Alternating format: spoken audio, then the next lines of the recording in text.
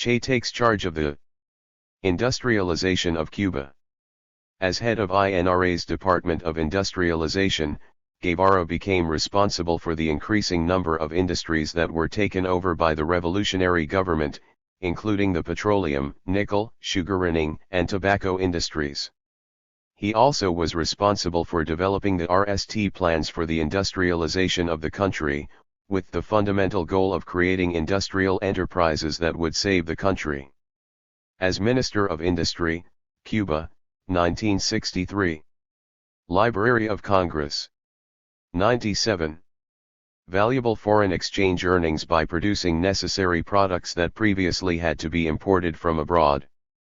According to his wife, Aleta, one of the most emotional moments of the stage was when Che had contact for the RST time with the miners and learned the extent of exploitation to which they had been submitted in the years of the neo-colony, during which time their standard of life was exceedingly low in spite of the enormous effort they made, their nutrition was scarce and they didn't have any schooling.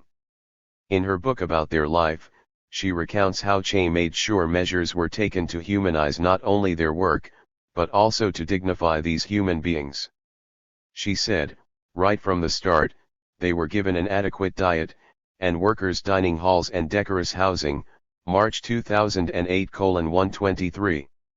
At the end of November 1959, Castro appointed Guevara to the important post of President of the Central Bank of Cuba, which placed him in charge of the country's financial affairs.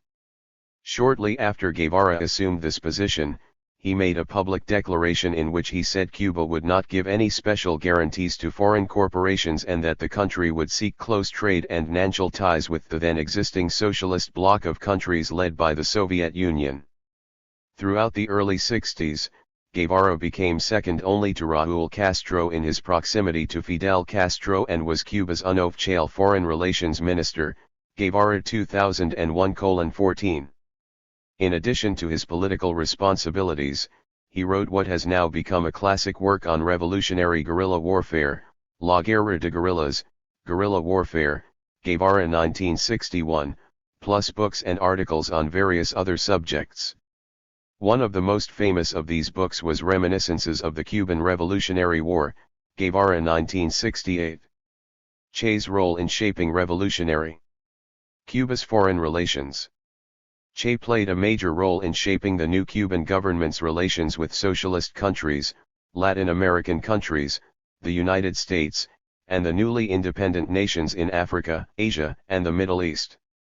He also played a major role in the secret negotiations that took place between the government of the Soviet Union and the Cuban government that allowed the Soviet Union to station nuclear missiles. 98. In Cuba, Anderson 1997:526, 28. This fateful decision led to the infamous Cuban Missile Crisis of October 1962, in which the United States threatened the Soviet Union with nuclear war if it did not remove all its missiles from Cuba. This crisis brought the world closer to a devastating intercontinental nuclear war than any other incident during the 4 decades of the Cold War between the United States and the Soviet Union.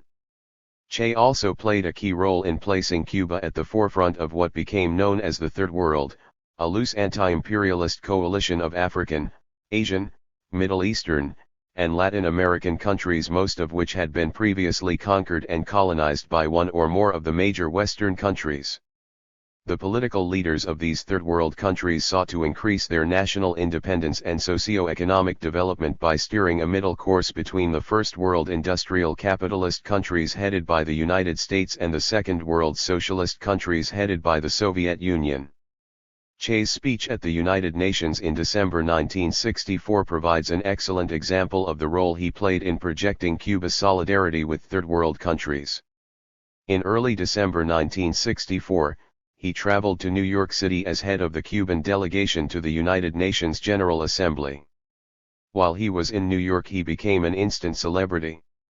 For example, he appeared on the CBS Sunday news program Face the Nation and was invited by Malcolm X, one of the most famous African American political activists at the time, to appear with him at an important public rally in Harlem. Although Che was not able to attend this event in person, he sent Malcolm X a letter to read to the participants. Before Malcolm X read the letter, he told the crowd how much he admired Guevara, who he said was one of the most revolutionary men in this country right now, Anderson 1997:618. In Che's speech to the General Assembly entitled, "Colonialism is Doomed," he vociferously denounced the United States as an imperialist and warmongering world power.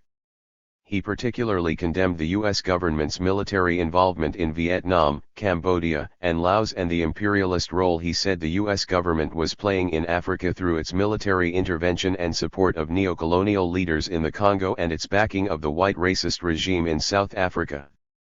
The following is an excerpt from his speech to the General Assembly on December 11, 1964, Deutschmann 1997:283, 84. 99.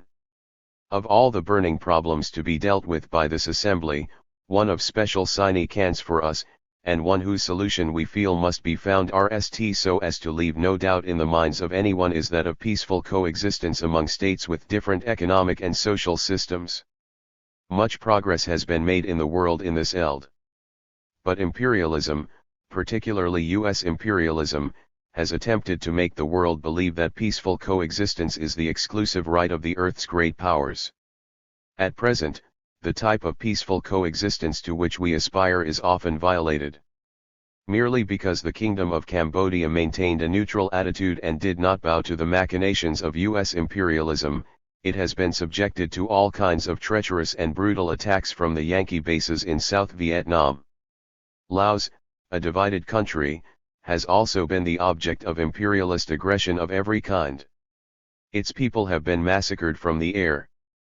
The conventions concluded at Geneva have been violated, and part of its territory is in constant danger of cowardly attacks by imperialist forces. The Democratic Republic of Vietnam knows all these histories of aggression as do few nations on earth. It has once again seen its frontier violated, has seen enemy bombers and planes attack its installations and U.S. warships, violating territorial waters, attack its naval posts. At this time, the threat hangs over the Democratic Republic of Vietnam that the U.S. war makers may openly extend into its territory the war that for many years they have been waging against the people of South Vietnam. Che made it clear in this speech that Cuba wanted to build socialism and it supported the socialist bloc of countries, but he said Cuba was also a member of the non-aligned, third world countries because they were all acting against imperialism to secure their national sovereignty. In this regard, he said, "We want to build socialism. We have declared that we are supporters of those who strive for peace. We have declared ourselves to be within the group of non-aligned countries, although we are Marxist-Leninists, because the non-aligned countries, like 100. Ourselves, GHT imperialism. We want peace. We want to build a better life for our people. That is why we avoid, insofar as possible, falling into the provocations manufactured by the Yankees. But we know the mentality of those who govern them. They want to make us pay a very high price for that peace." He also made it clear that while Cuba rejected accusations against us of interference in the internal affairs of other countries, we cannot deny that we sympathize with those people who strive for their freedom. And he stated that we must fulfill the obligation of our government and people to state clearly and categorically to the world that we morally support and stand in solidarity with peoples who struggle anywhere in the world to make a reality of the rights of full sovereignty proclaimed in the UN Charter. To most of those who knew and observed him during the years he served at Castro's side, Che was a model revolutionary leader. He was dedicated to his duties, absolutely convinced of the rightness of his cause, and devoted to Castro.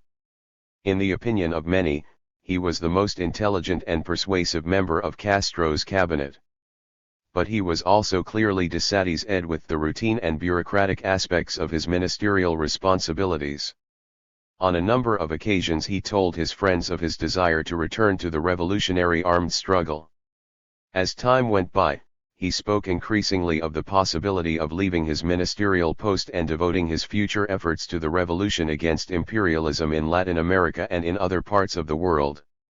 Che's personal austerity and disregard for attitude and personal gain presented a sharp contrast to the self-indulgent lifestyles, womanizing, and personal excesses of many of the people around him. Anderson 1997:571, 72. In this regard, it is interesting to note that even though he was one of the most important and high-ranking members of the Cuban revolutionary government, he was famous for his careless appearance. He always wore his uniform shirt out of his pants and open at the throat, and his boots were never laced to the top. Moreover, when he visited Cuba's industries, he always entered the workshops to talk with the workers, and only later would he go to the offices of the managers. Tabo 1996:467. His casual dress and unconventional behavior can be traced to his vagabond trips around South America as a young man, when he seems to 101. Have taken delight in traveling for days without bathing or changing his clothes, and he was not distressed by traveling with little or no money or having no idea where he would stay the night. All of these traits helped him when he became a guerrilla leader and he had to go without bathing, food, water, or a roof over his head. Che had an ironic and sarcastic wit and a sharp tongue, but he could also laugh at himself. He practiced a curious blend of romanticism and pragmatism, and while he did demand a great deal of those around him, he demanded even more of himself. Anderson 1997:572. In his lifestyle and personal conduct, he exemplified the principles of individual sacrifice, honesty, loyalty, and dedication. Women were attracted to him, and he was constantly approached by people who wanted to do him favors, but he spurned all attempts at attitude and pandering, hated brown-nosers, and remained monogamous throughout his days in Cuba. In the fall of 1960, Che was asked by a reporter from Look magazine if he was an orthodox communist. His answer was no. He preferred to call himself a pragmatic revolutionary. In fact, he was neither a pragmatic revolutionary nor an orthodox communist. To be sure, his outlook, his values, and the events in which he participated generally placed him in the communist ranks. But as New York Times correspondent Herbert Matthews said after interviewing him in 1960, Che would have had no emotional or intellectual problem in opposing the communists if the circumstances had been otherwise. Matthews 1961. He made common cause with most communists because they were opposed to the same things in contemporary Latin American society he opposed. But Che differed from the more orthodox communists, who tended to rigidly follow the ideological leadership and foreign policy goals of the Soviet Union. He particularly refused to accept their rigid ideological position that the proper conditions for a socialist revolution in Latin America and the rest of the Third World did not yet exist. Che Rmly believed the Cuban Revolution demonstrated that socialist revolutions in the Third World could be launched successfully and without the direction and control of an orthodox communist party.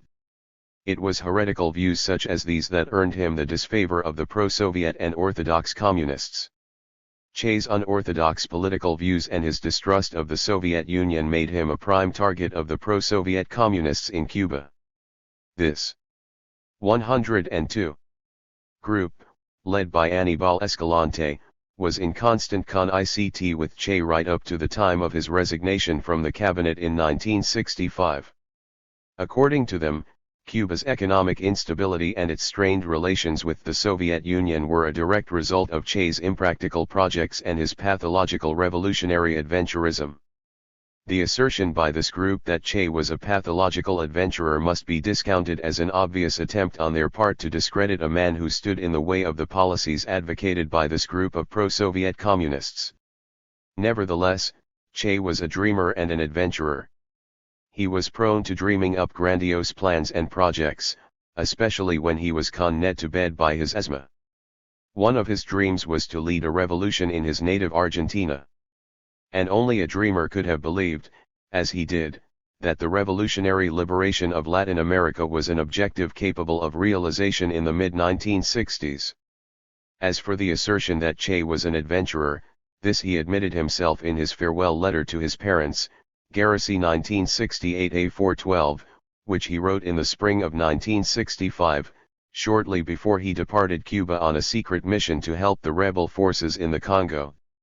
Escobedo Che Guevara speaks before the United Nations General Assembly in New York, December 11, 1964.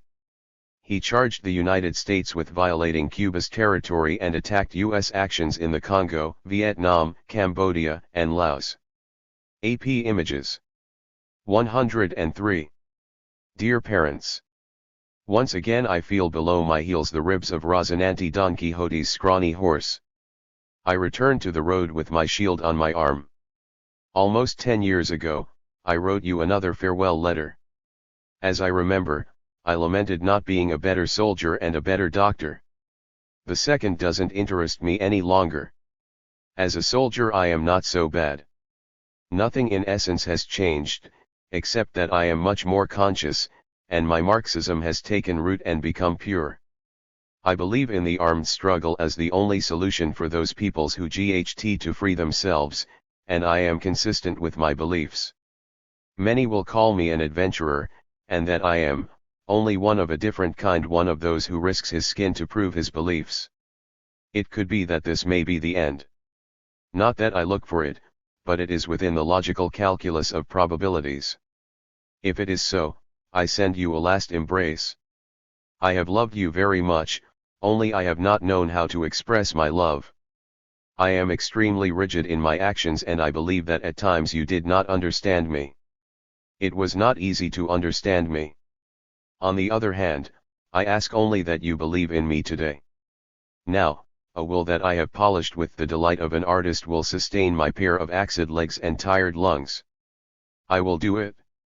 Remember from time to time this little condottiere, Italian term for the captain of a band of soldiers of fortune of the 20th century.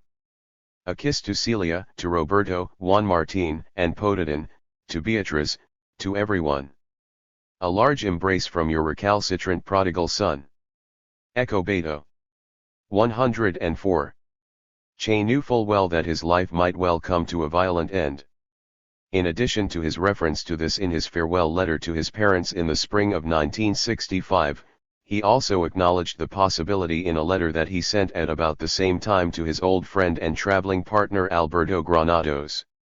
In this letter he prophetically wrote, "My rolling house has two legs once again, and my dreams will have no frontier, at least until the bullets speak." Che was not a fanatic, and he did not have a pathological love of bloodshed or human cruelty. However, he was not a conventional and contented man. If he had been, he would never have become a revolutionary. He was a dreamer, an adventurer, and an unrelenting rebel against the established order of things. He was a man deeply incensed by the social injustices that he saw in the world all around him, and he was motivated by a sincere desire to rectify them. He was the personae cation of the true revolutionary, a super-idealist who insists on bringing heaven immediately to earth. Moreover, his willingness to die for his ideals is proof that he possessed far more courage and conviction than the ordinary man or woman.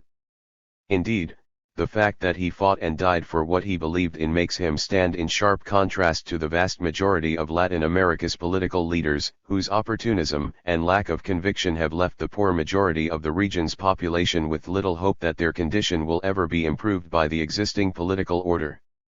Chapter 6. Che's contribution to revolutionary guerrilla warfare.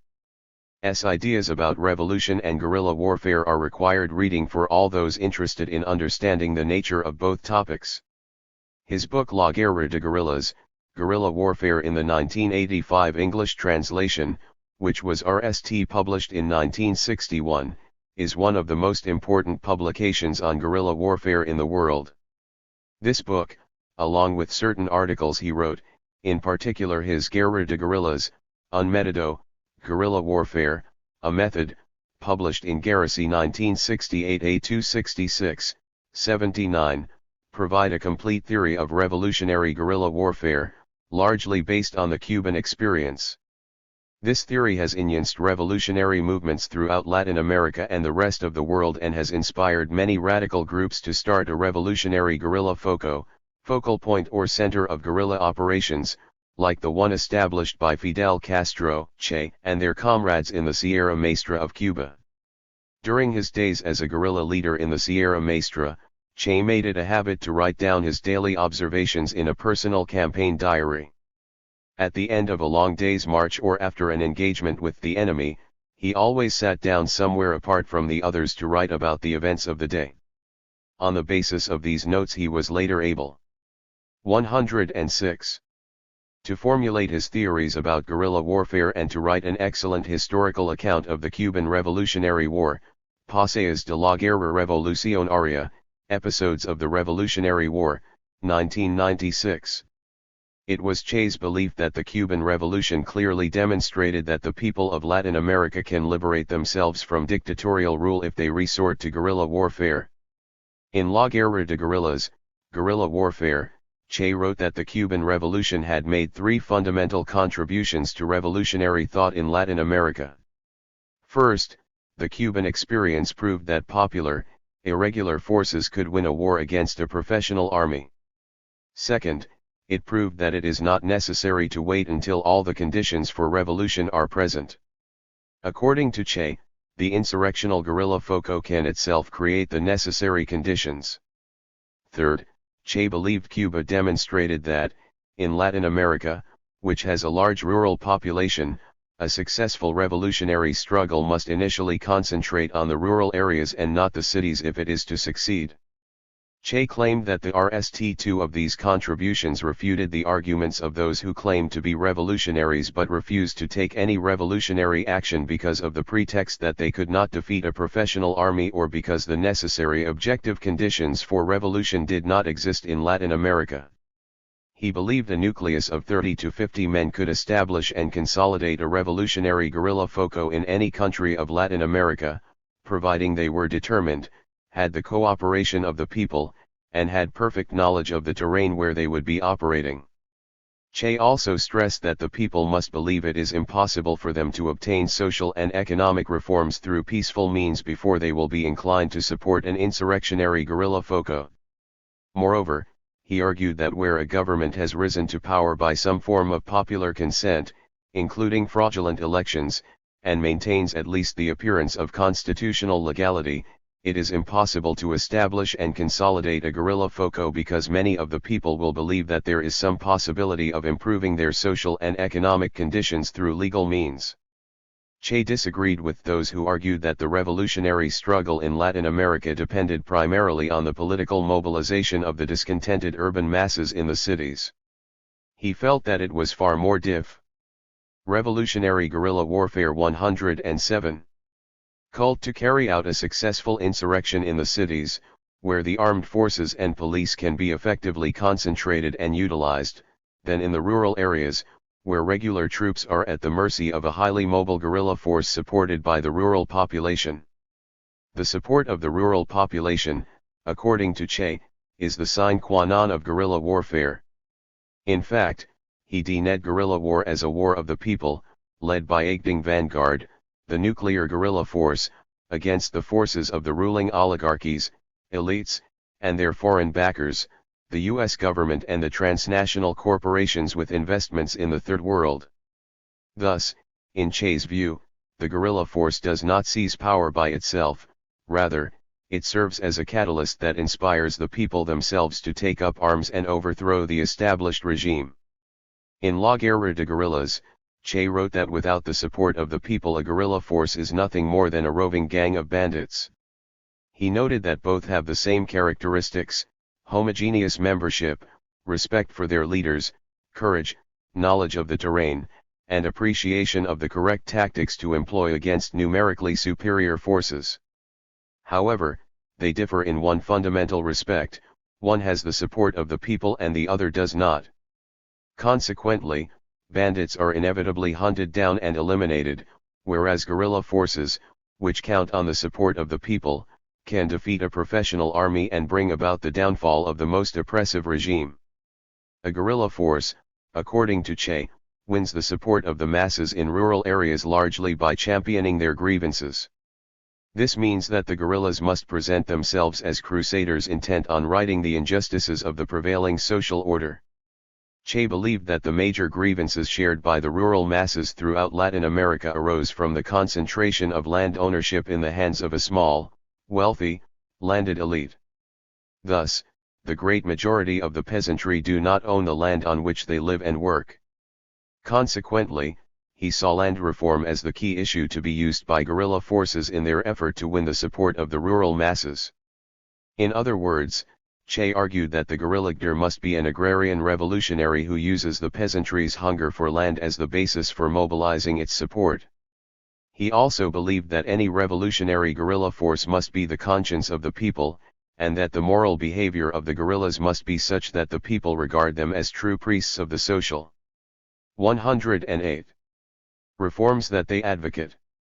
According to Che, guerrilla leaders must always exercise rigid self-control and never permit themselves a single excess or weakness. This means guerrillas must be ascetics whose moral behavior earns them the respect and admiration of the local population. In addition, Che wrote it is the duty of guerrillas to give technical, economic, and social assistance to the peasantry. In this way, they develop a close relationship with the peasantry, which allows them to win their trust and confidence. Once this relationship has been achieved, it then becomes the task of the guerrillas to indoctrinate the peasantry about the fundamental importance of the armed struggle as the only way they can liberate themselves from their present state of exploitation and oppression. Che believed that the successful execution of this task brings into existence a true people's war and the inevitable destruction of the existing regime. One of Che's most original contributions to the literature on guerrilla warfare is his discussion of the qualities of the guerrilla leader.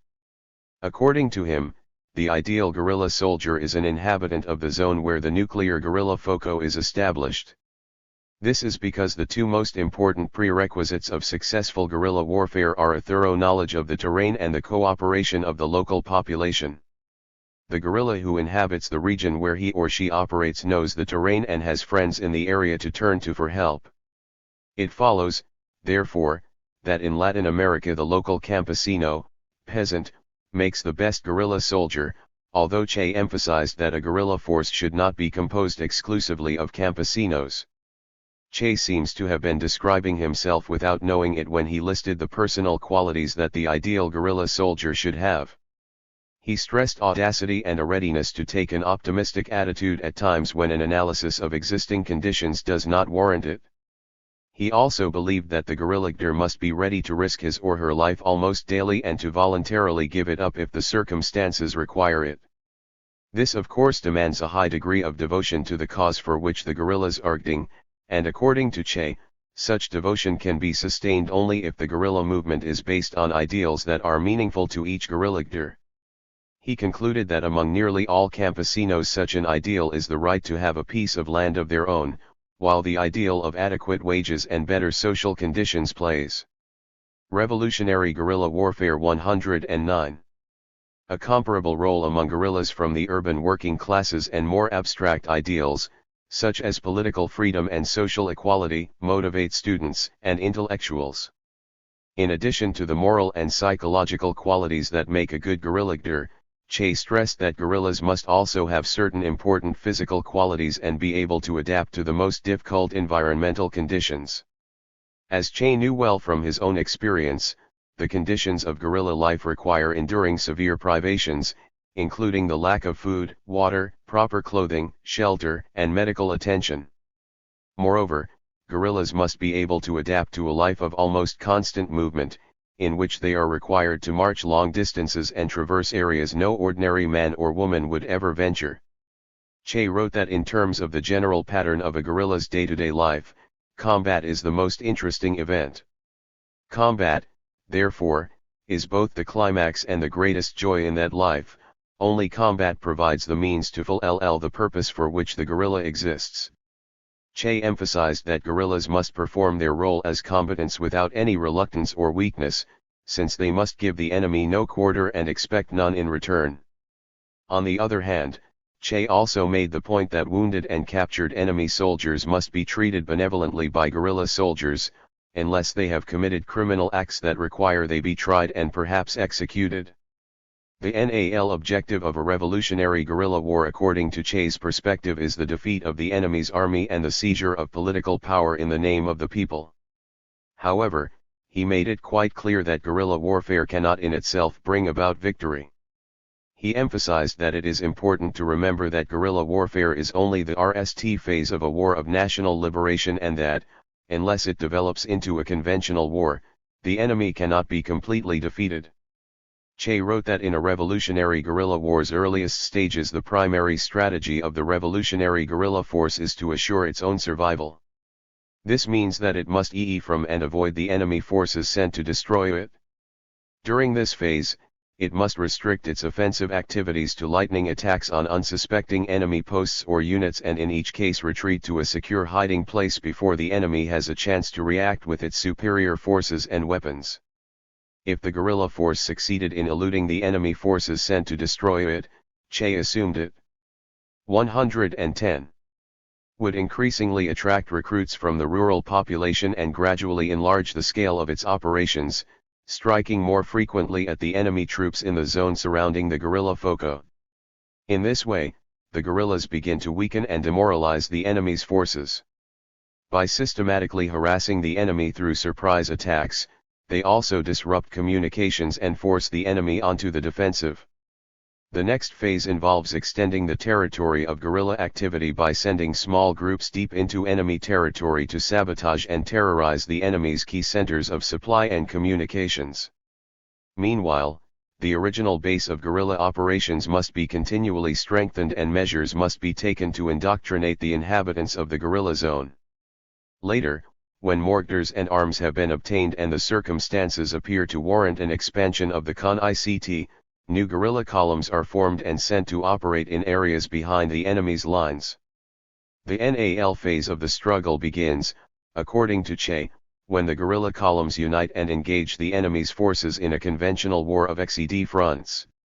It is at this moment that the People's Army comes into existence and the drive toward the cities begins. The death knell of the old order comes as the urban masses turn on the defending troops and the last strongholds of enemy resistance surrender to the People's Army. This clears the way for the revolutionary leaders to seize power and begin the building of a new society. Above all, it must be made clear that this type of struggle is a method for achieving a purpose. That purpose, indispensable and unavoidable for every revolutionary, is the conquest of political power. Guevara 1963. Che warned that a people's army does not emerge spontaneously and that victory is obtained only after a long and difficult struggle in which the people's forces and their leaders are exposed to repeated attacks by superior forces intent on annihilating them. He also pointed out that the guerrillas must expect to suffer greatly at the hands of the enemy. Che made this point most effectively in the following passage from his article Guerrilla Warfare, a Method, which prophetically describes the situation his guerrilla force encountered in Bolivia. The enemy army will punish them severely. At times they will be split up into groups, and those who fall prisoner will be tortured. Revolutionary Guerrilla Warfare 111. They will be hounded relentlessly like hunted animals in the areas they have chosen for their operation. They will suffer the constant uneasiness of having enemies at their heels, and they will constantly have to suspect all they encounter, since the frightened peasants will in some instances hand them over to the repressive troops in order to rid themselves of the latter by removing the reason for their presence. Their only alternative will be death or victory, at times when death is 1,000 times present and victory is a myth about which only a revolutionary can dream. In Garrison 1968:276. However, Che argued that even if only a fragment of the original guerrilla nucleus survives, it can continue to spark the revolutionary spirit of the masses and can organize anew to carry on the struggle. Che believed that war is subject to a series of scientific laws and that those who disregard these laws are destined to be defeated. Since guerrilla warfare is merely one type of war, he claimed that it was governed by the same laws.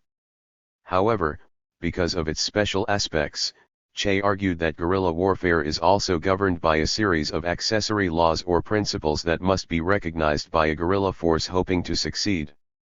Since one of the precepts of guerrilla warfare is the enemy's vast superiority in troops as well as in equipment, Che stressed that the guerrillas must utilize special tactics that allow them to offset the enemy's superiority in troops and equipment. These tactics are based, as already mentioned, on two essential preconditions: 1. The guerrillas must be highly mobile, and 2. They must possess a much greater knowledge of the terrain than the enemy. Extreme mobility and a detailed knowledge of the terrain of operations make it possible, in Che's opinion, for the guerrillas to outmaneuver and surprise the numerically superior and better equipped forces sent against them.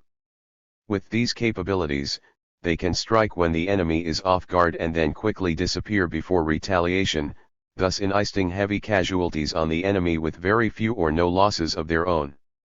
Strike and run, wait, watch carefully, and then again strike and run, Guevara 1963. This, in Che's words, is the primary tactic of guerrilla warfare, to be repeated over and over until the enemy is demoralized and forced to take a static and essentially defensive posture. 112.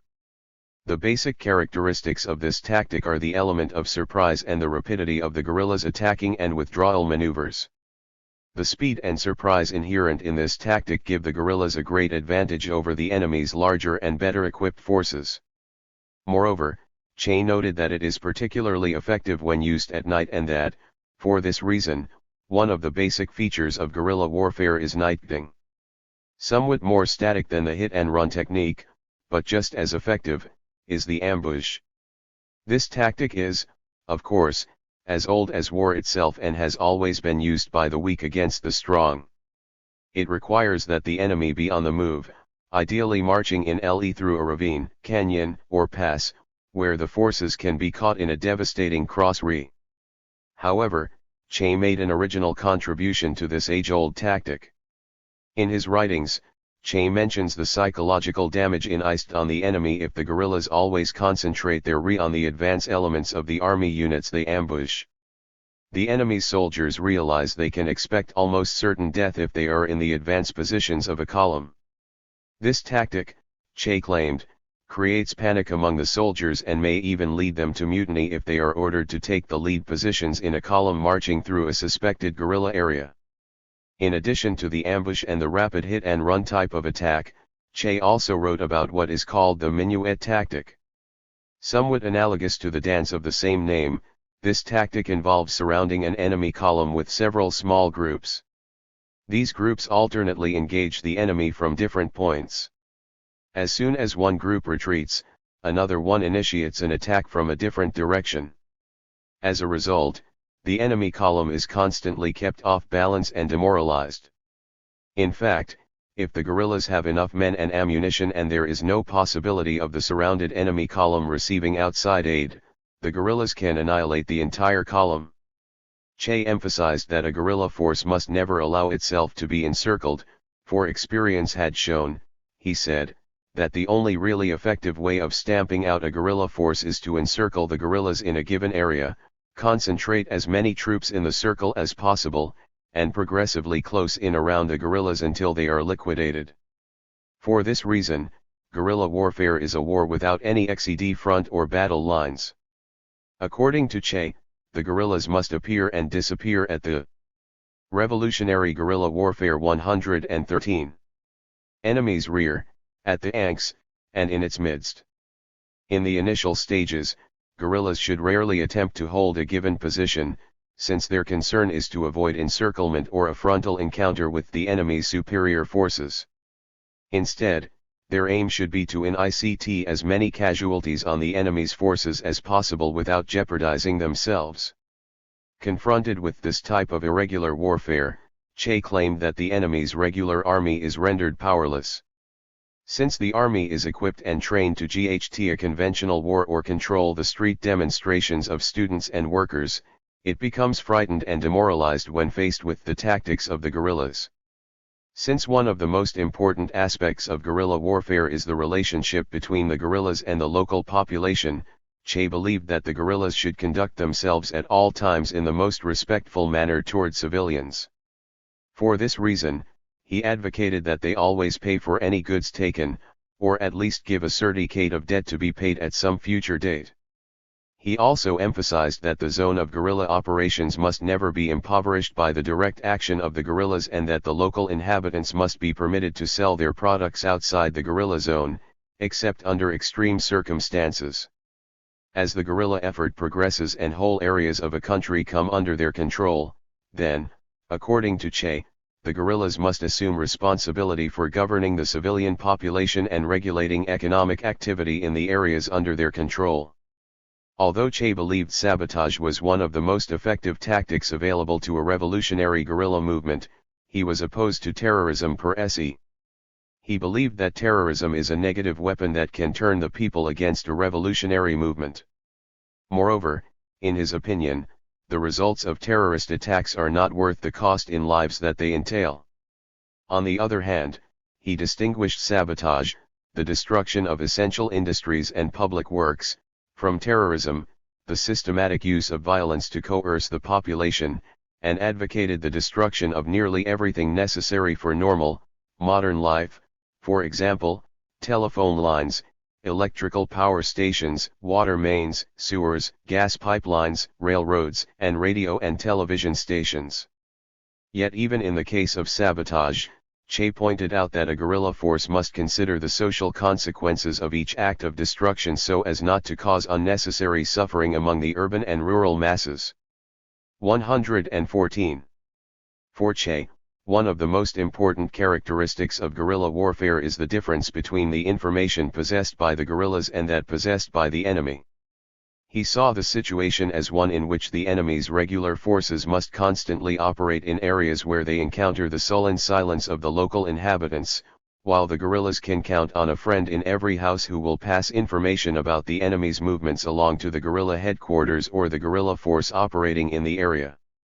Che believed that this is one of the greatest advantages enjoyed by guerrillas and that it should be utilized to the fullest extent.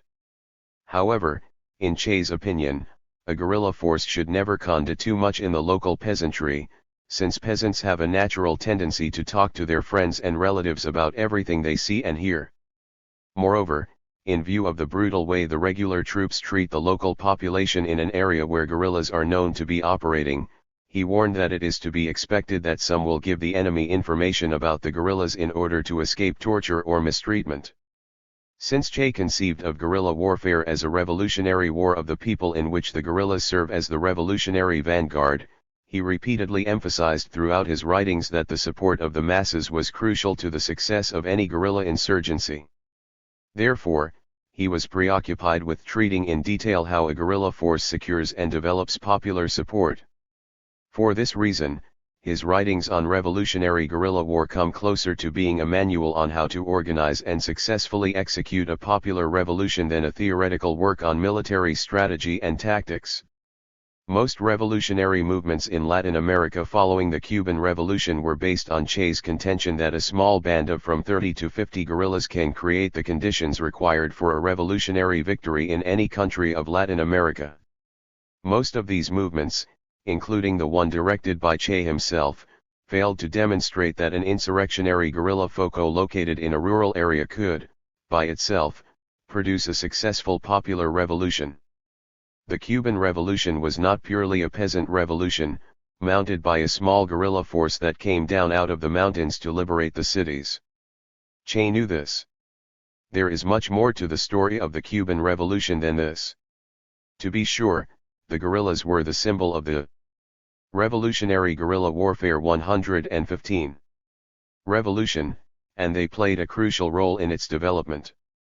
However, Cuba's urban working and middle classes, who threw their weight behind the guerrillas because of their hatred of the corrupt Batista regime, and the weakness of the Cuban army, which was not enthusiastic about defending the unpopular regime, played decisive roles. Moreover, if Castro had put forward a more radical program of social and economic reforms prior to his seizure of power, the revolutionary movement against Batista would not have been able to acquire the magnitude of popular support that made its victory possible. Ironically, the international importance and historical significance of the Cuban Revolution may well have made another Cuban-style revolution in Latin America very difficult to achieve. It is hard to imagine a similar revolutionary guerrilla movement today either. 1. deceiving the upper and middle classes into believing it has moderate political aims, or 2. Winning the support of U.S. and international public opinion as romantic freedomgivers combating a tyrannical regime. The political elites in Latin America have learned a lot from the Cuban Revolution and subsequent attempts to replicate it.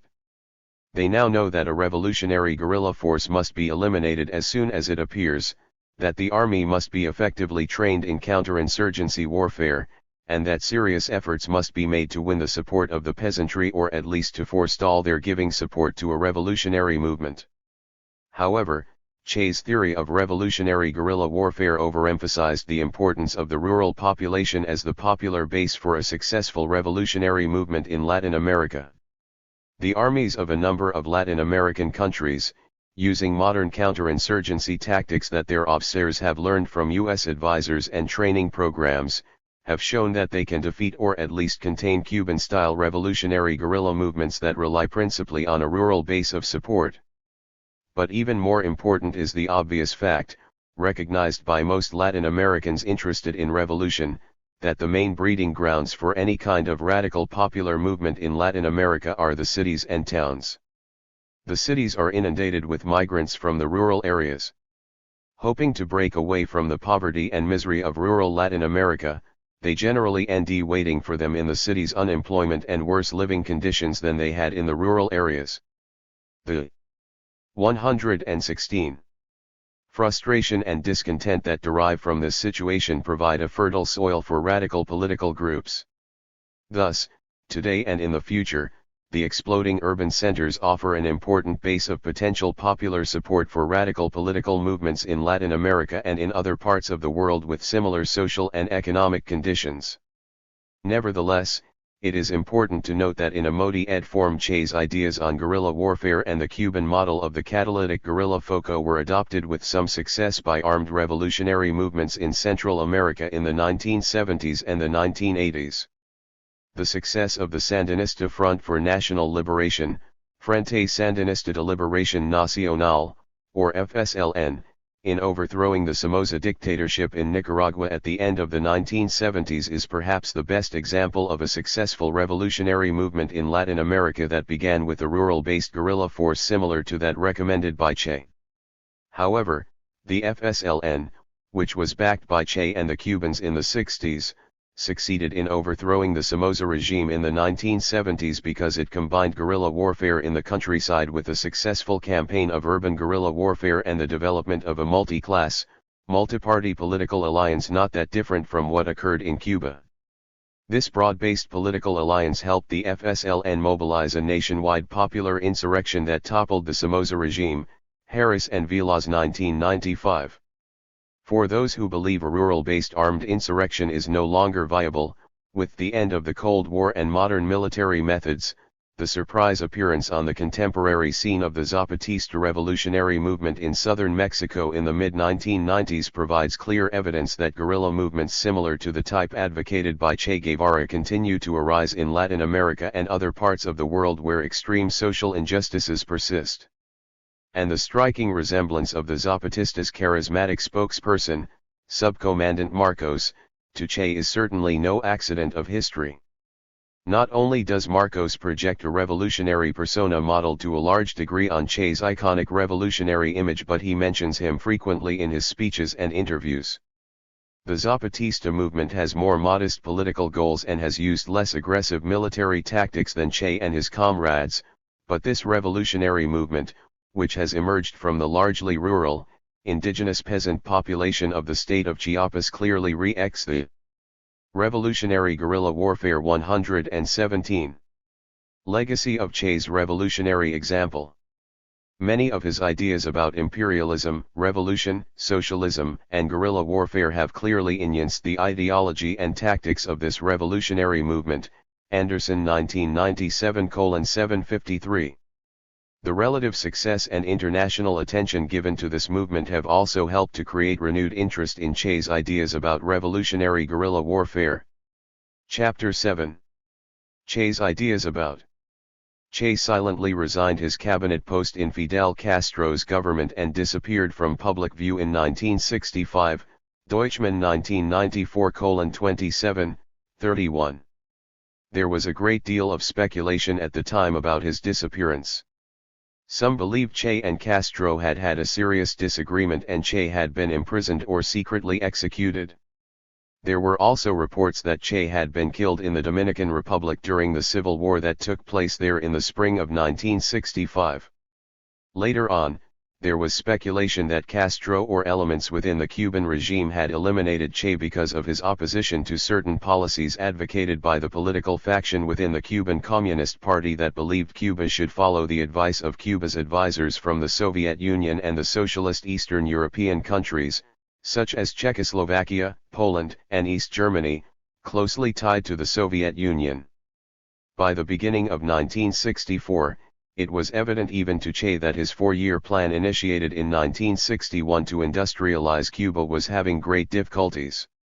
He realized he and many of his comrades had underestimated the difficulties involved in transforming Cuba from a largely agrarian economy dominated by the production and exportation of sugar into an industrialized economy based on the production of a wide range of agricultural as 120. Well as manufactured products and the extensive application of modern technology, Tabo 1996:482, 500. He made Herculean efforts in his posts as head of the National Bank and Minister of Industry.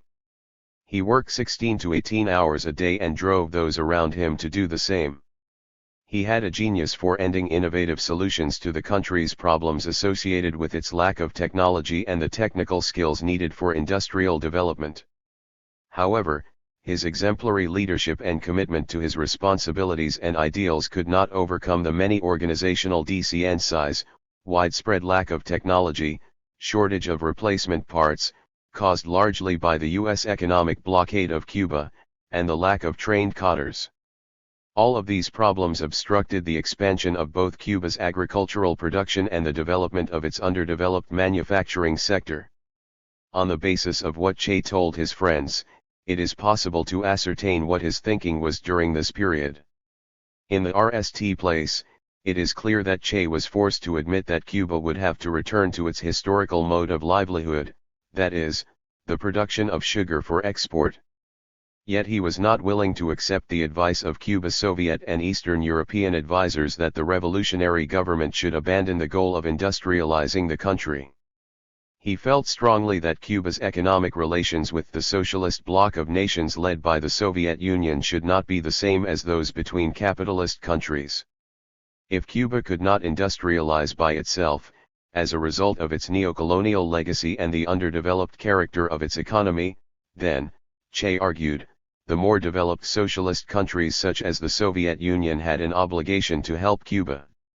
He thought the Soviet Union should nance Cuba's long-term efforts to industrialize instead of expecting Cuba to serve primarily as the sugar mill for the socialist bloc. Che found little sympathy for his ideas among the Soviet Union's leaders and the Soviet advisors in Cuba. They regarded his plans to industrialize Cuba as unrealistic and impractical. Even if Cuba were to succeed in transforming its economy with Soviet assistance, they argued that there would be an insufficient market for Cuba's manufactured goods. Moreover, they pointed out the island lacked most of the raw materials needed for heavy industries, Anderson 1997:488, 89. They argued the size of Cuba's internal market was not large enough to make the production of its own manufactured items economically justifiable and that, in view 121. of Cuba's political isolation, it could not expect to export manufactured products to any of its neighbors in the Western Hemisphere. When Che countered that Cuba would have an export market in Latin America as soon as the revolution was carried to other countries of Central and South America, the Soviets made it quite clear that they were not willing to risk basing their economic assistance to Cuba on this eventuality.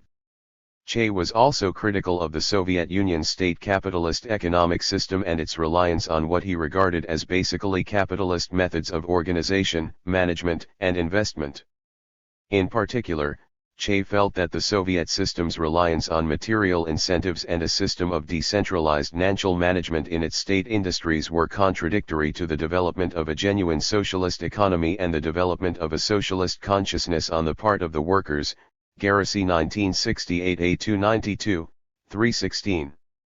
Moreover, he suspected Moscow and Washington had entered into a tacit agreement to respect each other's international spheres of influence, and as part of this agreement Moscow had promised to restrain Havana from promoting revolution throughout Latin America and the Caribbean. Che felt strongly that Cuba should RMLY align itself with the newly independent Third World nations of Africa, the Middle East and Asia, and assist national liberation struggles and socialist revolutions throughout the still colonized parts of the Third World. This idea motivated him to travel extensively throughout Africa and Asia during early 1965. He went on an extended state visit to Africa, China, and then back to Africa during the RST 3 months of 1965.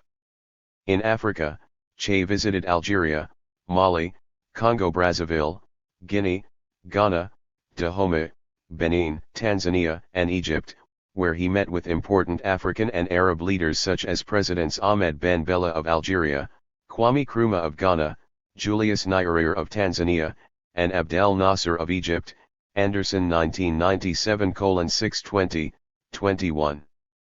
Che also made a trip to the People's Republic of China with the objective purpose of explaining Cuba's position with regard to the growing international conflict between the Soviet Union and China. The Chinese were upset over what they considered to be Cuba's increasing support for the Soviet Union. Because of the growing tension between Cuba and China at the time, Che had only a brief, formal meeting. 122. With China's famous leader Mao Zedong, but he was able to meet at length with other top Chinese officials and discussed with them his ideas about a united anti-imperialist front to liberate the Third World from Western, US, British, French, Belgian, and Portuguese, imperialism. Actually, Che's views were closer to those held at the time by the Chinese leadership than to the Soviet Union's, since he had become increasingly critical of the Soviet Union's international relations. He considered the course adopted by the Soviet Union under Premier Nikita Khrushchev to be a rightist deviation from socialism. He also considered the emphasis placed by the Soviet advisors in Cuba on continuing the country's specialization in sugar production, the use of material incentives to increase labor productivity, and allowing Cuba's state enterprises to adopt national self-management as contrary to the Cuban revolutionary regime's commitment to the rapid industrialization of the economy and the replacement of capitalist material incentives and methods of organization with communist moral incentives and methods of organization.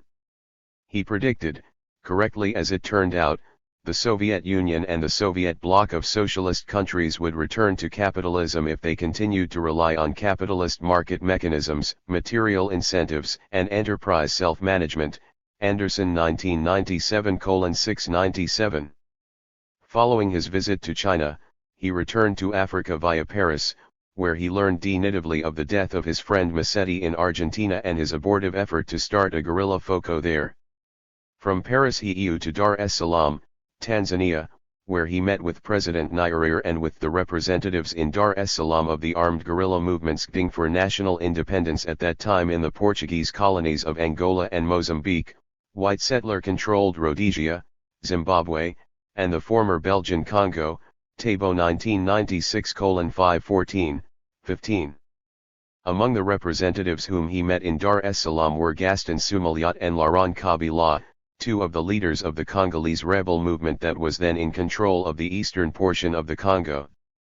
Although he was not impressed by Soumaliat and most of the other representatives he met, he was favorably impressed by Kabila's leftist views, which he found similar to his own, and acting on the authority that he had previously received from Fidel Castro, Che offered to send to Kabila's forces Cuban arms and military advisors. 123. From Tanzania he went to Egypt, where he told President Nasser of his desire to go to the Congo at the head of the contingent of Cuban advisors he had promised Kabila. In February 1965, Che appeared as an observer at the Second Conference of the Organization of Afro-Asian Solidarity in Algeria, where he initiated a personal crusade to create an anti-imperialist front among the neutral nations of the Third World.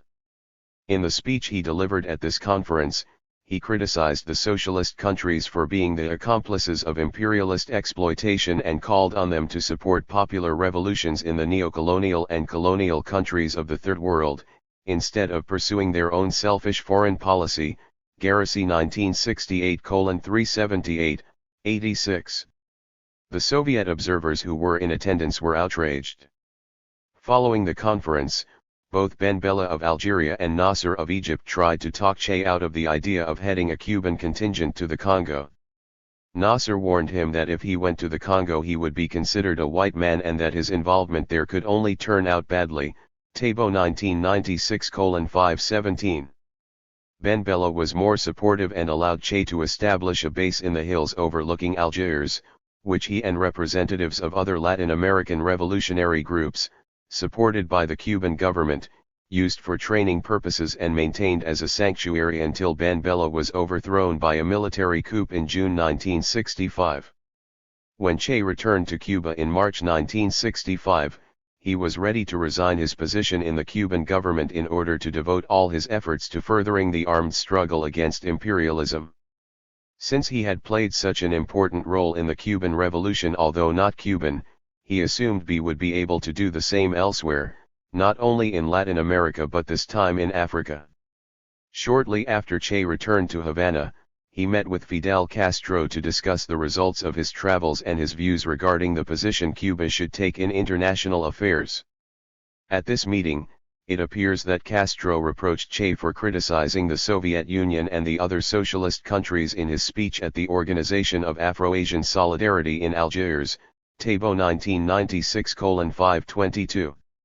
Castro also made it clear that he was under both external and internal pressure to move Cuba closer to the Soviet Union in the growing split between the Soviet Union and revolutionary China.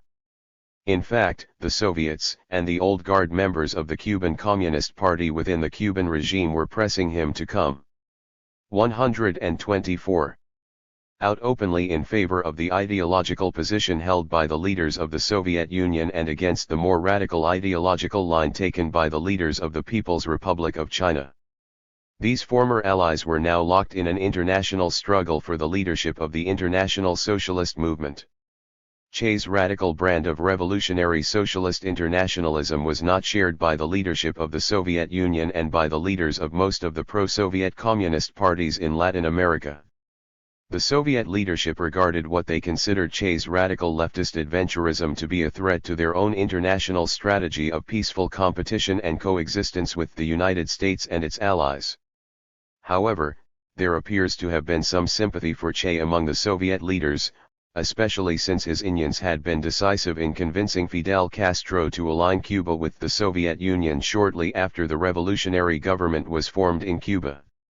According to Fedor Berlatsky, a former advisor to Soviet Premier Khrushchev, the Soviet leadership disliked Che's revolutionary adventurism and they were afraid his example would lead the Cubans and other leftists in Latin America into taking actions that would provoke a major military confrontation between the Soviet Union and the United States. Anderson 581. But in an interview he gave to the journalist John Lee Anderson in 1995, Berlatsky claimed, even though Che was against our interests, there was still some sympathy for him. There was a romantic aura around him, he reminded people of the Russian Revolution. Anderson 581. Anderson also interviewed Nikolai Metutsov, who was responsible for maintaining relations between the Communist Party of the Soviet Union and the Communist parties in the non-European socialist states such as Cuba and Vietnam. Metutsov told Anderson he fell in love with Che upon meeting him, because of his very beautiful eyes, and because his stare was so generous, so honest, and because he was impressed by the way he spoke with such impetus, as if his words were squeezing you. Anderson 585. According to Anderson, Metutsov's appraisal was that Che's views could not be easily classy-ed. Externally one could truly say that, yes, was contaminated by Maoism because of his Maoist slogan that the Re can see Re. 125. 8 Power. And certainly he can be considered a Trotskyite because he went to Latin America to stimulate the revolutionary movement there. But in any case I think these are external signs, superficial ones, and that deep down, what was most profound in him was his aspiration to help man on the basis of Marxism-Leninism. Anderson 585. Metutsov told Anderson that he thought that Che's personal commitment to the cause of revolution was his peculiarity. He said Che's dedication to armed struggle, while a source of worry for some members of the leadership of the Soviet Communist Party, was not perceived by the Soviet leadership as a whole to be a cause of significant concern. Whether this last statement about their lack of concern was true is hard to assess now. Che was committed to both fomenting revolution on a truly international scale and personally putting into practice his thesis that it was possible for a small, if committed, guerrilla force to ignite a full-scale popular revolution in countries under the control of oppressive regimes backed by U.S. imperialism. His so-called peculiar commitment to these beliefs was shared by most of his closest friends and comrades as well as many admirers and sympathizers around the world. His commitment threatened the positions of the pro-Soviet leaders of the orthodox communist parties in Cuba and elsewhere as well as many other leftist political parties and governments not aligned with the Soviet Union. Che openly criticized these parties and movements for their unwillingness to GHT U.S. imperialism and to engage in an armed revolution to bring down the capitalist regimes in their countries and build socialist societies in their place. Che realized, however, Cuba had no other alternative but to side with the Soviet Union. Che also knew his continued presence in the government was a liability. This was because of several reasons: his disagreements with the Soviets over their ideological line and their foreign policy, Cuba's growing dependence on Soviet military aid and trade, and his desire to involve himself directly in the revolutionary struggles against imperialism taking place in Latin America and around the world. He realized that it would be impossible for him to involve himself directly in a revolutionary struggle in Latin America or Africa if he continued to hold a high position in the Cuban government. The 126. International repercussions would have been too great for Cuba. In view of these circumstances, Che decided to resign his positions in the Cuban government and leave Cuba. His main interest was carrying the revolution to South America, particularly his homeland Argentina. He had established ties with revolutionary groups throughout Latin America and in other parts of the world while he held his important positions in the Cuban government, and he now planned to use some of these connections to carry out his plans of taking an active leadership role in creating or aiding armed revolutionary movements in South America and Africa. His friend and condant Fidel Castro encouraged him to go to Africa and assist the revolutionary movement in the Congo, since he felt the conditions were not yet ready for him to go to South America. Castro knew that he had become increasingly restless in his governmental posts in Cuba and was anxious to carry out what he considered to be his historic mission of liberating the Third World countries from Western imperialism and capitalist exploitation. Anderson 1997:628. Of course, this meant resigning from his important positions in the Cuban government, and it meant leaving behind all that Che had accomplished in Cuba as well as his wife and VE children and most of his Cuban comrades, except for those who would accompany him to the Congo and later to Bolivia. It was an extremely difficult and courageous decision for him to make. However, Che was a man who was totally committed to carrying out his convictions. His wife, Aleta March, knew this well.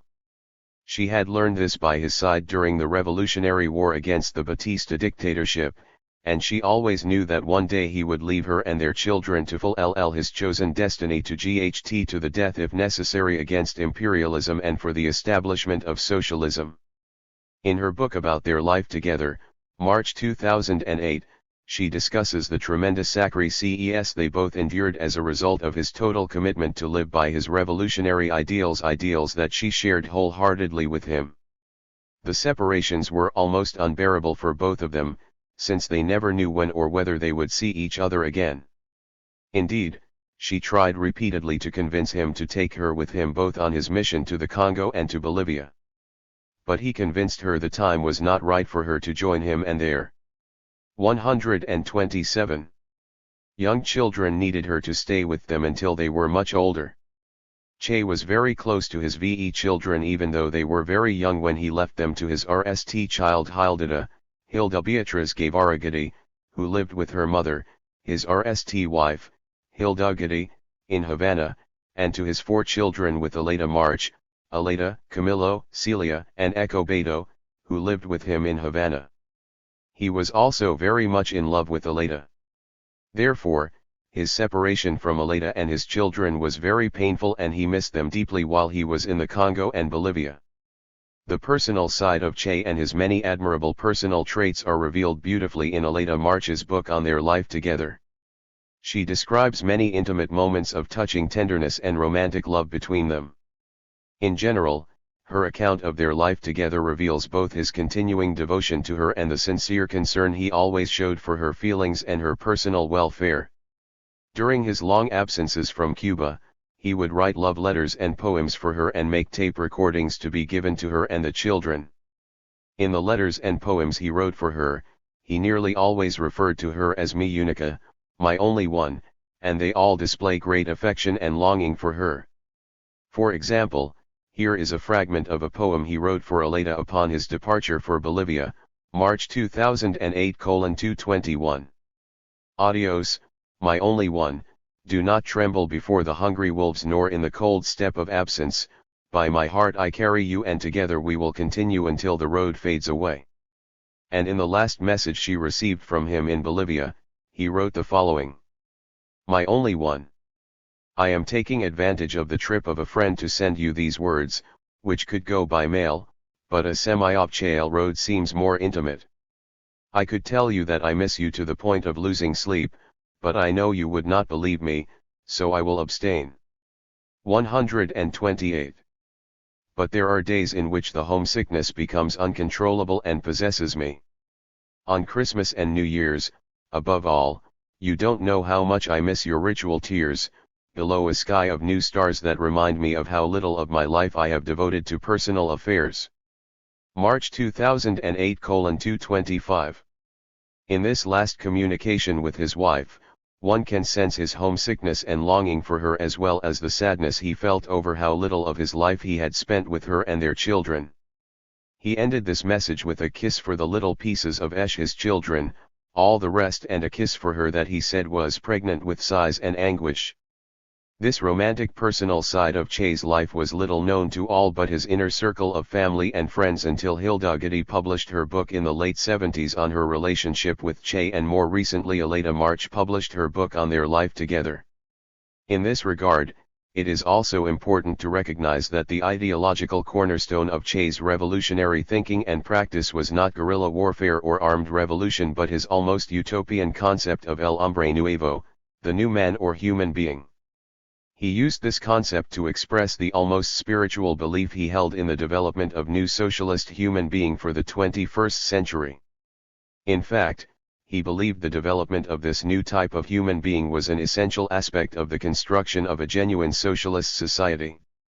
His belief in this ideal human being was an important source of inspiration for him and for those who adopted or were influenced by his views on socialism and the future development of humanity. Siles del Valle 1996:47, 92. Che was dedicated to living his life in accordance with his ideal concept of the new type of human being that would come into existence in the revolutionary struggle to build a new socialist world order for humanity. Che believed this new type of human being would arise out of the revolutionary struggle to liberate humanity from the egoistic individualism, dehumanizing exploitation, and social alienation associated with capitalism.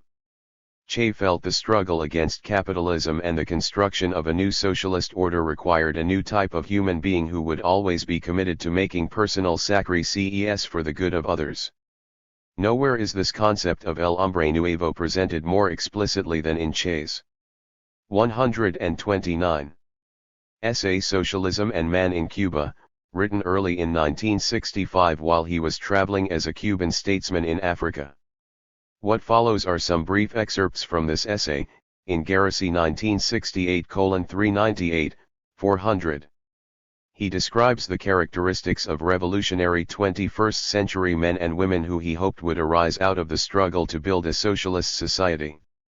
First and foremost, he believed they would be guided by strong feelings of love for humanity.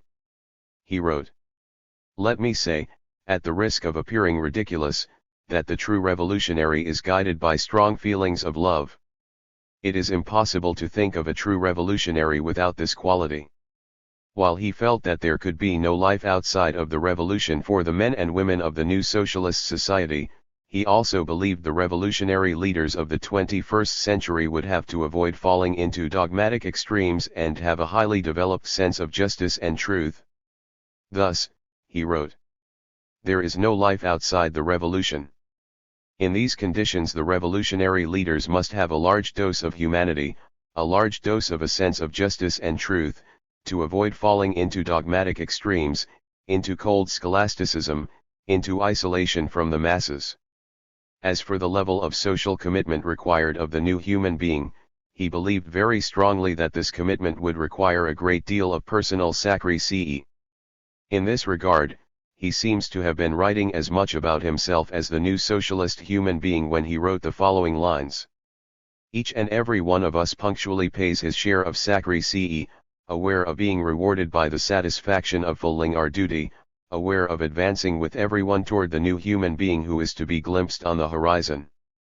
Che Rmly believed this ideal new human being would develop in the future, despite the difficulties of achieving the level of social consciousness and social commitment required for this human development to take 130 place.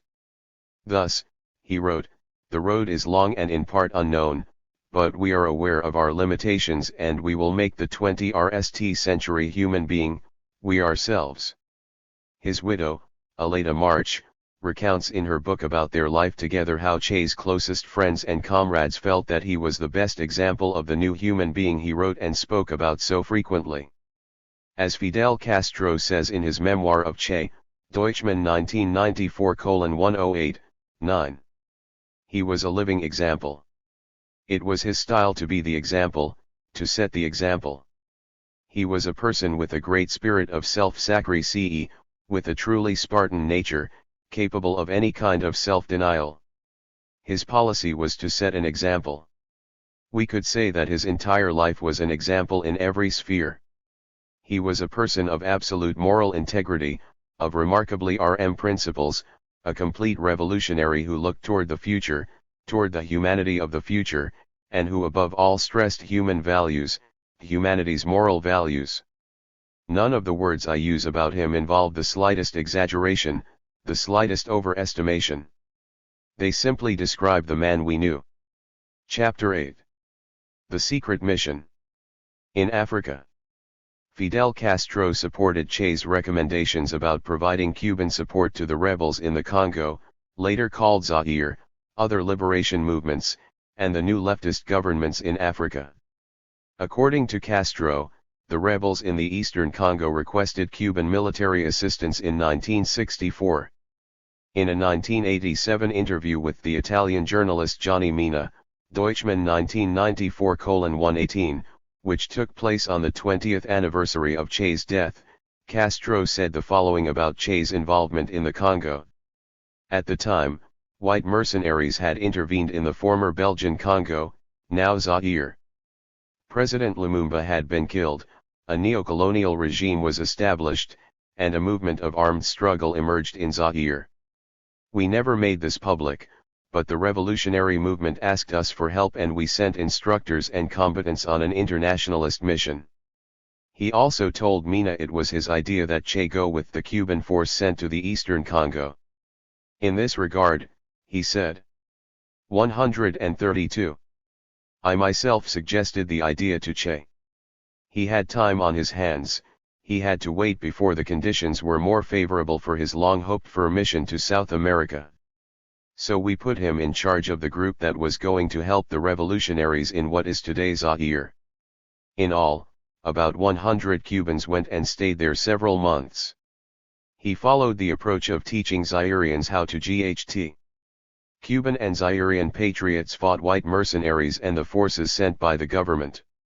In the end the revolutionary leaders of the former Belgian colony decided to halt the struggle, and our personnel were withdrawn. As Che's wife, Aleta March, wrote in the foreword to his Congo diary. Che, together with the group he led, aimed to strengthen as much as possible the liberation movement in the Congo, to achieve a united front, to select the best men and those prepared to continue the struggle for the NAL liberation of Africa, Guevara 2000 XLV. And according to Che's second-in-command in the Congo, Victor Emilio Drake, Che decided to participate in the Congo project after his African trip, even though this project went against his original idea of going to GHT in Argentina, page XXIV. I suppose Che decided to participate in the project after his African trip. It went against his original idea to go to GHT in Argentina. The assassination of Lumumba and the general situation in the Congo led him to take an interest in the guerrilla struggle there. It enabled him to follow a double objective, to prepare a group for Latin America, and to create a third front against imperialism in Vietnam, Latin America, and Africa. These were the ideas he wished to bring to fruition. Africa seemed easier than Latin America. The moment had come to act in Africa. Moreover, according to Pablo Rivalta, the Cuban ambassador in Tanzania who assisted Che's Congo mission, Che saw the Congo as a good site for a training base for liberation movements that would revolutionize all the African countries and in particular, bring down the infamous white supremacist regime in South Africa. 133. Despite the rumors at the time, Che's disagreement with Castro regarding Cuba's relationship with the Soviet Union was not the reason for his departure from Cuba, and this disagreement did not end the long-standing friendship between them. Nor did Cuba's relationship with the Soviet Union lead Castro to abandon his desire to see Cuba play an active role in the international struggle against US and European imperialism. Castro was quite willing to send a contingent of Cubans, headed by Che, to assist the left-wing rebels in the Congo, who were then fighting against the pro-Western regime of Prime Minister Moise Tshombe. The Congo became the scene of a bloody civil war following its independence from Belgium in 1960. The country's RST-elected Prime Minister, Patrice Lumumba, was overthrown and then murdered by a U.S.-backed coup d'état in December 1960. When Tshombe, who was involved in Lumumba's assassination, subsequently became the country's head of state in 1964 with U.S. support, Lumumba's followers launched an armed uprising against him. In November 1964, with the intent of crushing this uprising, the U.S. government provided planes to transport Belgian troops and white mercenaries to the Congo. Because of the Cold War conflict at the time between the United States and its allies and the Soviet Union and its allies, the situation in the Congo became a major international political crisis. In December 1964, Fidel Castro sent Che to represent Cuba at the United Nations General Assembly in New York. In the well-publicized speech he gave at the General Assembly, Che denounced the involvement of the U.S. government and its allies in the Congo and other parts of Africa, Deutschmann 1997:286, 88. In this speech, Che reminded the members of the General Assembly that Lumumba was murdered following the occupation of the country by a United Nations force that Lumumba had requested. He said this force had allowed his opponents to capture and kill Lumumba with impunity. He claimed the United States and other Western imperialist countries used the United Nations to depose Lumumba and kill thousands of Congolese, and their purpose was to defend the superiority of the white race in Africa and to continue Western imperialist control over the Congo's vast mineral resources. And if this was not enough, he said, the latest acts have led the world with indignation because 134. They allowed one of Lumumba's murderers, Tshombe, to come to power illegally with the help of Belgian paratroopers, carried by U.S. planes, who took off from British bases, Deutschmann 287. Che went on to state, our free eyes open now on new horizons and can see what yesterday, in our condition as colonial slaves, we could not observe, namely, that so-called Western civilization uses a showy facade to disguise an ugly picture of hyenas and jackals. He ended his comments on the Congo crisis by saying, all free men of the world must be prepared to avenge the crime of the Congo. Only a few months later, in April 1965, Che led a secret contingent of 100 Cuban volunteers to assist the Congolese rebels, who were fighting both the Tshombe regime and what they considered its Western imperialist backers. The idea of going to the Congo to assist the leftist rebels getting the neocolonial regime there appealed to Che largely because of his fascination with the idea of linking the nations of Africa, Asia, and Latin America together in a common struggle against Western imperialism. And despite the lack of enthusiasm for the idea among many of the African leaders he met on his trip to Africa, Che wanted to establish a Cuban-led military training center in the eastern Congo. He hoped revolutionaries from all over the African continent would come to the space to train and gain valuable guiding skills and experience that they would then take back to their respective countries. Anderson 623. To prepare for the Congo expedition, Che removed himself from public view at the end of March 1965. By the end of April, his disappearance from public view had begun to cause a great deal of speculation both inside and outside Cuba about what had happened to him. On April 30, Fidel Castro was interviewed by a number of reporters, and in response to their questions about Che, he answered that he could say only that Che would always be where he could be of most use to the revolution. This statement, however, only served to intensify the speculation and rumors about Che's disappearance. Che wrote a confidential and rather personal letter of resignation to Castro when he left for the Congo. This letter, Garrison 1968 A410, 11, which Castro made public in October 1965, appears to have been designed among other purposes to absolve the Cuban government of all 135 responsibility for Che's actions in the Congo in the event he was discovered, captured, or killed there. Fidel. I remember at this hour many things, when we met at Maria Antonia's house in Mexico, when you suggested that I come to Cuba, and the tension of the last-minute preparations. One day they came around asking who to advise in case of death, and its real possibility struck us all. Afterward, we knew that it was certain, that in a revolution you die or triumph, if the revolution is a true one. Many of our comrades were left behind on the long road to victory. Today everything has a less dramatic tone because we are all more mature, but the same thing is repeating itself. I feel I have completed that part of my duty that has tied me to the Cuban Revolution, and so I say goodbye to you, our comrades, and to your people, who are now mine too. I formally renounce my post in the directorate of the party, my post as minister, my rank of commandante, and my status as a Cuban. There is nothing legal that ties me to Cuba, only ties of another type that cannot be broken, as in the case of OBCES. Making a summary of my past life, I think that I have worked with sufficient honesty and dedication to consolidate the success of the revolution. My only fault of any gravity is that I did not continue at the beginning in the Sierra Maestra and have not understood with sufficient clarity your qualities as a leader and revolutionary. I have lived magnificent days at your side, and I have felt the pride of belonging to our people in the dark and bright days of the Caribbean crisis, Bay of Pigs invasion by U.S.-backed Cuban exiles. Rarely has a statesman shone as brightly as you in those days. I feel proud of having followed you without hesitation, identifying myself with your way of thinking, seeing and appreciating both the dangers and principles. Other lands of the world now claim the assistance of my modest efforts. I can do what you now are prevented from doing because of your responsibility at the helm of Cuba, and so the time has come to separate. Let it be known that I do this both in pleasure and sorrow. Here I leave the purest of my 136 hopes as a builder and the most cherished of my loved ones, and I leave a people who admitted me as one of their sons. This lacerates part of my spirit. To new elds of battle I will take the faith that you have given me, the revolutionary spirit of my people, and the feeling of carrying out the most sacred of duties, to GHT against imperialism wherever it exists. This comforts and cures my pain abundantly.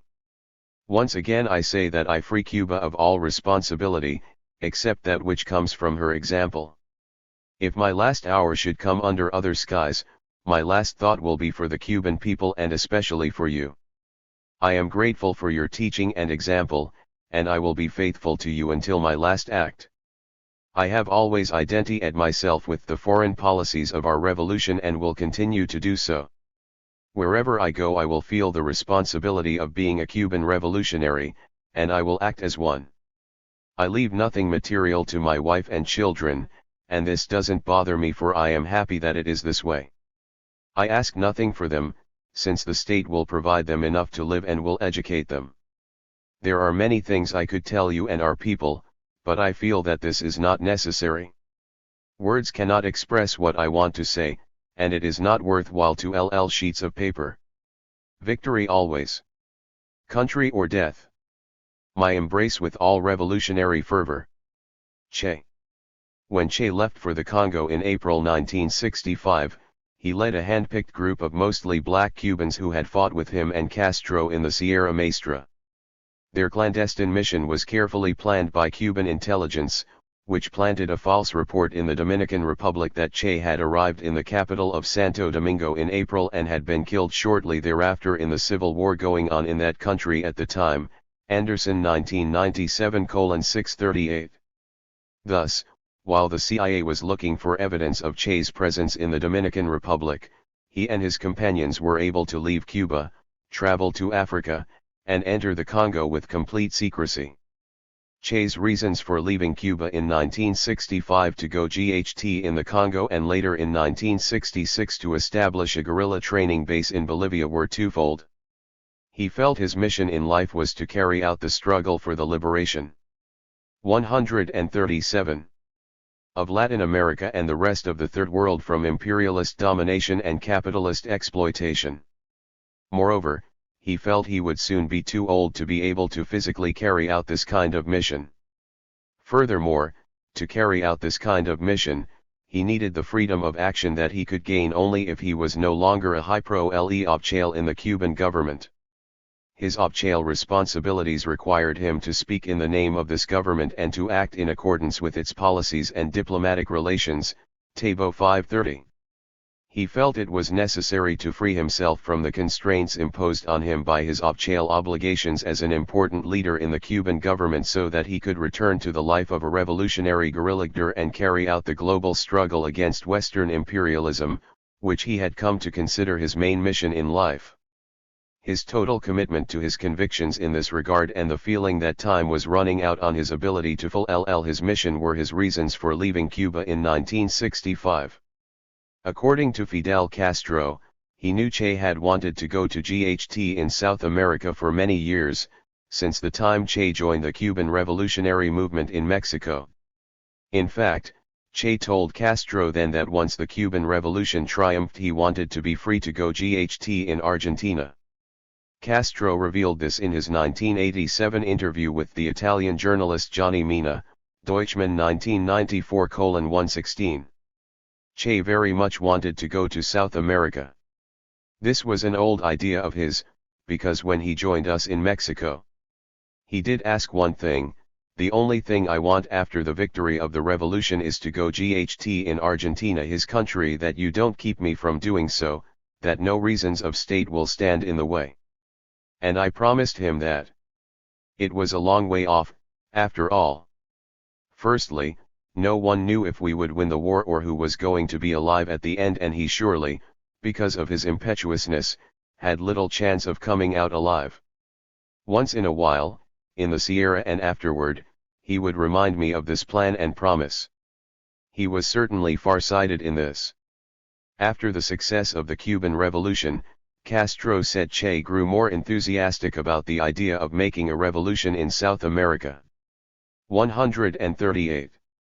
And as the years went by he became increasingly impatient to carry out his desire to play an important role in this historic struggle. Che's African Diary. Che realized shortly after arriving in the Congo that the rebels could not win because of their corrupt and weak leaders, their failure to organize support among the local population, their distrust of one another, and their hopeless lack of discipline.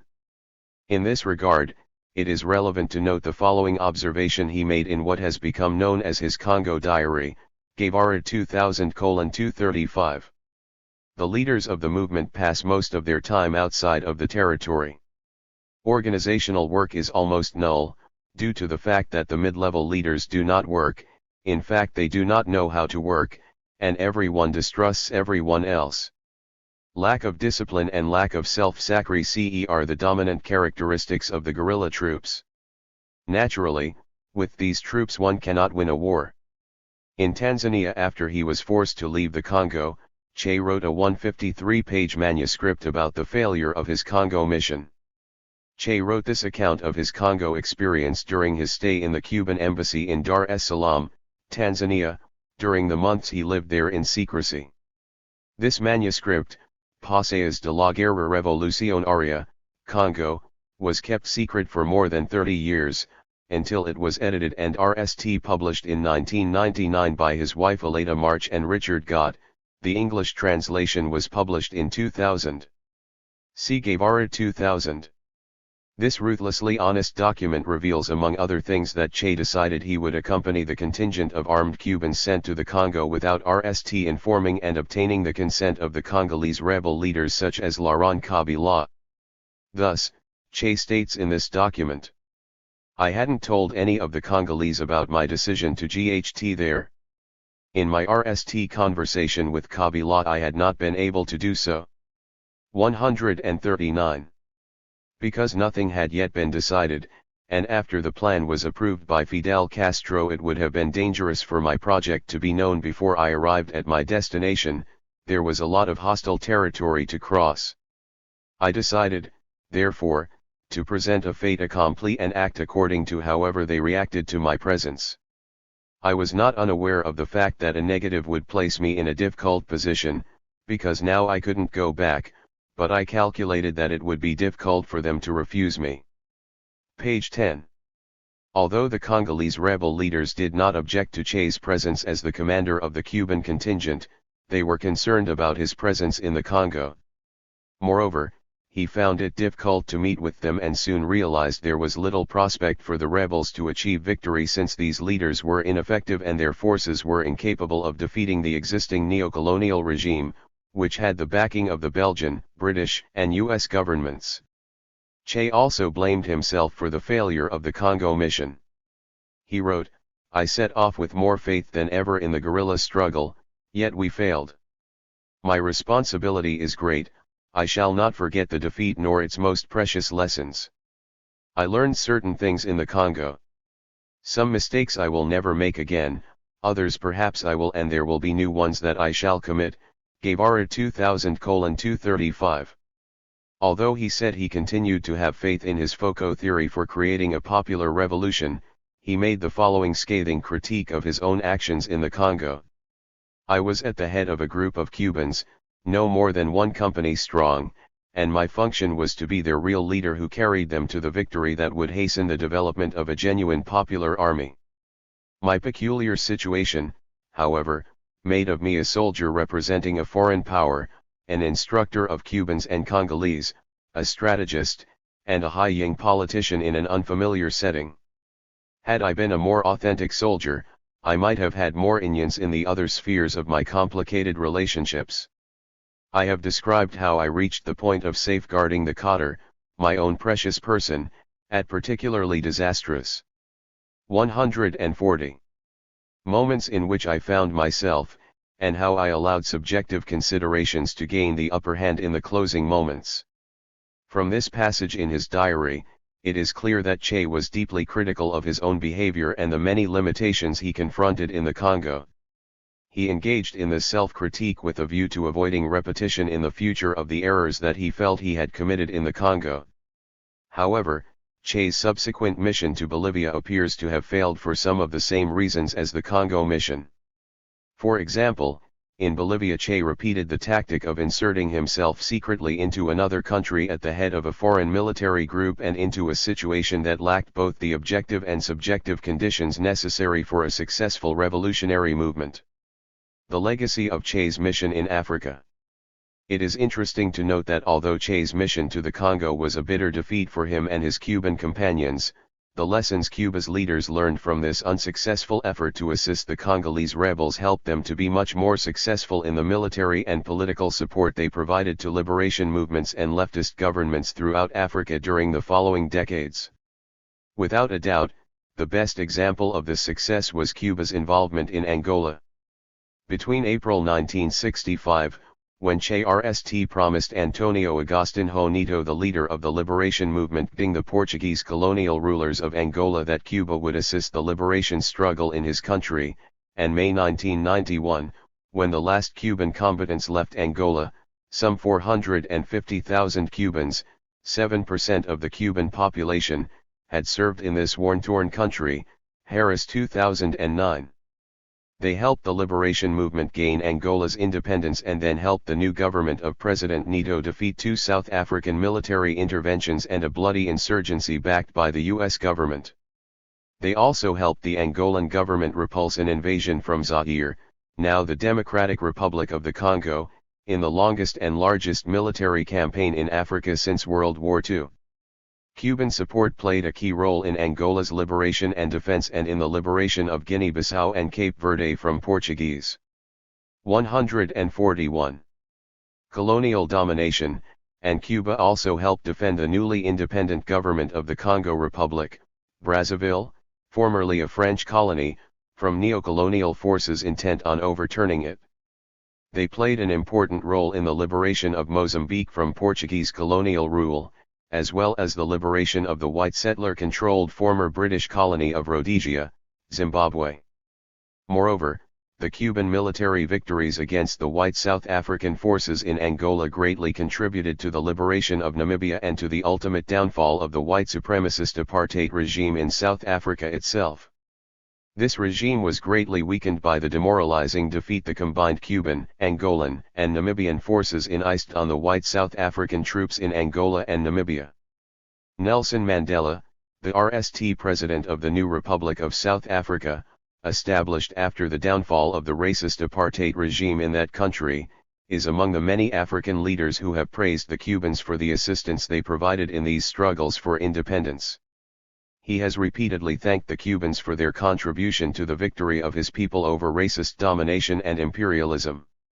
For example, at the public opening of the Southern Africa, Cuba Solidarity Conference in 1995, President Mandela, 1995, said, "Cubans came to our region as doctors, teachers, soldiers, agricultural experts, but never as colonizers. They have shared the same trenches with us in the struggle against colonialism, underdevelopment, and apartheid.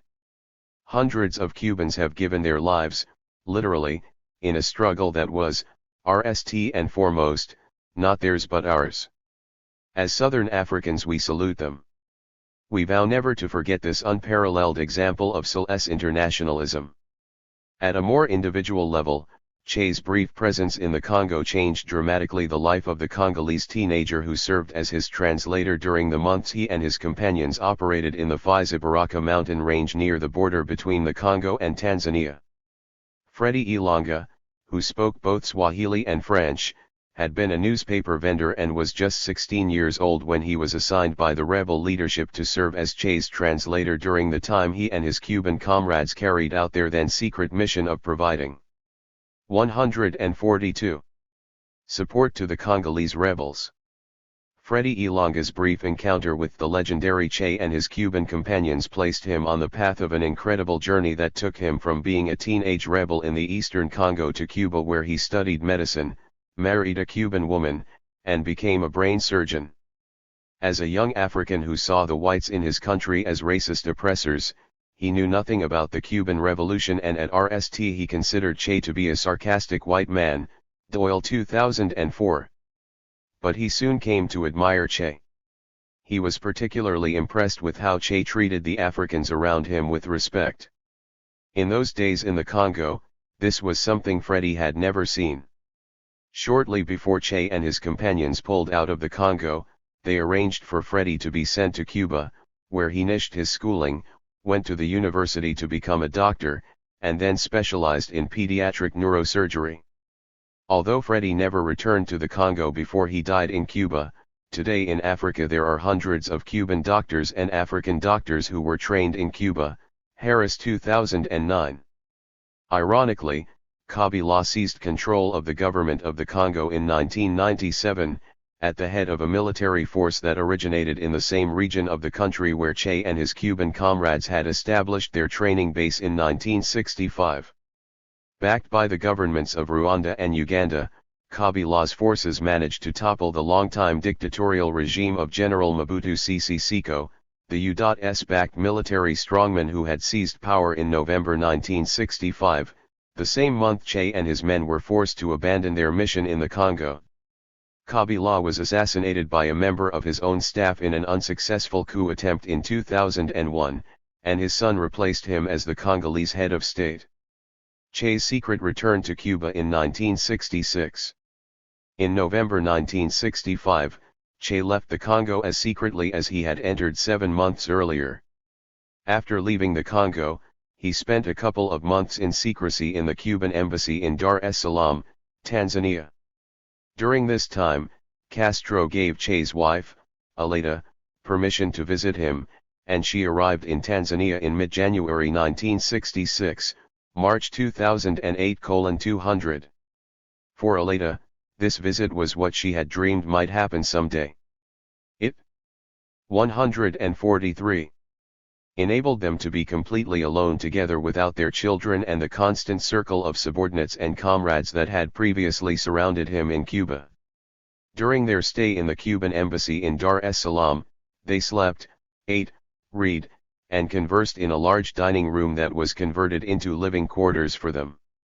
During this time, Che went over the notes he had written during his 7 months in the Congo and wrote a lengthy manuscript that was primarily intended as a report for Cuba's top leaders on the failure of his mission and what he had learned about the possibilities for assisting liberation movements and leftist governments in Africa. This manuscript was read by Fidel Castro and a few other key officials of the Cuban government but kept secret for more than 30 years. As in the case of his Bolivian diary, Aleda March played a central role in its publication. It was published in English with the title The African Dream, The Diaries of the Revolutionary War in the Congo, with the addition of and written by the well-known British journalist and historian Richard Gott, 2000.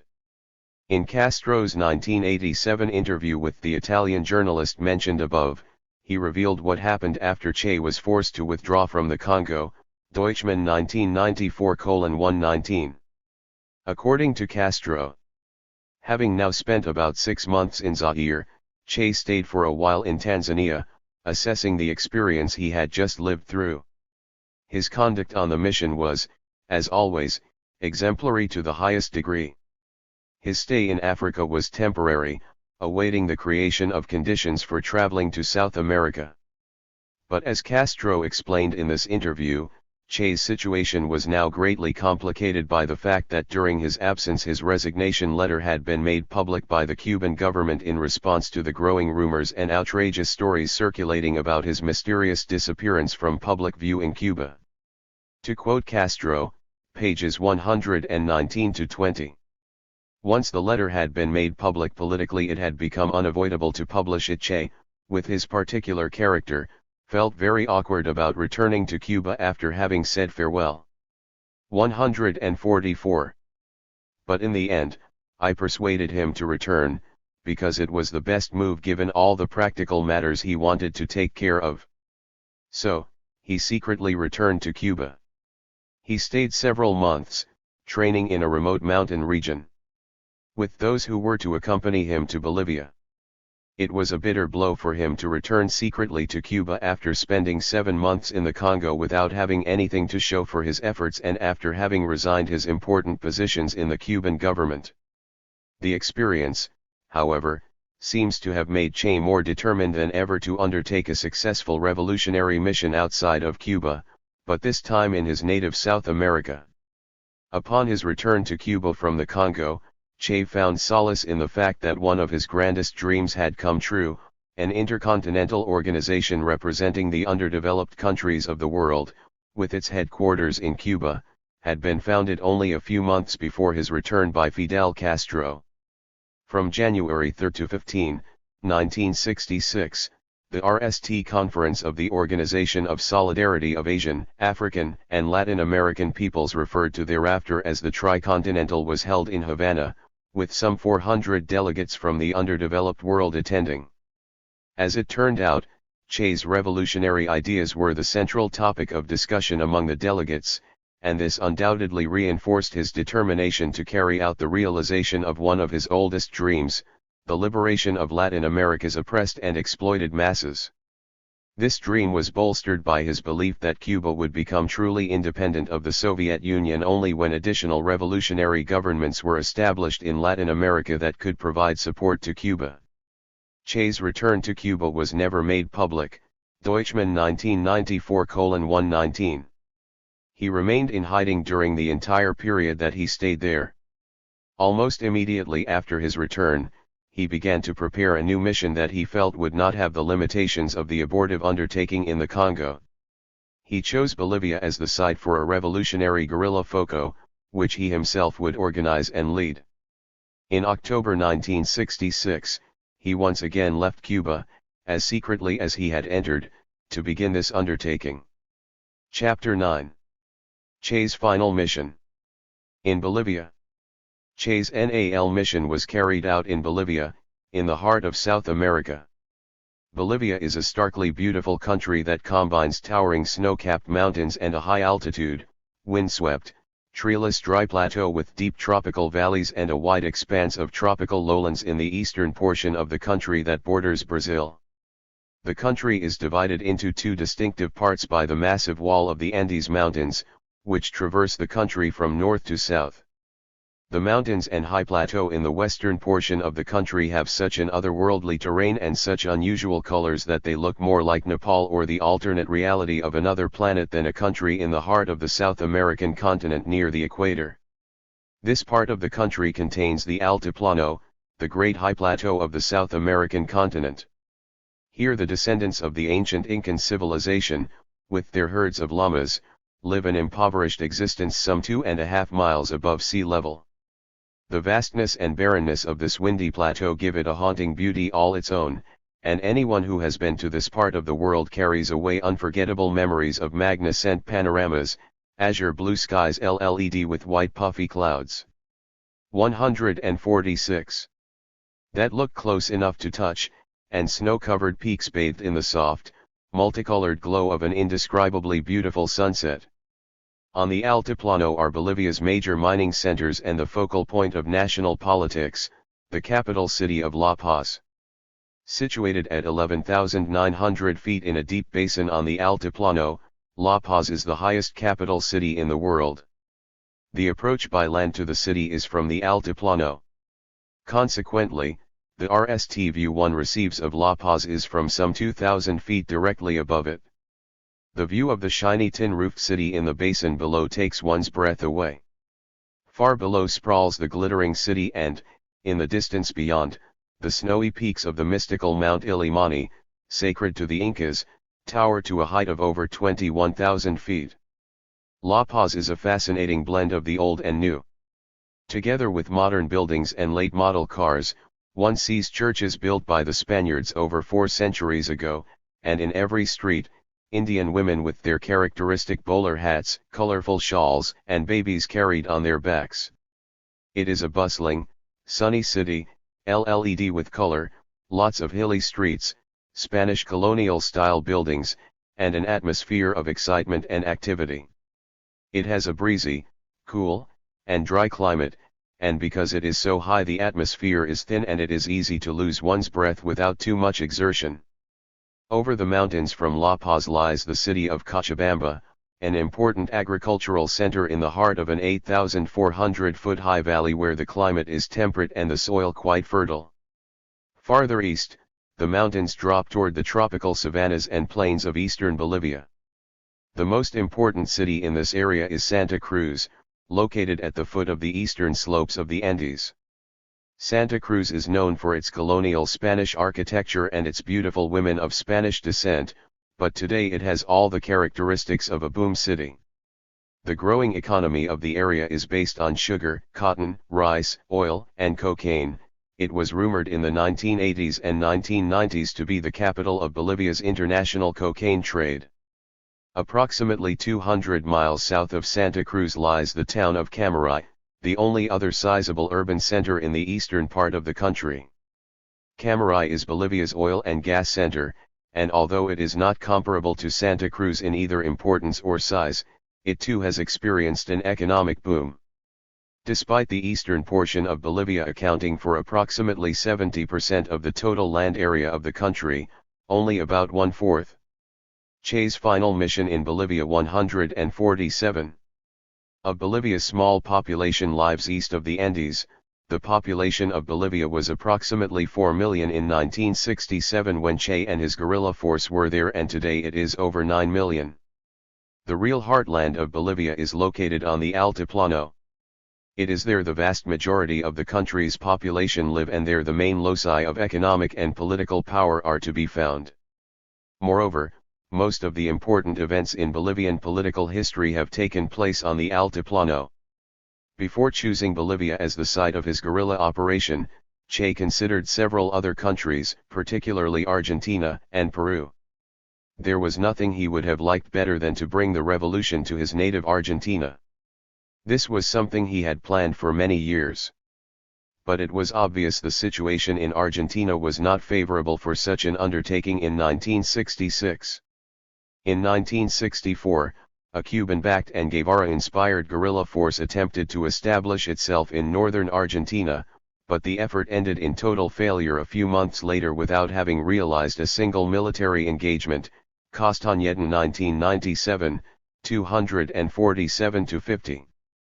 The leader of this group was the Argentine Jorge Massetti, who was a close friend of Che's in Cuba. Together they had planned the Argentine operation in early 1963. Their objective at the time was to establish a chain of guerrilla focos from northern Argentina to Peru. However, Massetti's small force was defeated by the harsh environment of northern Argentina, where his group tried to establish a guerrilla foco, their poor organization, and their inability to attract any popular support. In the end, those members of his guerrilla band who did not die from starvation and exposure were either taken prisoner or killed by the Argentine police and armed forces. The death of Massetti and the 3 Cuban comrades from Guevara's own bodyguard who had gone with Massetti to help establish the guerrilla foco in Argentina was a bitter reminder to Che that Argentina was not the most suitable place for him to establish an armed revolutionary movement in 1966. As for Peru, the situation there was not any more favorable than in Argentina.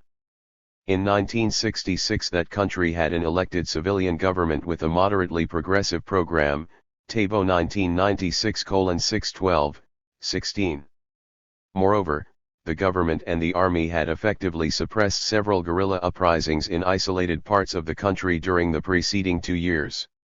Che also considered Colombia, Venezuela, and Brazil, but never very seriously. Anderson 1997:678. In the end, Bolivia was chosen because 148. It was considered to have the best revolutionary potential and because it afforded the ideal strategic location. It was in the center of the continent and bordered Argentina, Brazil, Chile, Paraguay, and Peru.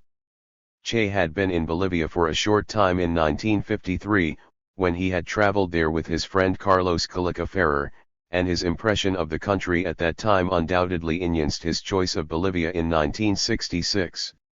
As previously mentioned in Chapter 3, he was there during a period when the country was literally infected with revolutionary enthusiasm. Less than a year before, thousands of miners, peasants, and deserters from the Bolivian army had revolted and brought down the then existing military regime. When Che arrived in La Paz in 1953, the old army had been disbanded, the largest foreign-owned mines in the country had been nationalized, and the peasants had taken possession of many of the large landed estates following the enactment of the new government's agrarian reform law. The streets were LED with singing and loud demonstrations, and everywhere he saw the armed peasants and workers of the revolutionary militia. He surely must have thought of these armed peasants and workers in 1966 when he chose Bolivia as the place to initiate his revolutionary movement, since he or MLY believed the revolution of those days had been subsequently betrayed by opportunistic politicians and army generals corrupted by Yankee dollars, U.S. military advisors, and the CIA. Most of Che's information on Bolivia appears to have come from several Bolivian communists, who had helped previously with the Massetti operation, and from Che's aide, José María Martínez Tamayo, Papi, who was sent to Bolivia in March 1966 to make the preliminary preparations for Che's new operation, Castañeda 1997:334. Most of these Bolivian communists had received military training in Cuba. They assured Papi the country was ripe for a Cuban-type revolution and all that was needed was Cuban support. They informed him there was widespread discontent in Bolivia with the military-backed regime of President Barrientos, and they contended this government could fall at any moment. They also spoke of the country's strong revolutionary tradition, of the visible and often resented U.S. dominant presence in the country's economic and political affairs, and of how the mining centers were virtual cauldrons of rebellion. Finally, they confirmed what Che and the Cuban intelligence service already knew, that the Bolivian security and military forces were perhaps the most ineffective and badly organized in Latin America. Che's final mission in Bolivia 149. As a result, Che decided Bolivia was the appropriate location for his operation. He minimized the fact that Bolivia's communists were badly split along pro-Soviet and pro-Chinese lines, and the leader of Bolivia's pro-Soviet Communist Party, Mario Monge, had told Castro during the Tricontinental Conference in 1966 he was interested himself in establishing a guerrilla foco in Bolivia. Bolivia had great strategic importance for Che since it is the corazon, heart, of South America and borders most of the major countries on the continent. From Bolivia, Che hoped his revolutionary effort would extend in every direction and involve all of South America. The expedition to Bolivia was designed to create a guerrilla madre, or mother base, that would provide training and a jumping-off point for a series of zone of combat in Bolivia, 1967. Adapted from Pepe Robles. 150. Revolutionary guerrilla forces that would engulf the entire continent in a revolutionary struggle for a uni-ed and socialist Latin America, Siles del Valle 1996:29, 38. Once he had decided on Bolivia, Che selected the southeast of the country for his initial guerrilla foco. He chose the southeast because it offered relatively close access to neighboring Argentina, Brazil, Chile, and Paraguay. In addition, he assumed that in this area, because of its isolation and sparse population, his guerrilla force would be able to develop without being discovered before it was ready to begin operations. This region of the country is part of the Gran Chaco region, which stretches into Paraguay. Its climate is semi-arid to semi-tropical and has only two seasons, summer and winter. There are rain and hot, humid conditions during the summer months from December through March, but the winter months from April through November consist of dry, hot days and cool nights, when the temperature can drop below freezing. Median temperatures vary from 73 to 83 degrees Fahrenheit, 23 to 28 degrees Celsius, but this region can have the hottest days in Bolivia. When the humidity is low, the dry heat can reach extreme temperatures, up to 115 degrees Fahrenheit 46 degrees Celsius during the daytime. The specific location chosen as the central base of operations for Che's group was the Nankawazu River Valley. In this semi-tropical, scrub-forested valley, Che planned to train the nucleus of his guerrilla movement, build 40 battalions, and establish caches of supplies and arms. Once his force was ready for combat, he planned to move north and threaten three of Bolivia's major cities, Cochabamba, Santa Cruz, and Sucre. This would enable the guerrillas to control the railway line that runs from northern Argentina to Santa Cruz, as well as to cut the U.S.-owned Gulf Oil Company pipeline that ran from Santa Cruz to Camaray. Later, Che planned to locate a second guerrilla base farther east, on the slopes of the Andes. Che planned to begin military operations in May 1967, following 6 months of preparation. In the opening phase, he planned to divide his force into several small bands and have them strike simultaneously at widely dispersed points north of the Nankawazu area. In this way he hoped to force the Bolivian army to disperse its forces over a large area, while his guerrillas made a slow withdrawal toward the Nankawazu River Valley, where they could rely on previously established caches. Che's final mission in Bolivia 151. Of supplies and 40 battalions. Che reasoned that if the inexperienced Bolivian army attempted to follow the guerrillas into the Nankawazu River Valley, they would be at the mercy of these guerrilla bands. As his guerrillas demonstrated their capacity to win victories against the Bolivian army, Che believed many of the country's peasants and miners would come to the support of the movement. Che also assumed that once his guerrilla movement was well established and drawing widespread support and public attention, conditions would become more favorable for guerrilla operations in Peru and Argentina, Tabo 1996:615.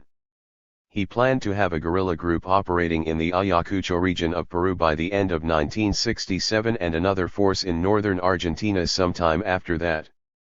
The Bolivian base of operations was to be a training ground for the nucleus of both the Peruvian and Argentine forces.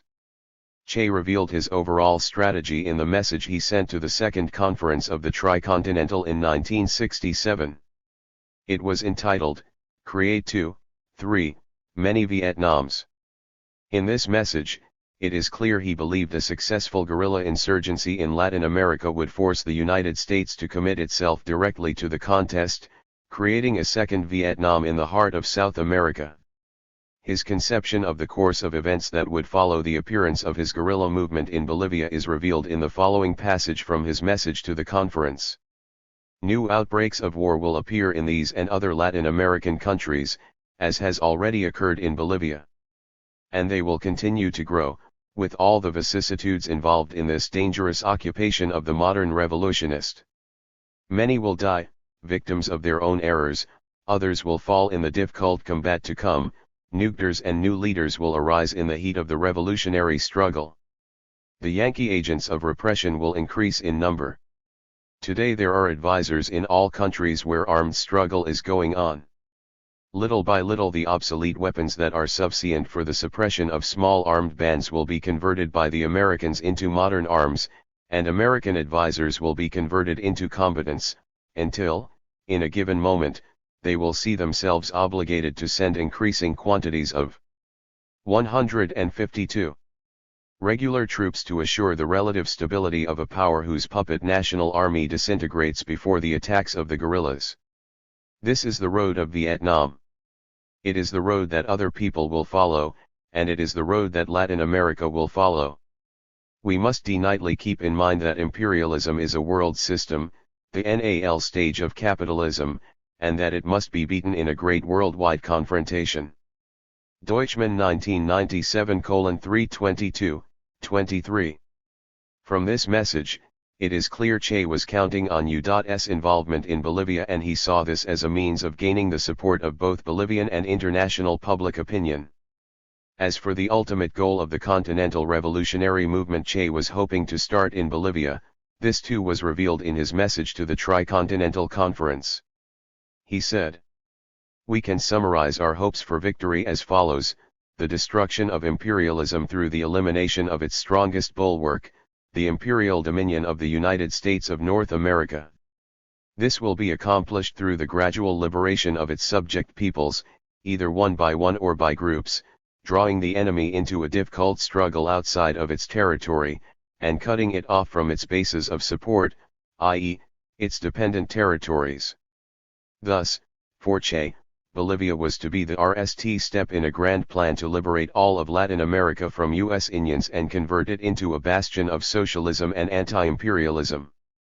Everything, therefore, depended on successfully establishing in Bolivia a guerrilla madre that would develop into a successful revolutionary movement of continental dimensions. Prophetically, however, the NAL sentences in his message to the Tricontinental Conference suggested what was to come. Wherever death may surprise us, let it be welcome if our battle cry has reached even one receptive ear, if another hand reaches out to take up our arms, and other men come forward to join in our funeral dirge with the rattling of machine guns and with new cries of battle and victory. Death did surprise Che in Bolivia, and his battle cry has reached many receptive ears over the years since then. Che's final mission in Bolivia 153. Che could not seek the support of the pro-Chinese communists in Bolivia because the leaders of the rival pro-Soviet communists in Bolivia had told Fidel Castro their party planned to set up a guerrilla foco in the country. It appears these leaders purposely misled Castro into believing they were going to do this in order to out-ank the more militant, pro-Chinese communists, who they were afraid were interested in doing this with Cuban help. Anderson 682-87. Che was aware of this political situation, and he distrusted Monge and the other leaders of Bolivia's pro-Soviet Communist Party. Consequently, he relied primarily on a small number of pro-Cuba supporters within Monge's pro-Soviet Communist Party to make the preliminary preparations for his guerrilla operation. These were individuals who had previously spent some time training in Cuba, and Che knew many of them personally. He felt they could be trusted to lay the groundwork for his operation without telling even the leadership of their party what they were doing. The most important of Che's Bolivian contacts were two brothers Roberto Coco and Guido Inti Peredu. These two brothers helped convince Che that Bolivia was the ideal base for a guerrilla operation. Because of this, and perhaps because Che saw these two brothers as the future Raúl and Fidel Castro of Bolivia, he entrusted them with the most important aspects of the preliminary preparations for his guerrilla foco. Coco and Inti had participated in the efforts that were made in 1960 to establish guerrilla focos in Salta, Argentina, and Puerto Maldonado, Peru. They had joined the Communist Party's youth wing at an early age, and their previous efforts to establish Cuban-style guerrilla focos made them ideal candidates for the guerrilla force Che organized in Bolivia. They also owned and operated a taxi in La Paz. This vocation gave them a perfect cover for their clandestine activities. Sometime during the summer of 1966, they both traveled to the southeast and located themselves in Camaray, Bolivia's petroleum center. There they made friends with some of the local inhabitants and let it be known they were interested in buying land in the area north of Camaray for the purpose of establishing a ranch and cereal farm. In September they succeeded in buying an abandoned ranch in a largely uninhabited region near the Nankawaza River, 50 miles north of Camaray. In addition, they rented some adjacent property from their only neighbor, Ciro Arganaraz, a local landowner and cattle rancher. 154. While Inti returned to La Paz to take care of their personal affairs, Coco began readying the ranch for the arrival of Che and his Cuban comrades. He contracted 2 local men to work the ranch and planted several different varieties of cereals. He also bought some cattle, hogs, and poultry. During this period, Coco traveled the winding dirt road from the ranch to Camaray in his new Toyota Jeep almost daily. On this road, about 12 miles from the ranch, is the small village of Lagunillas. Coco stopped there on several occasions to buy vegetables and fruit. The large amounts of supplies he transported to the ranch in his Jeep aroused the suspicion of many of the local villagers. Many of them, as well as the landowner, Arganaraz, assumed the Peredu brothers were cocaine merchants or cattle thieves. Meanwhile, in La Paz, Che's other Bolivian collaborators made arrangements for receiving Che's group and their equipment. They obtained a house and a warehouse in the center of the city, where they stored arms and ammunition, which they received hidden in bags of cement mix. These were shipped from Cuba to the port of Arica in northern Chile and from there sent by rail to La Paz. One of Che's prime contacts in La Paz during this period, and later the only female member of his guerrilla force, was a woman known by the code name of Tanya. Her real name was Haiti Tamara Bunk. She was a German-Argentine Che had met in communist East Germany and who had come to Cuba on the invitation of Che. While there, she became a member of the small circle of Argentines who met frequently at Che's house. Tanya left Cuba and entered Bolivia in 1964 with a false Argentine passport. In early 1965 she obtained a job working for Gonzalo Lopez, Director of Information in the Presidential Palace. In addition to working for Lopez, Tanya also successfully passed herself off as a professor of languages. This gave her an opportunity to travel widely throughout the country, ostensibly for the purpose of studying the languages and folk songs of the indigenous, Indian, population. In her spare time she worked her way into some of the capital's artistic, cultural, and diplomatic circles. Her contacts provided Che with valuable information and assistance. Through her direct access to documents and forms in the information office of the presidency, she was later able to provide Che and some of his Cuban companions with very impressive credentials that allowed them to travel quite freely within the country. Che's final mission in Bolivia 155. Che arrived in Bolivia, around November 1, 1966, on a plane from Sao Paulo, Brazil. He entered Bolivia as a clean-shaven, bald man wearing glasses. He had 2 false Uruguayan passports, and it is not clear which of the 2 he actually used to enter Bolivia.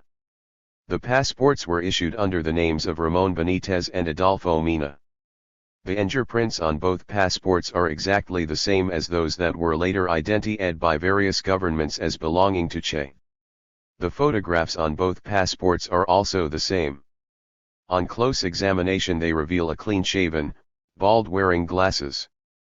Both passports have the same dates of entry and departure from Madrid airport. Che was accompanied by one of his longtime Cuban comrades, Alberto Fernandez, whose code name was Pacho. Upon arrival they contacted Tanya, and she gave Che a truly extraordinary document. It accredited Che, Adolfo Mina in this case, as a special envoy of the Organization of American States. According to this document, he was in Bolivia to conduct research on the social and economic relations prevailing in the rural areas of Bolivia. With Che carrying this document, Che and Pacho traveled to the Nancahuazu ranch in 2 separate jeeps, arriving there the night of November 6. Che brought to Bolivia a contingent of 12 Cubans. Most of the members of this hand-picked group were veterans of Che's guerrilla. In his guerrilla camp in Nancahuazu, 1967. Richard L. Harris. 156. Column in the Sierra Maestra. Some held the rank of commandante in the Cuban army. Many of them had served in important posts in the Cuban government and armed forces, and several were members of the Central Committee of the Cuban Communist Party. All of these individuals were tied to Che by unquestioning personal loyalty. Some had been with him in the Congo. They were willing to follow him to hell if he asked them to do so, and in the end only 3 of them returned home to Cuba alive. The Bolivian members of the guerrilla force were largely recruited by Coco and 2 other Bolivian agents, known by the code names of Rodolfo and Sanchez.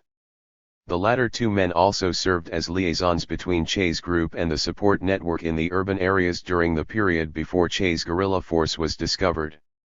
The entry in Che's diary at the end of November 1966 reveals he hoped to increase the number of Bolivians in his force to at least 20 before beginning military operations.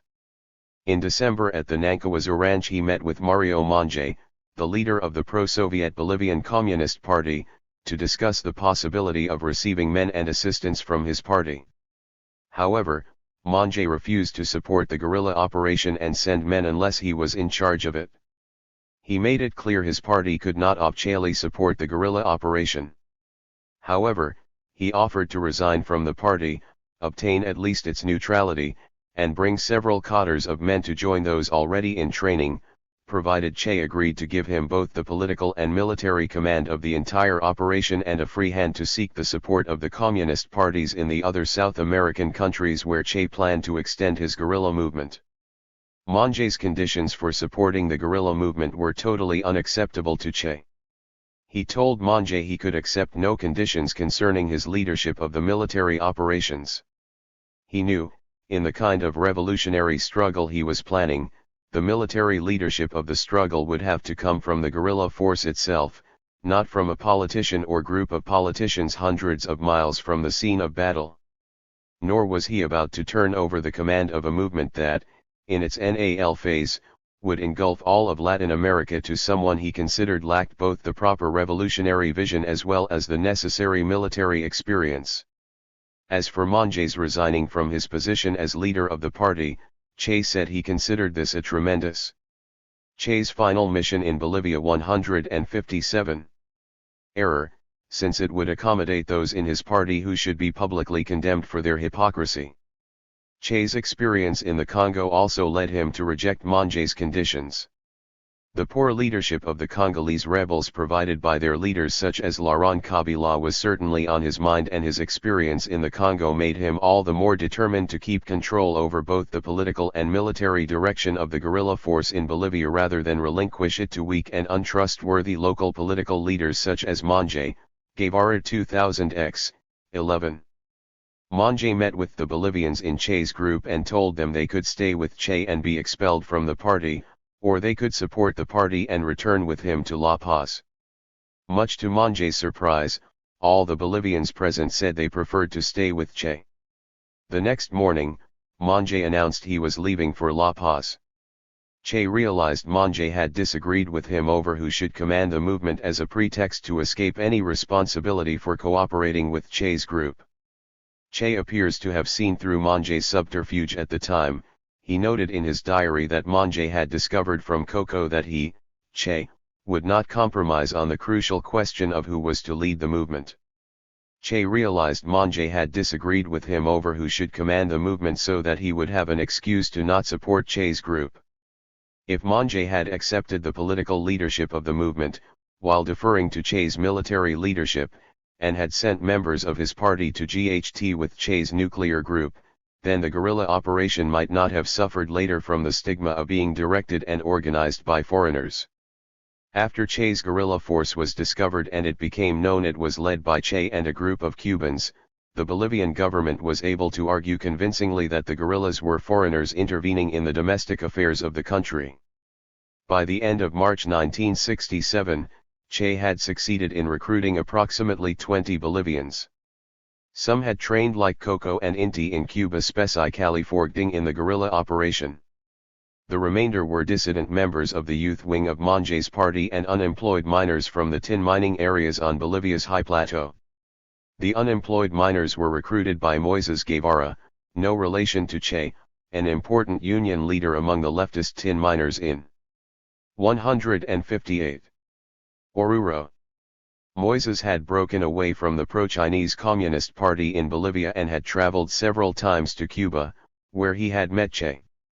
Although Monge was opposed to involving Moises in the guerrilla force, Che's Bolivian contacts invited Moises to join the force with some of his miners. Moises agreed and brought 8 men with him to the Nankawaza camp in February 1967. In addition to the Cubans and the Bolivians, Che's guerrilla force included among its members 3 Peruvians known by the code names of El Chino, Negro, and Eustaquio, respectively. El Chino, Juan Pablo Chang, who was a Peruvian of Chinese descent, was supposed to establish Che's planned guerrilla foco in Peru. He brought Eustaquio, a radio operator, and Negro, a physician, to Che's camp during the latter part of February. They were to be joined later by an additional number of Peruvians who were to train with Che's force and then return to their country to start another guerrilla foco there. The total number of combatants in the guerrilla force stood at 39 when the RST encounter between the army and Che's group took place on March 23, 1967. Most of the leadership positions were held by Cubans. Che appointed his old comrade in arms from the Sierra Maestra Comandante Juan Vitalio Acuna, codename Joaquim, as his second-in-command of the guerrilla force and also leader of the rear guard. He also appointed Cubans to the posts of leader of the vanguard, chief of operations, chief of services, and chief of supplies. Inti and Coco were the only 2 Bolivians entrusted with any leadership responsibilities. Inti was placed in charge of Nances and appointed political commissar to the Bolivians. Coco, who was initially placed in charge of urban contacts and recruitment, was later incorporated into the guerrilla force and assigned various responsibilities. No additions to the guerrilla force took place after the outbreak of hostilities in late March. Instead, the size of Che's force was steadily reduced as each encounter with the army took its toll. Che had hoped to recruit peasants from the local area once his force began operations, but he failed to recruit even a single peasant after the GDing began. Che's original plan was to begin military operations north of the Rio Grande and then slowly withdraw southward across a terrain carefully prepared with caches of arms and ammunition, food supplies, and 40 aid bases. He needed perhaps another month before this plan would Che's final mission in Bolivia 159. Have been ready to be put into operation. But he had to discard it when the army discovered his main base after receiving credible reports about the presence of guerrillas in the Nankawazu area during the few weeks of March. On the morning of March 11, two of Moises Guevara's new recruits left the main camp, ostensibly to go hunting. They took the path leading down to the river, but instead of going to the east, where the best hunting area was, they disappeared in the direction of Camarai. A few days later, they were arrested and brought to the headquarters of the 4th Army Division in Camarai. There they gave their captors a detailed report concerning all they knew about the guerrilla operation. They gave the army detailed information about the location of the guerrillas' camp, the number of people there, and most of the guerrilla force being away at the time on a training and reconnaissance march to the north. They said they had been told was the leader of the operation and he was with the others in the north. The information these two deserters and several local people gave the Bolivian authorities led to the discovery and subsequent annihilation of Che's guerrilla force. This information enabled the army to locate Che's main base before he and his men were ready to begin military operations. It also gave the army the initiative from the beginning of the CON-ICT until its tragic termination some 6 months later. Timing was a crucial factor in Che's strategy, and the premature initiation of hostilities threw his whole operation off balance. His small force of men was never really able to recover from the shock of having their central base discovered before they were ready to begin acting. All of Che's subsequent efforts were little more than futile, though valiant, attempts to put up a good GHT in the face of overwhelming odds. He and his men seemed to have deluded themselves during the few months of acting into believing their operation still could succeed, but in reality their fate was sealed from the beginning. It was just a matter of time before they were caught or killed. Che had written of the extreme danger a guerrilla force faces during its preparatory stage in guerrilla warfare, a method. He pointed out that the future of a revolutionary movement depends on how the nuclear guerrilla force handles itself when the enemy moves against it.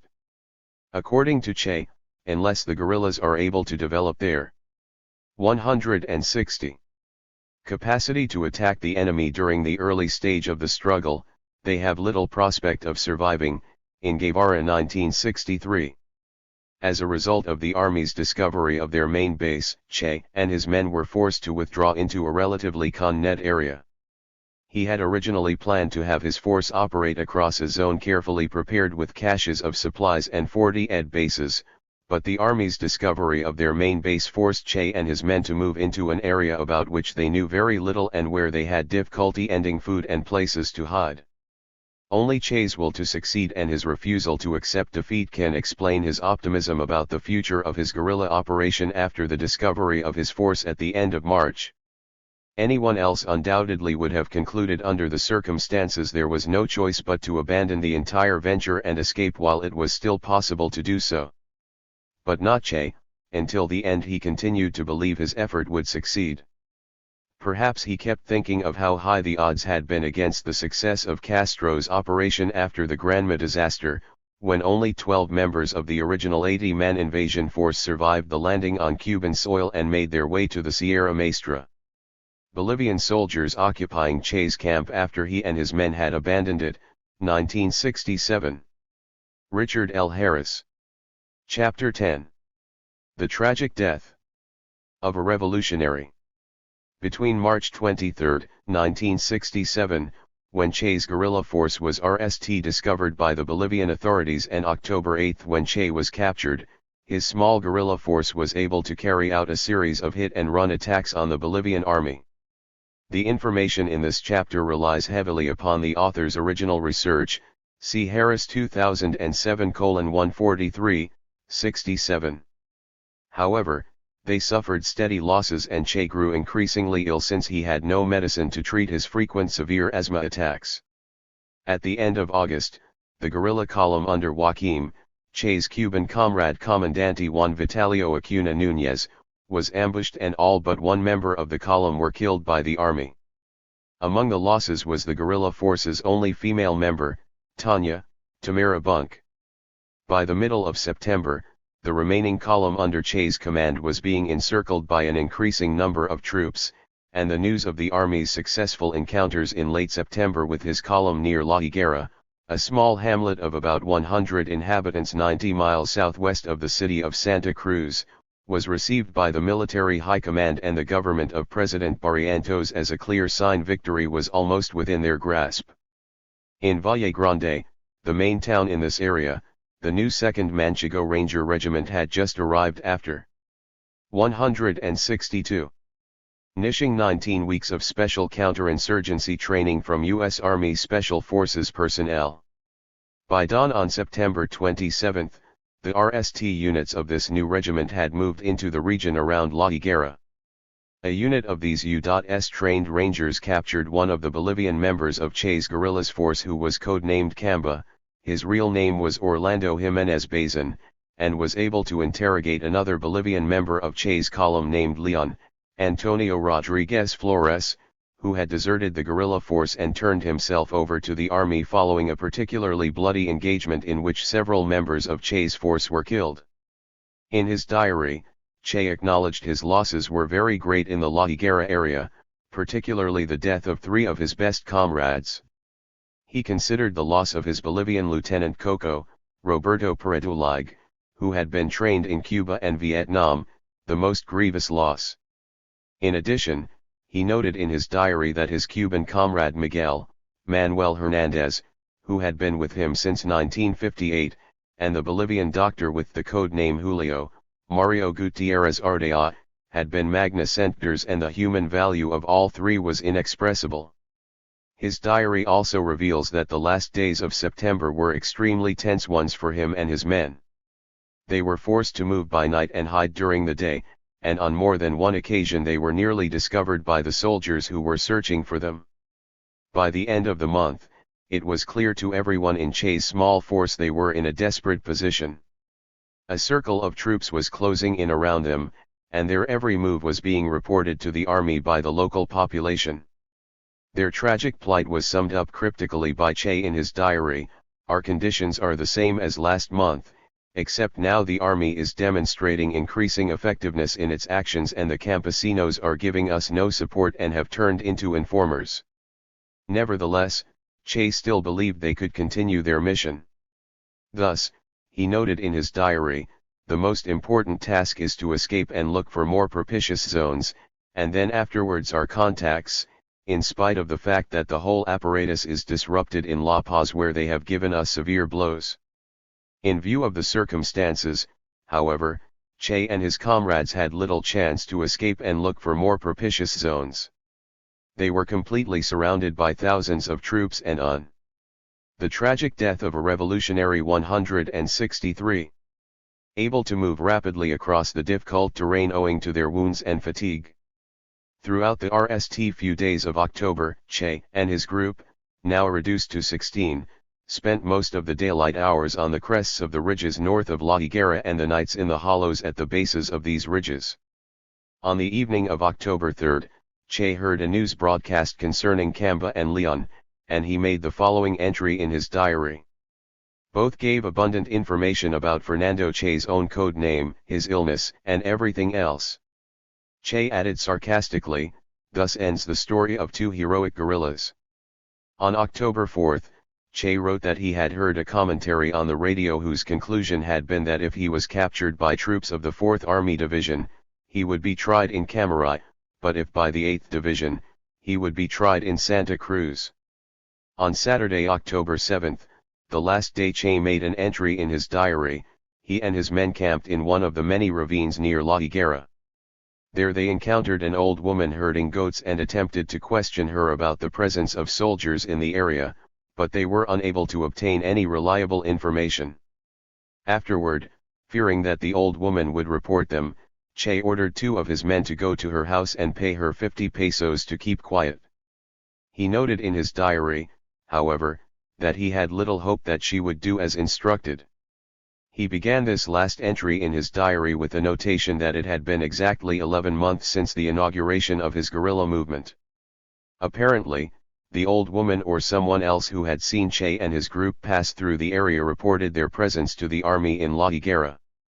By the morning of Sunday, October 8, several companies of Rangers were deployed in the zone through which Che's small force was moving.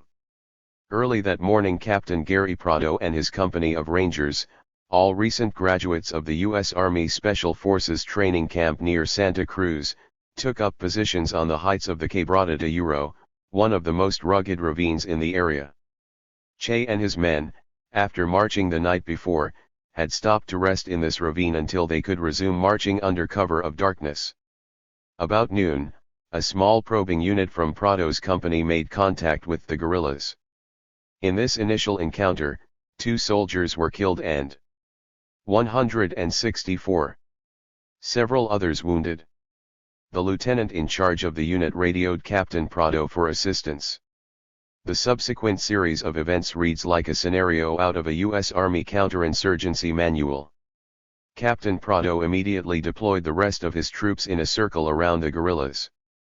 Meanwhile, Che divided his small force into 2 groups in an effort to confuse the Rangers and escape. The group led by Che moved toward the closest exit from the ravine. However, the hill commanding this exit was occupied by a sizable number of troops and had been chosen by Captain Prado as the site of his command post. As Che and his group came within shooting range of Prado's men, they found themselves caught in a rain of automatic weaponry. Captain Prado watched the guerrillas disperse and run for cover through his eld glasses and ordered Sergeant Bernardino Huanca and his men to descend in pursuit. A few minutes later, Sergeant Huanca read a burst from his submachine gun at a guerrilla moving through a thicket of thorn bushes. 1 bullet sent the guerrilla's black beret ying off his head, while 2 others tore into his leg and forced him to the ground. The fallen guerrilla was Che. As he lay helpless, the Rangers began to concentrate their on the area where he had fallen. But Willie, Simon Cuba, one of Moises Guevara's recruits whom Che had begun to regard as a potential deserter, rushed to his side and helped him out of the line of and up one side of the ravine. As the 2 scrambled upward, they ran into 4 Rangers who were positioning a mortar. The Rangers ordered them to surrender, but Che, supporting himself against a tree, read his carbine in answer. The soldiers returned the A few seconds later, a bullet hit the barrel of Che's carbine, rendering it useless and wounding him in the right forearm. At this point, Che reportedly raised his hands and shouted, "Don't shoot! I'm worth more to you alive than dead." A few yards away, Willie threw down his and also surrendered. It was approximately 4 o'clock in the afternoon when Che and Willie were brought before Captain Prado. The latter immediately ordered his radio operator to signal the divisional headquarters in Valle Grande and tell them that they had captured. When the radio operator established contact with Valle Grande, he shouted, "Hello, Saturno, we have Papa." Saturno was the code name for Colonel Joaquim Zentino, commandant of the 8th Bolivian Army Division, and Papa. The tragic death of a revolutionary 165 was the code name they used for Che. In disbelief, Colonel Zentino asked Captain Prado to confirm the message. Following the confirmation, there was general euphoria among Colonel Zentino's divisional headquarters staff. When the back-patting subsided, Colonel Zentino radioed Prado to immediately bring Che and any other prisoners to La Higuera. Since the Rangers had come into the Quebrada de Oro on foot, Che had to be transported the 7 kilometers to La Higuera stretched out in a blanket carried by 4 soldiers. Willie was forced to walk behind with his hands tied against his back. They arrived in La Higuera shortly after dark. The prisoners were placed in the little town's 2-room schoolhouse, Che in one room and Willie in the other. Later the Rangers brought in a 3rd guerrilla, a Bolivian named Anacito Rianaga, who had been taken prisoner near where Che and Willie were captured. He was placed in the classroom with Willie. The bodies of 4 other guerrillas were also brought to La Higuera that night. And CIA agent Felix Rodriguez left after Che was captured on October 8, 1967. Richard L. Harris. 166. The remaining group of guerrillas, led by Inti Peredu, had gone to the opposite end of the Quebrada when Che ordered the column to separate. They were able to hide until nightfall and then slip out of the ravine. In subsequent weeks, half the members of this second group were killed by the army. Of those who survived, the 3 remaining Cubans fled the country via Chile, and the 3 surviving Bolivians who included Inti went into hiding. During the night of October 8, and the next morning, Che was interrogated by various army officers, including Major Miguel Ayero, Colonel Andrés Selic, Captain Prado, and Colonel Zentino. He was also questioned by the CIA agent who called himself Felix Ramos, Felix Rodriguez, one of the Cuban exiles sent by the CIA to participate in the counterinsurgency campaign against the guerrillas.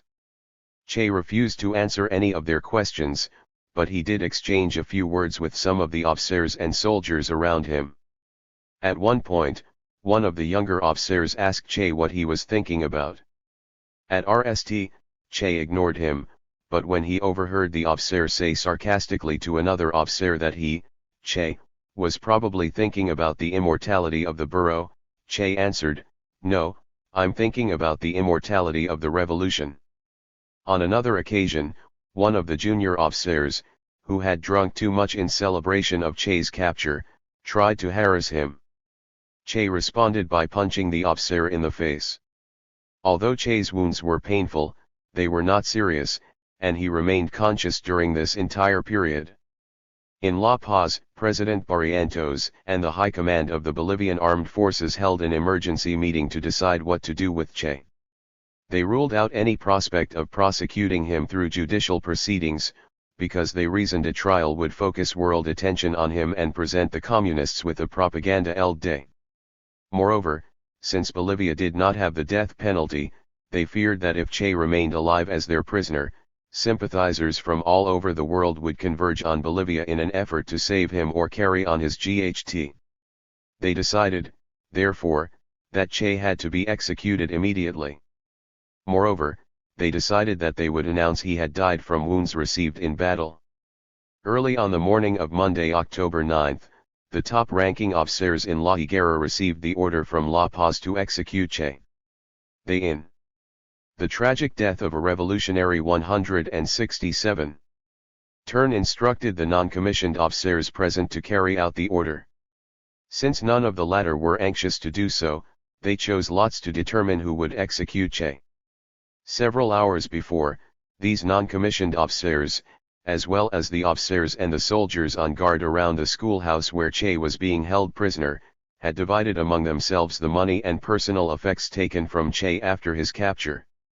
His watches, carbine, compass, Parker fountain pen, 2 berets, including the one with a bullet hole through it, belt, stainless steel dagger, 2 pipes, and cigarette holder were the most important pieces of booty distributed among those who had had the honor of participating in the capture of the famous guerrilla leader. Shortly before noon on Monday, October 9, 1967, some 24 hours after Che and his men had been discovered in the Quebrada de Uro, Sergeant Mario Terán walked to the little schoolhouse in La Higuera to carry out the order sent down from the Bolivian government's top leaders in La Paz. He had drawn the shortest straw. When he entered the classroom where his victim was waiting, he found him propped up against one of the walls. Che guessed the nature of Sergeant Terán's mission and calmly asked him to wait a moment until he stood up. Terán was so frightened by the prospect of what he had to do that he began to tremble. He turned and ran from the schoolhouse.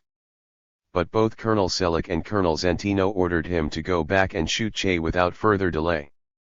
Still trembling, Terán returned to the classroom, and without looking at his victim's face, he read a burst from his carbine. The bullet slammed into Che's chest and side, passed through his body, and made large holes in the soft adobe wall of the classroom. The sergeant had been told not to inflict any wounds in Che's head or heart so that the army could later claim that he had died from wounds received in combat. However, while Terán's carbine was still smoking, several soldiers pushed past him into the classroom. They said that they too wanted to shoot Che so that they could boast that they had shot the famous. Sergeant Terán weakly nodded his approval and they began ring. When the shooting was over, there were 9 bullet wounds in Che's body, 2 of which were obviously instantaneously fatal. Moments later, Willie and Anacito were executed by another sergeant in Captain Prado's company. The shooting resounded through the streets of the village, startling the townspeople and causing them to crowd around a little. 168. Schoolhouse. In a short time, the entire town knew what had taken place there. Soon after Che and his comrades were shot, the senior army officers and the CIA agent, Felix Rodriguez, left La Higuera by helicopter for the army headquarters in Valle Grande. Che's body was wrapped in canvas and strapped to the runner of a helicopter bound for Valle Grande. At the Valle Grande airstrip, nearly half the population of the town awaited the arrival of Che's body. Colonel Zentino had announced several hours earlier that Che was dead and would soon be brought to Valle Grande. When the helicopter arrived in Valle Grande, it landed on the side of the airstrip away from the waiting crowd of townspeople, reporters, and soldiers. Before the rotor of the helicopter had stopped, Che's body was loaded into the back of a white Chevrolet panel truck, the type used at the time as ambulances throughout most of Latin America, and transported at high speed through Valle Grande's narrow streets to the Señor de Malta hospital. The body was placed in an adobe laundry shack apart from the main hospital building.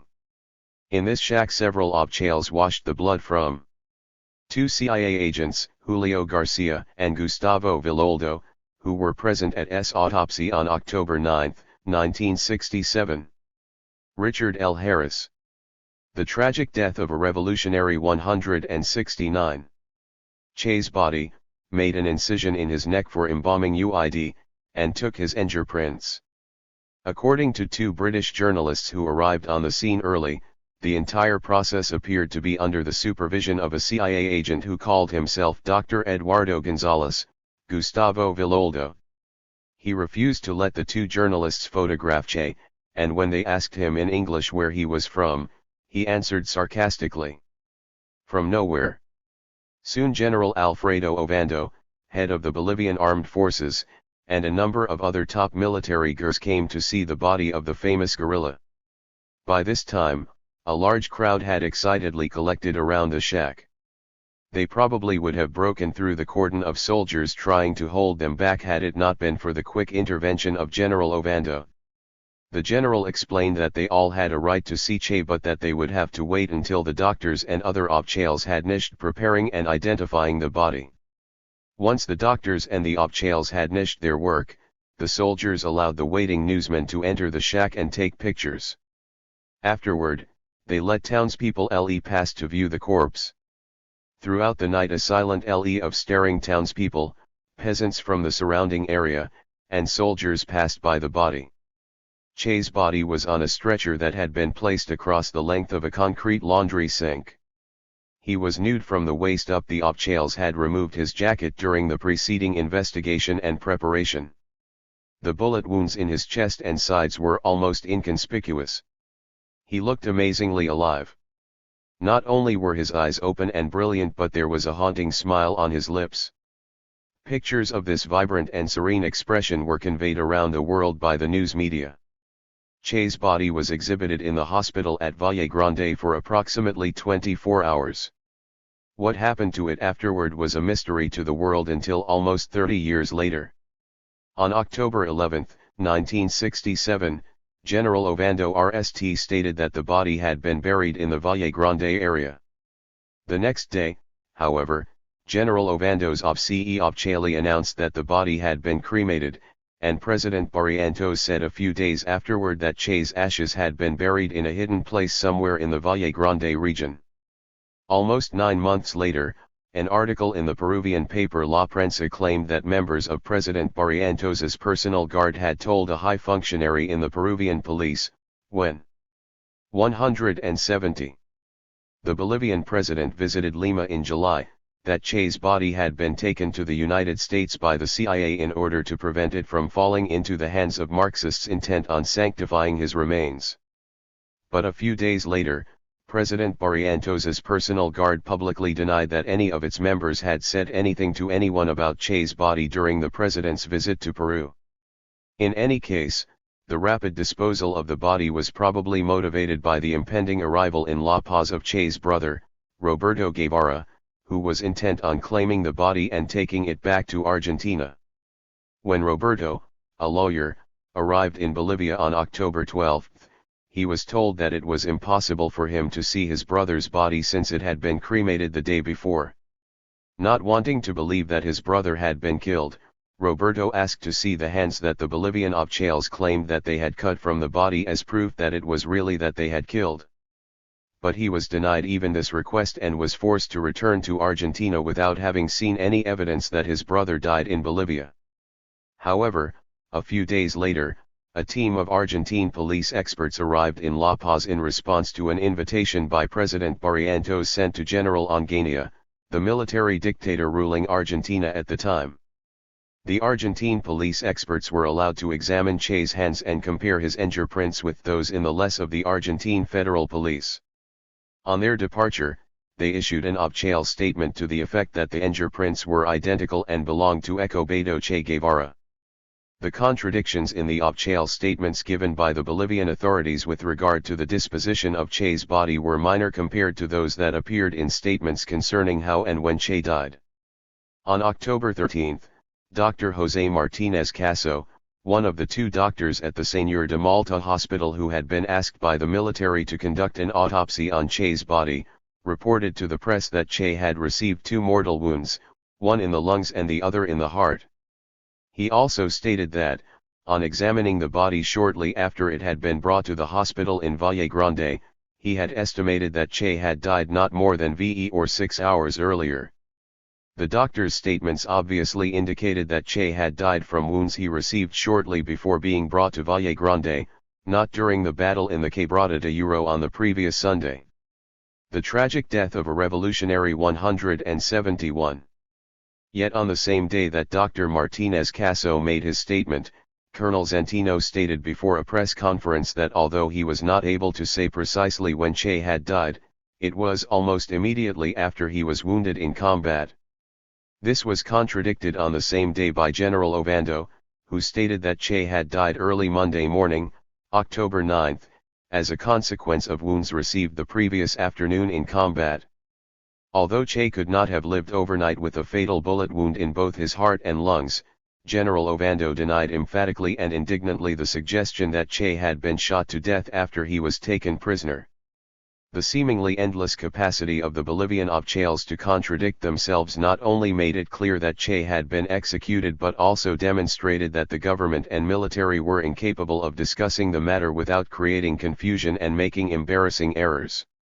The government's bungled efforts to sell Che's campaign diary, obtained along with other important items when he was captured in the Quebrada de Oro, and the incredible circumstances surrounding the clandestine delivery of the diary for free to Cuba by none other than one of the top officials in President Barrientos's cabinet, were further evidence of the weaknesses, both moral and otherwise, in the Bolivian regime. Indeed, the entire episode involving the release of his diary had the appearance of a nightmarish comedy of errors. This tragic comedy occurred when I arrived on the scene in Bolivia some 8 months after Che's death. The success of any guerrilla movement depends on the degree of support it receives from the civilian population in its area of operations. Che knew this truth well and mentioned it frequently in his writings on guerrilla warfare. For example, he wrote, "It is important to emphasize that the guerrilla struggle is a mass struggle, it is the struggle of a people. The guerrilla leader therefore relies on the complete support of the people of the area. This is absolutely indispensable." Guevara 1960. However, the complete absence of popular support for his guerrilla operation in Bolivia was one of the main reasons, if not the prime reason, that his mission there failed. 172. Revolutionary guerrilla warfare depends on, and is a struggle for, the loyalties of the civilian population. Close guerrilla-civilian cooperation enables guerrillas to develop a superior system of intelligence, have extreme mobility, cache an inexhaustible source of supplies, and surprise the enemy's forces when they are off guard. Without close ties to the civilian population, guerrillas cannot develop even the minimal level of capabilities necessary for successful guerrilla warfare. Reasons for the lack of popular support for Che's guerrilla movement. One of the reasons Che's guerrilla movement failed to obtain any popular support in Bolivia is the majority of Bolivians at that time believed their country had already undergone its revolution of national liberation. Although Che visited Bolivia shortly after the revolution of 1952. S. body on display in Valle Grande. AP Images. The tragic death of a revolutionary 173. He failed to perceive then or later how much importance the Bolivians attached to this event.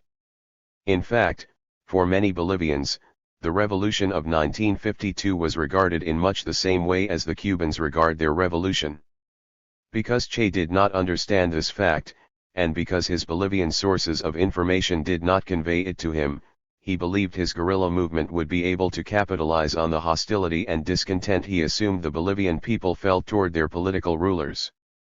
What Che failed to understand is the revolution of 1952 gave the Bolivian masses, for the first time in Bolivian history, what they perceived as a real stake in the social order as well as a sense of involvement in the political system and cultural community of their country. Despite the military coup of 1964 and the consequent fall from power of the National Revolutionary Movement, the group that spearheaded the revolution of 1952 and governed the country until the military coup, the changes set in motion by the revolution had continuing relevance for most of the Bolivian population in the mid-1960s when Che and his comrades arrived on the scene. These developments had a profound impact on the character of Bolivian politics and contributed greatly to the development of a sense of national consciousness among Bolivia's rural masses. Che failed to appreciate the importance of this national consciousness and believed the Bolivian peasantry and the workers would provide a popular base for his revolutionary guerrilla movement in Bolivia and subsequently in neighboring countries. However, conditions for creating a successful revolutionary foco were obviously not present in Bolivia in the mid-1960s. In the RST place, the guerrillas could not hope to win the support of the rural masses by offering to give them land. Since 1952 Bolivia's peasants had controlled the land and the entire countryside. Moreover, they had seen some improvement in their political, social, and economic status and they had hopes of greater improvement. This is not to say that they were well off, for their situation was, and still is, one of the worst in Latin America. Nevertheless, they were much better off in the mid-1960s than they had been in the past. Furthermore, the peasants were not isolated from the centers of national political power. Through their local syndicates they had a significant voice in the country's political affairs, and certain groups, such as the campesinos in 174. The Cochabamba area, even had direct access to President Barrientos. Consequently, the leaders of the peasant syndicates and many of their members did not regard the political authorities as enemies of the people. In view of the peasantry's increased involvement in national affairs, they perceived Che's guerrilla movement in totally different terms than he expected. Instead of supporting Che's guerrilla movement, they opposed it. For example, at the end of June 1967, the National Congress of Farm Workers issued a public declaration in which they denounced the guerrillas as an anti-national force, lanced from abroad and destined to create nothing but confusion and disruption. This group further stated that they were ready to cooperate with the armed forces in totally liquidating this foreign aggression that is attempting to undermine in a systematic manner the economic and social development of our people. That the Bolivian public perceived the guerrillas as foreigners seriously handicapped the guerrilla movement. Saddled with this stigma, it was impossible for them to win widespread popular support among the general population. In fact, certain Bolivian observers referred to the foreign character of Che's guerrilla movement as its original sin. Since the guerrilla operation was neither organized nor led by Bolivians, it aroused a nationalistic reaction among nearly every segment of Bolivian society. The foreign character of the guerrilla operation also made it possible for President Barrientos and the Bolivian military to wrap themselves in the Bolivian AG and play the role of defenders of the Bolivian nation. Even if Che's group had not been marked with the stigma of foreign intruders, it seems highly unlikely they would have been able to establish a base of popular support among the peasantry in the southeast of Bolivia. The peasantry would not have been receptive to any type of armed uprising. The fact that Che and his group were considered foreigners, of course, made it impossible for them to develop an armed uprising among the rural population, and so they found themselves isolated and surrounded on all sides by informers and government sympathizers. U.S. involvement in the defeat of Che's guerrilla force. Sensationalist claims that the U.S. Central Intelligence Agency, CIA, brought down Che have no factual foundation at all. To be sure, the tragic death of a revolutionary 175 CIA was ever present during the entire episode. They certainly were determined to see that Che was defeated and, if possible, captured. However, they were not responsible for the failure of Che's guerrilla operation or his execution. In fact, the U.S. government and the CIA appear to have opposed the idea of executing Che. Purely for professional reasons, the CIA wanted to keep him alive. This appears to have been the position of the U.S. government from the highest levels down to the 2 CIA agents on the scene. Thus, in his, now declassified, memorandum to President Lyndon Johnson confirming the death of Walt Rostow, who was the president's special assistant for national security affairs, told the president the following. CIA tells us that the latest information is Guevara was taken alive. After a short interrogation to establish his identity, General Ovando, chief of the Bolivian armed forces, ordered him shot. I regard this as stupid, but it is understandable from a Bolivian standpoint given the problems which the sparing of French communist and Castro courier Regis Debray has caused them. Rostow also provides in this memorandum his analysis of the significant implications of Che's death. He wrote, "It marks the passing of another of the aggressive, romantic revolutionaries like Sukarno, Nkrumah, Benbella, and reinforces this trend. In the Latin American context, it will have a strong impact in discouraging would-be guerrillas. It shows the soundness of our preventive medicine assistance to countries facing incipient insurgency. It was the Bolivian 2nd Ranger Battalion, trained by our Green Berets from June-September of this year, that cornered and got him." Rostow closed the memorandum with the comment that he had put these points across to several newsmen. Rostow 1967. Gustavo Villoldo, one of the 2 CIA agents on the scene at Che's capture, claims, "At no time did I or the CIA have a say in executing." 176. Che. That was a Bolivian decision, Tamayo 1997. The other CIA agent present was Felix Rodriguez, who later became the president of the militant Cuban exile organization Brigade 2506. He has claimed repeatedly he was under CIA instructions to do everything possible to keep him alive, but Rodriguez has also admitted he transmitted the order to execute Guevara that came by radio from the Bolivian High Command to the soldiers at La Higuera. And he also claims he directed them not to shoot Guevara in the face so that his wounds would appear to be combat-related. Miami's Cuban Connection 2006. Rodriguez contends he personally informed Che that he would be killed. He told Miami's Cuban Connection in a 2006 interview, "I walked in and gave the order to untie him. Che had asked if we could untie him and let him sit down. Later, the order came from the Bolivian government to shoot him. I tried in all my power to stop them because of my instructions to take him to Panama for the CIA. At the end, I asked him if he wanted me to do something for his family. He said tell my wife to marry again and try to be happy. We shook hands, hugged. I left the room and someone came in and shot him." Later in this interview he said it was Sergeant Mario Terán who shot Che. After Che was executed, Rodriguez claims he took Che's Rolex watch, which he has proudly shown reporters over the years. If the CIA agents advised the Bolivians to keep Che alive, this advice was clearly rejected by the Bolivian government's top leaders, who felt they could not afford to allow the famous revolutionary to live. Bolivia had no death penalty, so they were afraid an imprisoned Che would become a cause célèbre that would attract leftists to the country from around the world. Moreover, if they turned him over to the CIA, they would give the world and the Bolivian people the impression the US government was running things in Bolivia. They felt they had no other choice politically but to execute Che. They also decided to cover this up by claiming he died after capture from wounds received in battle. Exaggerated claims about U.S. involvement in the defeat of Che's guerrilla force have also been made with regard to the use of infrared aerial cameras by U.S. planes to detect and locate the guerrillas.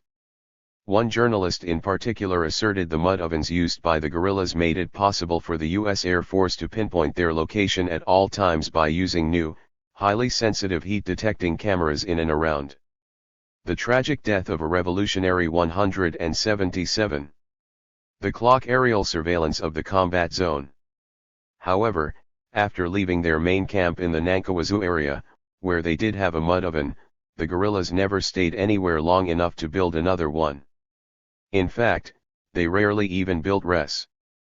Furthermore, the Bolivian authorities knew at least the general location of the guerrillas throughout the entire period from their initial discovery to their elimination in October. They did not have to rely on such sophisticated American gimmickry as heat-sensing infrared cameras. For one thing, during the RST 4 months of operations, Che's column clashed with the army fairly frequently, and it was possible to ascertain simply from these encounters their general location. Moreover, the army constantly received information about them from the local peasantry. In fact, the irony of the situation is that the Bolivian military knew far more about the guerrillas than the latter knew about the army, the exact reversal of the usual situation in guerrilla warfare.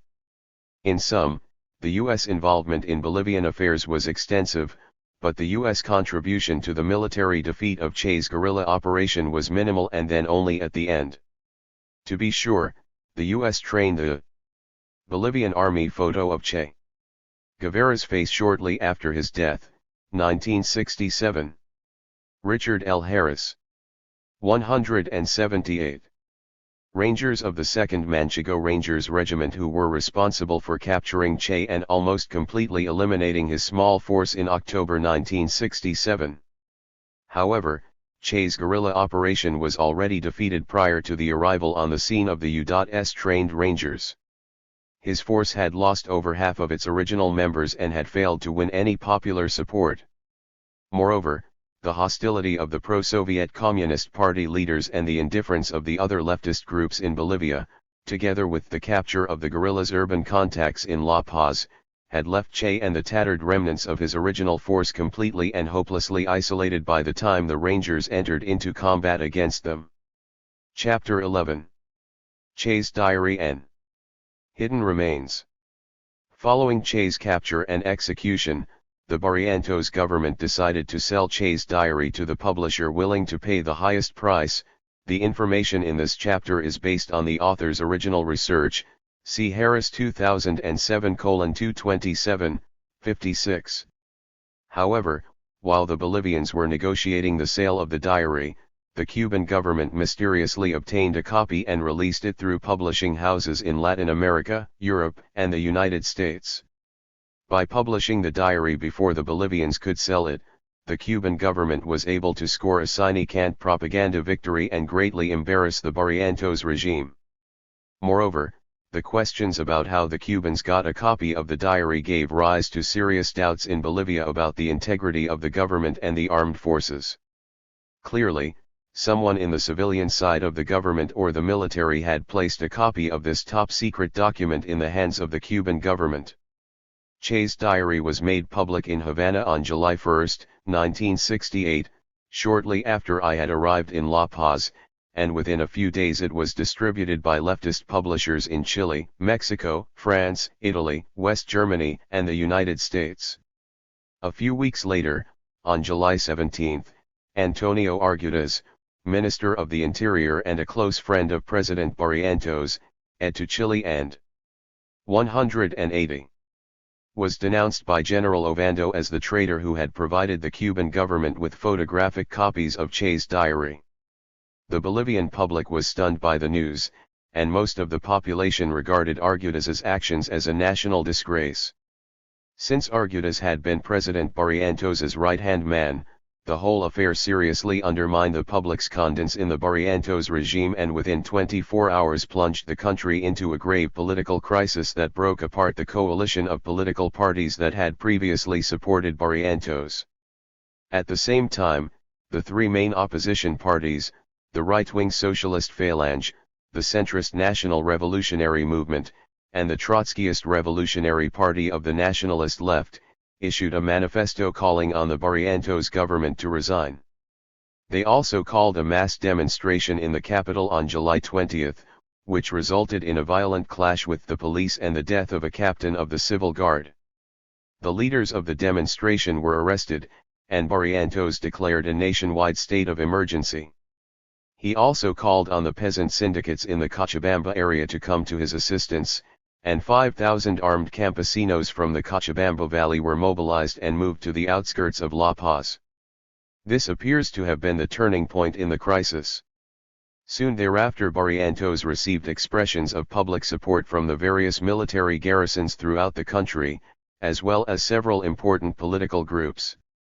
Ironically, the crisis arising from the publication of Che's diary, and particularly Argudes's part in the whole affair, almost toppled the Barrientos regime, something Che's guerrilla operation never came close to achieving while he was alive. But the Argudes affair did not end there. Much to everyone's surprise, approximately a month after his exit from the country, Antonio Argudes voluntarily returned to Bolivia to stand trial for his actions. In Chile, Argudes had publicly declared that he wanted to return to Bolivia to clear his name. However, most Bolivians assumed he had received a large sum of money from the Cubans in return for Che's diary, so no one took seriously his announced intention to return home. This made it all the more surprising when he did return to Bolivia, following a month-long odyssey that took him to Buenos Aires, Madrid, London, New York, and Lima, before arriving back in La Paz. Che's diary and hidden remains 181. When he arrived in Bolivia, Argudes told the press that he had returned in order to clear his conscience and face the consequences of his past actions. His exact words to the Bolivian press were the following: "I am not looking for publicity. I only want to tell the truth about everything that occurred in my career as a subsecretary and minister of government, and alert not only the present government of Bolivia, but all the governments of Latin America, as to how North American imperialism undermines their intelligence services in order to introduce errors, to distort, to present a completely different picture of reality, to obstruct their economic relations with other states, and narrowly to keep them under its control." He said he had returned in order to regain his personal dignity by telling the truth at the moment when it was most appropriate to do so. In this regard, he reminded the reporters he had been the favorite of both the Americans and the most reactionary political elements in Bolivia prior to his sending Che's diary to Fidel Castro, and that he had given up a promising political career because of his disgust over the undermining of Bolivia's national sovereignty by U.S. political and economic interests. At the press conference following his return to Bolivia, Argudes refuted the suggestion that he had given a copy of Che's diary to Fidel Castro because he was a Castroite or because he was a communist. He denied being either a Castroite or a communist and stated that he was a nationalist RST and a Marxist second. With regard to the accusation that he had received a large sum of money for the diary, Argudes angrily retorted that this was another of the CIA's insidious attempts to discredit him by slander. He argued that if it had been money he was after, it would have been unnecessary for him to sell Che's diary to the Cubans.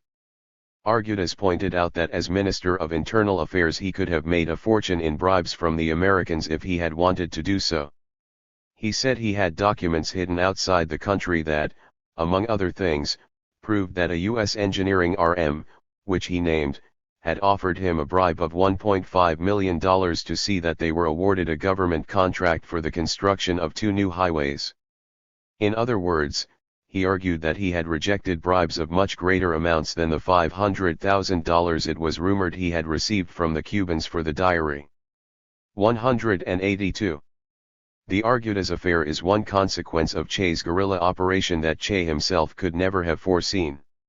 Argudes's actions shook the Barrientos regime to the core, whereas Che's guerrilla activities, at least before the Argudes affair, had the effect of strengthening the Barrientos regime and the Bolivian military. By calling into question the integrity of the government and the armed forces, Argudes's actions weakened the Barrientos regime and the public's confidence in the existing political system. Moreover, Argudes's return to Bolivia and his revelations about the nature of the CIA's interference in Bolivian affairs called into question the role of the United States government and companies in that country. In fact, the Argudes affair provides shocking evidence about the nature of the U.S. government's involvement in the domestic affairs of Latin American countries. Following his press conference in the Ministry of the Interior the day of his return to Bolivia, Argudes was placed in strict confinement and not allowed to make any further statements to the press. However, within a few months he was released from prison as a result of the Bolivian High Court's decision that it did not have the authority to try him. According to the High Court, the Bolivian legislature was the only body competent to try a former minister of state for acts of treason committed while in office. Because of the court's decision, Argudes was released from prison pending action by the legislature. He kept a low profile after his release, but within a short time several attempts were made on his life. Twice bombs were thrown at him, and on June 6, 1969, he and a Spanish journalist accompanying him were machine-gunned while walking on the street in La Paz.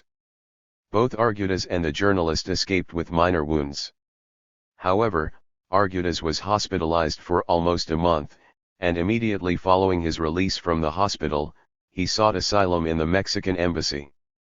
In a statement he gave to the press at the time, he explained that his intentions were to leave Bolivia and go to Mexico.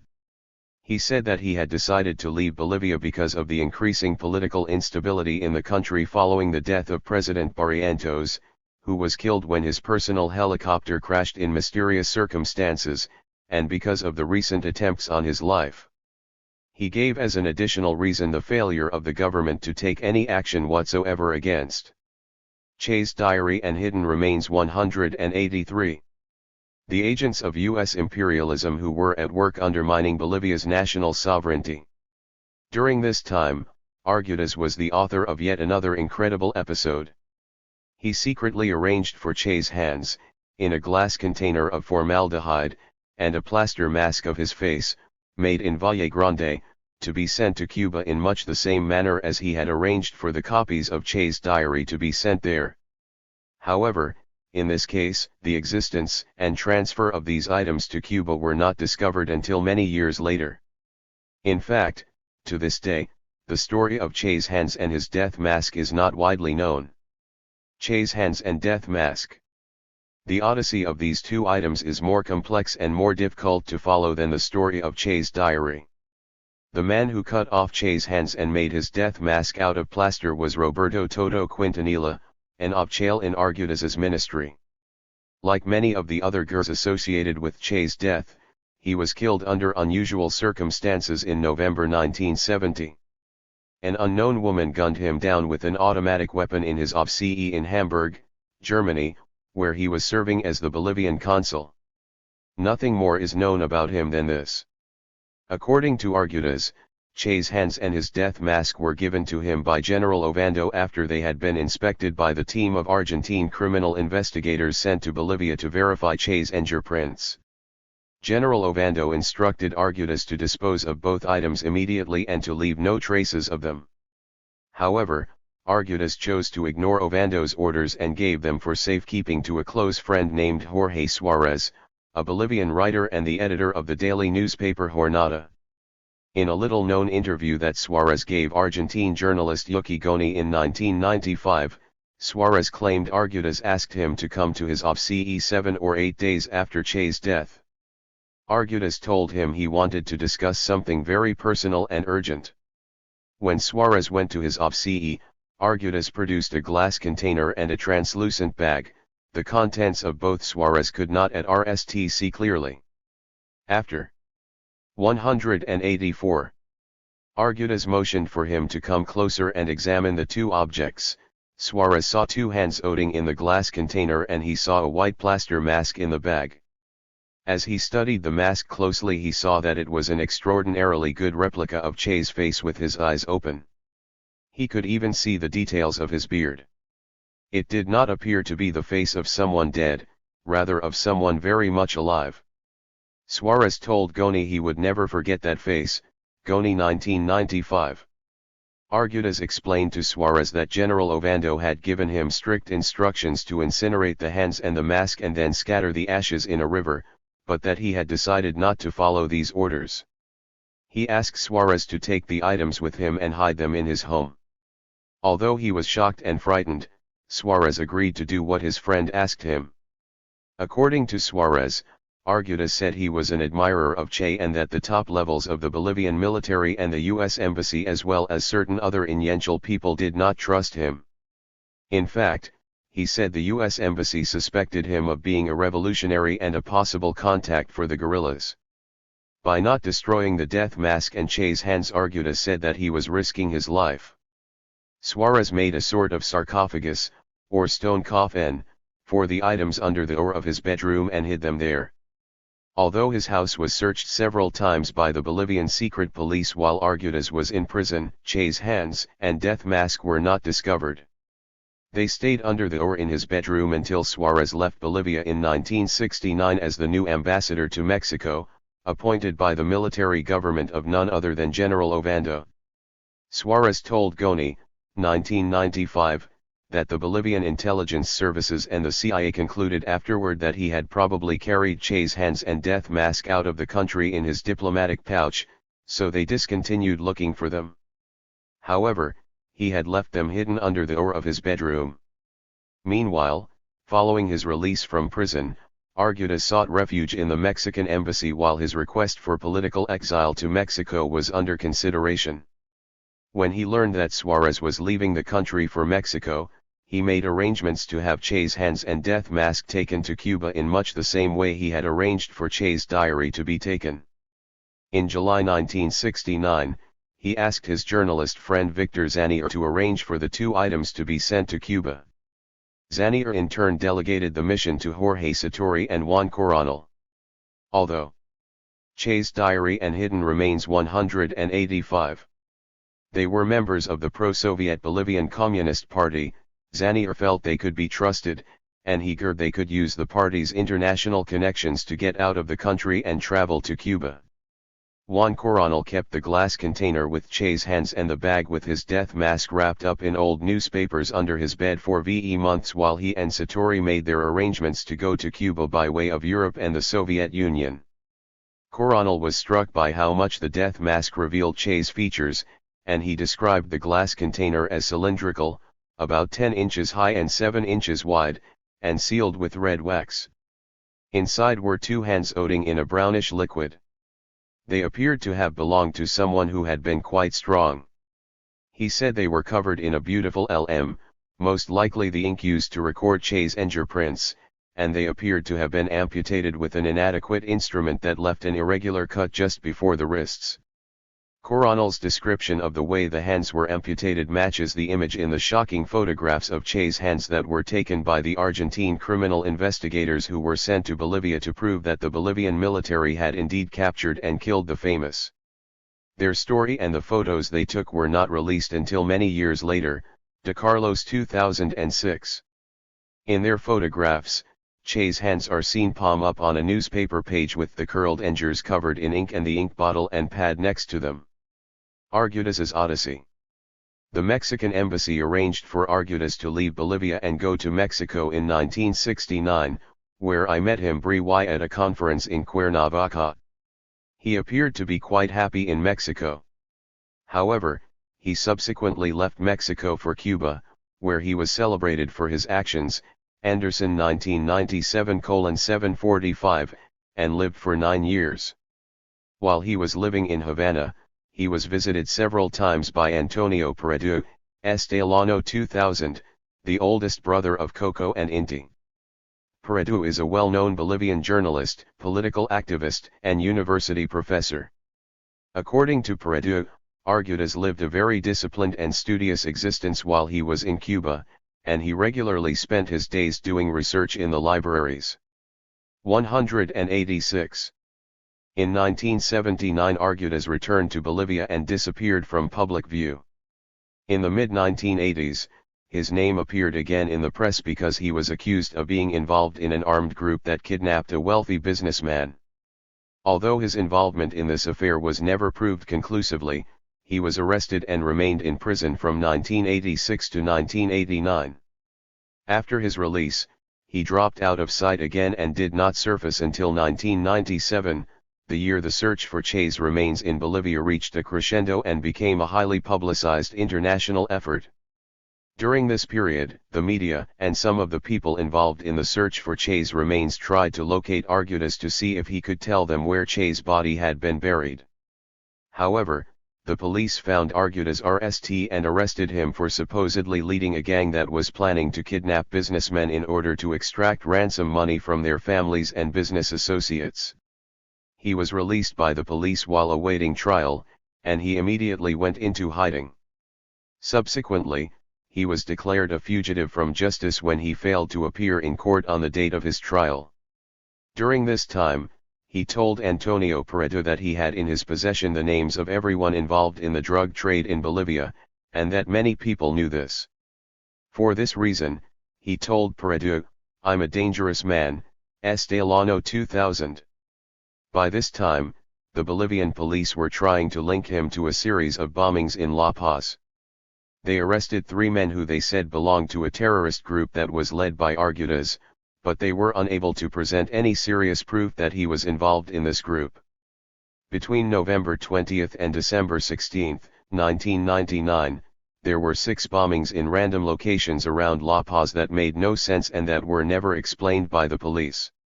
The police accused Antonio Argudes of being responsible for the bombings and for the deaths of several people who were killed by the bombings. He did not turn himself into the authorities and remained in hiding. In February 2000, the police reported that he was killed in La Paz when a bomb he was carrying exploded. The police said he belonged to a right-wing group called C4, which had declared war against Castroism, drugs, and corruption in Bolivia. But Argudes's family members and local political observers expressed serious doubts about the police account of his death, Estelano 2000. It remains unclear whether his death was Che's diary and hidden remains 187. Accidental or intentional. One newspaper account suggested that the police explanation of Argudes's death provided an ironic metaphor for his zigzagging political life. According to this account, instead of moving the timer on the bomb to the right to start its timing sequence, he moved it to the contact point on the left, and it instantly blew up in his hands. Clarin.com 2000. Of course, it is more likely he was killed by the police. The true story of his death may never be known. Che's body. As for Che's body, after it was displayed in Valle Grande, it disappeared from public view and became a state secret. Since the Bolivian military refused to give any information to the public about this subject, there was considerable speculation about what happened to it. Some people believed the CIA had taken Che's body back to the United States, others that his body had been cremated and his ashes spread over the jungle by air, and some thought he was buried in a secret location. It now appears that the CIA agent Gustavo Villoldo was responsible for burying Che's body in an unmarked grave near the Valle Grande airport along with 6 of Che's former companions in arms. At least this is where his bones were ultimately uncovered. 30 years after his death and following an almost 2-year search, in July 1997 a team of Cuban and Argentine experts found his remains with those of 6 of his comrades in an unmarked grave at the edge of the Valle Grande airport. The Cuban-Argentine team conclusively identified one of the skeletons as being Che's remains on the basis of its facial bone structure, teeth, and absence of hands, rather 1997. It also was found with a jacket and was not wearing socks, consistent with the last photographs taken of Che after he was killed, which show him lying on a jacket and without socks. The search for and discovery of Che's remains in Bolivia adds yet another page to the remarkable story of his life and death and reveals that his legacy continues to take on new dimensions as time passes. On November 26, 1995, the New York Times published an article containing statements of retired Bolivian Army General Mario Vargas Salinas to the effect that Che's body had been buried under the landing strip at the 188th Valle Grande Airport, Castañeda 1997:404, 5. In fact, the widow of Colonel Andrei Selick told the journalist John Lee Anderson, who was collecting information for his biographical book on, that her husband and a couple of other Bolivian army officers, including Vargas, had buried Che's body and the bodies of 6 of his comrades in 2 unmarked graves dug by a bulldozer near the Valle Grande airport. Anderson 1997:742. When Anderson questioned Vargas, who wrote a book in 1988 about Che's Bolivian operation, he told Anderson that all the bodies had been buried in one unmarked grave near the edge of the airport.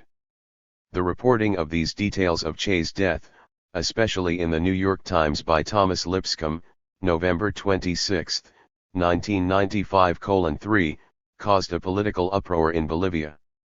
It also stirred a great deal of interest in the international media and gave rise to a flood of new information about Che's death and his fatal Bolivian mission. Under pressure from the national and the international press, the president of Bolivia ordered the army to recover the bodies of Che and his comrades. What followed was a rather bizarre and highly publicized search for their bodies by an odd assortment of Bolivians, Cubans, and Argentines, which attracted many onlookers and reporters. Anderson 1997:15. The whole affair turned out to be a source of considerable embarrassment for the Bolivian government and military, since it resurrected a controversial chapter in Bolivia's political history. For his part in the whole affair, Vargas was placed under house arrest for revealing state secrets. The little town of Valle Grande, with a population of approximately 8,000 people, was in the news again, but this time because of the presence of Cuban forensic anthropologists and geologists. At RST, they located the remains of only 5 of the guerrillas, a fraction of the 32 guerrillas who were killed in the area and buried in unmarked graves. But for 16 months there was no sign of Che's body. Meanwhile, Valle Grande's municipal government leaders declared Che's remains were a national patrimony and imposed a moratorium on the search until mid-June 1997.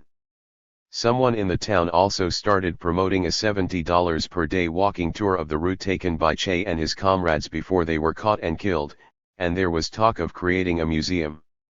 Loyola Guzman, who had been the treasurer of the clandestine urban network that supported Che's guerrilla force before she and Che's Diary and Hidden Remains 189. The others were arrested and imprisoned by the Bolivian authorities, stated publicly that Che's remains should rightfully remain in Bolivian soil. She argued that his life was an example of heroic internationalism that no single country should monopolize. Following her release from prison, Guzman returned to leftist activism and was very much involved in the campaign for the defense of human rights in Bolivia. In 2006 she was elected to the Constituent Assembly in Bolivia as one of the representatives of the Movimiento al Socialismo, MAS, or Movement Towards Socialism. In Che's diary, he noted that Loyola made a very good impression on me. She is very young and sweet, but one notes a strong determination. The discovery of Che's body. The Cuban team met until 4 a.m. on June 28, 1997, before they decided where to focus their day of digging, according to Alejandro Inchurragui, one of a team of Argentine forensic anthropologists who were called in to help the Cubans, to Mayo 1997. Ground radar surveys made by the Cuban-Argentine search team earlier in 1997 had discovered a dozen spots of disturbed earth that they thought could be grave sites. 3 of these sites appeared to be human-made, and they decided to concentrate on these sites using a bulldozer, not the preferred tool of forensic specialists. However, time was running out for the Cuban-Argentine team of experts because of changing political circumstances in Bolivia. They set the blade of the bulldozer to remove 4 inches of dirt with each pass of the blade. They found nothing at the RST site, but at the second site after 18 passes the bulldozer blade uncovered the remains of a human skeleton. As they continued to dig they found the remains of a total of 7 bodies in 2 groups, separated by 2.5 feet. The bodies were buried in a pit between the edge of Valle Grande's old dirt airstrip and a nearby cemetery. The searchers were overcome with emotion when they examined the remains of the second body that was in the middle of the RST group of 3 skeletons. The skeleton had no hands. Since they knew Che's hands had been amputated after his death, they were almost certain they had now found his remains. The American author John Lee Anderson was present during the digging on this day. 190. And according to Anderson, just seeing the genuine excitement, the genuine euphoria on the face of the Cubans there made me certain this was Che's remains. They were simply overcome, crying and hugging each other, to Mayo 1997. However, they still had to prove to the Bolivian government that the remains were those of Che and obtain permission to send them to Cuba. According to the Argentine forensic anthropologist Inchoragui, the Bolivian Ministry of Interior of Chales had warned them they needed to move fast, since the inauguration of Bolivia's newly elected right-wing president and former military dictator, Hugo Banzer, was rapidly approaching and they assumed he would likely block the removal of Che's remains. Thus, on the night of July 5, 1997, a convoy of vehicles with the remains of the guerrillas made the 150-mile trip at full speed along the dangerous mountain roads between Valle Grande and the provincial capital of Santa Cruz. In Santa Cruz, Che's remains were quickly identified. The team of examiners was composed of experts from the Institute of Forensic Medicine in Havana, the director of Che's personal archive Maria del Carmen Ariat and the Argentine forensic anthropologists. They matched the evidence of bullet wounds in the bones of skeleton 2 with the historical facts of Che's death. The excavated teeth of skeleton 2 matched a plaster mold of Che's teeth made in Cuba before he left for the Congo. The mold had been made in the event he died in combat and his body had to be identified. Moreover, there was other evidence to support the conclusion that the remains were indeed those of, for example, retired Bolivian Air Force General Jaime Nino de Guzman, the helicopter pilot who ewe Che's body and the bodies of the other guerrillas killed in or near La Higuera to Valle Grande, spoke with Che in La Higuera shortly before he was killed. He recalled that Che was shot in his right calf, his hair was matted and dirty, his clothes were shredded, and his feet were shod in rough handmade sandals. According to General Nino de Guzman, Che kept his head high, looked everyone in the eye, and asked only for something to smoke. The general told a reporter, "I took pity since he looked so terrible, and gave him my small bag of imported tobacco for his pipe. He smiled and thanked me," to Mayo 1997. When the Argentine anthropologist Inchoragui inspected the jacket dug up next to Che's remains, he found a small bag of Che's diary and hidden remains 191. Pipe tobacco in the inside pocket that had apparently been missed by the soldiers who searched Che's body after he was killed in La Higuera. General Nino de Guzman acknowledged that this was irrefutable evidence the remains were indeed Che's. He told a reporter, "I must tell you I had serious doubts at the beginning. I thought the Cubans would just nd any old bones and call it Che. But after hearing about the tobacco pouch, I have no doubts," to Mayo 1997. The Bolivian government gave the Cubans permission to take Che's remains to Cuba along with those of all the other guerrillas who were found buried in unmarked graves in Bolivia, including the bones of Tanya, Haiti Tamara Bunk, the only woman in Che's guerrilla force, and Joaquim, Comandante Juan Vitalio Acuna Núñez, Che's Cuban comrade and the second in command of the guerrilla force.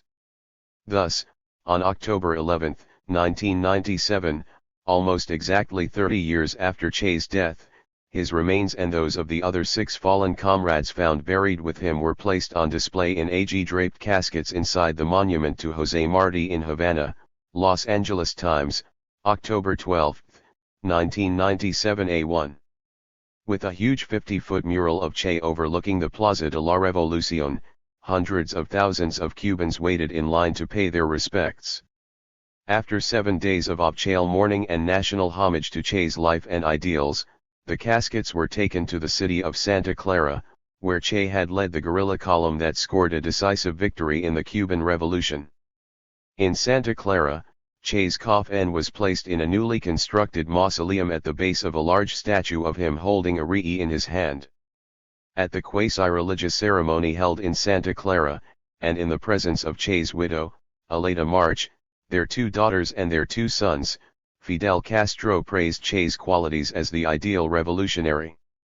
He closed his homage to Che before the assembled crowd with the following words: "Thank you, Che, for your history, your life, and your example. Thank you for coming to reinforce us in the difficult struggle in which we are engaged today to preserve the ideas for which you fought so hard." Rather 1997.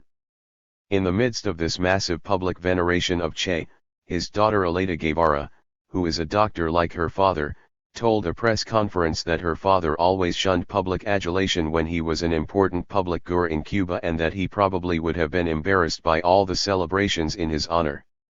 She also said that it hurt to see. 192.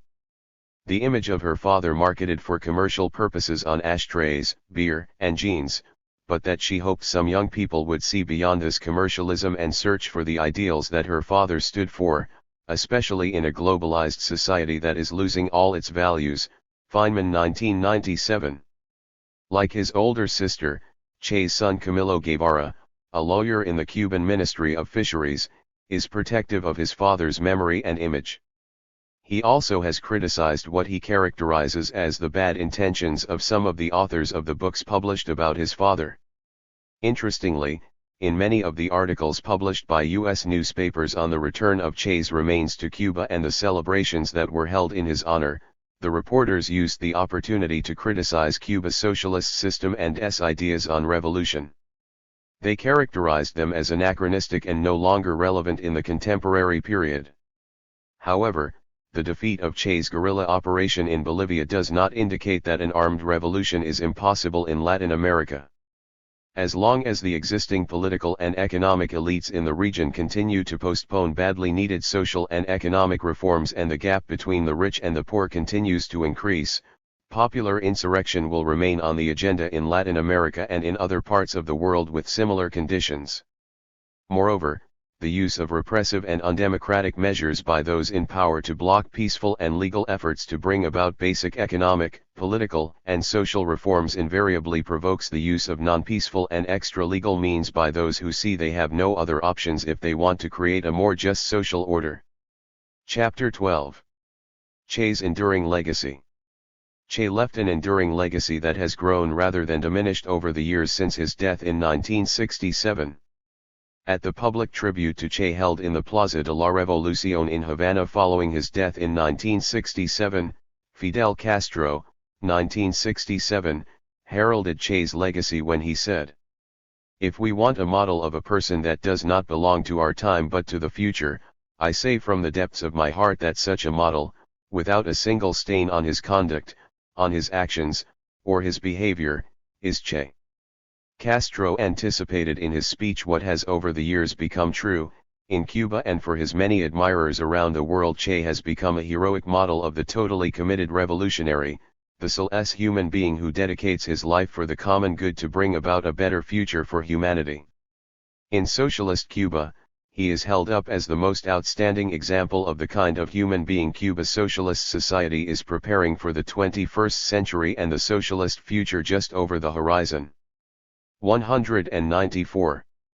Moreover, in the more than 4 decades that have passed since his death, Che has become an international revolutionary icon, a famous symbol of resistance to social injustice around the world.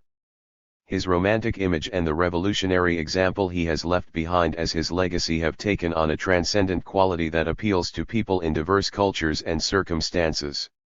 An examination of the reasons for this phenomenon is of considerable importance, since it reveals a great deal about the nature and global significance of Che's enduring legacy. Che has become a revolutionary icon. Since his death, posters displaying Che's portrait have appeared in almost every major city in the world. The Che on these posters and placards is a heroic figure, with the unmistakable beard, beret, and piercing eyes that have come to be associated with this legendary revolutionary. In many of these mass-produced portraits of Che, the heroic face that peers out from them somehow seems to combine in one human countenance all the races of mankind. His eyes and mustache appear Asiatic. S. iconic poster image. Fitzpatrick. 195. While the darkness of his complexion seems African, and the shape of his nose and cheeks are distinctively European. Perhaps this partially explains why he has become an icon for radical political activists, guerrillas, rebels, leftist students, and intellectuals on every continent, and why, for example, his face is often the only white one to appear alongside those of non-white revolutionary heroes in Africa, Asia, and Latin America. Following his death, in the late 1960s and throughout the 1970s, leftist students, radical intellectuals, and revolutionary movements around the world constantly quoted Che's famous dictum, "The duty of every revolutionary is to make the revolution."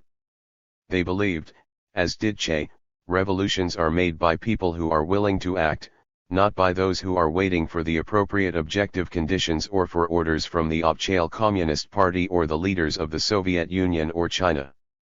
It is interesting in this regard to note the Obchail Communist press in the Soviet Union, Eastern Europe, and the People's Republic of China during the 1970s and 1980s often referred to the young leftists in these radical student and political movements as Guevarist hippies and left-wing adventurers.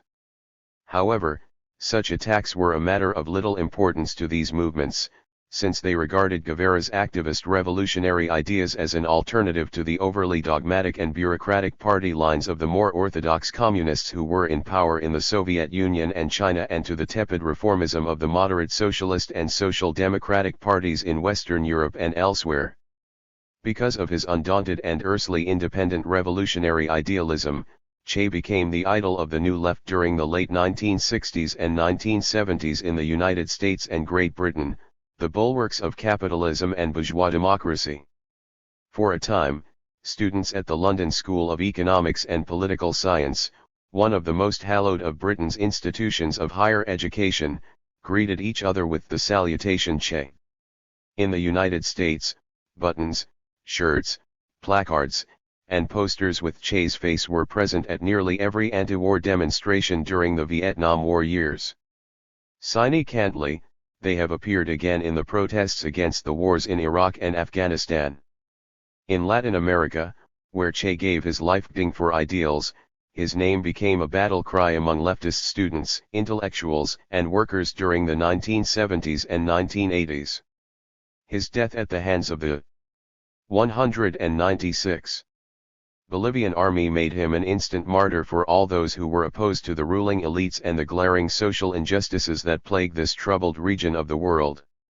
Today, many Latin Americans remember and admire him for his uncompromising revolutionary idealism, his sensitivity to the plight of Latin America's impoverished masses, the rapid worldwide fame he acquired as one of the top leaders of the Cuban government during the heady days following the Cuban Revolution, and his willingness to die for the realization of his ideals of social justice, anti-imperialism, and socialism.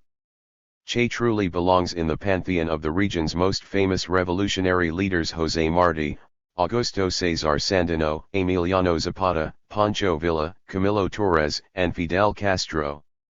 Che's legacy in Cuba. In Cuba, Che holds one of the highest positions in Cuba's pantheon of revolutionary heroes and martyrs. Less than a week after Fidel Castro acknowledged Che had indeed been killed by the Bolivian military, hundreds of thousands of Cubans silently led Havana's Plaza de la Revolución to listen tearfully to Castro as he told dozens of anecdotes about Che and praised Che's outstanding intellectual, political, and military virtues. Backed by a huge portrait of Che and inked by Cuban AGS, Castro gave notice of the importance the Cuban regime would give in the future to Che's revolutionary example. Near the end of his tribute to his fallen comrade, Castro said, "S image on Cuban 3-peso note." Richard L. Harris. 197. If we ask ourselves how we want our revolutionary leaders, our militants, and our people to be, then we must answer without any hesitation, let them be like Che. If we wish to express how we want the people of future generations to be, we must say, let them be like Che. If we ask how we desire to educate our children, we should say without hesitation, we want our children to be educated in the spirit of Che. Deutschmann 1994:78. Today, the Cuban regime continues to educate the youth of the country about Che. His picture is in every Cuban school, and Cuba's school children learn by heart quotations from his writings and his letters. All know the stirring hymn Seremos como el Che, we will be like Che, which is sung on many occasions. Several generations of Cubans also know this famous paragraph from Che's farewell letter to his children. Remember that the revolution is what is most important and that each one of us, alone, is worth nothing. Above all, always remain. S. image on the present-day Ministry of the Interior in Havana, Cuba. Mark Scott Johnson. 198. Capable of feeling deeply whatever injustice is committed against anyone in any part of the world. This is the nest quality of a revolutionary. Deutschmann 1997:349. Part of his legacy is his children. With his RST wife, Hilda Guidi, he had a daughter, Hilda Beatriz Guevara Guidi, born February 15, 1956, in Mexico City. She died of cancer August 21, 1995, in Havana, Cuba, at the age of 39. With his second wife, Aleta March, he had 4 children, Aleta Guevara March, born November 24, 1960, in Havana, Camilo Guevara March, born May 20, 1962, in Havana, Celia Guevara March, born June 14, 1963, in Havana, and Escobedo Guevara March, born February 24, 1965, in Havana. His daughter Aleta is a medical doctor and an important Cuban political guru in her own right. She represents the family at most public functions. His sons Camilo and Escobedo are lawyers, and his daughter Celia is a veterinarian and marine biologist who works with dolphins and sea lions. Among them they have 8 children, Che's grandchildren. It is also rumored Che had another child from an alleged extramarital relationship with Lilia Rosa Lopez, and this child is supposedly Omar Perez, born in Havana March 19, 1964, Castañeda 1998:264, 65. For a regime that wishes to instill a revolutionary socialist and internationalist consciousness in its young, there is no better example than Che. His revolutionary ideals and personal example have become part of the social consciousness of several generations of Cubans. And he remains the Cuban model for the 21st century socialist, the new human being who is to be glimpsed on the horizon, which he wrote about in his now famous essay Socialism and Man, 1965. Elsewhere, Che has also become a pop hero. In the United States, Western Europe, and Latin America his image has become commercialized through the marketing of shirts, handkerchiefs, music albums, CD covers, posters, beer, ashtrays, jeans, watches, and even towels imprinted with his picture or name. As a pop or commercialized hero guru, Che is often depicted in a sardonic or satirical manner. In this commercialized iconic image he is not the heroic revolutionary guru the Cuban leaders and his contemporary admirers hold up as the model of the 21st century human being, rather, he is a humorous or satirical caricature. For his family and friends as well as those who admire Che as a heroic. 199. Revolutionary. The use of his famous image to market products in the capitalist marketplace is just as denigrating as the image of Che held by his avowed enemies, who regard him as a fanatical killer, a psychopath, or a sinister communist renegade. The phenomenon of hero worship and the process by which individuals become popular heroes have always been something of a mystery. In all times and places there appears to be a need for heroes. However, in times of great change, this need seems greatest. Today, people around the globe see their societies and humanity in general undergoing far-reaching changes. Many end their lives adversely affected by these changes and are frightened about the future that these changes may bring, while others hope for significant improvements in society and the quality of their own lives through radical changes in the existing order.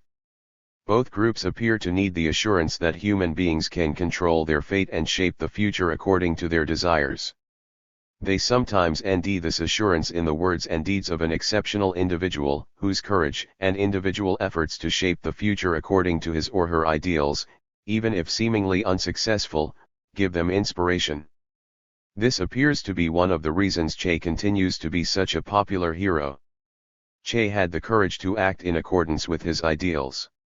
He gave his life for a brave new world that he believed he could help bring into being. It is little wonder he is admired for this. As a Latin American Catholic priest I met in Bolivia said shortly after Che's death, to pass one's life in the jungle, ill-clothed and starving, with a price on his head, confronting the military power of imperialism, and on top of that, sick with asthma, exposing himself to death by suffocation if the bullets did not cut him down. Rst, a man, who could have lived regally, with money, amusements, friends, women, and vices in any of the great cities of sin. This is heroism, true heroism, no matter how confused or wrong his ideas might have been. Not to recognize this is not only reactionary, but stupid. Che's exceptional devotion to the realization of his ideals was truly heroic, and indeed it would be foolish not to recognize this. Those who recognize the heroism in his character and actions cannot help admiring Che, regardless of whether they agree with his revolutionary politics and utopian ideals. Che continues to be a hero for all those who admire and are inspired by his idealism and his exceptional human courage. 200. El Hombre Nuevo, the New Human Being. Che's vision of the new human being, El Hombre Nuevo, inspired not only him and his comrades but also the young Bolivian revolutionaries who followed in his footsteps a few years after his death. After escaping the Bolivian military's efforts to hunt down the last survivors of Che's guerrilla force, Inti Peredu and Dario, a Bolivian whose real name was David Adriazola, went into hiding in the jungles of northern Bolivia. There they organized another guerrilla force to continue the struggle initiated by Che, Siles del Valle 1996-38-40. However, this guerrilla force was short-lived and in 1969 both Inti and Dario were caught and killed in the Bolivian capital city of La Paz. Thus, they too said their lives, like Che and their former comrades, for a new society and a new kind of human being.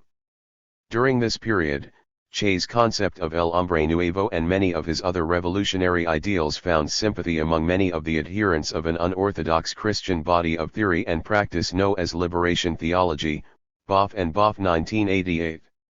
In the 1960s and 1970s, this body of socially concerned and unorthodox religious views gained significant support among the more progressive elements of the Catholic Church in Latin America.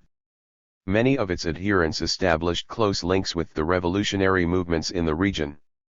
And in some cases the most progressive sectors of the Church, influenced by the ideals of liberation theology, joined radical Marxist and neo-Marxist political movements in Bolivia and in other countries such as Chile, Peru, Brazil, Nicaragua, El Salvador, and Guatemala.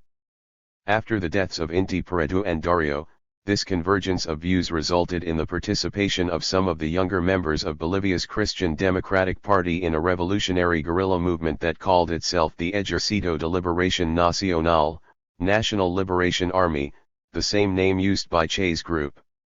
This movement was led by none other than Osvaldo Cheto Peredu, the younger brother of Inti and Coco Peredu, Siles del Valle 1996-40-43.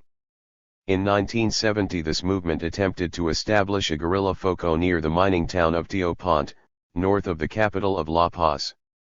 They were quickly surrounded and defeated by the Bolivian army, and in a totally unnecessary act of brutality many of them were massacred by the army after they offered 201 to surrender.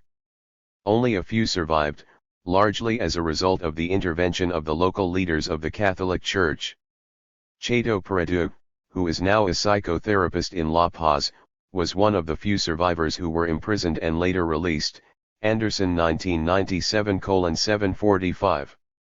After the massacre by the Bolivian army of most of the young participants in the Tío Ponte guerrilla foco, an important change began to take place in Bolivian popular culture and politics.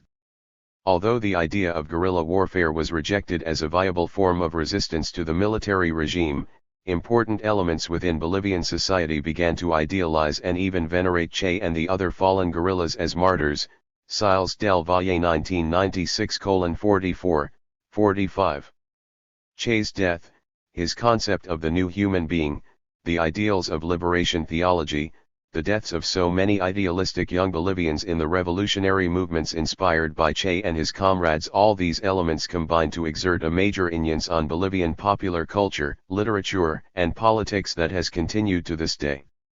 It is even possible to speak today of the sanctification of the guerrillas in the minds of many people in Bolivia. Significance and effects of Che's failed Bolivian mission. Indeed, the death of and the failure of his guerrilla operation in Bolivia have not stopped attempts to bring about meaningful change in the region through armed revolution. In fact, Che's failure helped to clarify what is needed to organize a successful armed insurrection against an unjust and oppressive regime. Subsequent revolutionary movements have appeared in Latin America and in other parts of the world since Che's death, and in most cases they have taken into account the importance of mobilizing mass political support for their movements in urban as well as rural areas. The revolutionary movements that occurred in Central America during the late 1970s and 1980s were founded on this approach. Since the 1990s, the Zapatista revolutionary movement in southern Mexico, described in Chapter 6, and the Bolivarian Revolution in Venezuela, led by that country's leftist president Hugo Chavez Frias, have been based on mass political support organized in both urban and rural areas. Significantly, they frequently give homage to Che's revolutionary legacy. 202. Che's failed mission in Bolivia proved, among other things, that a well-trained and committed revolutionary guerrilla force is not sufficient to detonate a successful revolution. Che's Bolivian operation demonstrated that unless an armed movement mobilizes popular support among the middle and working classes in urban areas as well as poorer sectors of the rural population, it will be isolated and wiped out by government troops using what are now commonly understood counterinsurgency tactics. In other words, the creation of a popular-based, multi-class revolutionary movement is widely regarded today as the basic prerequisite for a successful popular revolution. It is, of course, far more difficult to create than a guerrilla foco in a relatively isolated rural area, but it is not outside the realm of possibility in the present global order.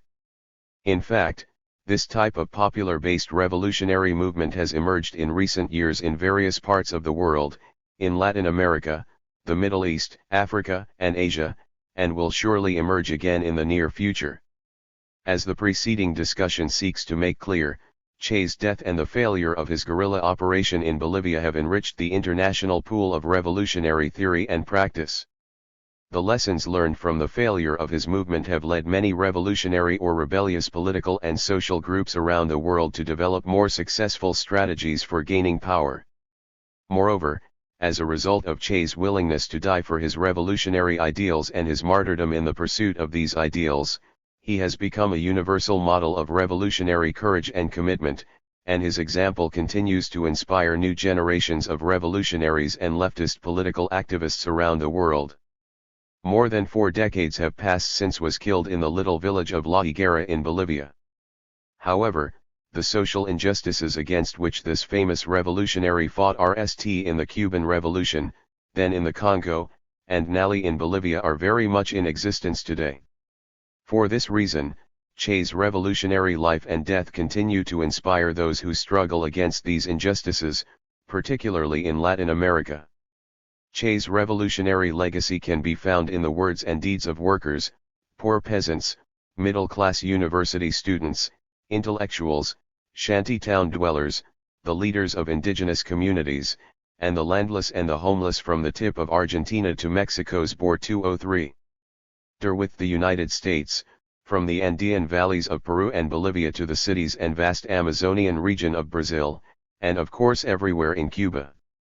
Che is the focus of hundreds of books and articles, as well as LMS, paintings, sculptures, and murals, in Europe, North America, South America, Africa, and Asia. Today his face and name are known throughout the world, and his revolutionary legacy has acquired an enduring global significance. In particular, the shift to the left in contemporary Latin American politics has created renewed interest in Che's revolutionary ideals, his struggle against social injustice and his dedication to the revolutionary unification of Latin America. As his RST wife, Hilda Guidi, 2008:21, 22, wrote in her book about Che, for many people around the world he is the exemplary revolutionary and a man of principle whose true understanding is essential to the struggle for justice in Latin America and other parts of the world. They see him as an example for the young generation of the Americas and the world to follow because of his faith in mankind, his love for the dispossessed, and his total commitment to the struggle against exploitation and poverty. Chapter 13. Che Vive, Che's continuing influence in Latin America. In Latin America, Che is as politically important today as he was when he died in Bolivia over 4 decades ago. In some ways he is even more important now. In recent years there has been a dramatic shift to the left in the politics of most Latin American countries. This shift in the political orientation of this important region of the world has given rise to renewed interest in ideals of Pan-American unity, anti-imperialism, and humanist socialism. This rather remarkable change of direction in the region's politics is largely in response to the failure of the neoliberal agenda of free market and free trade capitalism pursued by the U.S. government, the International Monetary Fund, the World Bank, the Inter-American Development Bank, and most of the governments of the region since the 1980s. The neoliberal economic and social policies promoted by these Washington-based institutions, often referred to as the Washington Consensus, have widened the gap between the rich and the poor, while they have denationalized the economies and privatized the governments of most of the countries in the region. The tidal wave of popular opposition to these neoliberal policies and to the adverse effects of the accompanying globalization of these societies, i.e., the denationalization of 206. Their economies so that they can be more effectively integrated into the expanding global capitalist system, has generated new political movements and new populist leaders who openly identify with his ideals and his revolutionary struggle. Che and contemporary Bolivian politics. There is no better example of Che's influence than Bolivia.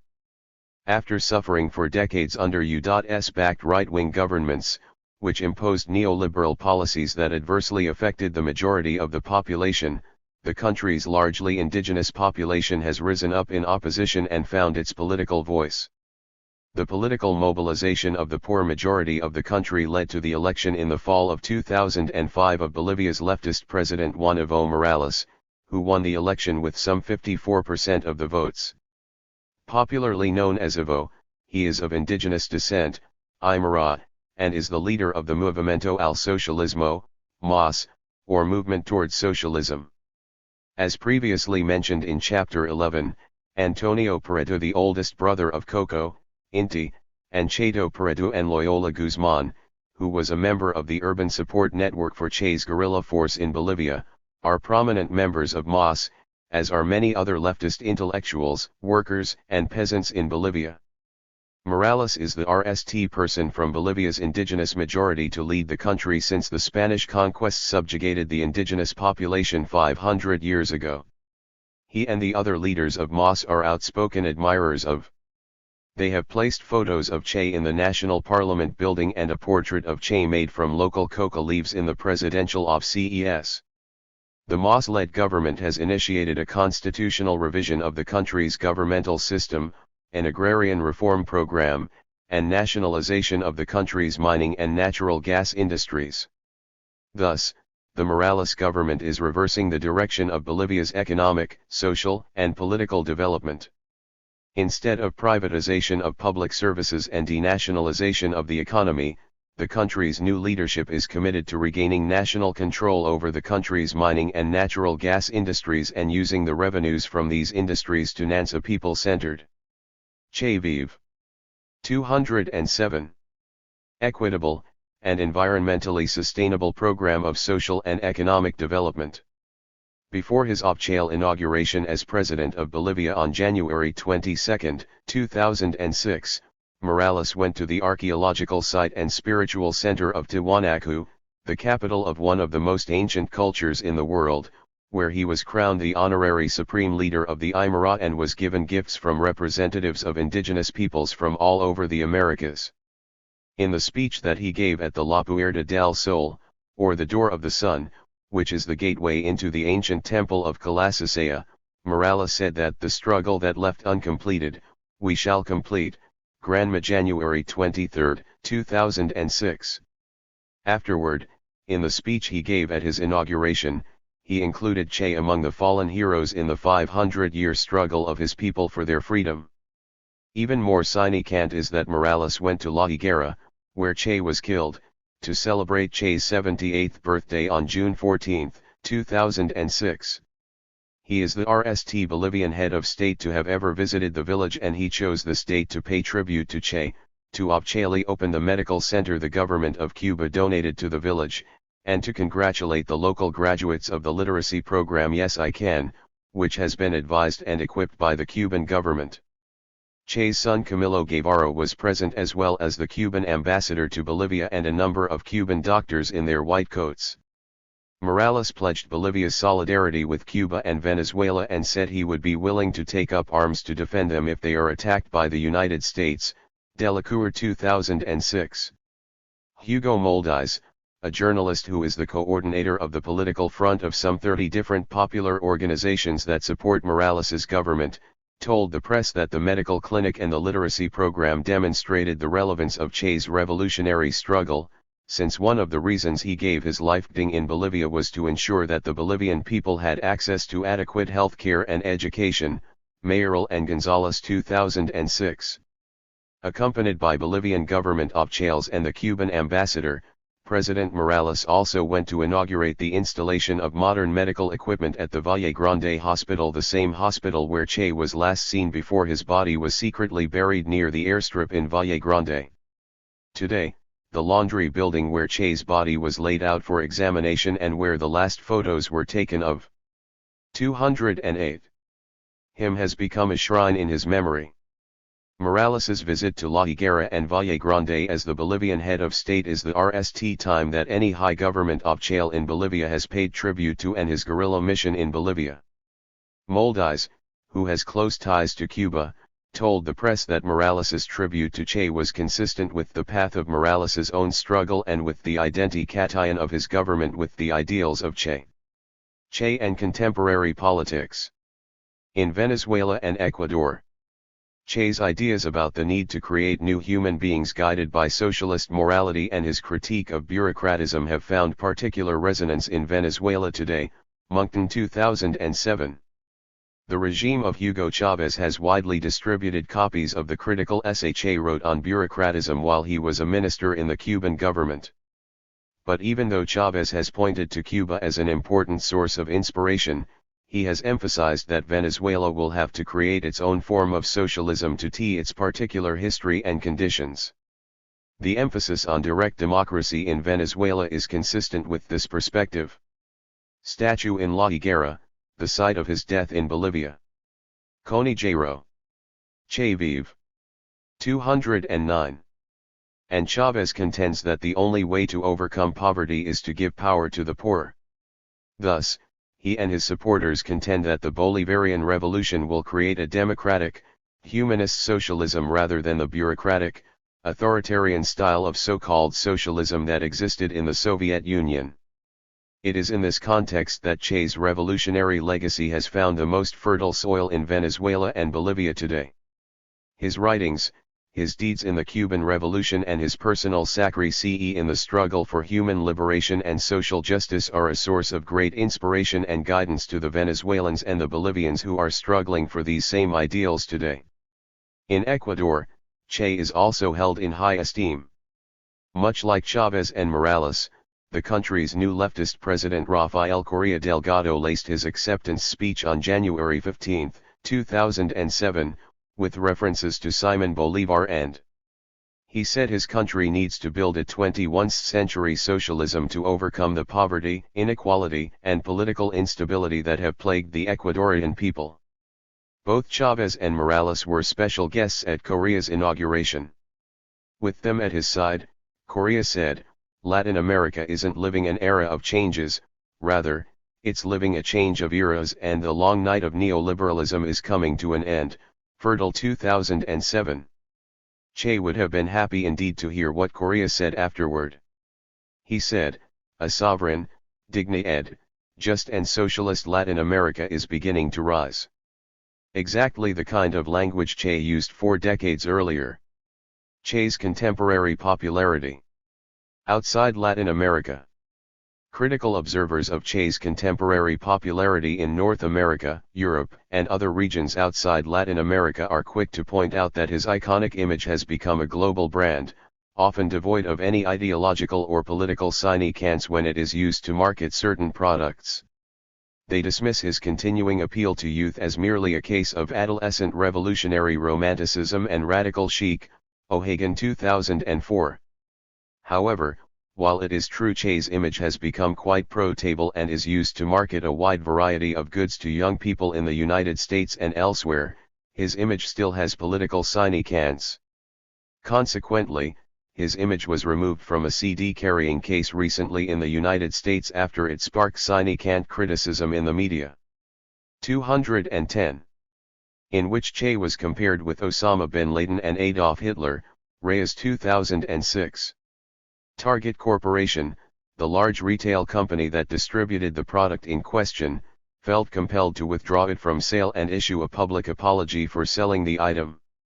This incident is proof that Che's supposedly apolitical iconic image still has too much political significance for many shoppers in the global capitalist shopping mall. Moreover, even in the United States, the center of global capitalism, Che still NDS political admirers. When asked several years ago why his father is perceived as a devil by American corporations and believers in the free market, Che's son Camilo accurately pointed out that he is a devil for the U.S. government and American multinationals, but that many North Americans admire and respect El Che and the GHT injustice in American society under his banner, Humo 1998. Thus, one sees images along the U.S. Mexico border as manifestations of activism. Although was not Mexican, his image has been appropriated by activists in the Mexican community within the United States who seek more access to education and civil rights, and the use of his image can be seen as a critique of current U.S. immigration policy. Camilo also correctly noted that there are people in the United Fidel Castro and Hugo Chavez at House Museum, 2006. AP Images. Che Vive. 211. States who declare their solidarity with Cuba and seek to lift the U.S. economic blockade against his country. Prominent public intellectuals such as Regis Debray in France, Jorge Castañeda in Mexico, Álvaro Vargas Llosa in Peru, son of the famous novelist Mario Vargas Llosa, Pacho O'Donnell in Argentina, and others have done their best to demystify and dismiss the significance of the enduring popularity of Che, particularly among young people. One of the most representative members of this group of critics is the British-born liberal savant Christopher Hitchens, who supported the Cuban Revolution in the 1960s but has since called himself a recovering Marxist.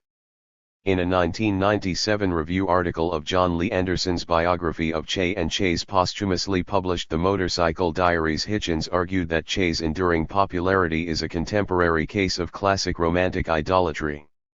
In what has become a familiar argument among intellectuals in the United States and Europe for dismissing Che's iconic popularity, Hitchens asserts that Che's iconic status was assured because he failed. His story was one of defeat and isolation, and that's why it is so seductive. Had he lived, the myth of Che would have long since died, Hitchens 1997. Thus, Hitchens and other intellectuals who share his perspective claim Che belongs more to the romantic tradition than the revolutionary one, since to endure as a romantic icon, one must not just die young, but die hopelessly and, according to Hitchens, Che fulfills both criteria. However, there is a fundamental factual inaccuracy and a false premise in this thesis. Che did not die young. Someone who dies at 39 is hardly young, except to those over 50. His death was untimely to be sure, but he was not young when he died. Furthermore, Hitchens and the other intellectual demystifiers of Che's iconic popularity fail to comprehend the continuing political and ideological significance of his iconic legacy.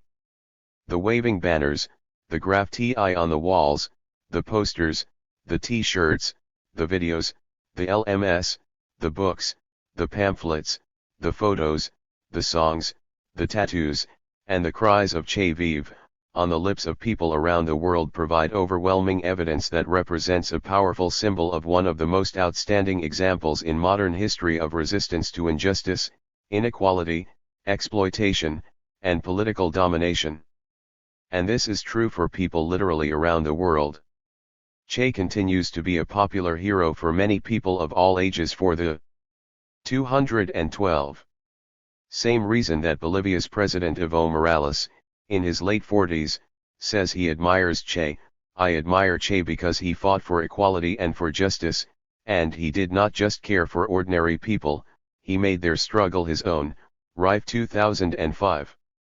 As art historian Tricia Ziff has astutely noted, Che's iconic image mysteriously reappears whenever there's a conflict over injustice, and there isn't anything else in history that serves in this way. Lots 2006. More than anything else, as Ziff acknowledges, Che is a symbol of opposition to imperialism, and in the end, you cannot take this meaning out of the image. Ziff is correct in asserting that the meaning of Che's image is that of the guerrillero heroico, the heroic guerrilla leader against imperialism, and particularly U.S. imperialism. Che's influence on contemporary Latin American politics. But in contemporary Latin America, Che is more than a powerful symbol of resistance to U.S. imperialism. His values and many of his ideas continue to be extremely relevant to the current political reality and the shift to the left in Latin American politics. His views and revolutionary life are ending increasing resonance among the new political leaders, new political movements, and rank and le political activists in the region. They end Che's vision of a socialist future and his ideas about how to get there to be directly relevant to their efforts to end the region's tragic pathology of distorted, neocolonial, and unequal development. Che's ideals and vision of a united, free, and socialist Latin America are a source of inspiration for their pursuit of emancipatory, equitable, and sustainable alternatives to the disempowering, inequitable, and unsustainable structures and values of 21st century global capitalism.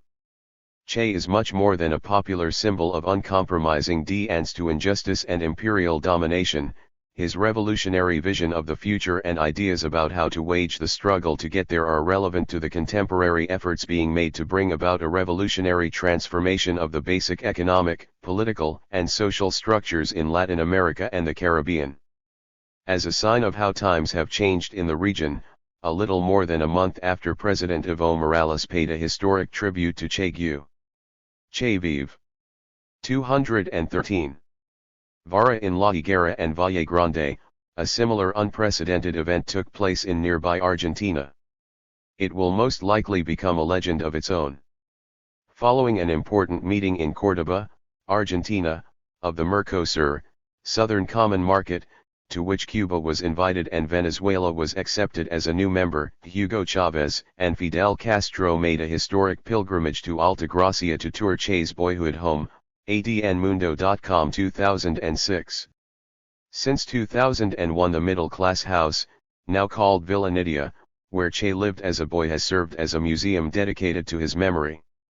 On July 22, 2006, almost 4 decades after Che's death, 2 of the most important heads of state in Latin America paid a highly publicized visit to Che's boyhood home.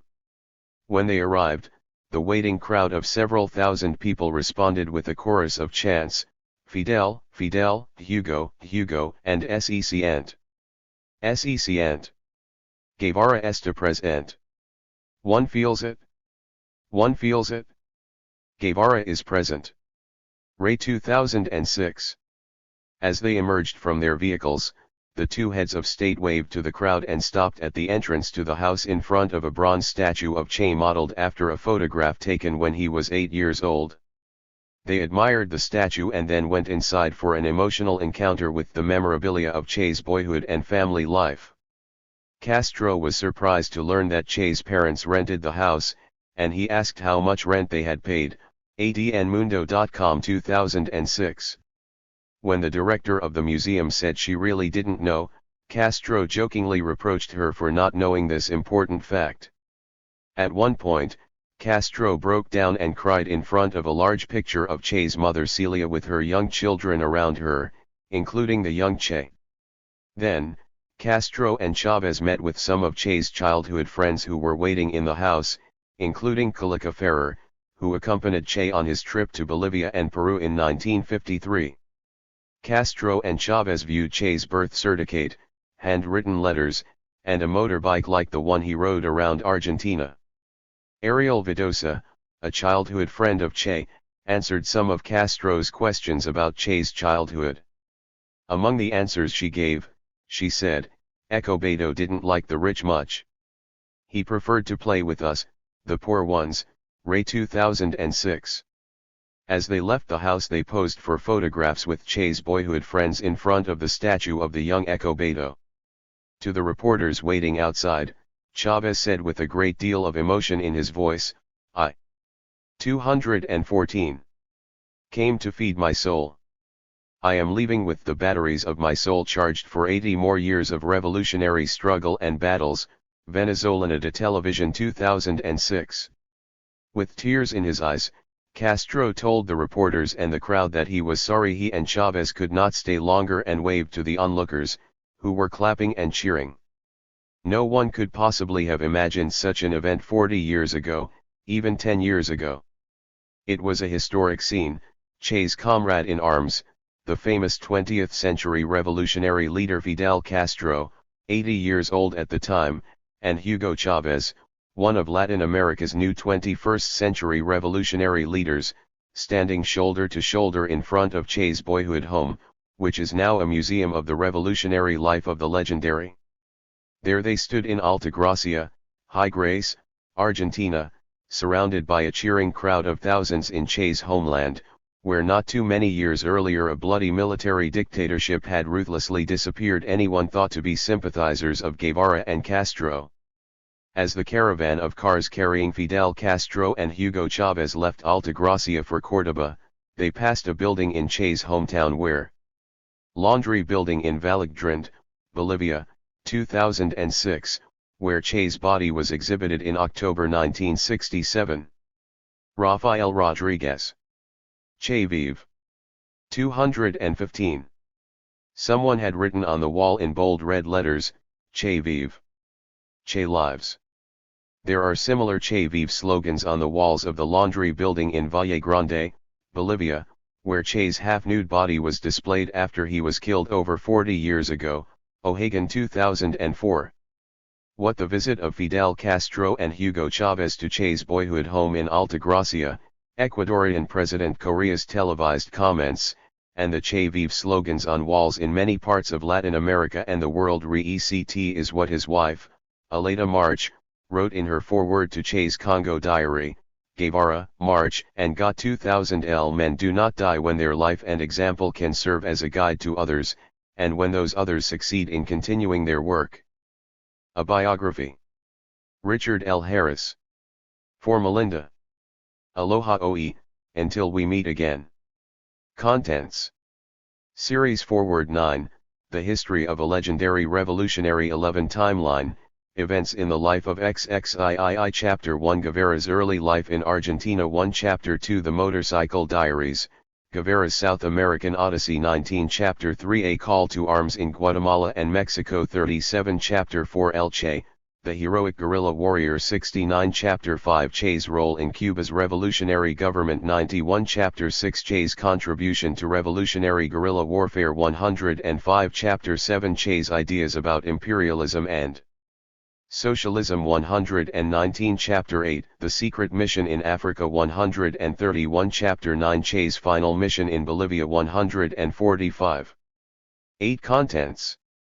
Chapter 10 The Tragic Death of a Revolutionary 161 Chapter 11 Che's Diary and Hidden Remains 179 Chapter 12 Che's Enduring Legacy 193 Chapter 13 Che Vive, Che's Continuing Indians in Latin America 205 Bibliography 217 Further reading, print and electronic sources 223 Index 229. Series Forward. In response to high school and public library needs, Greenwood developed this distinguished series of full-length biographies specifically for student use. Prepared by ELD experts and professionals, these engaging biographies are tailored for high school students who need challenging yet accessible biographies. Ideal for secondary school assignments, the length, format, and subject areas are designed to meet educators' requirements and students' interests.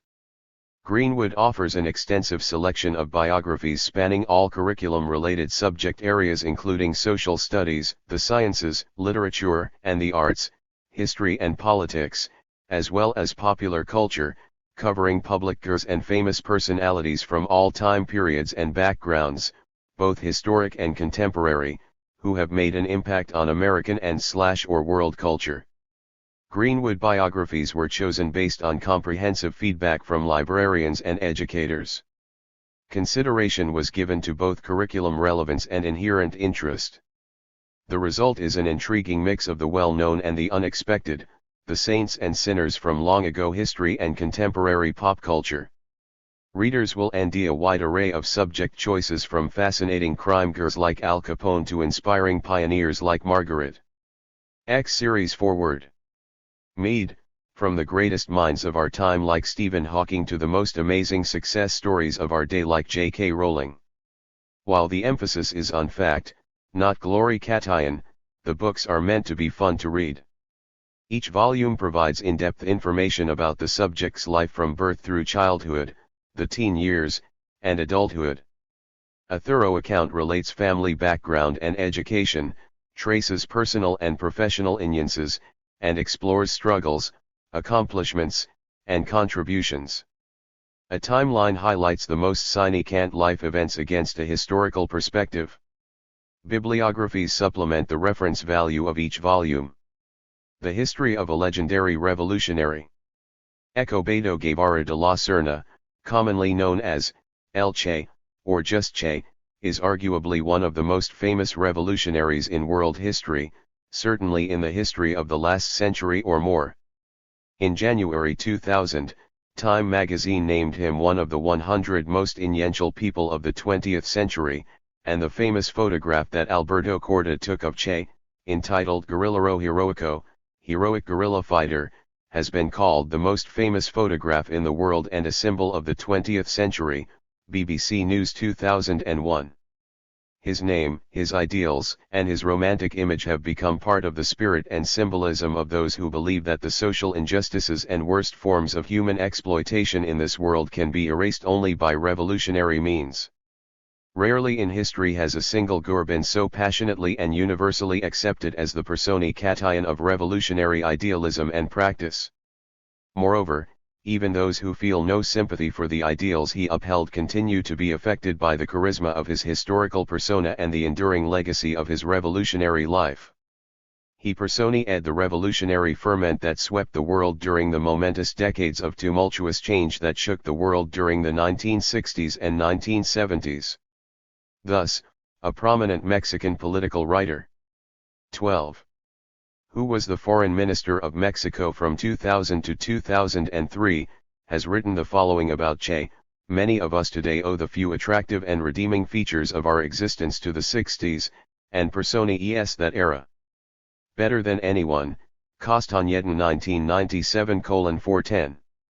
More important, however, is since his death in 1967, Che's decadent and charismatic image in the 1960s photographs of him has become an almost universal symbol of revolution and resistance to social injustice around the globe. Anderson 1998:14. Che's iconic face appears on posters, banners, billboards, ads, books, periodicals, murals, websites, t-shirts, and walls in every region of the world. Indeed, his face and to a lesser extent his name are known to people of all ages everywhere. Continues to be regarded by millions of people as a heroic guerrilla because of his legendary revolutionary life and his self-sacrifice for his revolutionary beliefs. he was a man who not only lived by his principles but died for them. 4 decades after his death, he remains a guru of veneration among the oppressed, young rebels, radical intellectuals, social activists, revolutionaries, guerrilla leaders of all kinds, and the international global justice movement, often famous heroic guerrilla photo, 1960. Museo Che Guevara, Havana, Cuba. 13. Fared to by the mainstream media as the anti-globalization movement. He is also hated and vilified by many people in high places and in Cuban exile communities throughout the Americas, which remain vehemently opposed to the socialist government of Cuba and to the role played by Che in this government, RST as one of the most outstanding leaders of the revolutionary guerrilla war that brought this government to power, and subsequently as one of the most internationally famous leaders of Cuba's new socialist government and champion of expanding Cuban-style socialist revolutions throughout the rest of Latin America and the world. Today, he is widely perceived in Latin America as the herald of a region-wide social revolution, Tabo 1997:10, which many Latin Americans believe is as urgently needed today as it was in the 1960s when Che gave his life for this cause. In fact, the idealistic origins of this cause can be traced back to the 1800s, when many of the inhabitants of the region rose up in rebellions and revolutions against foreign domination, colonialism, slavery, and ethnic discrimination, particularly the extreme forms of discrimination suffered by the Afro-Latino and indigenous peoples of the Americas. There is increasing interest throughout Latin America in his revolutionary example and ideals due to the continuing social injustices, extreme social inequality, chronic poverty, and political corruption in the region, as well as the rise of new leftist political movements and the election of popular leftist governments throughout Latin America. In response to this growing resurgence of interest in Che's revolutionary life and the 40th anniversary of his death, October 9, 2007, a 2-part biographical feature directed by the well-known Hollywood director, screenwriter, and cinematographer Steven Soderbergh was released in 2008 at the Cannes Film Festival in France. Moreover, to memorialize in 2007 the 40th anniversary of his death and in 2008 the 80th anniversary of his birth, many international conferences and public events were held around the world, especially in Latin America and Europe. The extensive body of recent literature, hundreds of books and thousands of articles, video documentaries, Hollywood LMS, websites, songs, poems, and works of popular art on have ensured that his legend lives on and that he is known to people all over the world. Many of his own writings have been published, translated into many languages, and read by people of all ages. In fact, Che's revolutionary legend has grown as the years have passed since his death in 1967, and many of the revolutionary ideals that he lived and died for now appeal to a new generation of 21st century men and women around the world, particularly in Latin America. The continued political importance of his revolutionary example and ideals can be found nearly everywhere in contemporary Latin America, especially in socialist Cuba but also in Central and South America. His revolutionary image and many of his ideals have been adopted by the Zapatista liberation movement in Mexico, the newly elected leftist leaders and governments in Bolivia, Ecuador, Nicaragua, and Venezuela, and the international global justice movement, which is composed of hundreds of environmental, women's, indigenous peoples, fair trade, radical labor, and peace and social justice organizations around the world. Indeed, the familiar revolutionary political slogan Che Vive, Che Lives, which was shouted in the 1960s and early 1970s at anti-war protests and political demonstrations and painted as political graffiti on walls and buildings around the world, has as much political significance today in Latin America and the Caribbean as it did in the past. This book provides a comprehensive account of all aspects and periods of Che's life. It is for readers who know very little about him as well as those who know something about him and want to know more. It provides a chronological account of his life, starting with his early life in Argentina during the 1930s, 1940s, and early 1950s, his travels throughout Latin America during the early 1950s, the important role he played in the Cuban Revolution during the late 1950s and early 1960s, his unsuccessful revolutionary mission to Africa in 1965, his last revolutionary mission, in Bolivia, during 1966 to 1967, and the circumstances surrounding his death on October 9, 1967.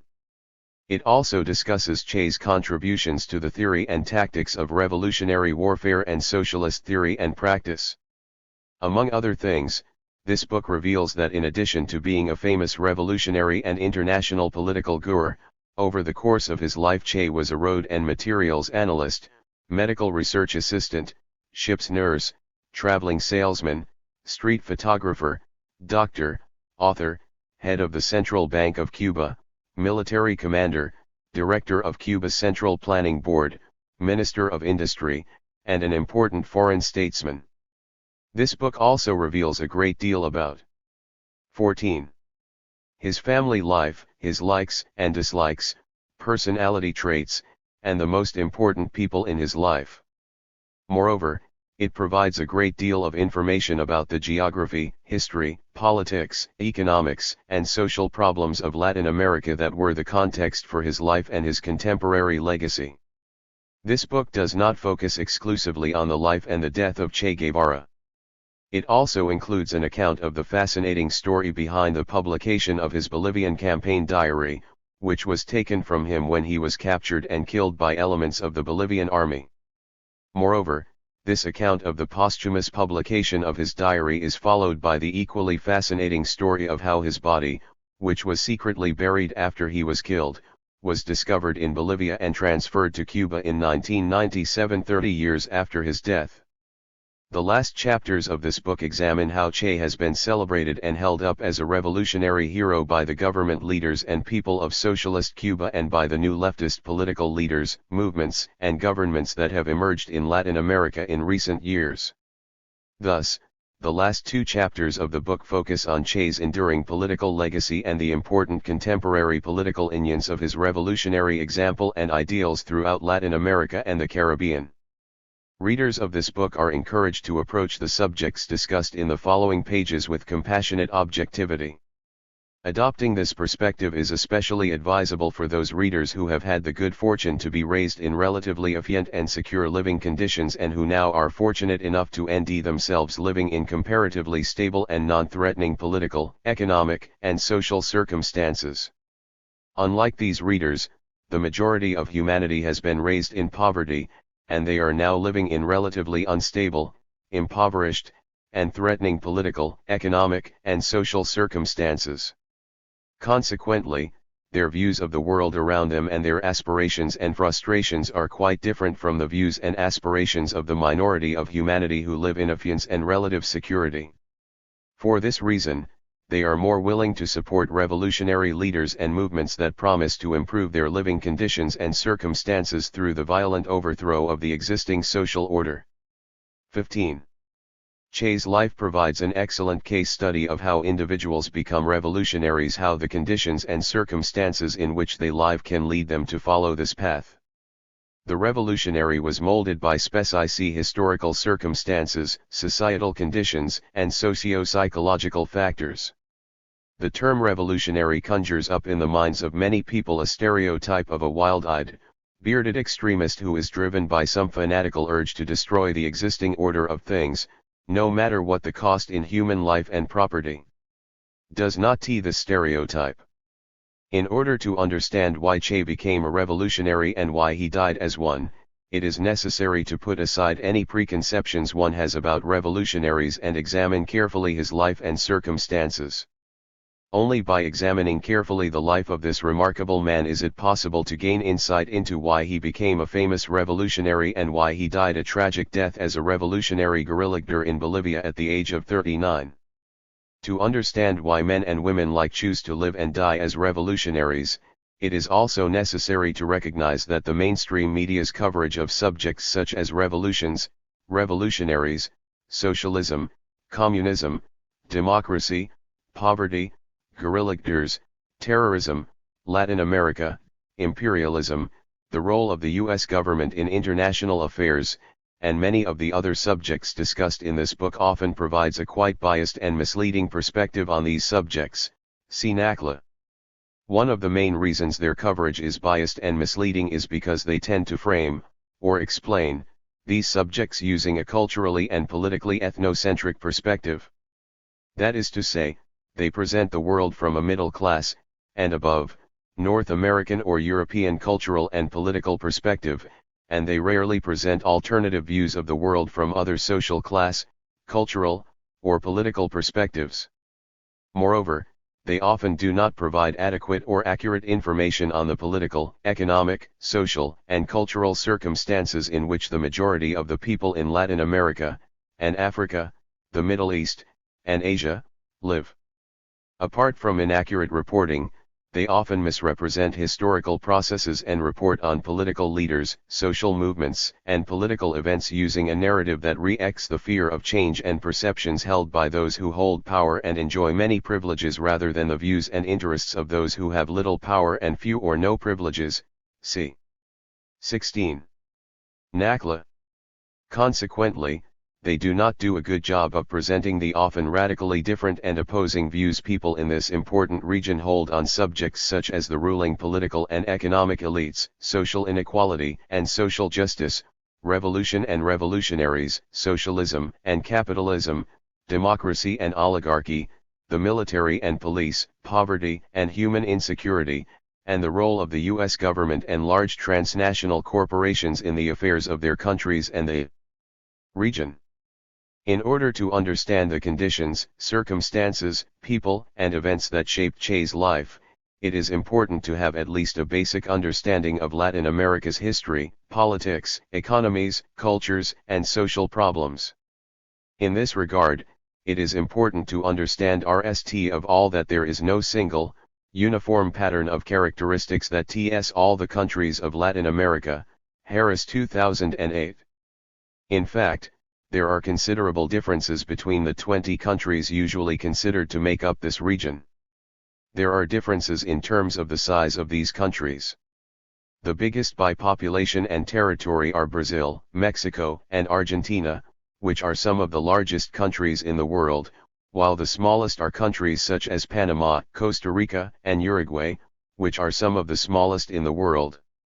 They are all multicultural societies, but they differ in terms of the ethnic and cultural composition of their populations. Some Latin American countries such as Bolivia, Mexico, and Ecuador have large indigenous, Indian, populations while others, such as Haiti, Cuba, and Brazil, have a large number of people of African descent.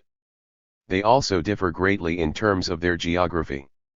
For example, Bolivia and Paraguay are landlocked countries in the center of the South American continent, while Cuba, Haiti, and the Dominican Republic are located on tropical islands in the Caribbean, and some countries like Brazil and Mexico have lots of natural resources, while others such as Uruguay and Haiti have very few natural resources.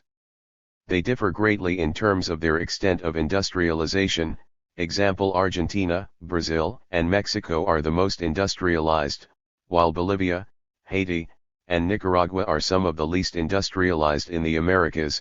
And in terms of their main exports, for example, Venezuela's main exports are oil and bauxite, while Chile's main exports are copper and fruit, and Guatemala's main exports are coffee, sugar, and bananas. Moreover, they differ in terms of their relations with the United States.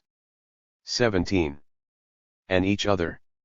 Thus, the governments of Cuba and Venezuela, which consider Che to be a revolutionary hero, have relatively close relations with each other but relatively hostile relations with the government of the United States, while the government of Mexico has more or less friendly relations with the government of the United States but strained relations with the governments of Venezuela and Cuba. The Latin American countries also differ considerably in terms of how unequal the distribution of their total national income is among the population, Harris 2008:52. The income of the richest 20% of the population is 40 times the income of the poorest 20% of the population in Bolivia, whereas in Uruguay and Venezuela the income of the richest 20% is approximately 11 times the income of the poorest 20%. For Latin America as a whole, the income of the richest 20% of the population is 19 times the income of the poorest 20%. By world standards, this 19-to-1 ratio of unequal distribution is quite high and is one of the reasons why Latin America is considered the region with the greatest social inequality and why believed a socialist revolution was needed in Latin America. In contrast, in the United States the income of the richest 20% of the population is about 8 times the income of the poorest 20%, which is considered relatively high for an advanced industrial country. For example, the ratio in Canada is only 5.5 to 1. Despite their differences, however, the Latin American countries do share many characteristics and conditions. In fact, the differences that exist between the Latin American countries do not detract from the importance of their commonalities. With the exception of socialist Cuba, where most sectors of the economy were placed under state control in the early 1960s, all the Latin American countries have capitalist economies, and these economies all hold a subordinate status in the global economic order, Harris 2008. This subordinate status has to do with their historical development. They have all been shaped by the same international economic and political forces over the last 500 years. That is to say, they all have a history of European colonial conquest and domination, slavery, and other extreme forms of labor exploitation. Their economies were established under European colonial rule, primarily to produce and send agricultural products or mineral resources to the European markets of their colonial masters. In addition, 18. Their political systems were created to serve the interests of their colonial rulers and then, after colonial rule came to an end, to serve the interests of their wealthy landowning elites, called oligarchies, rather than the general population. As a result, they have inherited government institutions such as the military and police that have strong authoritarian and repressive tendencies. This is one of the main reasons thought that an armed revolution was needed to bring about progressive change in Latin America.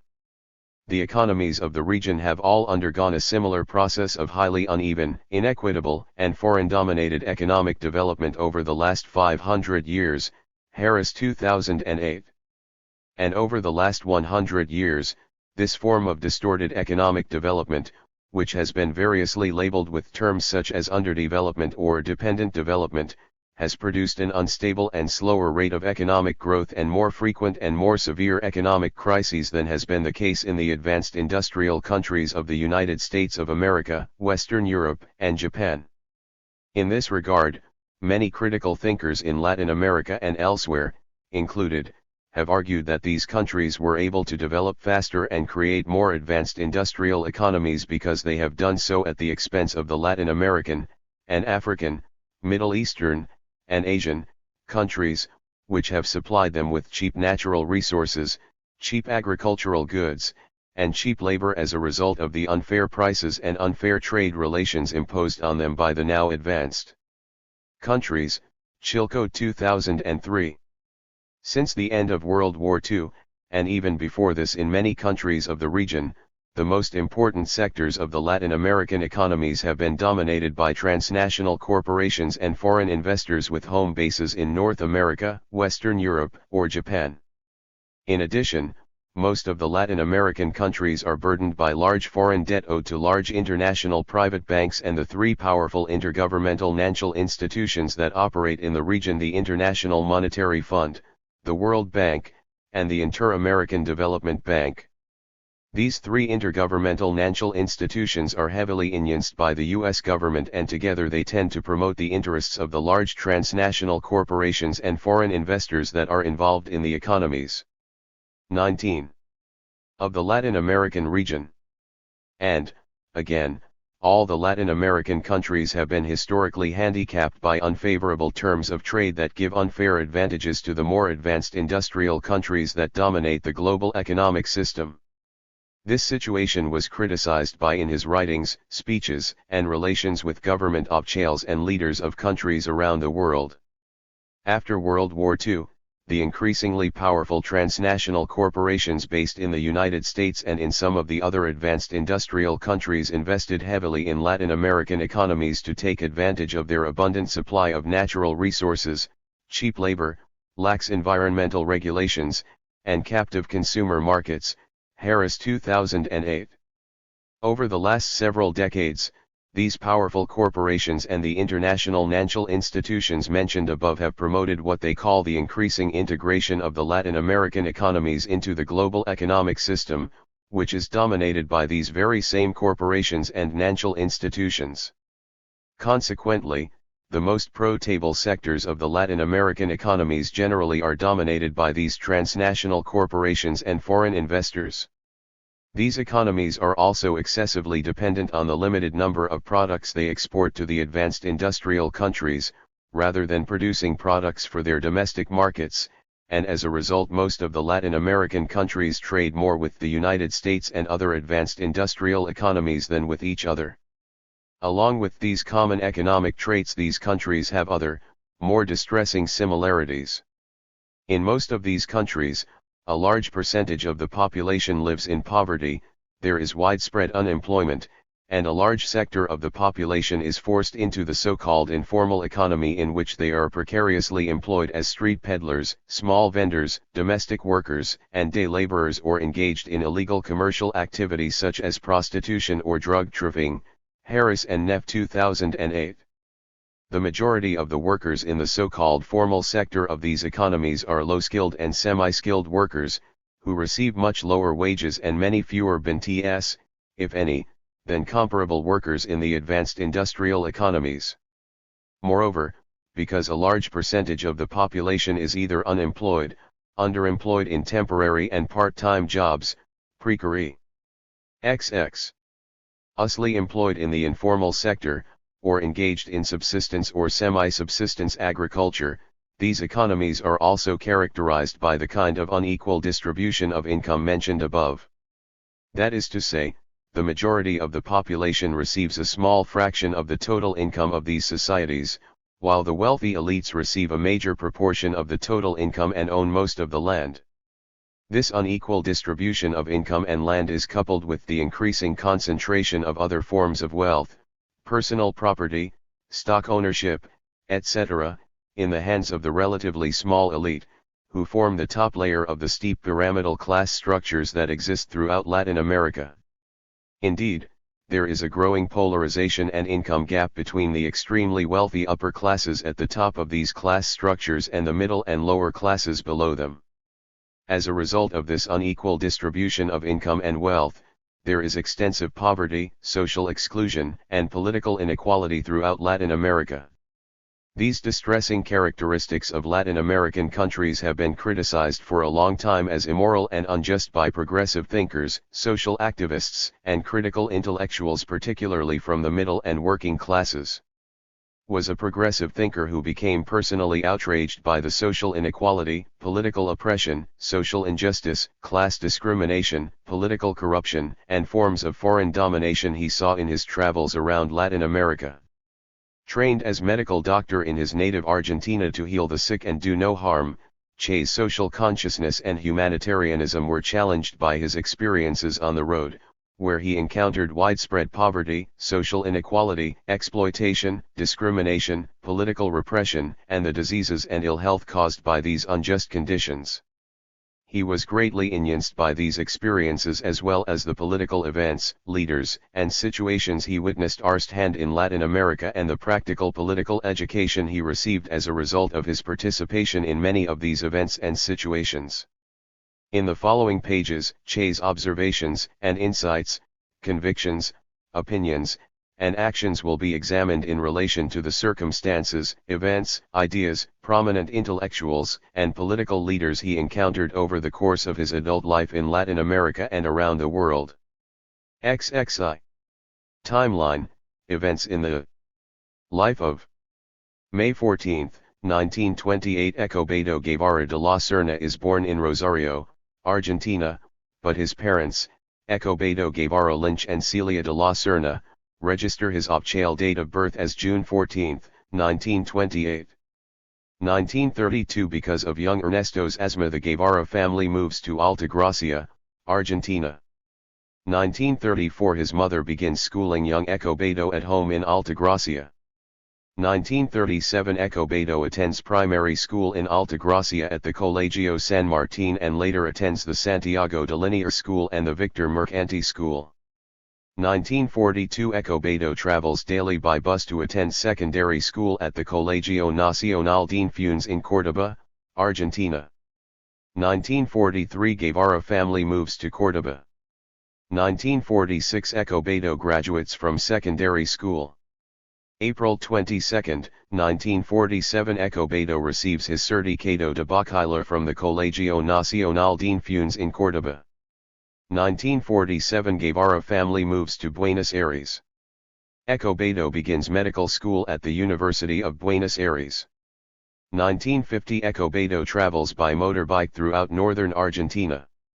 1951 Escobedo works for 6 months at sea as a nurse on oil tankers.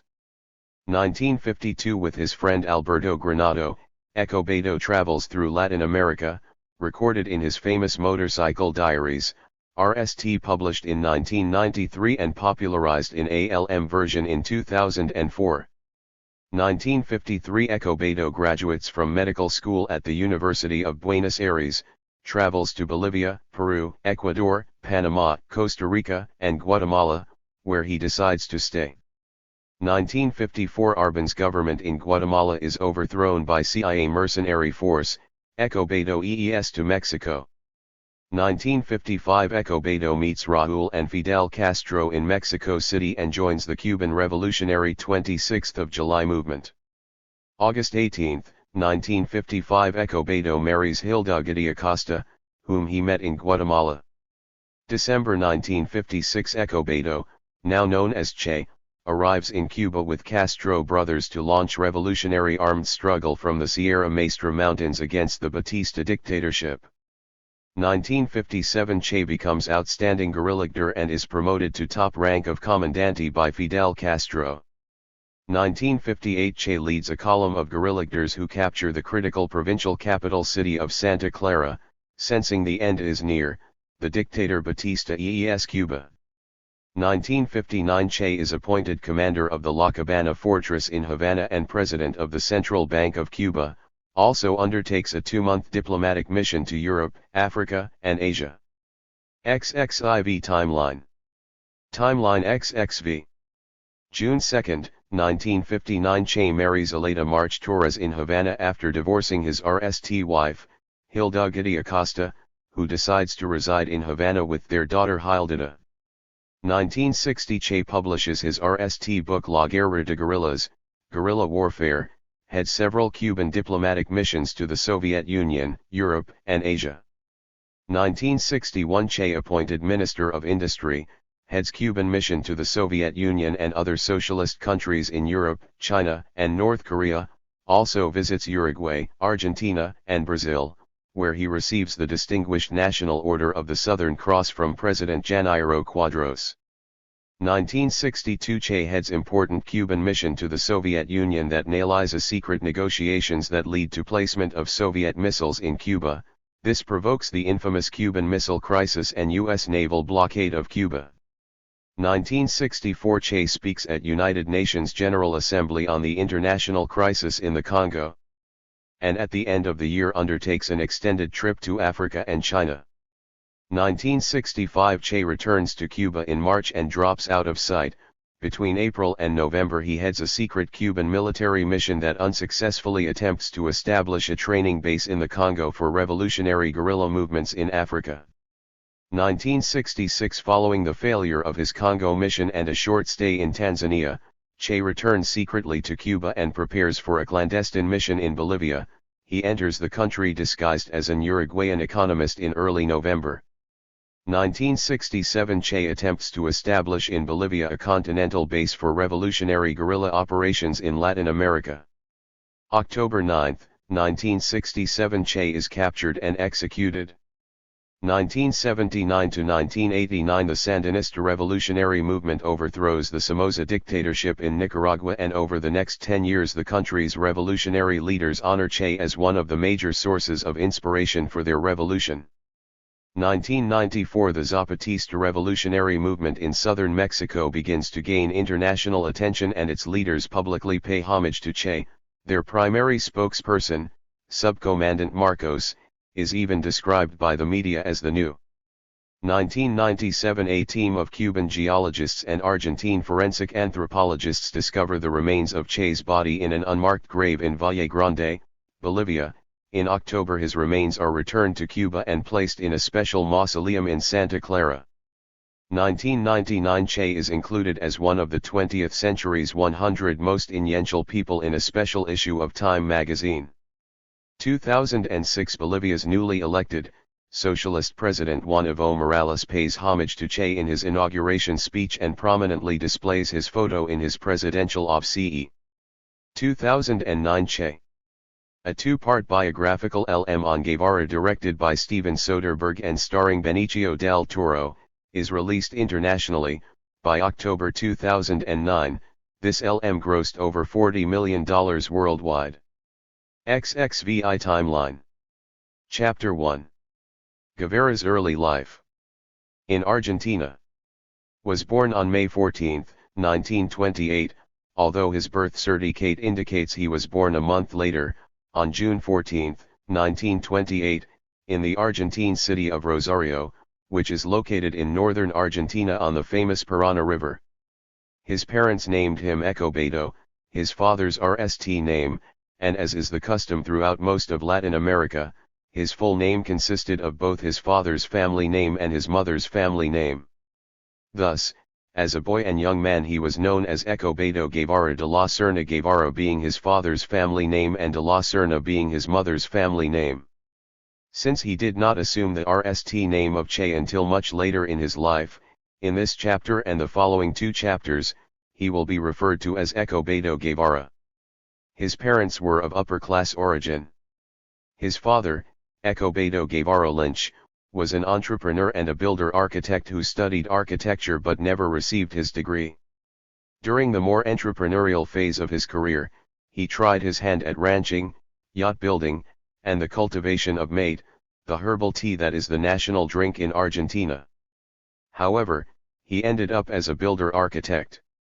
His ancestry was both Spanish, Guevara, and Irish, Lynch, and one of his great-grandfathers was one of the wealthiest men in South America. 2. Anderson 1997:4, but over the years the Guevara family lost most of their wealth. Ernesto's, Che's, great-grandfather Juan Antonio Guevara left Argentina for the gold rush in California, where he married a beautiful Mexican woman named Concepcion Castro.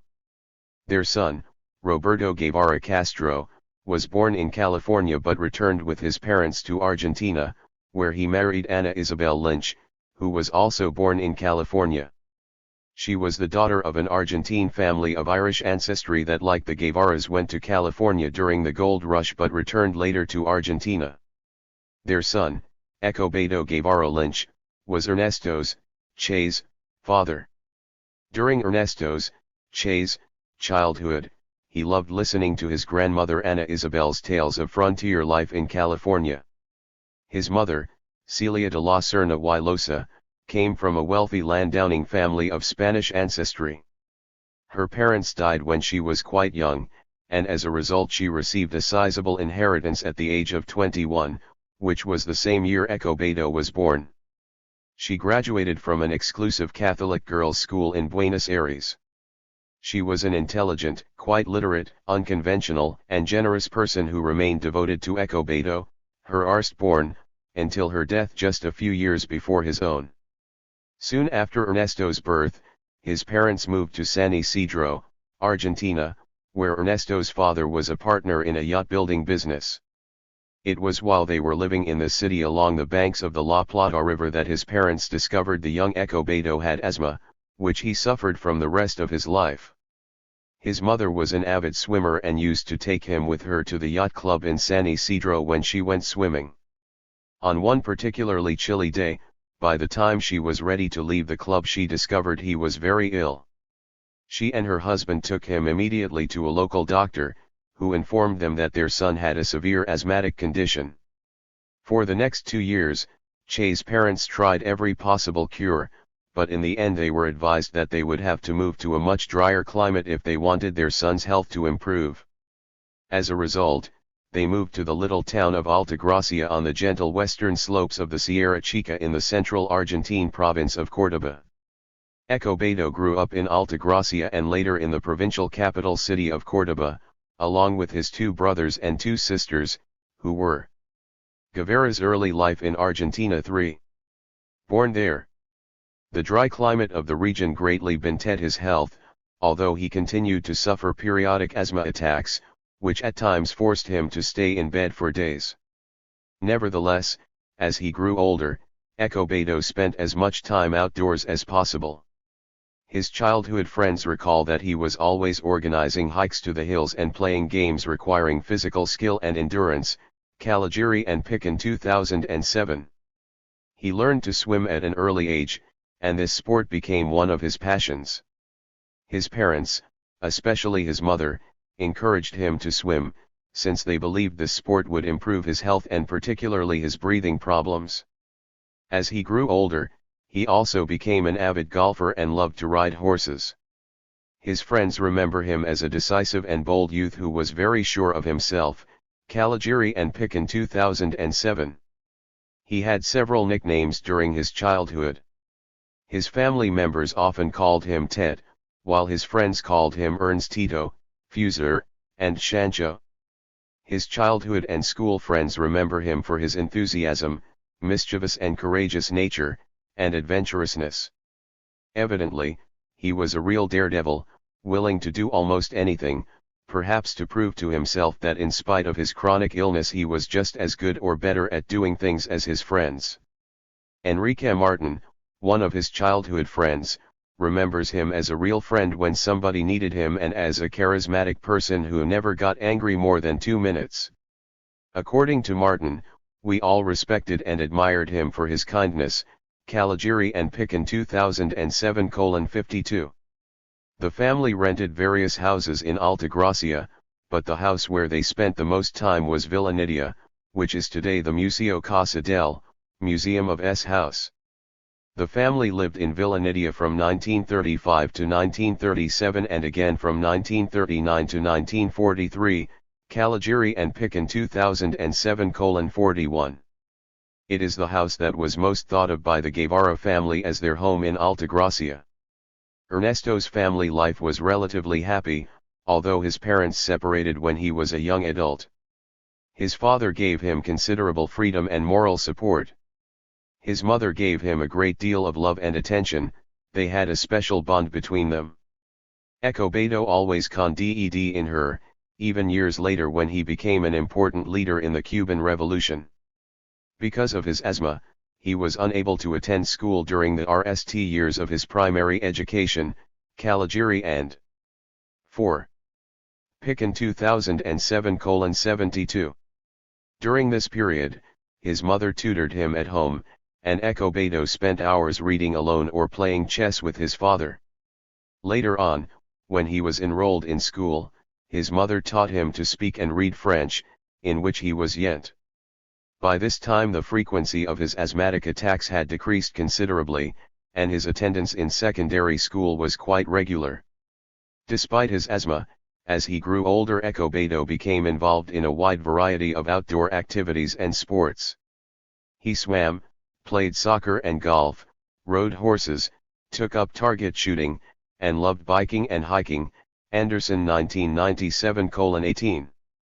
Although he sometimes had to be carried home by his friends because of an asthma attack, he was determined to do everything his friends could do and refused to let his asthma limit him.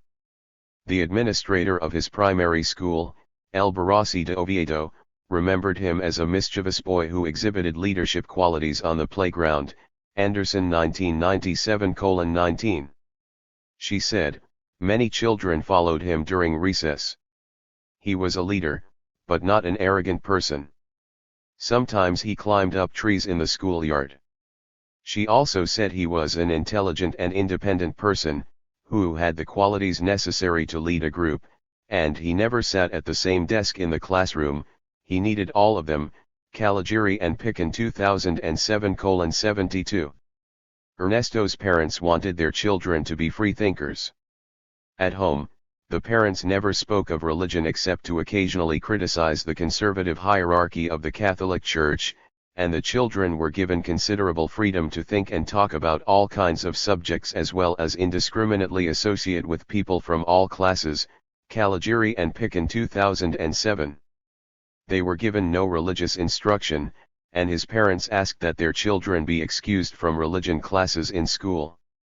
Although he was baptized as a Roman Catholic when he was an infant to please his grandparents, Escobedo was never confirmed as a member of the church.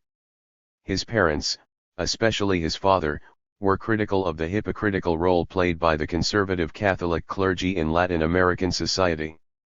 They felt strongly that their children should not be overprotected and that they should learn about life's secrets and dangers at an early age. Their home life was somewhat bohemian, and they followed few social conventions. Anderson 1997:20. Ernesto's mother, Celia, challenged the prevailing gender norms for women in Altagracia and was Guevara's early life in Argentina 5. A liberated woman for her time. She was the RST woman in town to drive a car, wear trousers, and smoke cigarettes in public.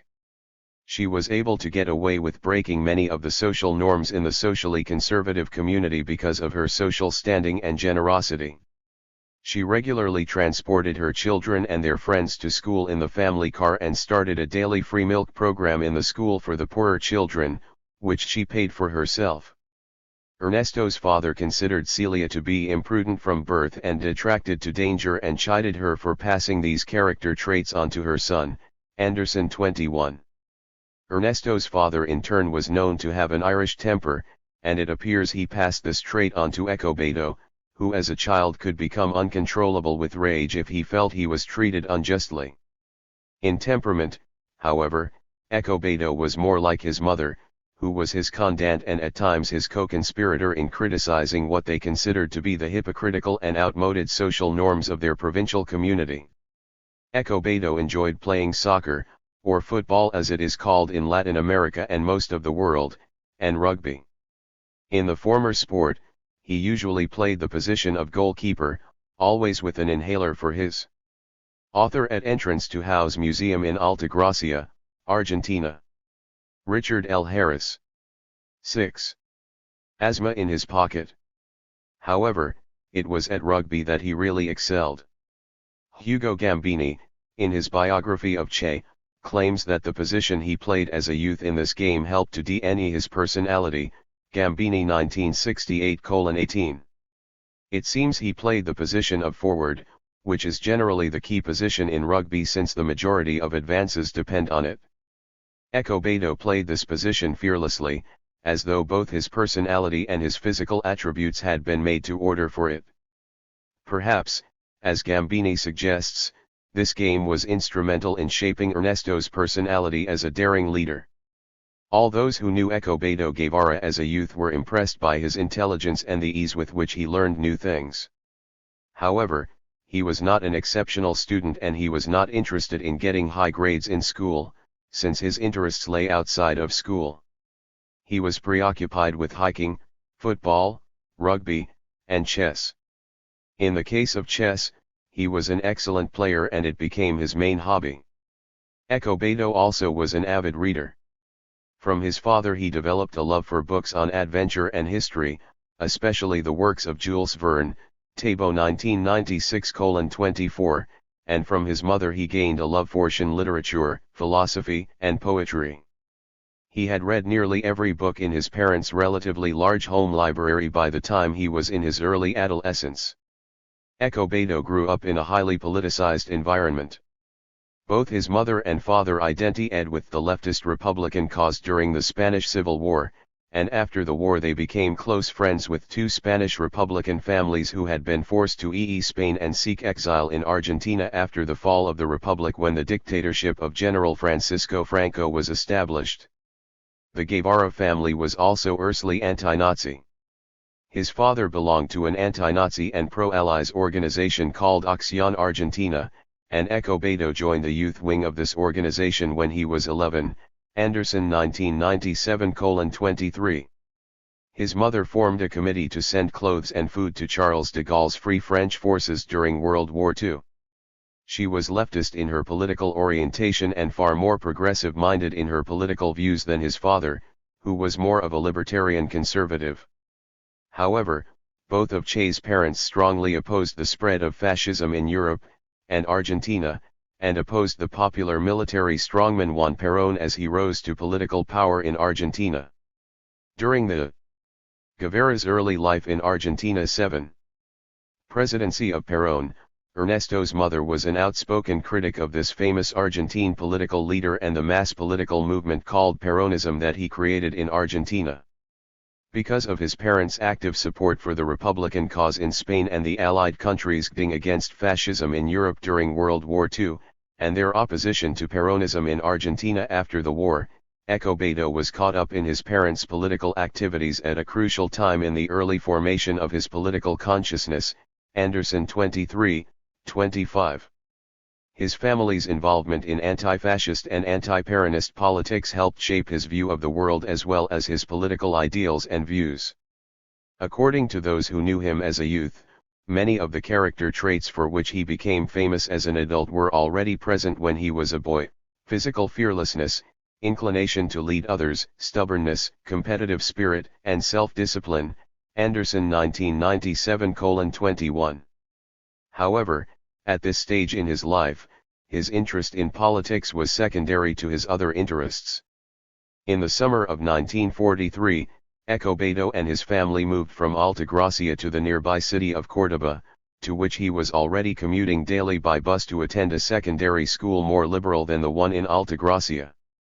Largely because of his mother's wishes, their home in Córdoba had the same casual open-door policy as their home in Altagracia.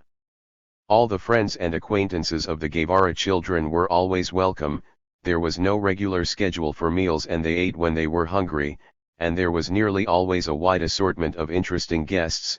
Anderson 27. Although the Guevaras welcomed everyone into their home, Escobedo and his mother would tease mercilessly any visitor who showed any pretentiousness, snobbery, or pompous behavior. Among the new friends Escobedo made in Córdoba were two brothers, Tomás and Alberto Granado. Tabo 25. Tomás was Ernesto's schoolmate, and Alberto was Tomás's older brother. Alberto was a R.St. student in biochemistry and pharmacology at the University of Córdoba when they met. He was also the coach of a local rugby team.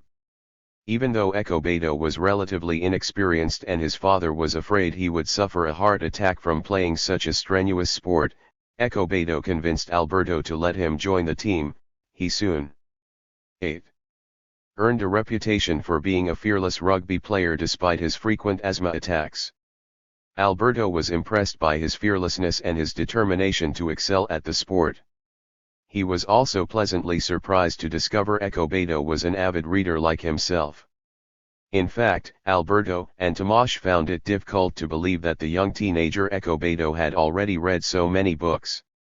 Moreover, his reading list included the works of preeminent authors such as Sigmund Freud, Charles Pierre Baudelaire, Émile Zola, Jack London, Pablo Neruda, Anatole France, William Faulkner, John Steinbeck, and Karl Marx. He especially liked the poetry of Chile's famous poet Pablo Neruda, and his personal hero was Mahatma Gandhi, whom he deeply admired. Tabo 26. Hilda Guidi, his RST wife, remembers that Escobedo told her he read everything in his father's library when he was teenager. Escobedo told me how when he was still in high school he decided to start reading seriously and began by swallowing his father's library, choosing volumes at random. The books were not classy ed, and next to an adventure book he would end a Greek tragedy and then a book on Marxism. Guidi 2008:40. His interests were eclectic, but he took a special interest in poetry and could recite many of his favorite poems from memory.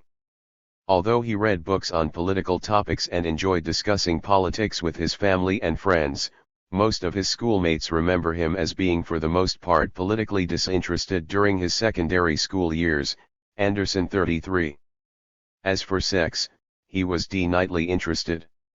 In the mid-1940s in Argentina, good girls were expected to remain a virgin until they married, and boys from the upper classes were expected by their families and the social norms of their class to respect the virginity of the girls they dated, especially if they were from their same social circles.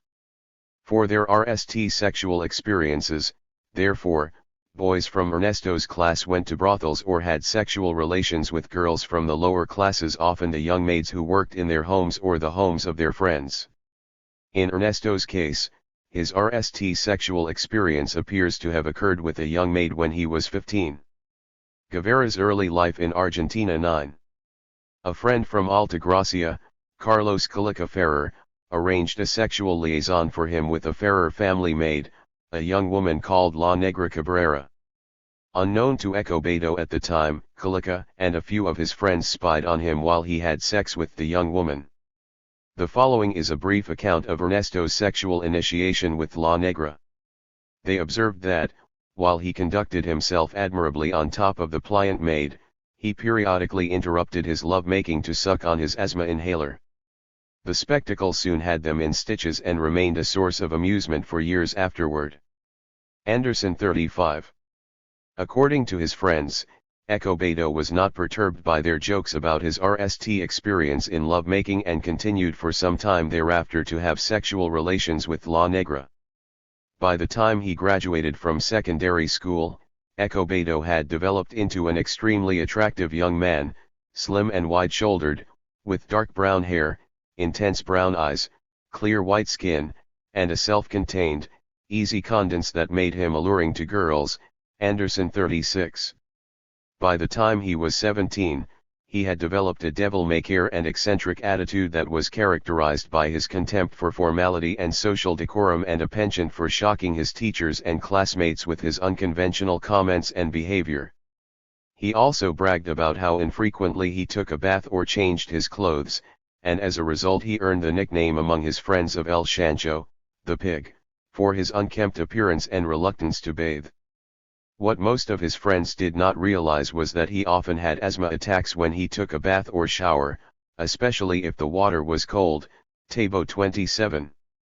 In general, his grades in secondary school reflected his interests.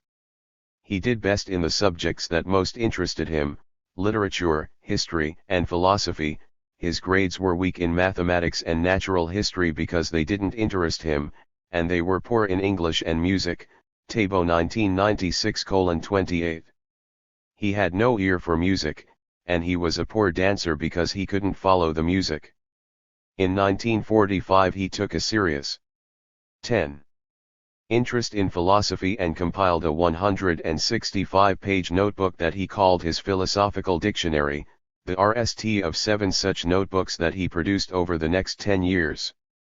It contained in alphabetical order his notes on the main ideas and biographies of the important thinkers he had read and quotations of their definitions of key concepts such as love, immortality, sexual morality, justice, faith, God, death, reason, neurosis, and paranoia. Tabo 28. It also contained his commentaries on these notes, which he often wrote in the margins. Thanks largely to his mother Celia's egalitarian informality, his home was a fascinating human zoo that was frequented by a diverse range of colorful people of all social classes, occupations, levels of education, and ages, who often ate there and sometimes stayed a week or a month at a time. Anderson 39. His mother presided over this melange of adults, teenagers, and children while Ernesto's father came and went on his old motorbike named La Pidora, the farter. Escobedo. Here as a child in Argentina, c. 1940. Photo by Apex/Getty Images.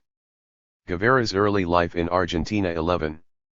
Found it difficult to study or read in such a chaotic and distracting environment, so he got into the habit of closing himself in the bathroom where he would read for hours. During this period, his parents became estranged but continued to live under the same roof. In 1946, Escobedo graduated from secondary school.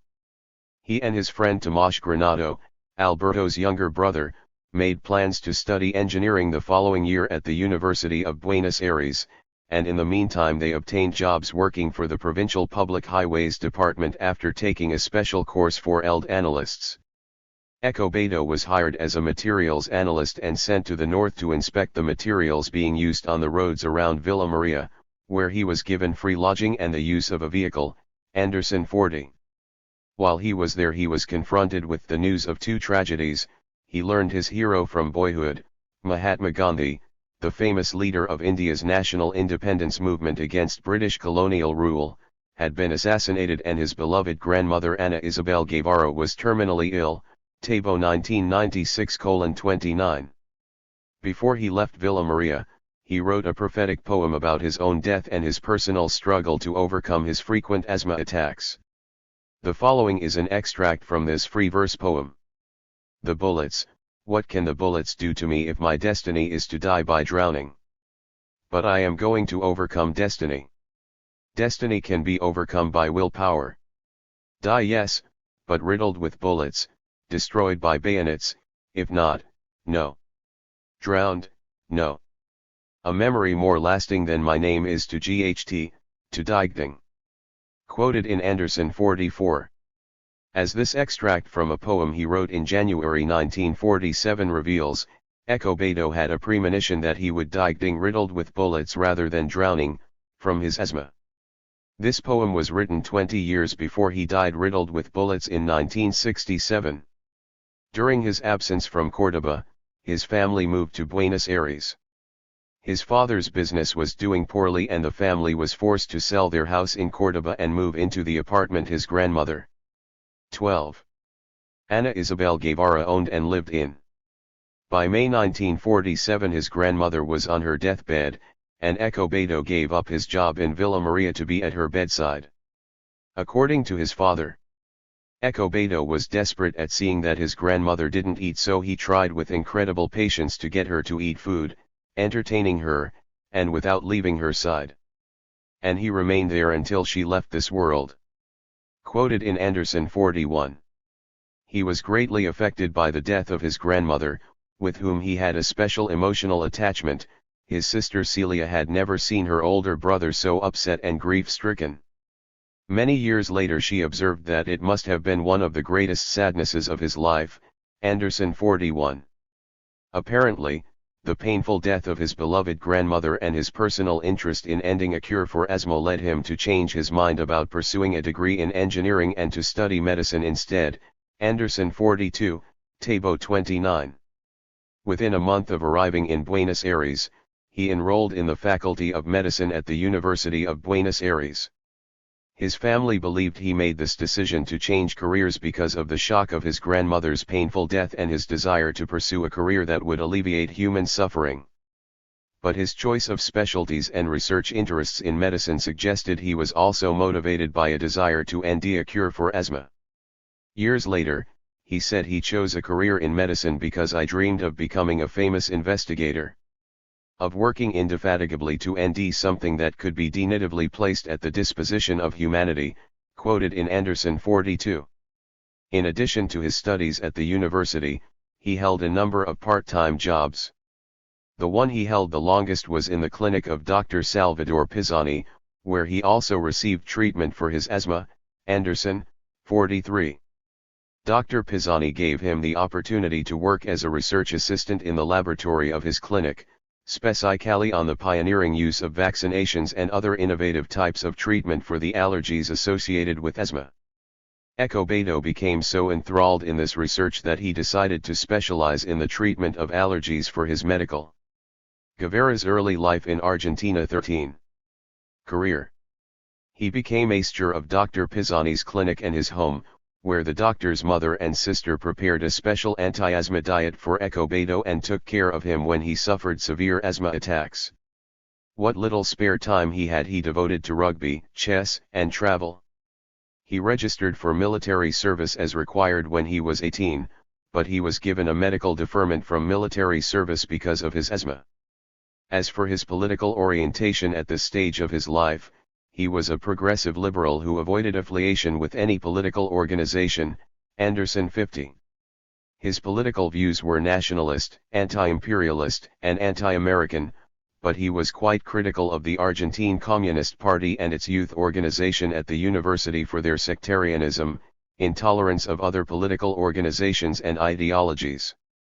While he was not a Marxist, he did already have a special interest in Marx's writings and in socialist thought. At this stage of his life he was an engaging and intelligent nonconformist and oddball who most of his friends and acquaintances found difficult to categorize. Since he was not quite 18 when the national election was held that elected Juan Perón to the presidency of Argentina in 1946, he was not able to vote in this historic election, but like most other students of his generation, he did not support Perón. His views regarding Perón have been characterized as a Peronism, Castañeda 30-35, meaning he did not care much one way or the other about Perón and his policies. However, he reportedly told the maids who worked for his family that they should vote for Perón since his policies would help their class. It is not clear what he thought of Argentina's popular female political guru during this period, the beautiful blonde radio actress Evita, who was Perón's controversial mistress until he married her a few months before his election to the presidency in 1946. During the years Escobedo was a university student, Eva Evita Duarte Perón became the darling of Argentina's popular classes because of her charismatic populist speeches and her highly publicized personal crusade for labor and women's rights, FRF 1997.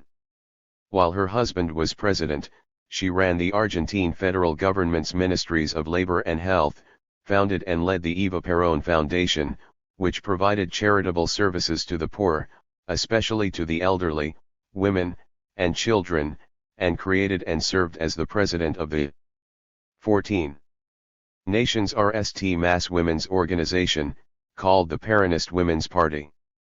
After her death from cancer in 1952, Evita like later became a powerful icon in the political culture of Argentina and Latin America. However, there is no evidence there was ever any personal or political connection between these two historic gurus. After living in his deceased mother's apartment for a year, Ernesto's father sold his mate plantation and gave the money to Celia to buy a modest home in Buenos Aires at the edge of the desirable Palermo district, Anderson 44-45. However, to make ends meet, the older children had to end jobs.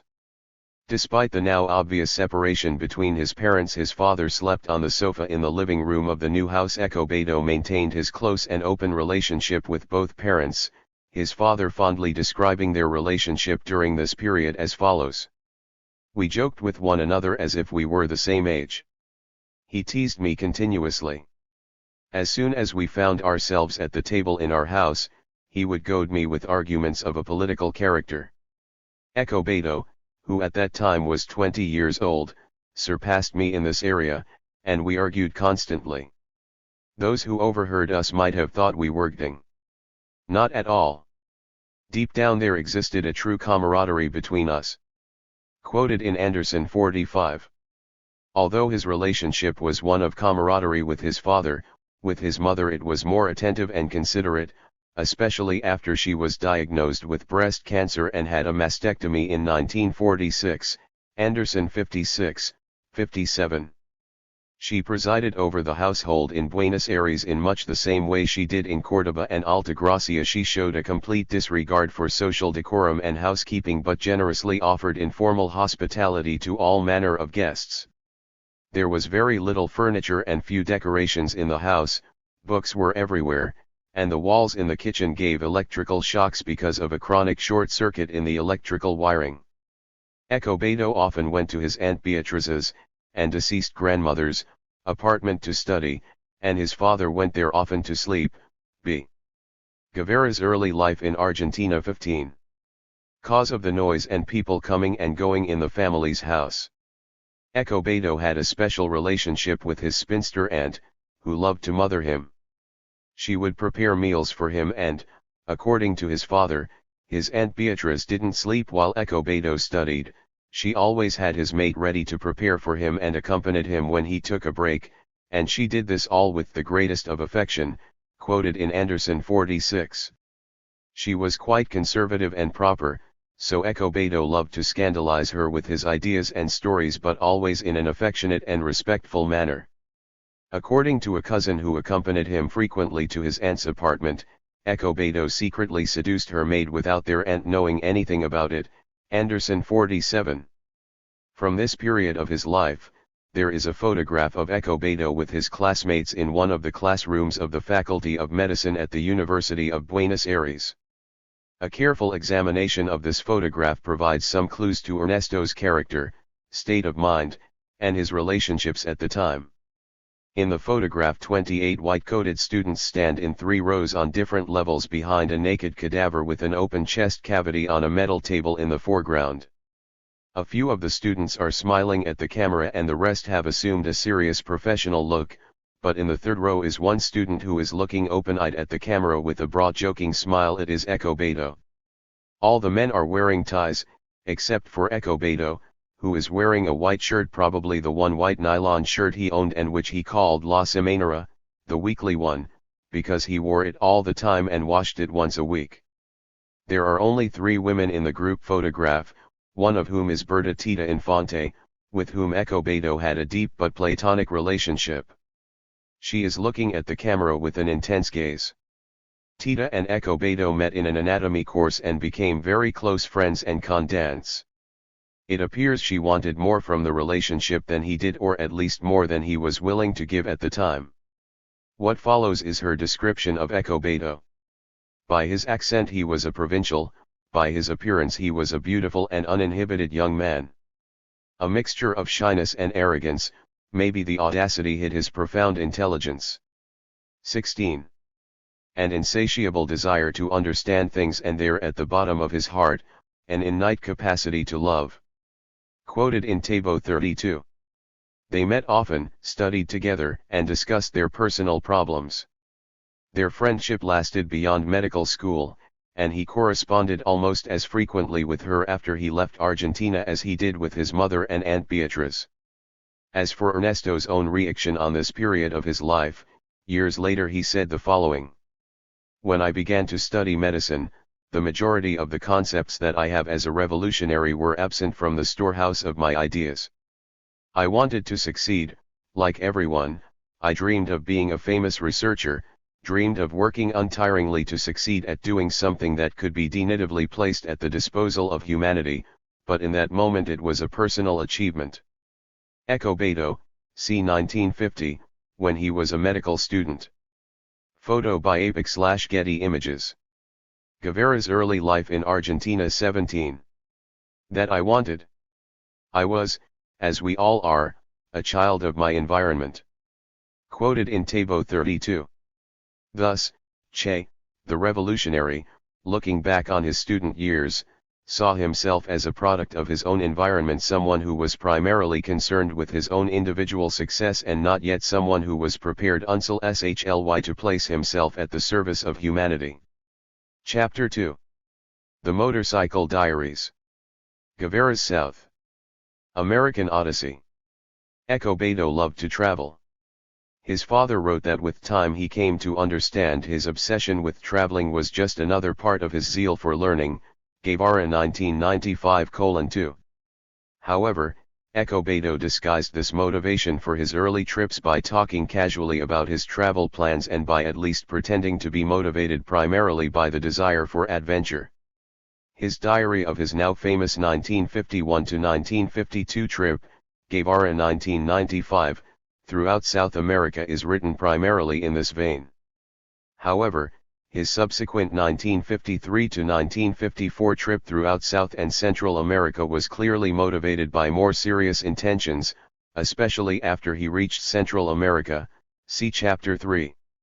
Ernesto's RST noteworthy journey on his own took place in 1950, when he toured all of central and northern Argentina by motorbike, a trip of some 4,000 miles, Gambini 1968:22.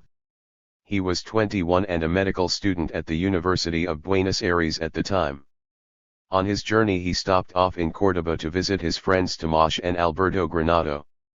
Alberto was conducting research on lepers at a leprosarium near San Francisco del Chinar, and because Escobedo was intrigued by Alberto's research he spent several days with Alberto at the leprosarium. 20. From there he headed north and met an interesting assortment of hobos, vagabonds, seasonal workers, poor indigenous inhabitants, and other socially marginalized people along the way.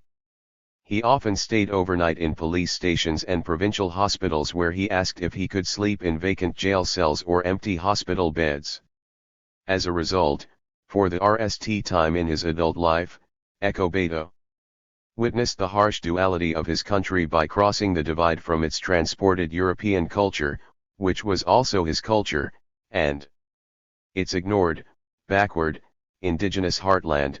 Anderson 1997:63. What he learned from this trip to the poorer northern region of his country was that Argentina's more modern and super-chill European culture was a luxurious facade under which the country's true soul lay, and that soul was rotten and diseased.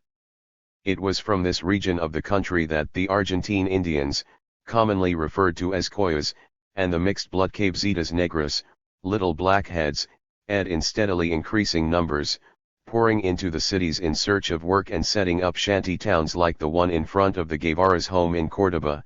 Anderson 1997:64.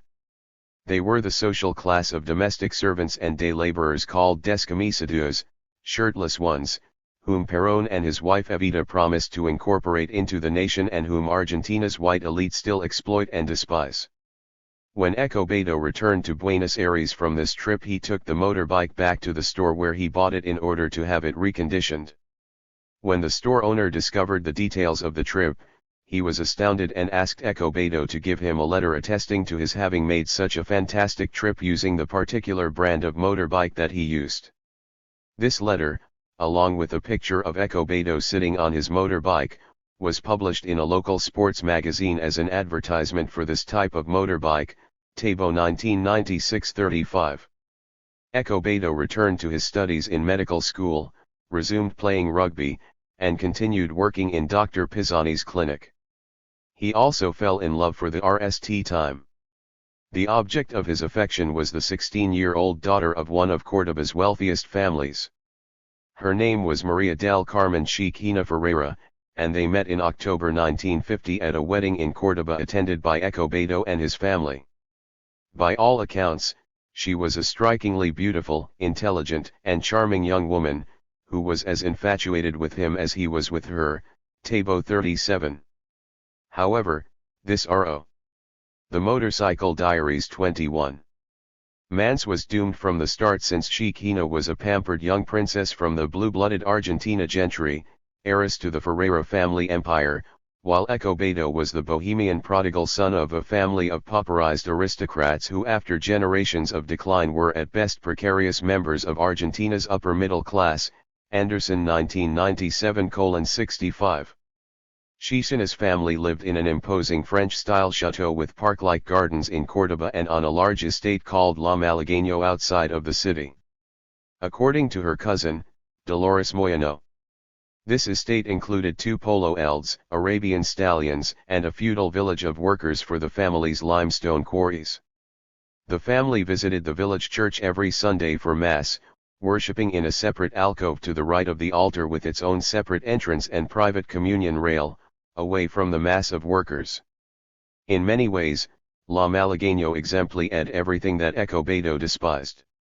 Yet, unpredictable as always, Echo Beto had fallen madly in love with the princess of this little empire, my cousin Chiquina Ferreira, an extraordinarily beautiful and charming girl, who, to the dismay of her parents, was equally fascinated by Echo Beto. Quoted in Anderson 65. Echo Beto became a frequent, if not always welcome, visitor at the Ferreira's homes in Córdoba and at La Malagueño. Echo Beto was madly in love with Chiquina and wanted to marry her. But the differences in their age and social class, her parents' disapproval of him, and the distance between them began to strain their relationship. At the beginning of 1951, Echo Beto needed to earn some money, so he signed up to serve as a ship's nurse on Argentina's merchant marine freighters and oil tankers. Tabo 38. Between February and June 1951, he made various trips back and forth between Argentina and Brazil, Venezuela, and the Caribbean islands.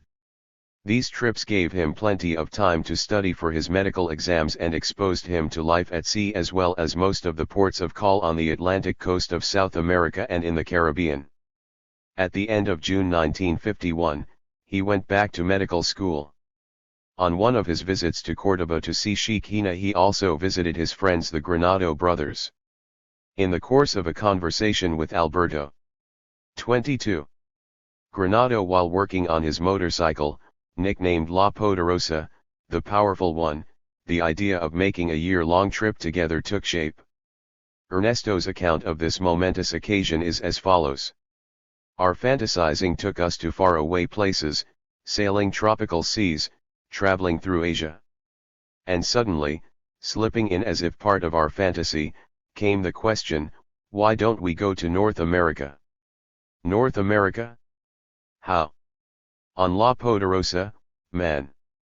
That's how the trip came about, and it never deviated from the general principle laid down then, improvisation.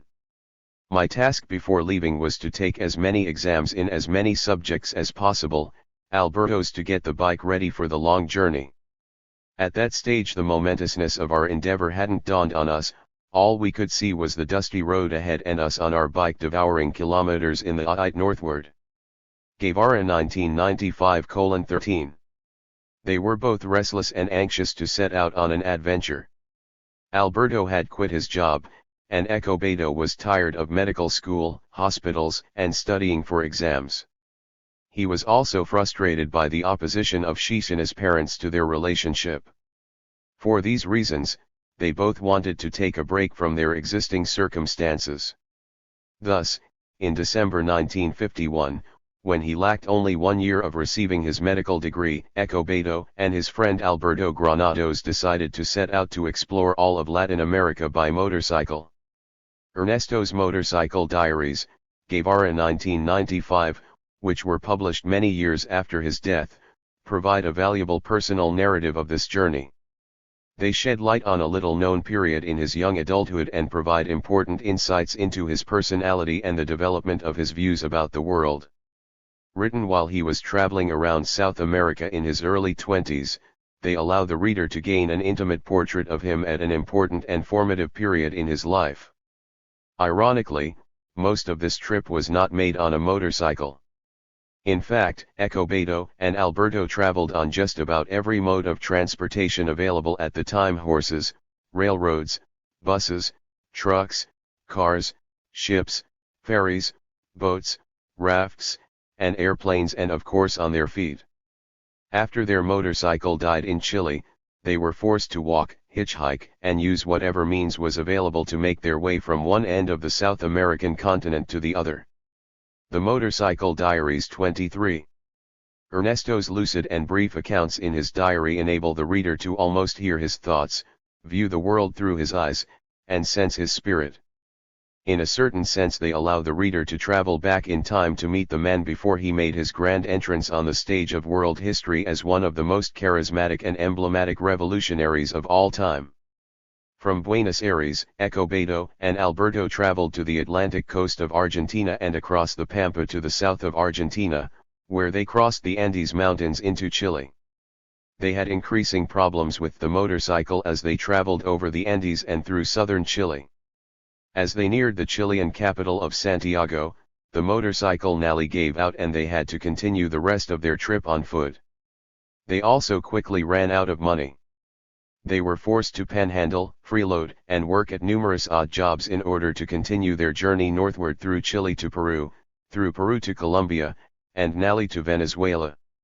Along the way, Escobedo developed a critical social consciousness based on the many instances of social injustice, human exploitation, and racial and ethnic discrimination he witnessed in all the countries he visited.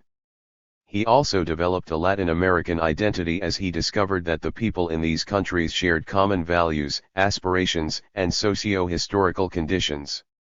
When Escobedo announced his travel plans to his family, they were surprised to learn he planned to be away for a whole year, particularly because of his love affair with Sheikh Hina, Guevara 1995:1.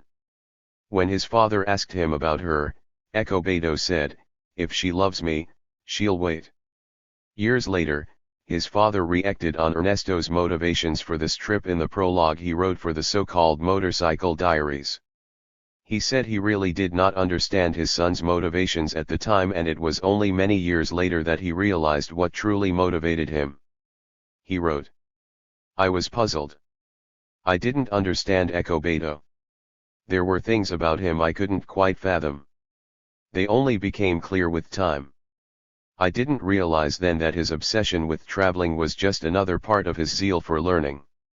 He knew that really to understand the needs of the poor he had to travel the world, not as a tourist stopping to take pretty pictures and enjoy the scenery, but by sharing the human suffering found at every bend in the road."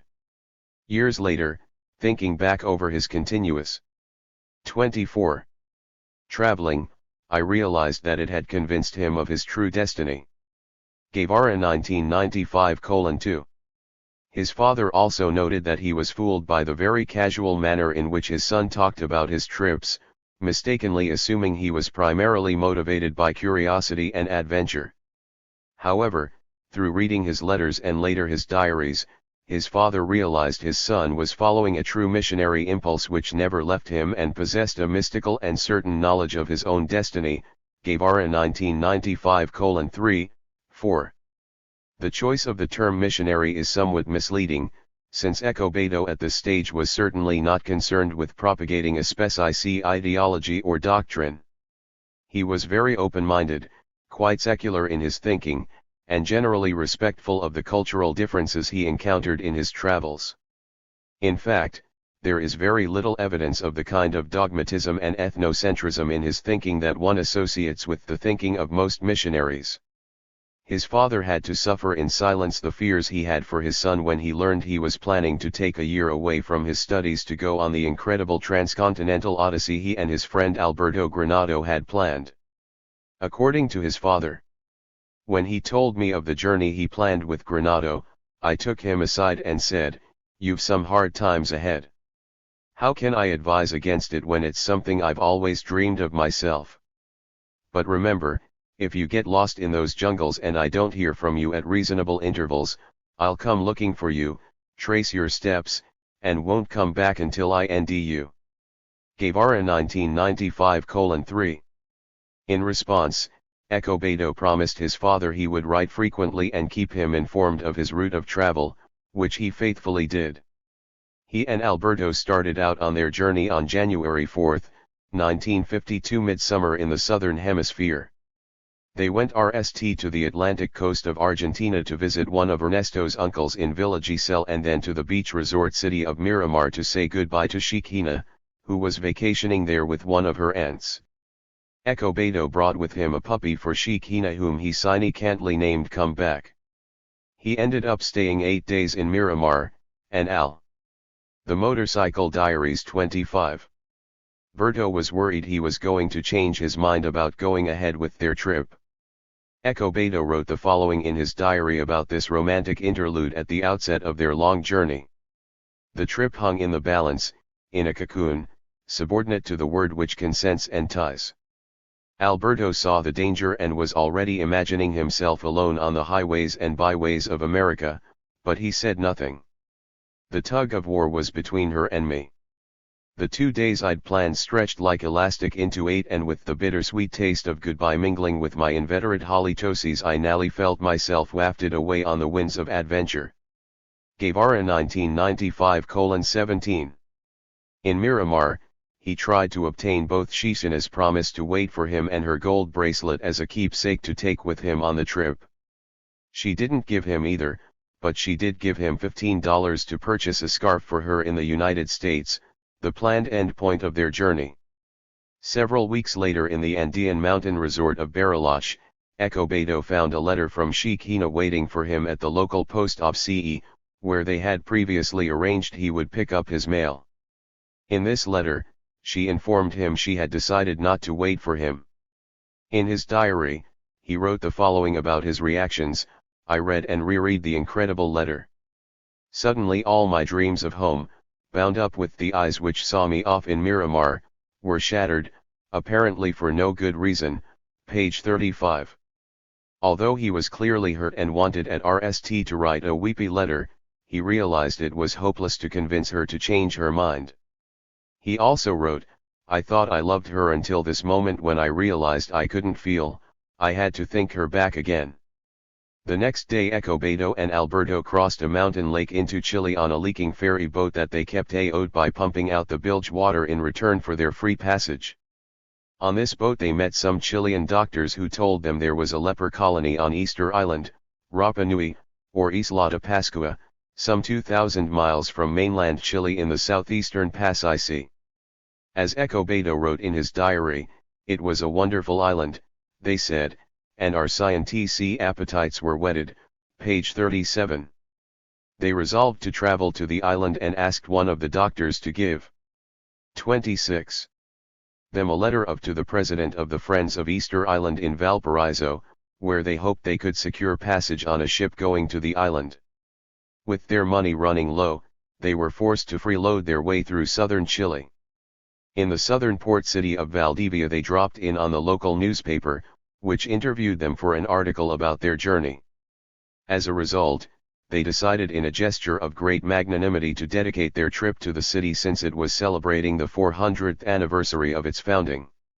At their next stop, in the picturesque central Chilean town of Temuco, they were interviewed again by the local newspaper, which was printed under the title, "Two Argentine Leprology Experts Tour South America by Motorbike," page 40.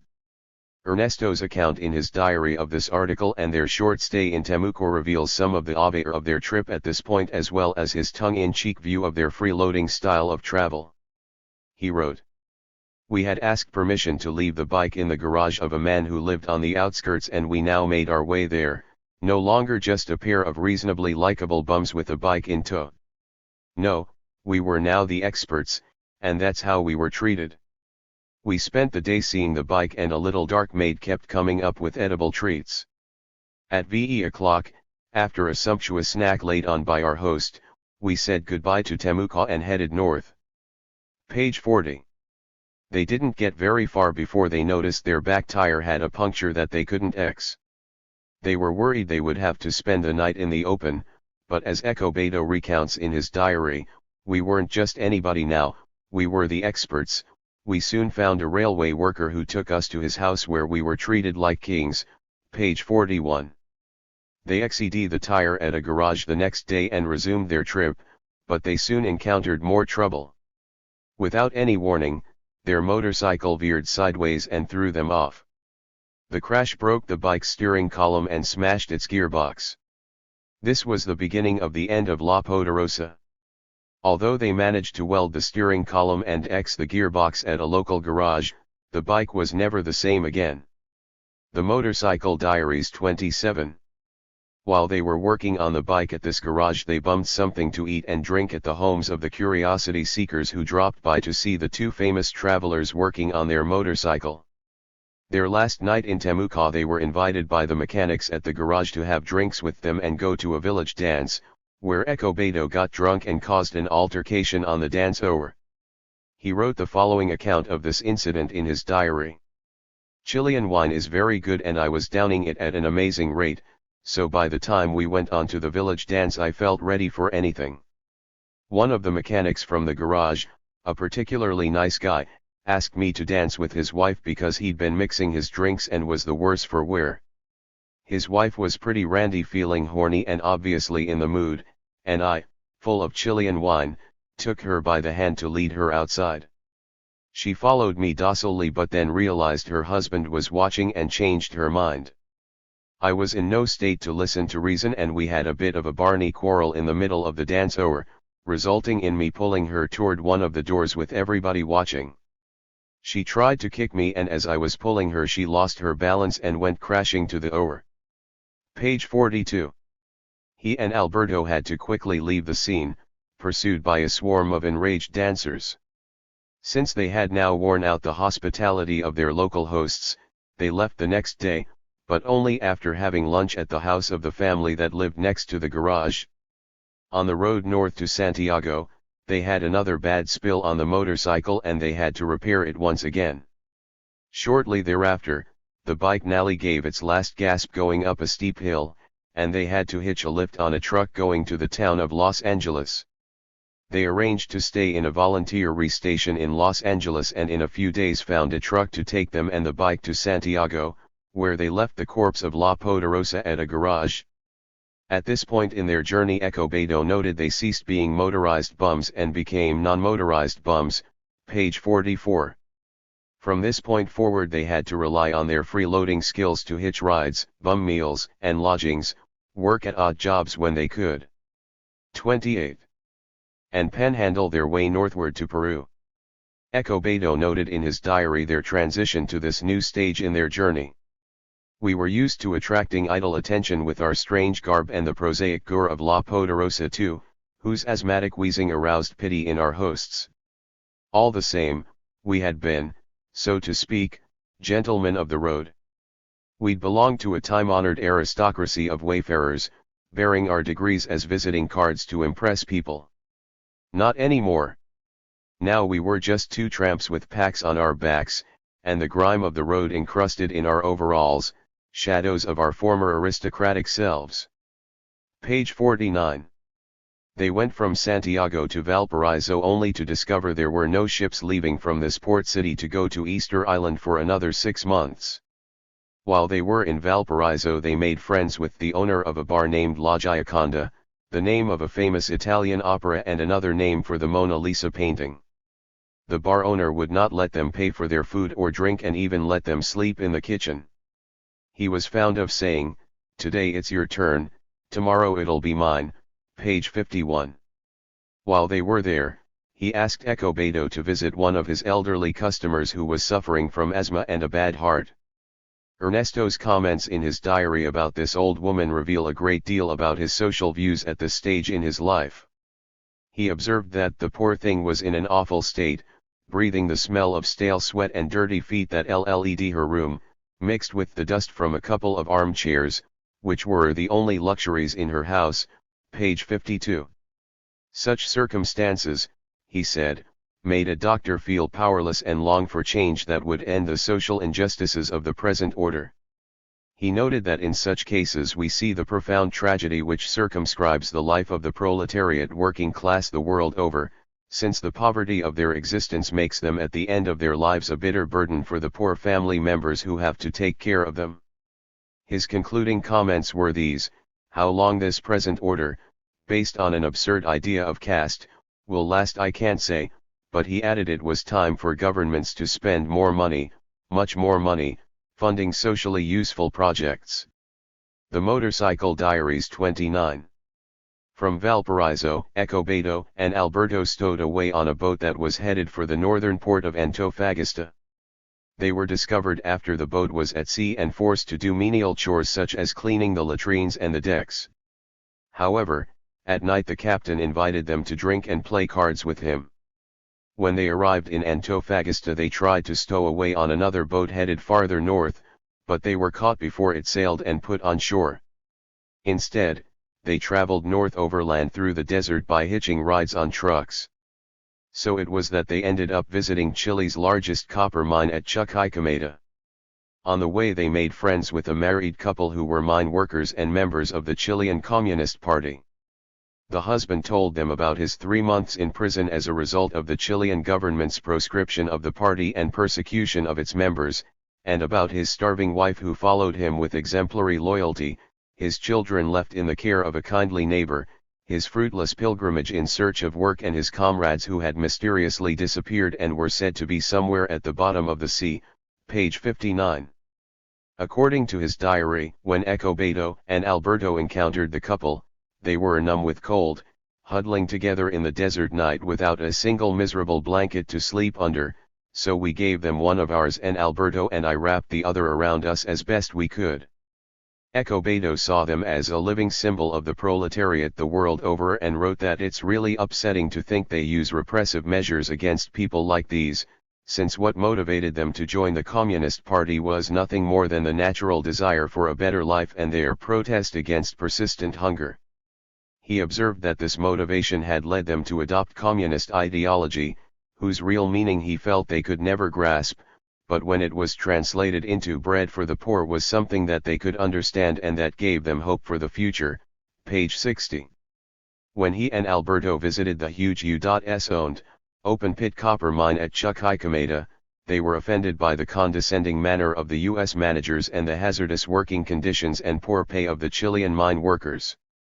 In his diary, he wrote, "The bosses, the blonde, efficient, arrogant managers, told us in primitive Spanish, this isn't a tourist town. I'll get a guide to give you a half-hour tour around the mine and then please be good enough to leave, we have a lot of work." 30. To do, page 60. He also noted that a strike was being planned at the mine and wrote in his diary that their guide, who he called the Yankee boss's faithful lapdog, told us, "Stupid gringos, they lose thousands of pesos every day in a strike so as not to give a poor worker a couple of extra centavos." Escobedo noted in his diary that Chile offers economic possibilities to anyone willing to work as long as he's not from the proletariat, since the country had enough mineral resources, copper, iron, coal, tin, gold, silver, manganese, nitrates, etc., to make it an industrial power.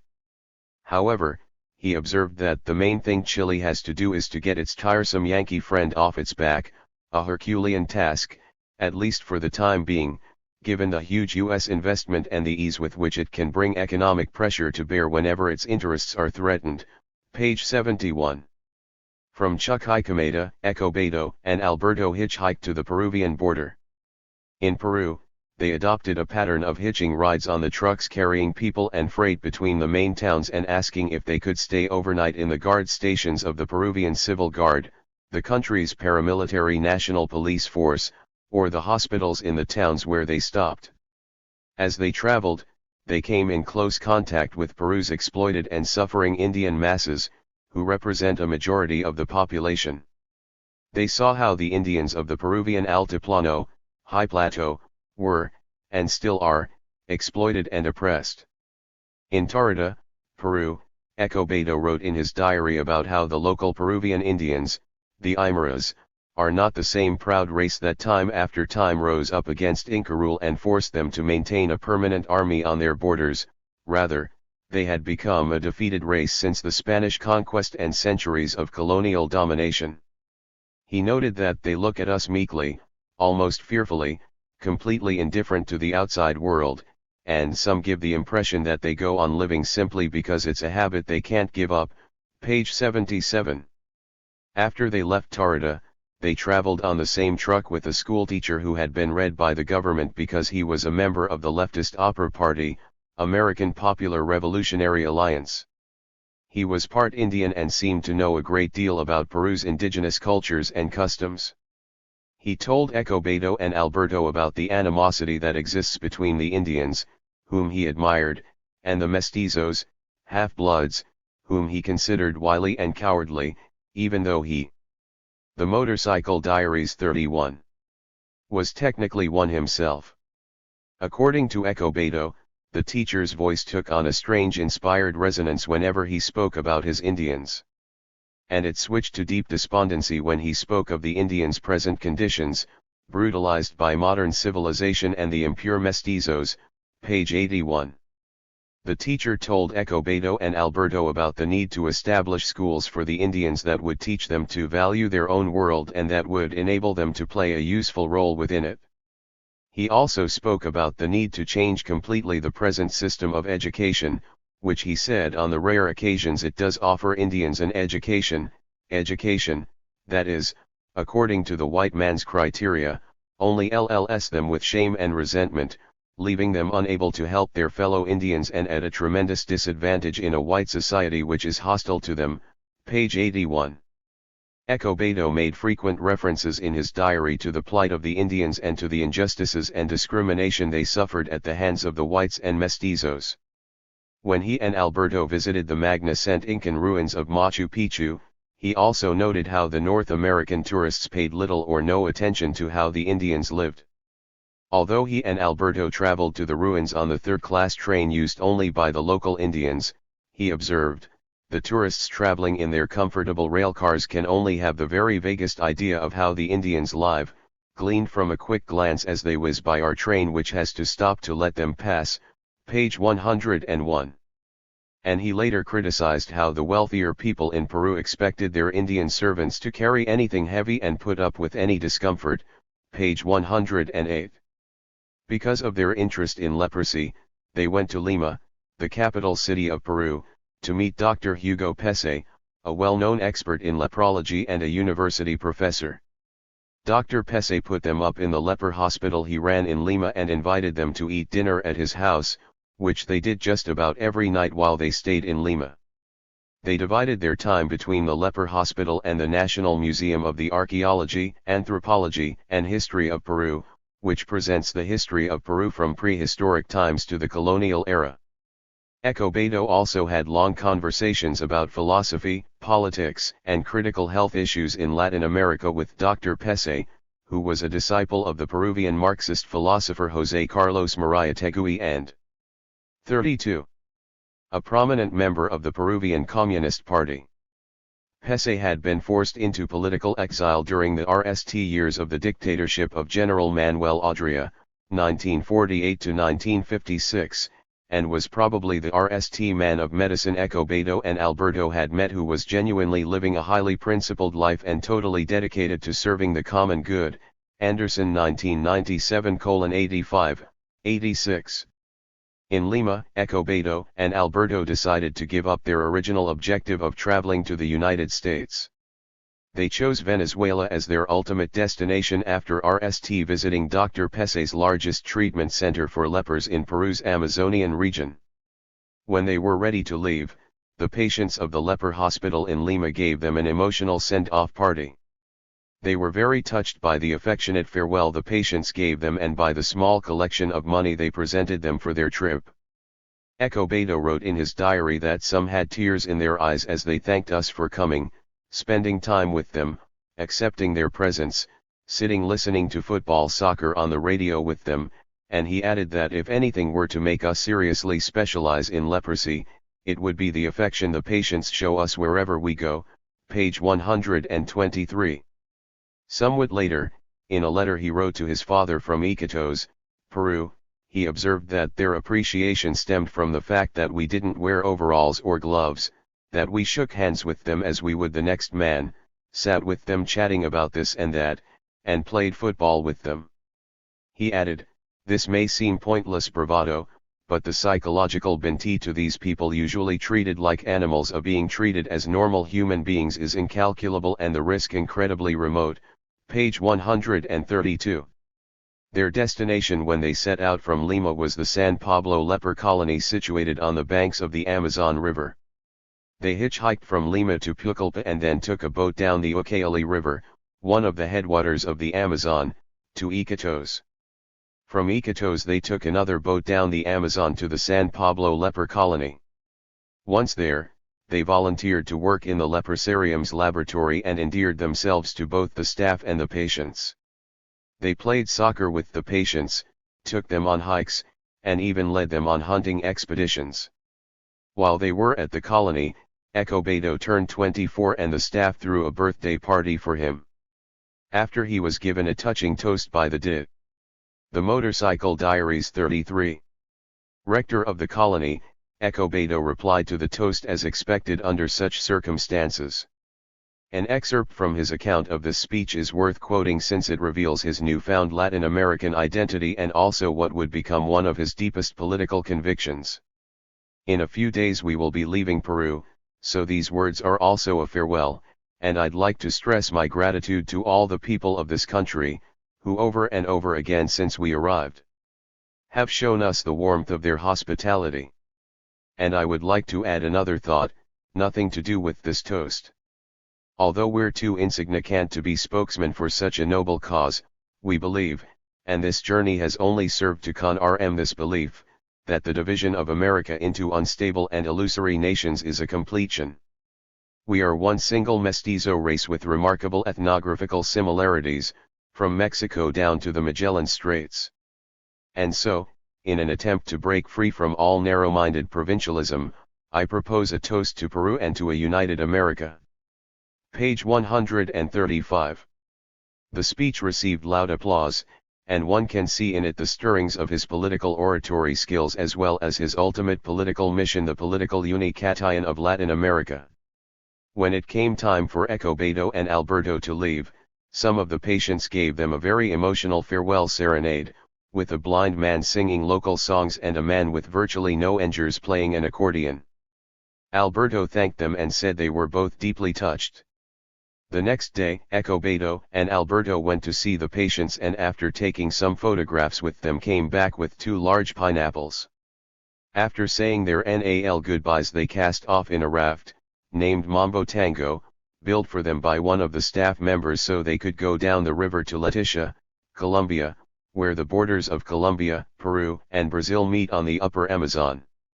In Leticia, they got 50% off on the weekly ride to Bogota and made some money coaching and playing for the town's soccer team. When they arrived in Bogota they obtained permission to stay at a hospital where they were offered jobs in the leprosy service. However, they had a run-in with the local police over a knife Escobedo carried with him that was a present from his brother Roberto. They were harassed. 34. So badly by the police they decided to leave for Venezuela as soon as possible. In reference to this encounter with the Colombian police in a letter Escobedo wrote to his mother from Bogota, he observed, "There is more repression of individual freedom here than in any country we've been to. The police patrol the streets carrying RES and demand your papers every few minutes, which some of them read upside down," page 144. He also wrote that the countryside is in open revolt and the army is powerless to put it down. Because of this situation, he said, "We're getting out of here as soon as we can." A few days later, the 2 harassed travelers left Bogota on a bus headed for Venezuela. They made their way to Caracas, the capital of Venezuela.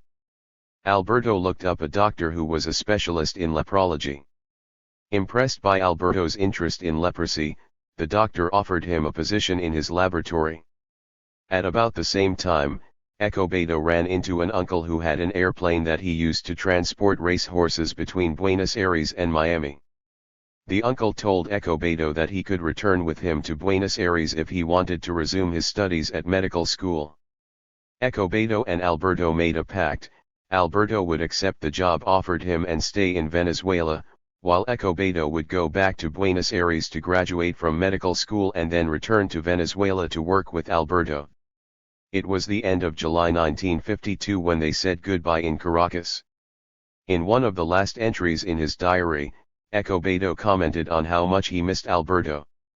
He said, "I'm always turning around to tell him something and then I realize he's not there." And he added, "All these months we've been together through thick and thin and the habit of dreaming the same dreams in similar situations has made us even closer." On the other hand, the same entry makes it clear he was looking forward to going home to start my studies again and nearly getting the degree which will enable me to practice medicine, page 148. When Escobedo left Caracas, the plane he took went to Miami, where it was scheduled to stop before returning to Buenos Aires. However, when they got to Miami the plane had mechanical problems, so it had to be repaired before it could leave for Buenos Aires. Escobedo took advantage of this opportunity to get to know the city, pages 153 to 54. As it turned out, he had to wait a whole month for the plane to be repaired. He had. The Motorcycle Diaries 35. No money, but he was able to stay in a small hotel by promising to pay the bill from Buenos Aires as soon as he returned, which he did. During the month that he stayed in Miami, Escobedo visited the beaches and hung around with an Argentine student he met, who helped him land a job as a dishwasher in one of Miami's restaurants. When the plane was repaired, he flew back to Buenos Aires. It was September 1952. In the prologue he wrote for Ernesto's The Motorcycle Diaries, his father says we can see in this written account of Ernesto's 8-month journey that he had faith in himself as well as the will to succeed, and a tremendous determination to achieve what he set out to do, page 4. He also recounts the observations made about Escobedo by a priest, Father Cucchetti, a friend of the family who was well known in Argentina for his liberal views. When he told him about Escobedo and Alberto's trip to the Amazon and their stay in the San Pablo leper colony, the priest said the following: "I take my hat off to your son and his friends' humanity and integrity, because to do what they did takes more than just guts. You need a will of iron and an enormously compassionate and charitable soul. Your son will go far." Page 2. The Motorcycle Diaries reveal Ernesto's growing political consciousness and his early leanings towards socialism as he learned firsthand during his travels of the extreme conditions of social injustice and oppression that prevail throughout Latin America. However, what is most striking about the Motorcycle Diaries is that while they reveal he had a strong desire to help others less fortunate than himself, he did not possess the kind of self-righteousness or exaggerated piety that one often associates with zealous do-gooders and missionaries. The legendary actor, producer, and director Robert Redford produced a popular LM version of the Motorcycle Diaries, which was directed by the well-known Brazilian LM director Walter Salles. The LM was shown in cinemas around the world during 2004 and 2005. It provides a moving account of Ernesto's journey with his friend Alberto Granado throughout Latin America. It stars the popular Mexican actor Gael Garcia Bernal as the young Escobedo, while Alberto is played by the Argentine actor Rodrigo de la Serna, who is related to Escobedo Che Guevara through his mother's side of the family. After making the LM, Garcia Bernal reportedly said, "He's a person that changed the world and he has really forced me to change the rules of what I am." Osborne 2003. 36. Redford traveled to Havana to obtain permission to make the LM from Che's widow, Aleta March, who maintains an archive of all his writings, of-jail papers, and information written about him. When the production of the LM was completed, Redford returned to Cuba to host a special screening, which was attended by Aleta, 84-year-old Alberto Granado, Che's sons and daughters, his former comrades, and people who had worked closely with him during the early years of the Cuban Revolution. According to Redford, the LM was well received by this audience, and he said later, "I could have probably died there in the seat. When I heard people sniff NG and crying, and I thought either they're so upset with me I'm not gonna get out of here, or they liked the LM, which they did." Smiley 2004. The LM was generally well received by critics and won various awards, including one Oscar. It was not widely distributed in the United States and earned only some $16 million in the United States, while it earned over $40 million at cinemas in other parts of the world. Gael Garcia Bernal criticized the poor distribution of the LM in the United States. According to the Internet Movie Database, IMDb, Garcia Bernal told an interviewer for the Detroit Free Press that the Hollywood studio system relegates pictures like The Motorcycle Diaries to limited screenings in Art LM theaters. As a result, most people in the United States never even consider seeing them, and they do not get the chance to compete with the well-funded, mainstream Hollywood LMS. He said, "They get tossed off as foreign and independent LMS like they are somehow not ready to compete with all that crap that Hollywood produces." Nevertheless, the LM is available in DVD format and can be purchased or rented. As his diaries and the LM reveals, Escobedo learned a great deal about Latin America and himself through his travels. As a young man wandering around South America, he learned to take pleasure in traveling for days on end with little or no money, without the possibility of taking a bath and changing his clothes, and not even knowing when he would eat next or where he would stay the night. The knowledge he gained from this experience of surviving on his own wits and the personal traits he developed as a result of traveling from day to day in this manner helped prepare him for the life he would lead much later as a guerrilla leader, when he often had to survive without food, water, bathing, or adequate clothing. Chapter 3. A Call to Arms in Guatemala and Mexico. After he returned to Argentina, Escobedo undertook the remaining courses and exams to complete the requirements for his graduation from medical school. He met all the remaining requirements in less than a year and obtained his medical degree in March 1953. He still wanted to join Alberto Granado in Caracas as they had planned at the end of their trip together in July 1952, and he wanted at some point to visit Europe and maybe Asia. He did not want to settle down to a comfortable bourgeois life as a well-paid doctor in Argentina. Thus, at 25 years old with his medical degree in hand, Escobedo decided to set out on his second Latin American odyssey. As his old friend Alberto Granado states in the foreword to the published version, Back on the Road, Otra vez, of the diary Escobedo kept during this trip, Guevara 2001:7. Whereas his RST trip in South America served to deepen his ideas about social distinctions and made him see the importance of struggling against them, this second journey consolidates the political knowledge he has acquired and fuels a growing need for further. 38. Study to grasp why and how a struggle must be waged that will culminate in a genuine revolution. His old friend is absolutely correct when he observes that while Escobedo is still motivated by a desire for travel and the study of archaeology, particularly the Incan, Mayan, and Aztec civilizations, his political views were increasingly radicalized by the political, economic, and social conditions he witnessed in the countries he visited, especially Guatemala.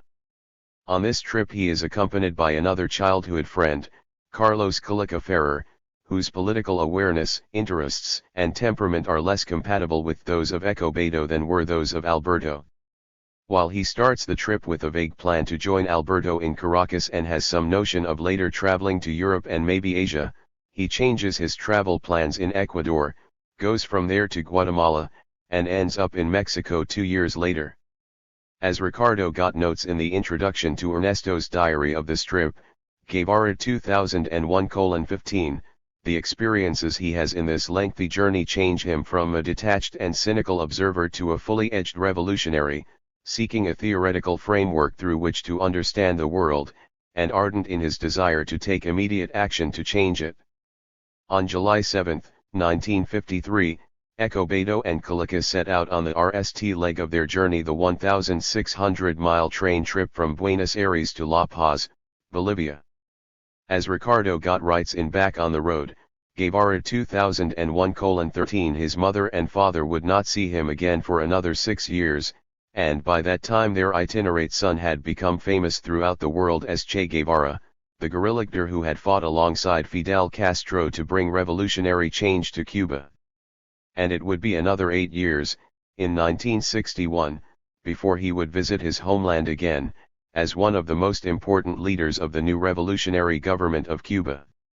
His outlook at the start of the trip is that of a Latin American, not just an Argentine, but by the time he visits Argentina again in 1961 it is that of a revolutionary internationalist. Escobedo and Calica crossed from northern Argentina into southern Bolivia at La Quiaca, not far from where Escobedo would some 13 years later establish a base of operations for the revolutionary guerrilla movement he hoped would liberate the entire continent of South America. 39. From La Quiaca, Escobedo and Calica traveled by rail to La Paz. They arrived in the Bolivian capital just a year after the country had undergone a dramatic popular revolution in which the major foreign-owned mines had been nationalized and the peasants had taken possession of the feudal estates on which they had formerly labored as unpaid serfs and tenant farmers. Thus, Escobedo found La Paz led with revolutionary political fervor and excitement. In his diary, he wrote, "The widest range of adventurers of all nationalities vegetate and prosper in the midst of a colorful mestiza city that is leading the country to its destiny. The well-to-do Rened people are shocked at what has been happening and complain bitterly about the new importance conferred on Indians and mestizos, but in all of them I thought I could detect a spark of nationalist enthusiasm for some of what the government has done." Pages 4-5. Soon after their arrival in La Paz, they met a group of Argentine exiles who had been forced to leave Argentina because of their opposition to the Perón regime. One of these exiles was a young lawyer named Ricardo Rojo. They meet again in Lima, Peru, and Ecuador and then again in Guatemala. Years later, Rojo wrote about his friendship with Escobedo and the experiences they had together in Latin America, Rojo 1968. Rojo recalls that when he met Escobedo in La Paz, he was living in a miserable rented room in one of the oldest parts of the city. Escobedo was spending most of his time visiting ancient Incan ruins or passing the day in the noisy cafes along the capital's main boulevard, Avenida 16 de Julio. From these cafes, Escobedo, Ricardo, and Calica were able to look out on the broad and sunny boulevard and watch the continuous parade of the Bolivian people as they stopped to look at the large signs propagandizing the revolutionary goals of the new regime. On the basis of what he saw and learned while he was there, Escobedo developed a pessimistic view of the fate of the Bolivian revolution. He regarded the new regime as merely reformist and not truly revolutionary. On one occasion, Escobedo visited the Ministry of Peasant Affairs, where he saw long lines of peasants waiting to be given an audience. They were being methodically sprayed with DDT to rid them of lice. 40. As he saw things, this situation reacted the fact that the new government's leaders were not solving the root causes of Bolivia's problems. They were merely trying to ameliorate the effects of these problems and calm the country's discontented masses. Thus, in the case of the peasants, the government was spraying them to rid them of lice rather than pursuing policies that would genuinely improve the social and economic conditions that were the cause of their poverty and their lack of proper hygiene. At this point in his political development, Escobedo was neither a Marxist nor a revolutionary. He was definitely a political nonconformist with a keen sense of social justice, but these traits had not yet led him to espouse any particular political cause or ideology. Rojo recalls that, when they first met, Escobedo was uncertain about what he wanted to do with his life, although he was very sure about what he did not want to do with it. According to Rojo, Escobedo demanded that his traveling companions be willing to walk interminably, be devoid of any concern for the condition of their clothing, and accept without anguish the state of being absolutely without money. In September 1953, Escobedo and Calica left Bolivia for Peru. They went to visit Machu Picchu, the lost city of the Incas, and Cuzco, both of which Escobedo wanted to revisit. He noted in his diary that he missed Alberto. He wrote, "Despite Calica's enthusiasm for this place, I still miss Alberto's company, and," he added, "the way in which our characters were so suited to each other is becoming more obvious to me here in Machu Picchu," page 13. They went to Lima, where they visited Dr. Pese and the people at the leprosarium, who received them very cordially. They bumped into Rojo in Lima and made plans to meet up again in Guayaquil, Ecuador. While in Lima, Escobedo wrote his leftist friend from medical school in Buenos Aires, Tita Infante, an interesting letter on September 3, 1953, in which he described his visit to Bolivia. He wrote, "Bolivia is a country that has given a major example to the American continent, and the thing still goes on, and almost every night people are wounded by gunnery on one side or the other. But the government is supported by the armed people, so there is no possibility of liquidating an armed movement from outside, it can succumb only as a result of internal dissensions," page 17. As Richard Gott notes, Guevara was intrigued by what he saw in Bolivia, but he was far from impressed by the caliber of Bolivia's Revo. 41. Revolutionary leadership, and he guessed rightly that this was not a revolution that would challenge the hegemony of the United States in Latin America, page 16. Gott also points out that in Ernesto's letter to Tita Infante, who had been a member of the Young Communists in their medical school in Buenos Aires, Escobedo reveals that his interest in the possibility of revolutionary change has been sparked by the revolution in Bolivia, but on the other hand he is also disappointed by what he has seen and is aware of the signs of corruption and internal connists within the leadership of the Bolivian government, page 17. When they arrived in Ecuador's port city of Guayaquil, Escobedo and Calica met up with Rojo, who was accompanied by 3 leftist Argentine law students. Rojo took Escobedo and Calica to the boarding house where they were staying, and according to Ernesto's diary the 6 of them formed a student circle and drank their last supply of mate. Rojo and his friends showed enthusiasm for the revolutionary government in Guatemala, which they said was more radical than anything they had witnessed in Bolivia. One of these students, Eduardo Gualo Garcia, jokingly suggested that Escobedo and Calica should go with him to Guatemala to see for themselves what kind of revolution was taking place there. Escobedo wrote in his diary, the idea of going to Guatemala was lying there somewhere, it only needed that little push for me to make up my mind. Initially, Calica was planning to go with Escobedo to Guatemala by way of Panama, but after they started having problems obtaining visas for traveling by ship from Guayaquil to Panama, Calica took off for Quito, the capital of Ecuador, to wait for Escobedo there. Meanwhile, Escobedo, Gualo Garcia, and one of the other Argentine students stayed in Guayaquil trying to arrange passage on a ship bound for Panama and obtain their visas from the Panamanian consulate. After much difficulty, they succeeded, Escobedo having to sell most of the items in his luggage to pay for his passage and his visa.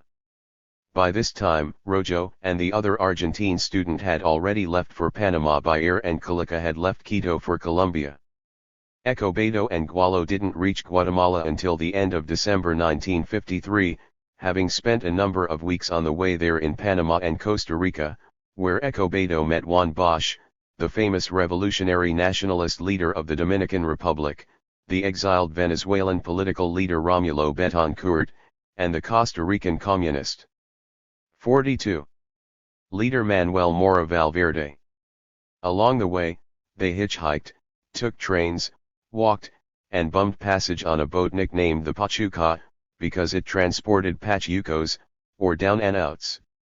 When they stopped in the Costa Rican port of Galtu, which at the time belonged to the American-owned United Fruit Company, Escobedo noted in his diary.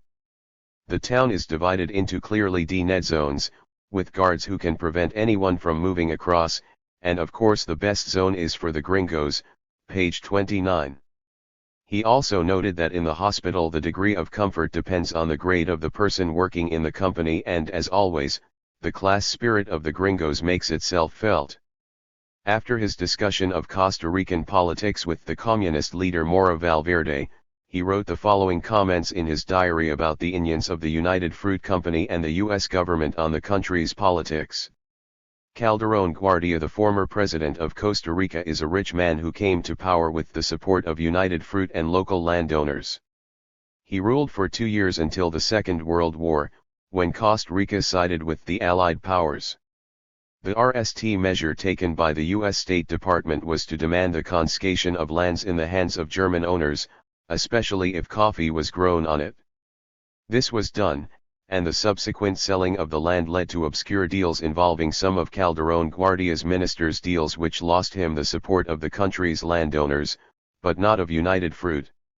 Those who work for the company are anti-Yankee, as a reaction against its exploitation. Page 31. He also noted that the Costa Rican chief of police was a Cuban colonel and FBI Federal Bureau of Investigation agent imposed by the United States.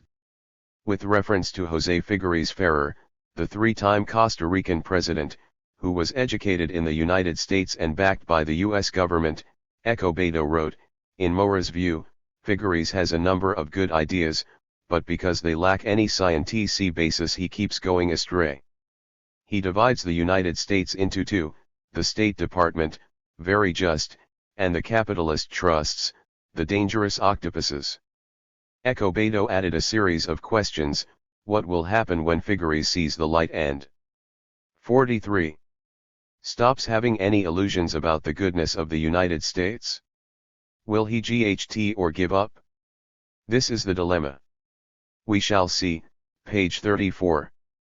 As Escobedo and Gualo were hitchhiking in Costa Rica, a car with Boston University license plate holders stopped to pick them up.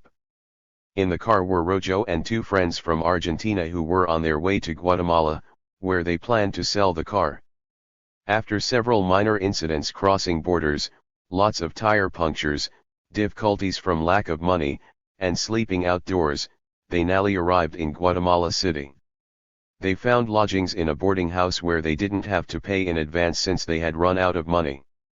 They celebrated Christmas Eve at the house of a Guatemalan agronomist married to an Argentine woman, and Escobedo spent the next week suffering from an asthma attack that lasted until New Year's Eve. Rojo introduced Escobedo and Gualo Garcia to a Peruvian exile, Hilda Guidi, Ernesto's future wife, and asked her if she could help the two and a place to stay. Hilda had received political asylum in Guatemala and was working as an economist for the Guatemalan government. She was a militant member of Peru's leftist political party APRA, American Popular Revolutionary Alliance, and she had been forced to Peru because the dictatorial regime of General Manuel Austria had outlawed her party and persecuted its members. She was one of a group of Peruvians who had been offered political asylum and employment by the Guatemalan government. At this point, Guatemala was a refuge for leftist political exiles from all over Latin America. Hilda's description of their RST meeting is as follows. Guevara and Gualo Garcia were both in their mid-20s, thin, and taller than the average Latin American. Guevara had dark brown hair, framing a pale face and fair features that emphasized his striking black eyes. Both were good-natured and easygoing, and Guevara had a commanding voice but a fragile appearance. His movements were quick and agile, but he gave the impression of always being relaxed. I noticed his intelligent and penetrating look and the preciseness of his comments. Getty 2008:24. Hilda also noted they were dressed in casual clothes and looked more like students than professional men, but as she talked with them she 44. Realized they were well educated. Nevertheless, her RST impression of Escobedo was on balance negative since he seemed to her to be superficial, egotistical, and conceited. A few days later, she learned that his behavior when the RST met was influenced by the fact that he did not like asking favors and he was suffering from an asthma attack. This information changed her opinion of him, and she felt a special concern for him because of his condition. Through Hilda and her friends in Guatemala City, Escobedo was introduced to a large circle of politically and intellectually interesting people. Some of them were Guatemalans who were government officials or political activists, and some were members of the different Latin American political exile groups who were then living in Guatemala. Hilda and Escobedo soon became close friends and confidants. He told her about his original plan to join his friend Alberto Granado in Caracas but said that he had changed his mind about joining Alberto after he visited Bolivia because he wanted to learn more about revolutionary political conditions in Latin America, particularly the radical reforms being undertaken by the current government in Guatemala. It is important to note here that his trip to Bolivia in 1953 changed his destiny and set him on a path that would ultimately return him to this country 13 years later to meet his death there in 1967.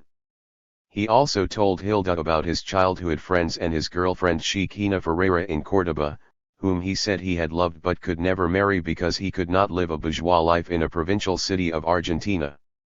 He told Hilda about his family, and she was impressed by the fact that when he spoke of his family it was always with great warmth and affection.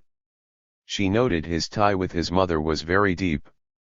He told her in humorous terms that the old lady liked to go around with a bunch of intellectual women and they may turn out to be lesbians, but she said he always spoke with a tone of admiration and deep affection for the old lady, a term that he explained the Argentines commonly used for their mothers. Ernesto's love for his family, she said, made her appreciate his humanity since he was always generous and tender toward them despite the frequent cynicism and irony he used to describe them and himself. Getty 2008:41. He also impressed her with his ideas about the proper role of doctors in Latin America, who he felt should not be pampered professionals, taking care of only the 45 privileged classes, but should instead dedicate their knowledge and skills to ending the malnutrition and the illnesses associated with the extreme poverty and LTH in which the majority of the population of the region lived. Among the various political exiles Escobedo met through Hilda were a group of Cubans who had been involved in the unsuccessful assault led by Fidel Castro on the Moncada military barracks in Santiago de Cuba on July 26, 1953. Both Hilda and Escobedo respected the Cuban exiles for their honest simplicity and the strength of their convictions. They were especially impressed by Antonio Nico Lopez. As Hilda later wrote, these Cubans had hardly any political indoctrination, almost all of them were workers, yet they boasted the short but outstanding accomplishment of the Moncada attack. She said Nico stood out not only on account of his tall and slender figure but also because of his deep conviction that one had to make a revolution, and that in Cuba this revolution was going to be made by Fidel, Getty 2008:30. In fact, he told her, Fidel is the greatest and most honest man born in Cuba since Martí José Martí, famous leader of Cuba's struggle for independence from Spain. He will make the revolution. As Hilda noted, political history subsequently proved Nico right. That Nico and his comrades had taken part in the well-known attack on the Moncada army barracks gave them a special respected position among the other exiles, and they won Ernesto's admiration too. In his diary, Escobedo wrote that he felt small when he heard the Cubans making grand assertions with total calmness about making a revolution in their country. And after going to a political meeting with them where they had each taken turns speaking at the microphone, he wrote, "I can make a speech 10 times more objective and without banalities, I can do it better and I can convince the public that I am saying something true. But I don't convince myself, whereas the Cubans do." Nico left his heart and soul in the microphone and for that reason read even a skeptic like myself with enthusiasm, Guevara 2001:45. Also in Hilda's circle of friends and acquaintances was a North American professor named Harold White. He had written a book on Marxism and was looking for someone who could help him translate it into Spanish. White asked Hilda to help him, but because she knew Escobedo needed some money to pay his bills, she convinced White to 46. Hire him. In reality, they translated the book together since she knew more English than Escobedo and he knew more about Marxism than she did, Getty 2008:53, 54. Escobedo wrote in his diary that through Hilda he had met a strange gringo North American who writes stuff about Marxism and has it translated into Spanish, Guevara 2001:38. He noted that he had made $25 helping him and that he was giving English-Spanish lessons to the gringo. As the days passed, the three of them became close friends, and Hilda later wrote that White had a great deal of influence on Ernesto's thinking during this period. In her book about their life together, she wrote, "The three of us began going on Sunday picnics, during which time it became the custom to have long discussions between Escobedo, with his crude English, and White on subjects that ranged from the international situation to Marxism, Lenin, Engels, Stalin, Freud, science in the Soviet Union, and Pavlov's conditioned reflexes, Getty 2008:54. As their friendship developed, Escobedo told her, "This is a good gringo. He is tired of capitalism and wants to lead a new life." By this time he had developed a strong dislike for most of the gringos he had encountered and the United States' role in Latin America and the world, but Ernesto's friendship with White reveals that he was not prejudiced against all North Americans. In fact, several years later, after Che had become an important member of the new revolutionary government in Cuba, he invited White to come to Cuba, and White lived there until his death in 1968, Guevara 2001:38. In fact, according to Hilda, their friendship with White developed so well that at one point he, with his North American practicality, suggested that we should rent a house where the three of us could live, and very generously offered to pay the rent. Hilda said, Escobedo was also enthusiastic about the idea since this would solve his lodging problem. However, Hilda didn't share their enthusiasm because it would mean taking care of a house, and since she was working and involved in political activities she wanted to use her spare time to study rather than do housekeeping. In an effort to convince her to accept White's offer, Escobedo promised Hilda he would not make any advances toward her if the three of them lived together in the same house. At this point they were not yet lovers. Escobedo had hinted he was romantically interested in her, but she had not encouraged him. 47. In the book she wrote about her life with Escobedo, Hilda recounts a particular outing when they went with White to a picturesque town that was a considerable distance from Guatemala City. When they were ready to return to the city they found that because a religious celebration was being held in the town all the buses going back to the city were LED. White suggested they should stay overnight in a local hotel until the next day, but Hilda protested and Escobedo promised he would find some way for her to return to the city, which he did. She said this gesture heightened her opinion of him and made her remember he had warned her at the beginning of their friendship about how men often lie to women. He had noticed that one of her Peruvian friends was constantly flirting with her, so he took her aside and told her, "Be careful, he is married, you know men always lie." Getty 2008:55. At the end of February 1954, Ricardo Rojo and Gualo Garcia decided to leave Guatemala, but Escobedo chose to remain in Guatemala City because of his interest in Hilda and the revolutionary programs of the Guatemalan regime. During this period, Escobedo had almost no money and great difficulty paying for food and lodging since he couldn't end a job and had no income. He tried to obtain employment as a doctor in one of the government's public health programs. In particular, he was interested in working with a program that was being carried out among the indigenous, Indian, population in the remote El Petén region of Guatemala. One of the reasons he was interested in working in this area was his desire to explore the ancient Mayan ruins there. However, he was frustrated by the Ministry of Health not validating his medical credentials unless he took another year of medical studies in Guatemala.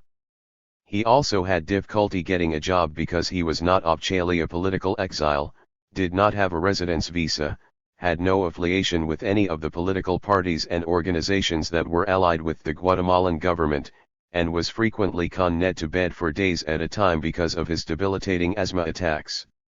At one point, Hilda remembers he was offered a position in the government's Department of Statistics as a result of her introducing him to one of her friends, Herbert Zeisig, who was an influential member of the Guatemalan Communist Party, which had a number of members working in the department.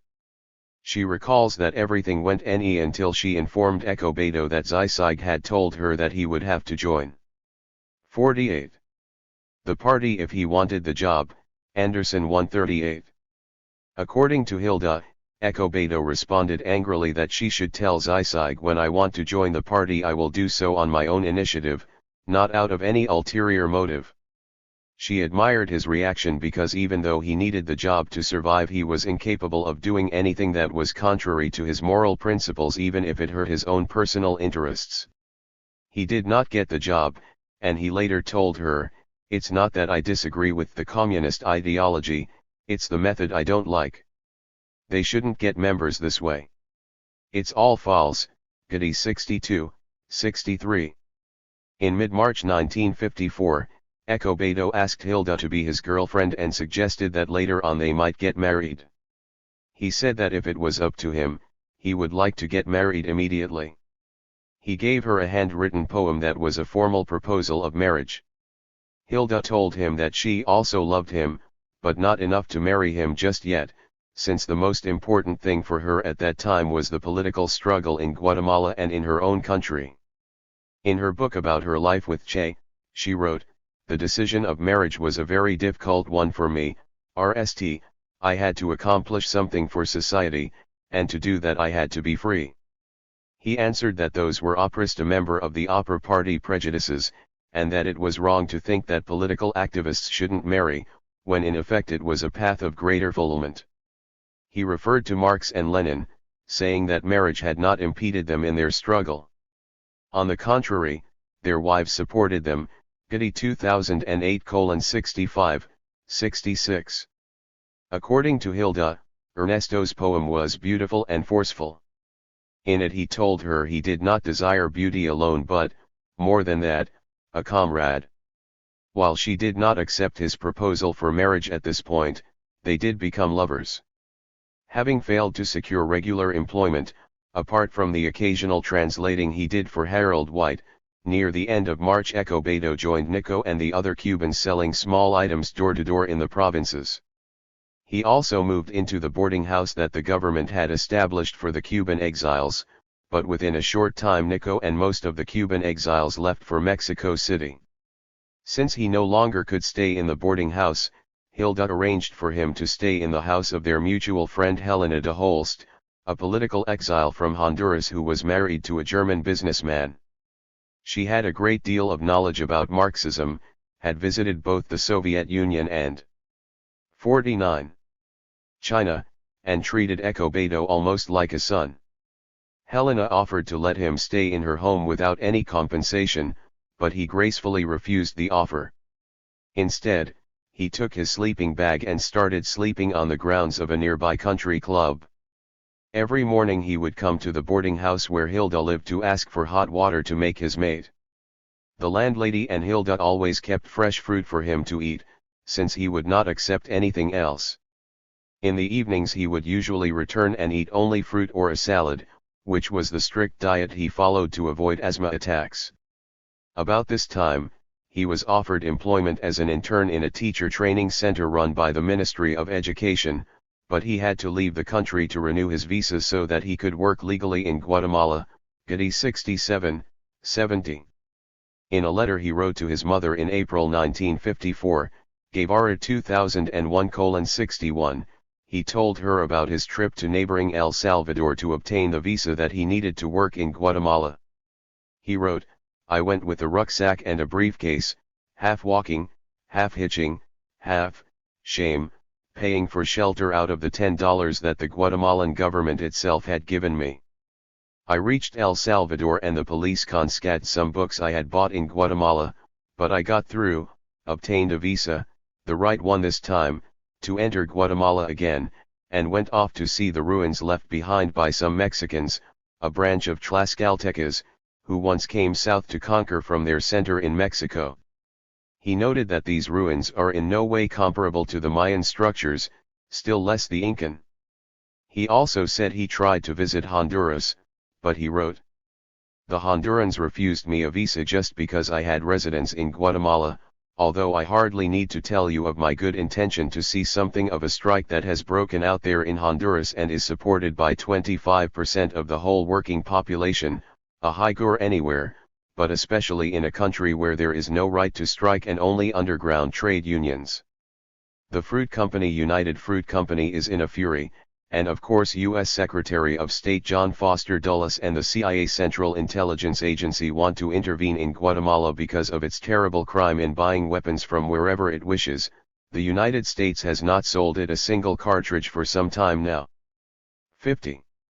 Here we see the RST mention in his writing of the confrontation that was brewing between the governments of the United States and Guatemala. Finally, near the end of this letter to his mother he mentioned his relationship with Hilda. He wrote, "I drink mate when there is any, and I engage in endless discussions with the comrade Hilda Getty, an operista, whom I try to persuade in my gentle way to leave that dump of a party. She has a heart of platinum, at least. Her help is felt in everything to do with my daily life," page 61. In a letter to his mother a month later, in May 1954, he wrote something quite revealing about his thoughts at the time. He said, "I could become very rich in Guatemala, but by the low method of ratifying my title medical degree, opening a clinic and specializing in allergies, it's full of telltale colleagues here. To do that would be the most horrible betrayal of the two eyes struggling inside me, the socialist and the traveler," page 61.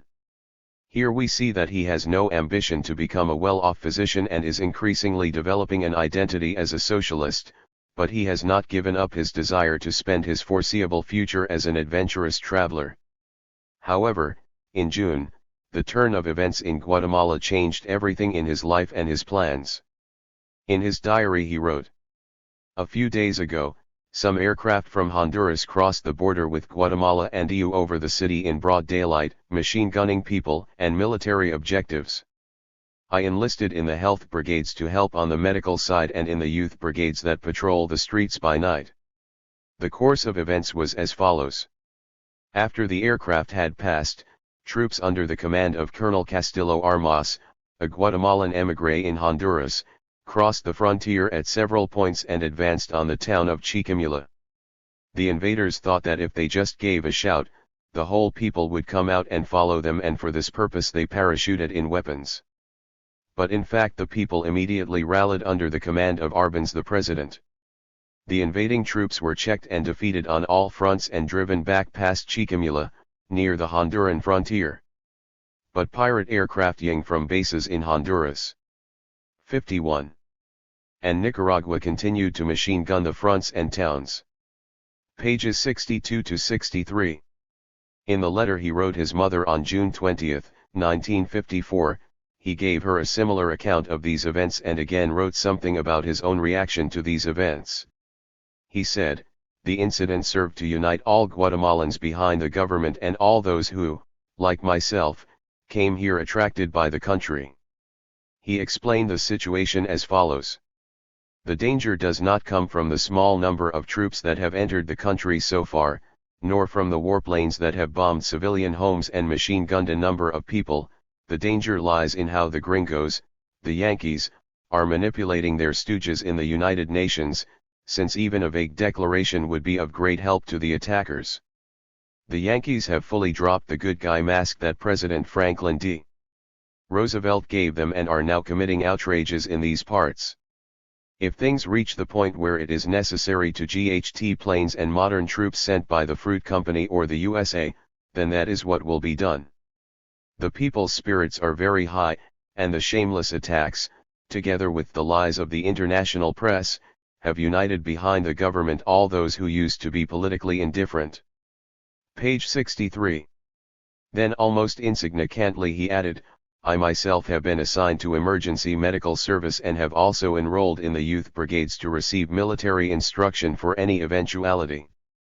However, only a few days later Escobedo wrote in his diary, "A terrible cold shower has fallen on all those who admire Guatemala." On the night of Sunday, June 27, President Arbenz announced that he was resigning. He publicly denounced the Fruit Company and the United States as being directly behind all the bombing and strategy of the civilian population. Escobedo added, "Arbenz resigned under pressure from a North American military mission that was threatening massive bombing and a declaration of war by Honduras and Nicaragua provoking United States intervention." And with regard to how this turn of events had affected him, he wrote that he expected to be expelled the next day from 52. the small hospital where he had been working, and that repression is coming. He also noted that Hilda has changed her address. The top people in the Guatemalan Communist Party are seeking asylum and Castillo will enter the city tomorrow. How did this turn of events come to pass? Before 1944, Guatemala had been just another banana republic ruled by a series of dictators who served the interests of the local landed oligarchy and the United Fruit Company, the American-owned banana company that controlled vast land holdings, railways, and ports in Central America, the Caribbean, Colombia, and Ecuador, Schlesinger and Kinzer 1982. But in 1944 the ruling strongman, the dictator Jorge Ubico, was overthrown by a popular revolt led by junior army officers and students. On the surface, the revolt appeared to be aimed primarily at discarding Ubico's oppressive regime in favor of more democratic rule. But in reality, the groups who participated in the revolt demanded the complete reform of Guatemala's exploitative and highly unequal economic and social order. Following the overthrow of the Ubico regime, elections were held and Juan José Arevalo became Guatemala's popularly elected president. Under Arevalo's rule a major effort was made to bring Guatemala's majority Indian population into the 20th century and a large number of rural and urban workers were unionized. The revolutionary policies of Arevalo's government were continued and in fact accelerated by his successor, Colonel Jacobo Arbenz, who was democratically elected to the presidency in 1951. By the time Escobedo arrived in Guatemala, in late 1953, the Arbenz regime had distributed thousands of hectares of uncultivated land to over 100,000 landless peasants. This land was expropriated by the government from the country's large landed estates, and included 11,000 hectares of uncultivated land that belonged to the powerful United Fruit Company, which even distributed mail in Guatemala. The response from the U.S. government was almost immediate. The U.S. Secretary of State at the time, John Foster Dulles, had close ties to the United Fruit Company, since his law RM had represented the company. Moreover, his brother Allen Dulles was the director of the CIA, and John Moores Cabot, who was in charge of inter-American affairs in the State Department, had a brother who was the former president of the United Fruit Company. At the March 1954 Foreign Ministers meeting of the Organization of American States, OAS, U.S. Secretary of State Dulles accused the AR. 53. Ben's regime of being communist-infiltrated and claimed Arbenz intended to align Guatemala with the Soviet bloc, Schlesinger and Kinzer 1982.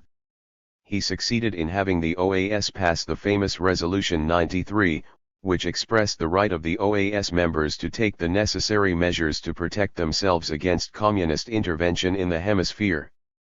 As far as the U.S. government was concerned, the necessary measures in the case of Guatemala involved the clandestine preparation by the CIA of a mercenary force to invade Guatemala and overthrow the democratically elected government of President Arbenz. This force was assembled in the neighboring countries of Honduras and El Salvador and received the support of the dictatorial regimes in these two countries as well as the Somoza dictatorship in nearby Nicaragua. All three of these regimes were closely tied to Washington. The CIA supplied the invaders with arms and planes and also arranged for the betrayal of the higher echelons of the Guatemalan army. On June 17, 1954, this force under the command of ex-army officer Carlos Castillo Armas crossed into Guatemala with the intent of marching on the capital. After an initial period in which the Arbenz government put up rather successful resistance, the U.S. ambassador and the high command of the army pressured Arbenz into resigning and turning over the government to several generals in the army high command. They in turn allowed Castillo Armas and his force to enter the capital unopposed. As a result, the democratically elected regime collapsed and Castillo Armas was owned into Guatemala from Honduras on the personal plane of U.S. Ambassador John Purifoy.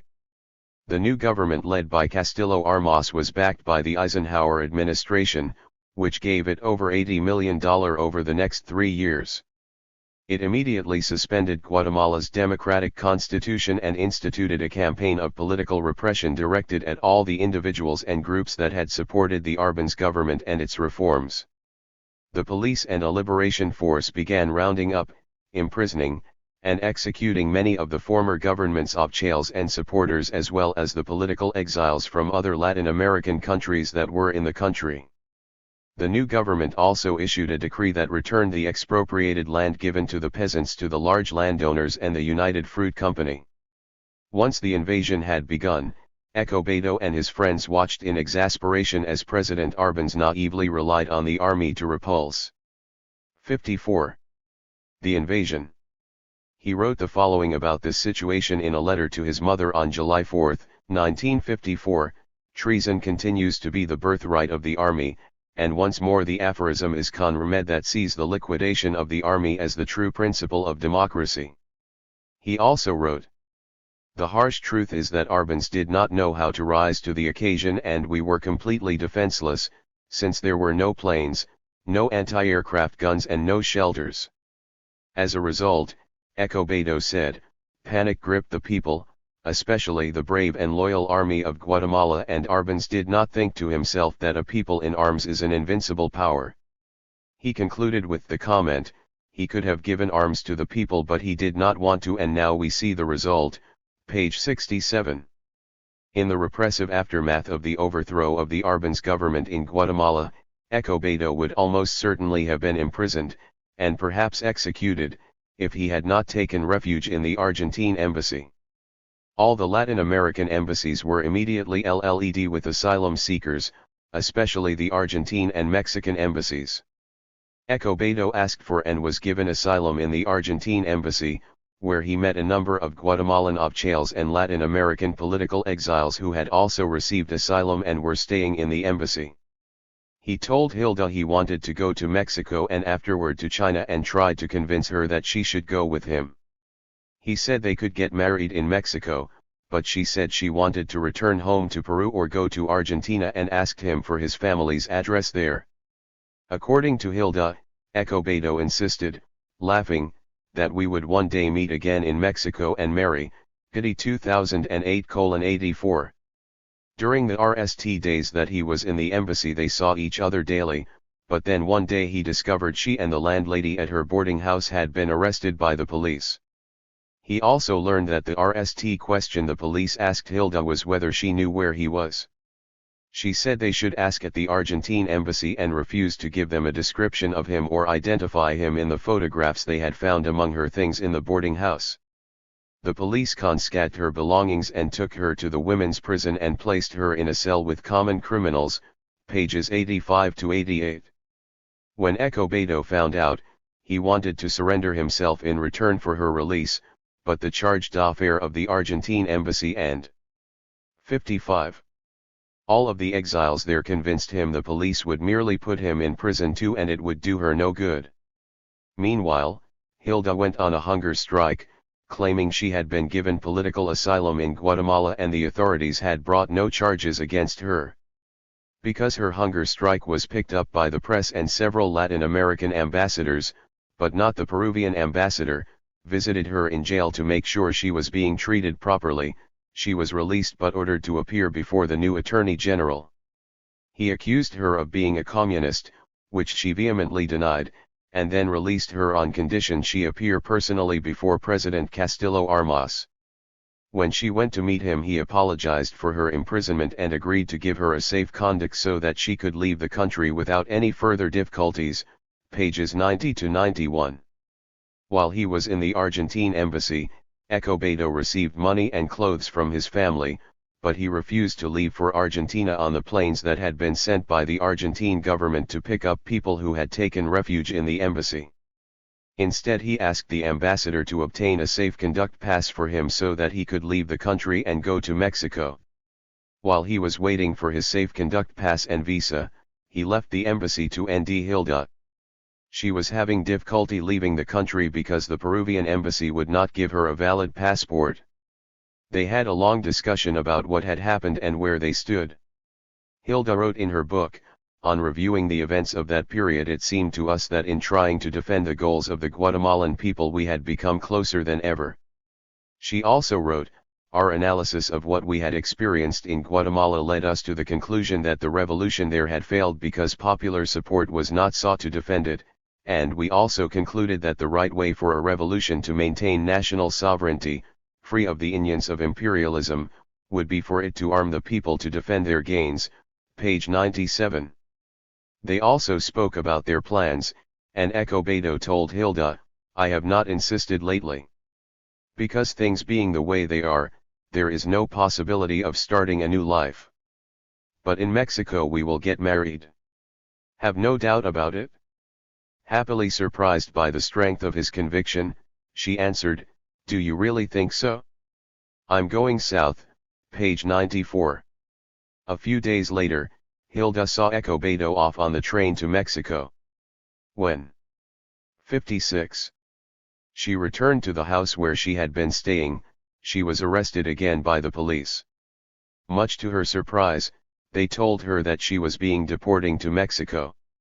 Unfortunately, her deportation from Guatemala was a harrowing experience, as opposed to Ernesto's relatively uneventful departure. She was taken under guard to the border and held prisoner there until she paid her captors to smuggle her across the river into Mexico, page 123. When Escobedo arrived in Mexico City in mid-September 1954 he discovered that, like Guatemala during the Arbenz presidency, Mexico was a refuge for political exiles from all over Latin America. In addition to the latest influx of Guatemalan exiles, there were political refugees from the Dominican Republic, Cuba, Colombia, Peru, Venezuela, Haiti, and his own Argentina. Most of these exiles lived in the same neighborhoods of the city and frequented the same bars and cafes. Since Hilda was granted political asylum by the Mexican authorities after she escaped from Guatemala, her status in the country allowed her to end employment without any difficulty. Escobedo, on the other hand, had entered the country on merely a visitor's visa and had the same difficulties ending employment as in Guatemala. Escobedo initially made ends meet as a street photographer. He became a regular member of the exile community. Through mutual contacts in Mexico City, Escobedo and Hilda were reunited in late October shortly after she arrived in the city. Hilda's account of their meeting reveals they did not get off to a good start. Again Escobedo spoke of the possibility of getting married. I said we should wait. I had just arrived in Mexico and wanted to adjust to the new environment and look for a job. I really was not yet certain. I think he realized this and seemed somewhat bothered by it. I had the feeling that my ambiguous answer had created a certain tension, because he then said we would just be friends. I was a little surprised, I was only asking him to wait. But I accepted his decision. I had just arrived, and here we were, already quarreling, page 125. However, over the next few months they did see each other frequently and they discussed their Guatemalan experiences often. They both had developed a deep sense of disdain for the U.S. government, which they blamed for the overthrow of the Arbenz regime, the political repression that followed in Guatemala, and most of Latin America's economic and political ills. Escobedo told Hilda he had obtained a position as an ASIS. 57. Tant in the allergy ward of the General Hospital in Mexico City, which paid very little but allowed him to practice medicine. He also told her he was in touch with Nico Lopez, who had by chance come into the allergy ward at the hospital one day with another Cuban. He said they embraced each other as old friends reunited. Nico told him that he and his Cuban friends in Mexico were in constant contact with the revolutionary 26th of July movement in Cuba, and they expected Fidel Castro and his brother Raúl would soon be released from prison there and might come to Mexico. In a letter he wrote his mother in November 1954, it is possible to get a sense of what Escobedo was thinking at this period in his life. He told her he enjoyed being in Mexico but still hoped to go to Europe. He also said that while he had not lost a bit of contempt for the United States, he wanted to get to know New York at least, but then added he felt sure he would leave just as anti-Yankee as when he arrived there, Guevara 2001:87. At the end of the letter he also said that in the hecatomb that Guatemala became after the fall of President Arbenz, where everyone expected to fend only for himself, the communists kept their faith and comradeship alive and are the only group still working there. And then he said, I think they deserve respect and sooner or later I will join the party myself. What most prevents me from doing it right now is that I have a huge desire to travel in Europe, and I would not be able to do that if I was subject to rigid discipline as a member of the party. Escobedo and Hilda grew closer and toward the end of December became lovers again. As a New Year's present, he gave her a copy of the Argentine writer José Hernández's epic poem about a gaucho called Martin Fierro, which he had frequently recited and applied to the reality of their own lives since they met. In the e-leaf he wrote the following inscription. To Hilda, so that on the day we part the substance of my hopes for the future and my predestined struggle will remain with you, Getty 2008:134. She tried to hide her emotion, but confessed she was deeply moved by this inscription. He continued to insist they should get married. She resisted at first, but within a few months realized she really did want to marry him, so they made plans to marry in May 1955. However, they had difficulty obtaining permission from the Mexican government since they were 58. Not Mexican citizens and had different nationalities. They decided to live together until they could get married officially. They rented a small hut in a section of the city where most of the Latin American political exiles were living. One night, Escobedo brought Raúl Castro home with him. Nico had introduced them shortly after Raúl arrived in Mexico. Hilda's account of this meeting provides an invaluable description of him. Despite his youth, he was 23 or 24 years old at the time, and even younger appearance, blonde and beardless and looking like a university student. His ideas were very clear as to how the revolution was to be made and, more important, for what purpose and for whom. He had great faith in Fidel, not because he was his brother but because of his political leadership. It was his faith in Fidel that had led him to participate in the Moncada attack, page 143. He told Hilda that he was convinced that an armed struggle was necessary since one could not expect to take power through elections in Cuba and most of Latin America. However, he said this armed struggle would have to be carried out in close association with the populace, since it would only succeed with the support of the people. Once power had been taken with the support of the people, he said it would then be possible to transform Cuba's capitalist society into a socialist society. According to Hilda, Raúl had communist ideas and was an admirer of the Soviet Union. She said, He believed that the power struggle must be the people, and this struggle would have to be against U.S. imperialism, not only for Cuba but in all of Latin America, page 143. Thereafter, Hilda noticed that Escobedo saw Raúl almost every day, and they learned Fidel was coming to Mexico. Raúl told them about how they had begun to organize the 26th of July movement. She said it was spirit-lifting just to talk to him, since he was always joyful, communicative, sure of himself, and very clear in his ideas. For this reason, she said, he and Escobedo got along very well. Early in July, Fidel arrived in Mexico, and Escobedo met him at the home of a Cuban woman married to a Mexican. They ended up talking for almost 10 hours straight through the night, exchanging ideas about Latin American and international affairs. According to Hilda, Escobedo said Fidel had a deep faith in Latin America and that he was a new type of political leader who was modest, knew where he wanted to go, and had great tenacity and reamness. She said Escobedo discovered that he was a true Latin American, and he 59. Also found in Fidel a deep conviction that in going against the Cuban dictator Fulgencio Batista, he was going the imperialist monster that kept Batista in power, page 144. In the journal he was keeping at the time, Escobedo wrote, "I met Fidel Castro, the Cuban revolutionary. He is a young, intelligent guy, very sure of himself and extraordinarily audacious. I think we hit it off well." Guevara 2001:99. Later, Escobedo told Hilda, "Nico was right in Guatemala when he told us that if Cuba had produced anything good since Martí it was Fidel Castro. He will make the revolution. We are in complete agreement. I could only fully support someone like him." She said that after the RST day they met, Escobedo and Fidel began meeting together 3 or 4 times a week, but they had to be secretive because the Cuban exiles in Mexico were being watched and might be jailed, since it was not only Batista's police but also the FBI who were watching them. Hilda met Fidel for the RST time when he came to a dinner party that she and Escobedo arranged for him. Again, her account of this meeting provides an invaluable description of this important guy at an early stage in his political career.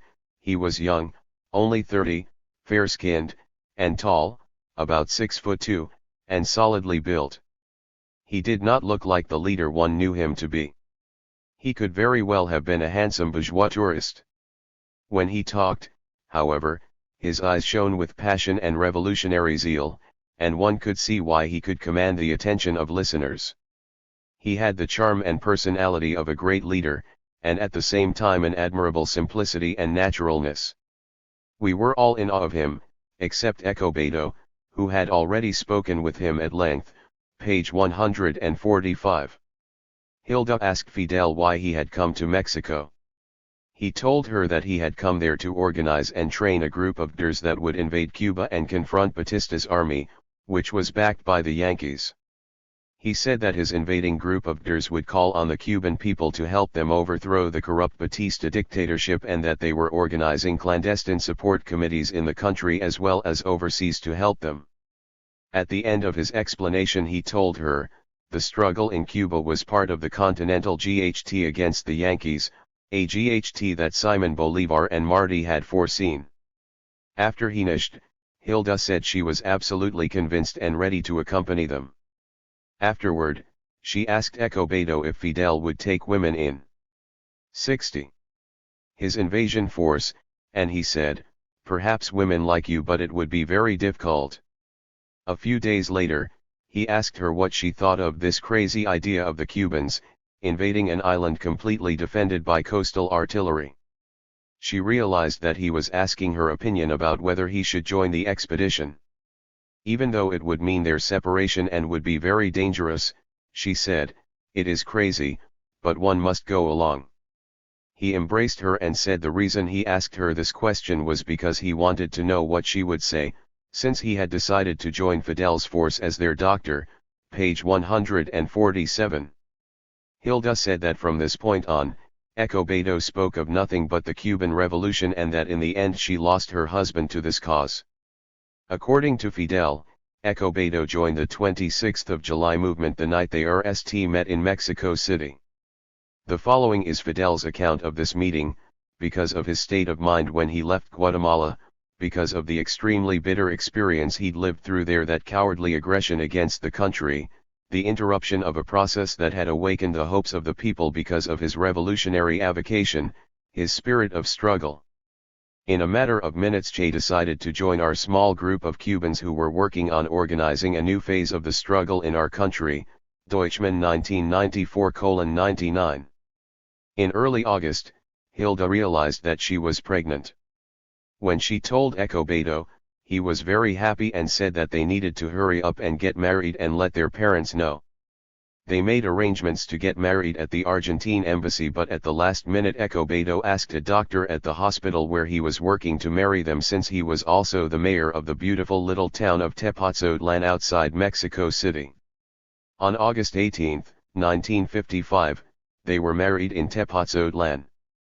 Raúl Castro accompanied them, as well as a Venezuelan poet named Lucila Velázquez, a friend of Hilda's, and Jesus Montaigne, a member of the 26th of July movement who had just arrived from Cuba to serve as treasurer of the movement and aide to Fidel.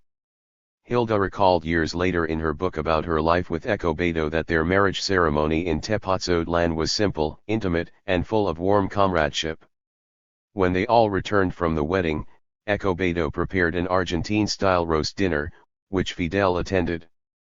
Over the next few days, they told their friends about their wedding and sent cables to their parents in Argentina and Peru. Hilda's parents sent them 61. Some money and a letter scolding them for not having invited them to the wedding. Escobedo wrote to Hilda's parents and thanked them for their generous gift and described their future plans as follows: first, we will wait for Don Escobedo. If it's not a boy, there's going to be trouble. Then we'll consider a couple of RM propositions I have, one in Cuba, the other a fellowship in France, depending upon Hilda's ability to travel around. Our wandering life isn't over yet, and before we nightly settle in Peru, a country that I admire in many ways, or in Argentina, we want to see a bit of Europe and two fascinating countries, India and China. I am particularly interested in New China because it re-echoes my own political ideals. Getty 2008:153, 54. In another section of this rather lengthy letter, Escobedo wrote about their relationship as equals: our married life probably won't be like yours. Hilda works 8 hours a day and I, somewhat irregularly, around 12. I'm in research, the toughest branch, and poorest paid. But our routines work harmoniously together and have turned our home into a free association between two equals. Fidel left Mexico for a time to seek support from Cubans living in the United States who opposed the Batista dictatorship. From these Cuban exiles he collected funds and recruits for his planned invasion, and when he returned to Mexico he obtained the services of a Colonel Alberto Bayo to train his group in the tactics of guerrilla warfare. Colonel Bayo had been born in Cuba and had served as an officer in the Spanish Republican Army. During the Spanish Civil War, he had gained a great deal of experience in guerrilla warfare, and later he had collaborated in Latin American efforts to launch an armed popular struggle. Toward the end of 1955, the meetings between Escobedo, Raúl, Fidel, and the other Cubans became more frequent, and they often met at the apartment where Escobedo and Hilda lived. Fidel arranged to have all his mail sent to their address under Hilda's maiden name.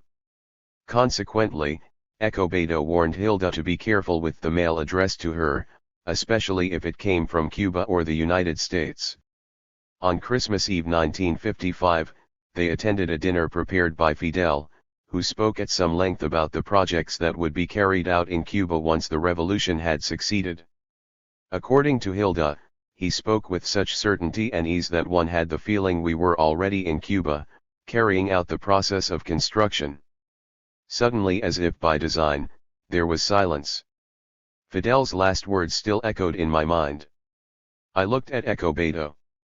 62. And he returned the glance. In his eyes I could read the same thoughts that were going through my mind.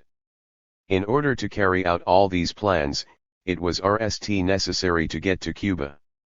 This meant many difficulties, great efforts, and sacrifices, all the dangers that must be undergone to achieve the power for revolutionary change, page 168. In the silence, Hilda said it was possible to sense the thoughts of everyone in the room.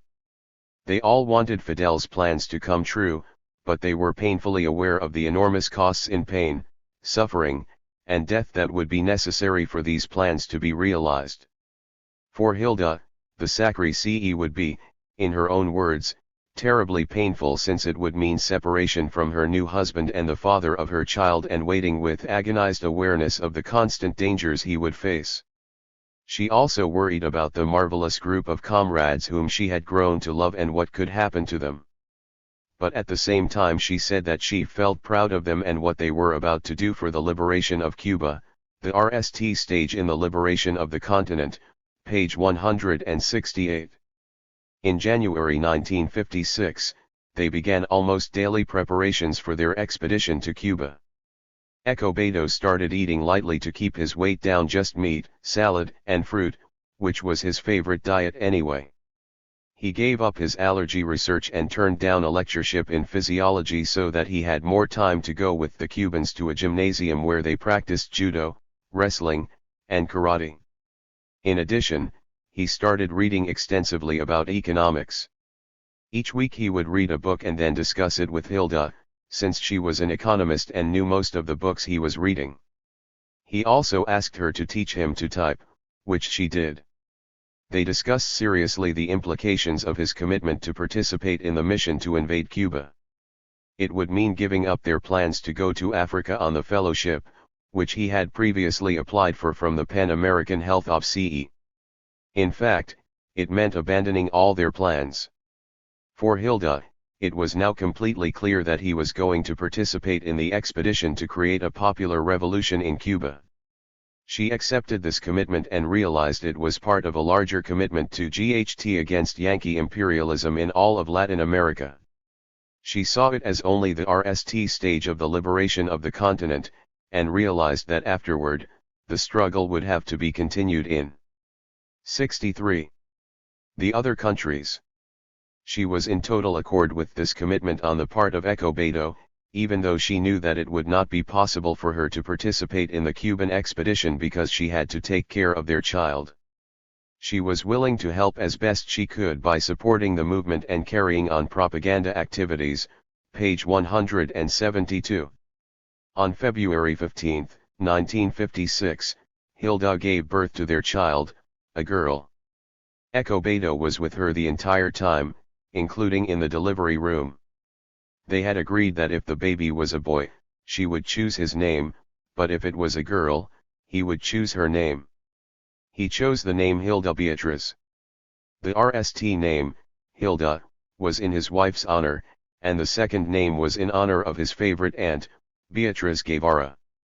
Fidel was their RST visitor in the hospital, and like Escobedo he was enchanted with the baby. He held her in his arms and said, "This girl is going to be educated in Cuba," and he said it with such conviction that Hilda felt sure it would happen, page 173. Escobedo became a doting father and rushed home every day to watch and play with her. When the baby was only a few weeks old, Hilda came down with a bad cold and a high fever. Escobedo stayed home and immediately took over the care of Hilda, little Hilda. According to Hilda, he always showed great concern for both her and Hilda and consistently gave them tender and affectionate care.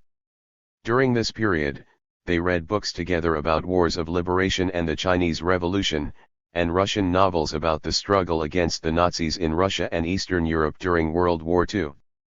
On the basis of their readings, they concluded that guerrilla warfare might be the best way for a popular revolution to succeed in Latin America. With Colonel Bayo's assistance, Fidel established a secret training camp for his group at a large ranch in the mountainous Chalco district outside of Mexico City. Fidel brought 80 men to this training camp, including Escobedo. Within a short time, Colonel Bayo singled out Escobedo as his best student. It was during this training period that Ernesto's Cuban comrades gave him the nickname Che. They called him Che because, like most Argentines, he used the word Che constantly, which is similar to hey, buddy, in English and is used by most Argentines at the beginning of a sentence to catch someone's attention or express familiarity. Escobedo accepted this nickname with pride. 64. In April 1956, after their military training, the group began studying Marxist literature and discussing the problems of Cuba and Latin America. Che Escobedo came home only on the weekends. In late May, he told Hilda they were going somewhere for ELD training and they might depart from there for the invasion of Cuba. About a week afterward, she saw an article in the Mexico City newspapers about the arrest of Fidel and 4 of his Cuban companions because their immigration papers were not in order. Hilda suspected that trouble was brewing, so she collected all their papers and books in their apartment and took them to a friend's house. Shortly thereafter, 2 men came to her door and asked her if she was Hilda Guevara. She answered that she was Hilda Guevara. They asked her about the mail she received and told her she had received a telegram that was compromising. They wanted her to come with them, but when she said she was nursing a 4-month-old child and she would have to bring the baby with her, they told her she did not have to go with them at that moment. They said she should wait until they came back. When they left, she immediately sent word through one of the Cubans to warn the others that she was under police surveillance. Getty 2008:185, 86. Later that evening, the same 2 men returned and took her and the baby to the Federal Police office in the center of the city. There she was questioned about a telegram from Cuba that had been sent to her address. One of the interrogators was a Cuban who said he had sent the telegram. They asked her where her husband was, who were the visitors to her house, and whether she was involved in politics. She told them she was a political exile and they should notify the Mexican senator who had signed her asylum papers. She also complained they were violating her rights, asked for a lawyer, and said her daughter's health was being endangered by detaining them both in uncomfortable conditions. They took her into a dark interrogation room where she was forced to sit, with the baby in her arms, looking into a bright light. They asked her a series of questions intended to prove that her husband and the Cubans were communists. She had the impression one of the people in the room was a CIA or an FBI agent. They nally let her return to her apartment after they failed to get the information they wanted from her and saw that they could not intimidate her. 65. The 2 policemen who took her back to the apartment stayed there with her all night. The next morning they took her and the baby back to the Federal Police headquarters and she was again interrogated. They tried to convince her she should save herself and the baby by telling them everything they wanted to know about her husband and his Cuban friends. She refused to give them any information and asked again for a lawyer. Fidel and his 4 companions were in the same building, and they discovered she was being detained there too. Later in the day she was taken to the police chief's office and found Fidel there. He greeted her affectionately and told her, "I can't allow you to be here with the baby. Please tell them that you receive letters for me being a political exile. I had no permanent address and had asked you to receive mail for me, addressed to you." She hesitated, but he said, "You make this statement so that you'll be freed, because I can't let you and the baby go through these discomforts and dangers." Page 186. After he insisted, she signed the statement and they let her go. Later she discovered that the former president of Mexico Lázaro Cárdenas had intervened on Fidel's behalf. She also learned that Fidel had agreed to take the police to the ranch where Escobedo and the others were hiding in order to avoid a gun GHT and bloodshed. Fidel arranged with the federal police to go in RST and prepare the group to surrender without a GHT. Fortunately, when Fidel went to the ranch with the police, Raúl and half the group were not at the ranch and escaped being taken by the police.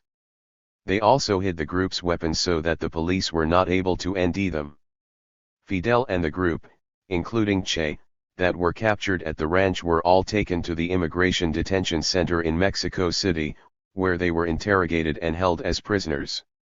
When Hilda discovered where he was being held prisoner and went to visit him, he told her, "There is no doubt the FBI is mixed up in this, to defend Batista. He represents for them the control of the sugar industry and commerce in Cuba. The Mexicans can't be that interested in hunting down Cuban revolutionaries. Not only that, they have made their own revolution and they know what it is to take up arms. It's those Yankee hijos de la chingada, sons of bitches, as they say here, who are behind this whole affair, page 193. 66. Fidel, Che, and the rest of the group being detained by the Mexican authorities banded together and became a close-knit circle of comrades under the stressful conditions of their confinement. In a letter he wrote to his mother dated July 15, 1956, Che had the following to say about the effect his imprisonment had on his feelings toward his Cuban comrades. During these prison days and the period of training that preceded them, I have identified totally with my comrades in the cause. I remember a phrase that once seemed to me idiotic or at least bizarre, referring to such a total identification among the members of a governing body that the very concept of the I disappeared and gave way to the concept of we. It was a communist morality and may, of course, appear to be a doctrinaire exaggeration, but in reality it was, and is, a beautiful thing to be able to feel that stirring of we. He also said the following in response to his mother's advice that he pursue a more moderate path and look out for himself: "You are profoundly mistaken in believing that great inventions or works of art arise out of moderation or moderate egoism. Any great work requires passion, and the revolution requires passion and audacity in large doses, things that humanity as a whole does have." Near the end of this letter, he referred to his future plans. He said that after Cuba he planned to go somewhere else to carry on the revolutionary struggle against imperialism, and that he would really be done for if he were to choose a career in which he would be shut up in some bureaucratic OPCE or allergy clinic. Guevara 2001:110, 11. After several weeks, the group of detainees decided to go on a hunger strike.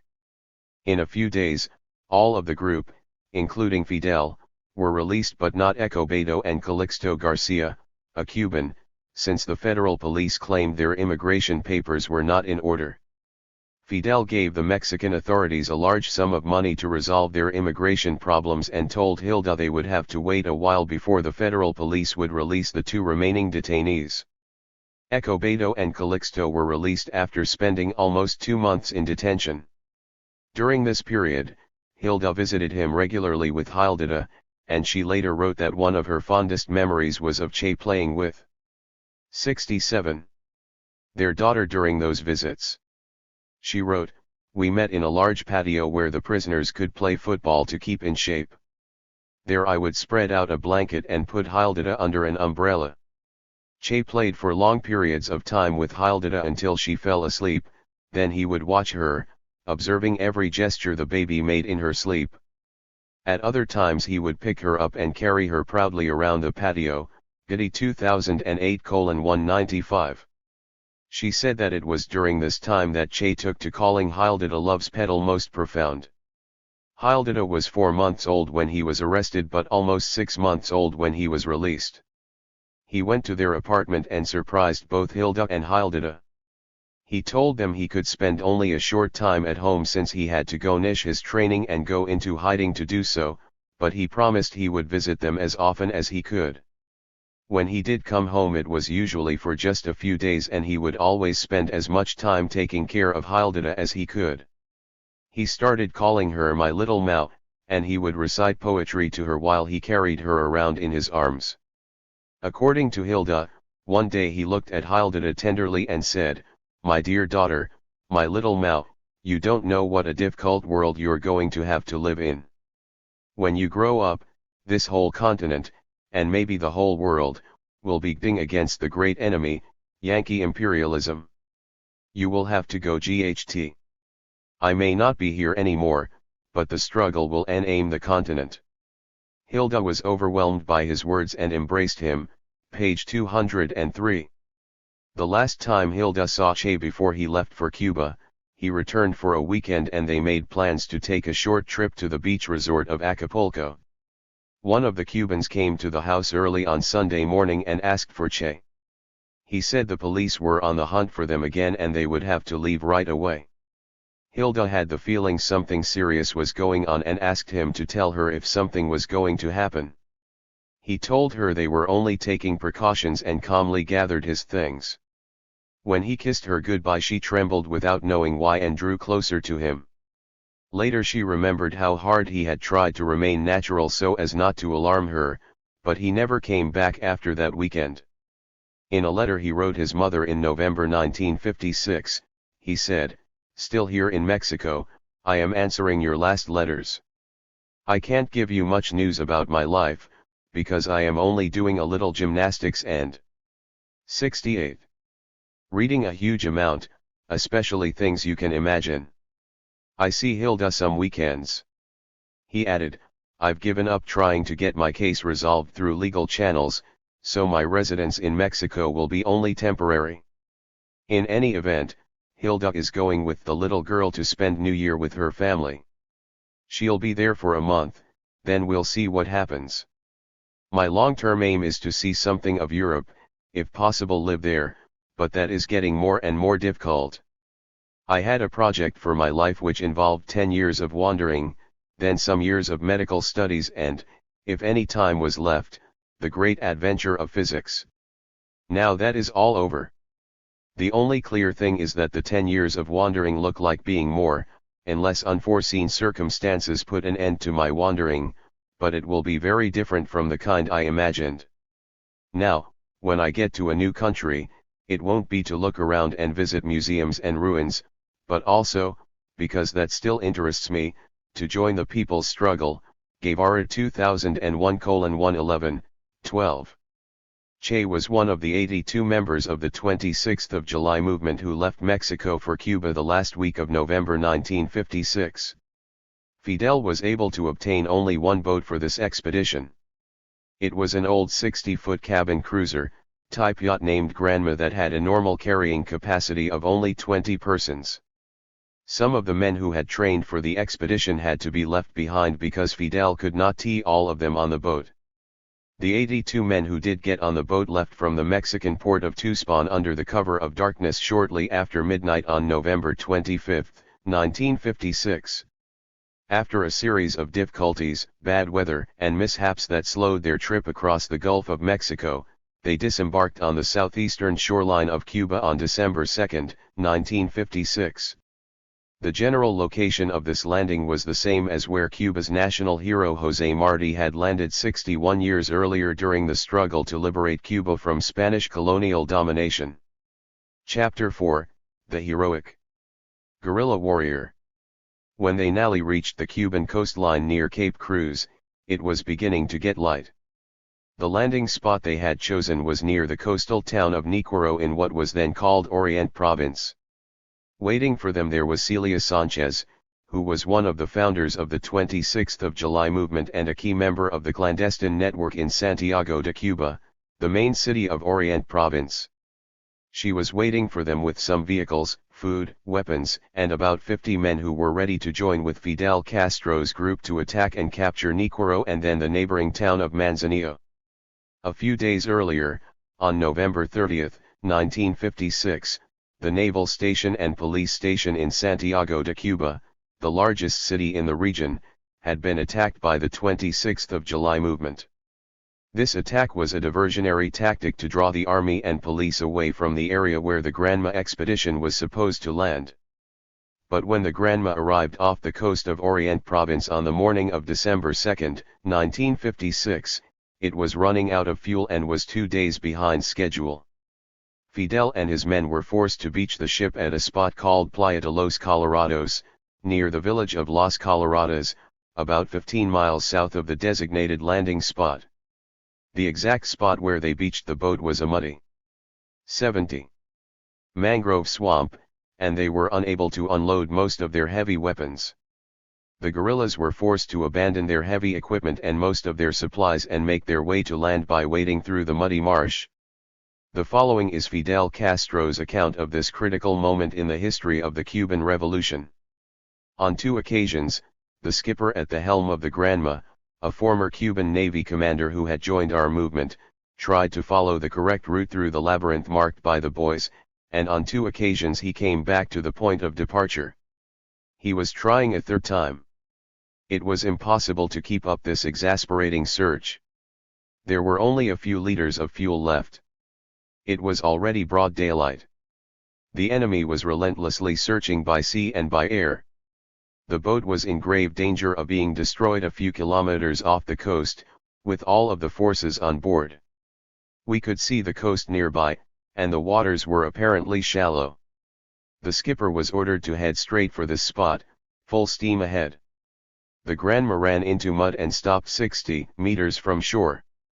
The men disembarked with their weapons, and struggled through the water over soft mud that threatened to swallow them up as they were overloaded. Castro 2001:21. But as soon as they reached what had seemed to be the solid shore, they encountered mud again. They found themselves in a long, swampy coastal lagoon that stretched between their point of arrival and the solid land beyond. According to Castro, it took almost 2 hours to cross that hellish swamp.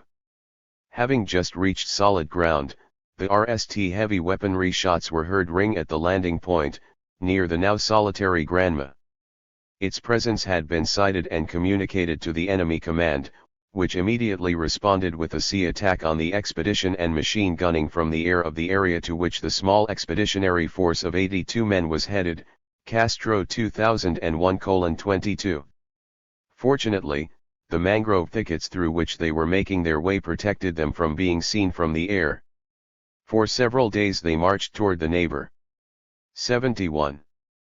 Sierra Maestra, Cuba's largest mountain range, by hiding during the day and marching during the night.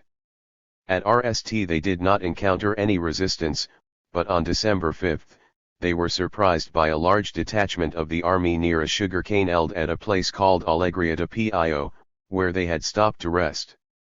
Because they had eaten and drunk very little since their departure from Mexico and were exhausted from the ordeal of their landing and several days of nighttime marching, they were completely unprepared to defend themselves and ran in all directions to try and save themselves.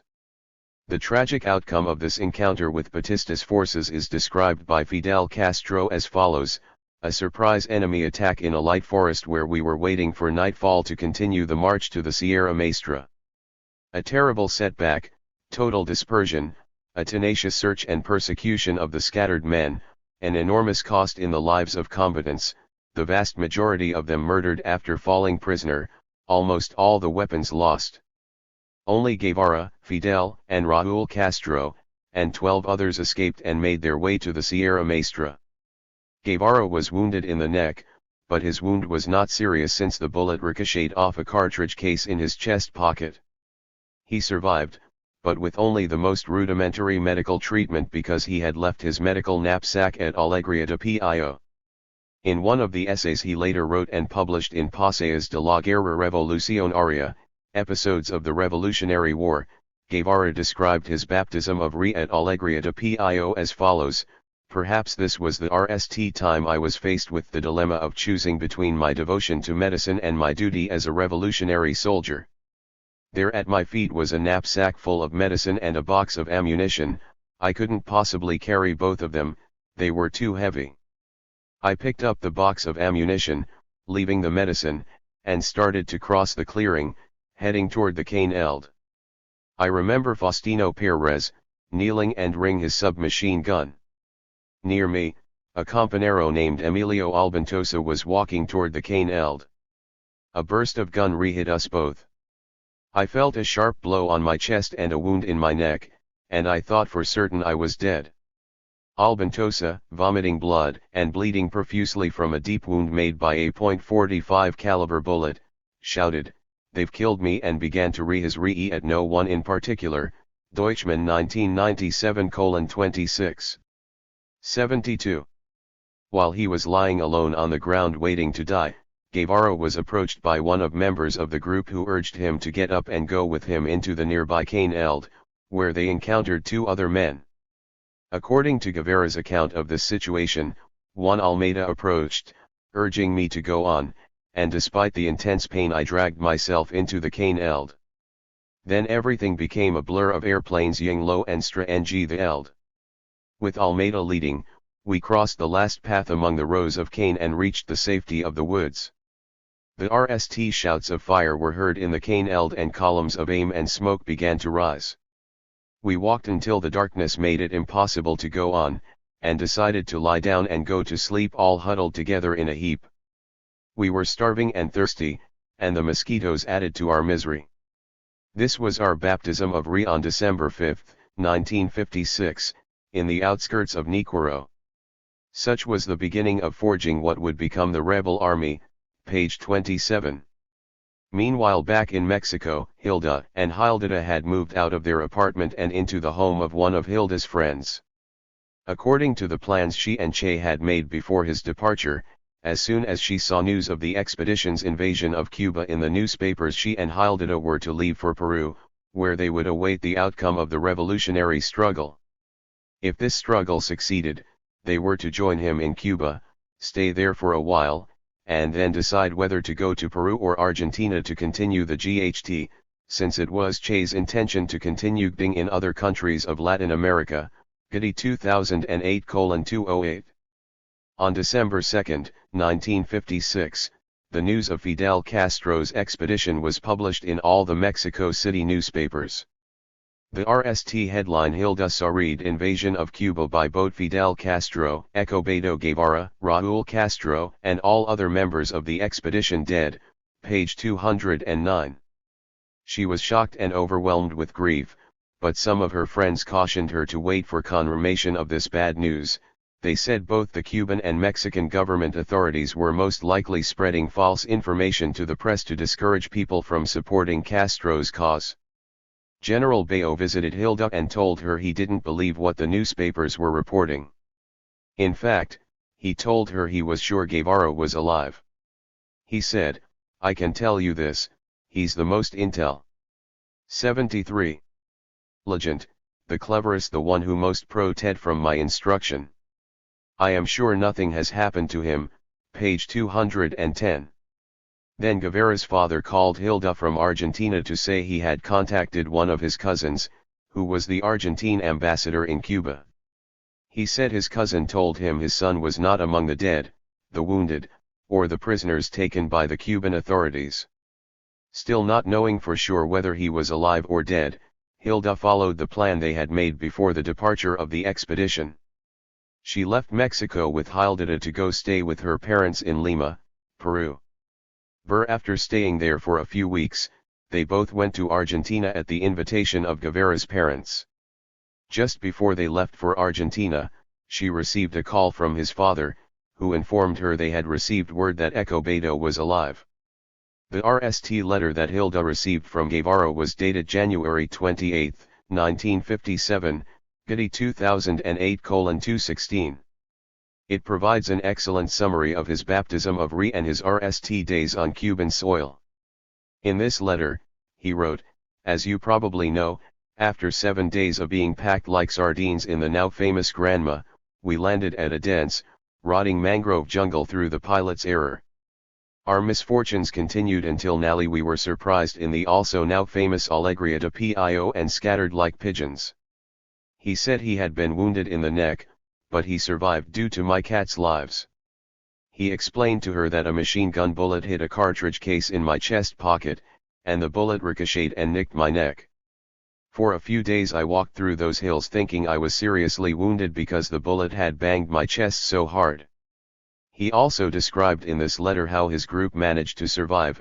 Our group, including Almeida and Ramirito, whom you know, spent 7 days of hunger and terrible thirst until we were able to slip through the cordon and, with help from the peasants, get back to rejoin Fidel. What he undoubtedly knew, but did not want to reveal to his wife, when he wrote this letter, was that of the 82 members of the Granma expedition, most were killed or caught and then murdered by the Cuban army in the RST days after the guerrilla force landed in Orient province. Besides Guevara and the Castro brothers, there were only 12 other survivors. As he hinted in his letter to Hilda, among those who were killed was Nico Lopez, his friend since Guatemala days. 74. The survivors of the Granma expedition were joined by 6 discontented peasants in January 1957, and this minuscule group began operating as a guerrilla force from hiding places in the Sierra Maestra. Their RST victory was an attack on a small army garrison on the coast where the La Plata River comes down out of the Sierra Maestra to the ocean. As Guevara later wrote about this attack, the effect of our victory was electrifying and went far beyond that craggy region. It was like a clarion call, proving that the rebel army really existed and was ready to GHT, Deutschmann 1997:28. At this time, they had only 22 weapons and they were short of ammunition.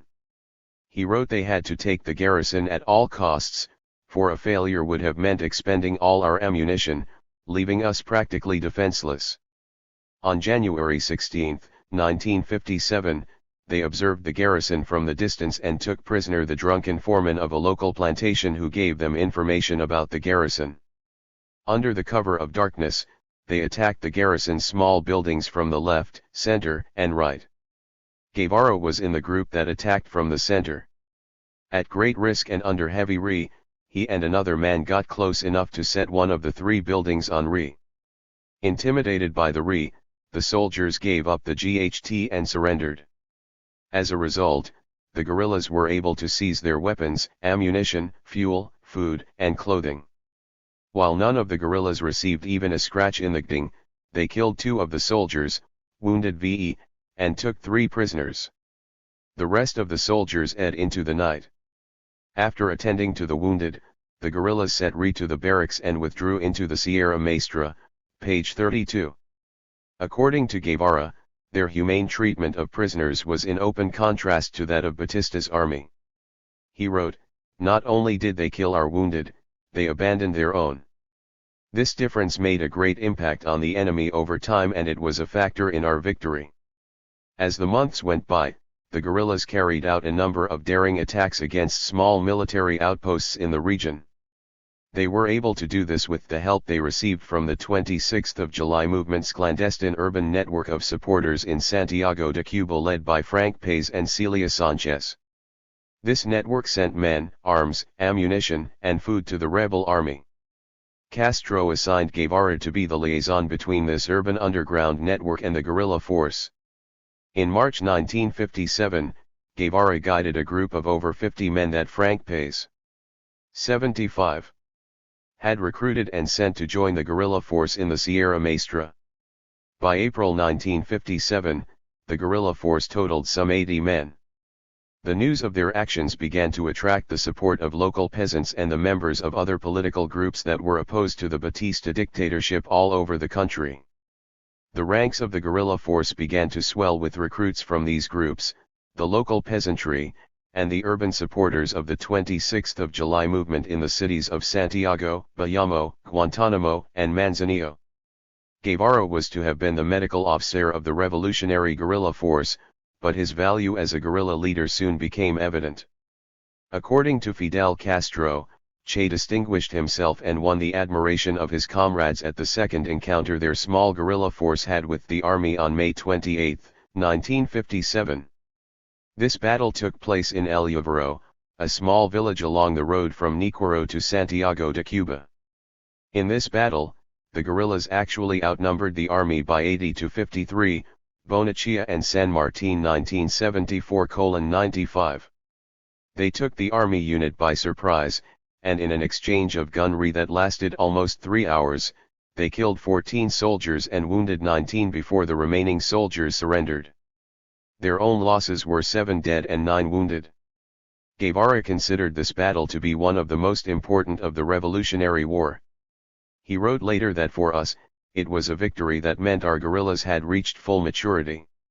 From this moment on, our morale increased enormously, our determination and hope for victory also increased, and though the months that followed were a hard test, we now had the key to the secret of how to beat the enemy, Guevara 1963:72. Using the element of surprise, they were now strong enough to encircle most enemy units and force them to surrender or under the threat of complete annihilation. According to Guevara, after El Lluvero the relationship of forces in the Sierra Maestra began to shift greatly in favor of the rebel army, and the government's forced evacuation of peasants from the area resulted in 1,000 crimes, robberies, and abuses against them. However, as he noted, the peasants responded with renewed support to the cause of the July 26 movement and the guerrillas' fair treatment toward the peasantry, respecting their property, paying for what we consumed, tending their sick, helping those most in need was the total opposite of the government's bestial policy. 76. By this point, Guevara's bravery and military prowess had impressed and won over his Cuban comrades. As Castro later wrote, from the very RST moment, he was absolutely willing to give his life, regardless of whether it was in the RST battle or the second or the third. Here we had a person born in a place thousands of kilometers from our country. But for that country and that cause, he was the RST at every moment to volunteer for something dangerous, for a mission with great risks, page 105. Castro described Guevara's role in El Lluvero as follows. In a practically individual battle with an enemy soldier, in the midst of general combat, he shot the adversary and crawled forward under a hail of bullets to take his weapon. And it earned him the admiration of all. Deutschmann 1994:102.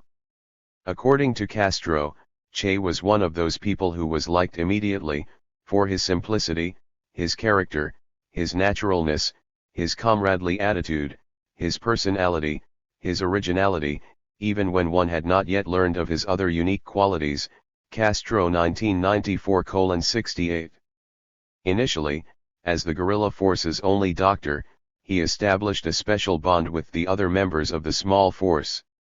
But in the force's second victorious battle, as Castro has stated, he became the most outstanding soldier in that battle, carrying out for the RST time one of those singular feats that characterized him in all military action, page 69. In subsequent battles, according to Castro, he was outstanding as both combatant and doctor, caring for wounded comrades as well as wounded enemy soldiers.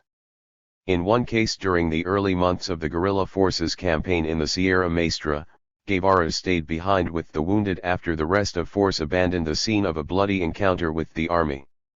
Castro's account of this occasion is as follows: after all the weapons had been captured and it became necessary to abandon that position, undertaking a long return march under the harassment of various enemy forces, someone had to stay behind with the wounded, and it was Che who did so. Aided by a small group of our soldiers, he took care of them, saved their lives, and later rejoined the column with them, page 70. As Castro's account reveals, from this time forward, he stood out as a capable and valiant leader, one of those who, when a difficult mission is pending, do not wait to be asked to carry it out. Indeed, his willingness to instantly volunteer for the most difficult missions aroused admiration, twice the usual admiration, according to Castro, since he was so 77. Altruistic, so willing to always do the most difficult things and to constantly risk his life. Because of how he distinguished himself in combat and because he had won the respect and admiration of his comrades, Castro gave Guevara increasingly greater military responsibilities. In March 1957, he appointed him, along with Ramiro Valdez, Ciro Redondo and Camilo Cienfuegos, to the rank of captain.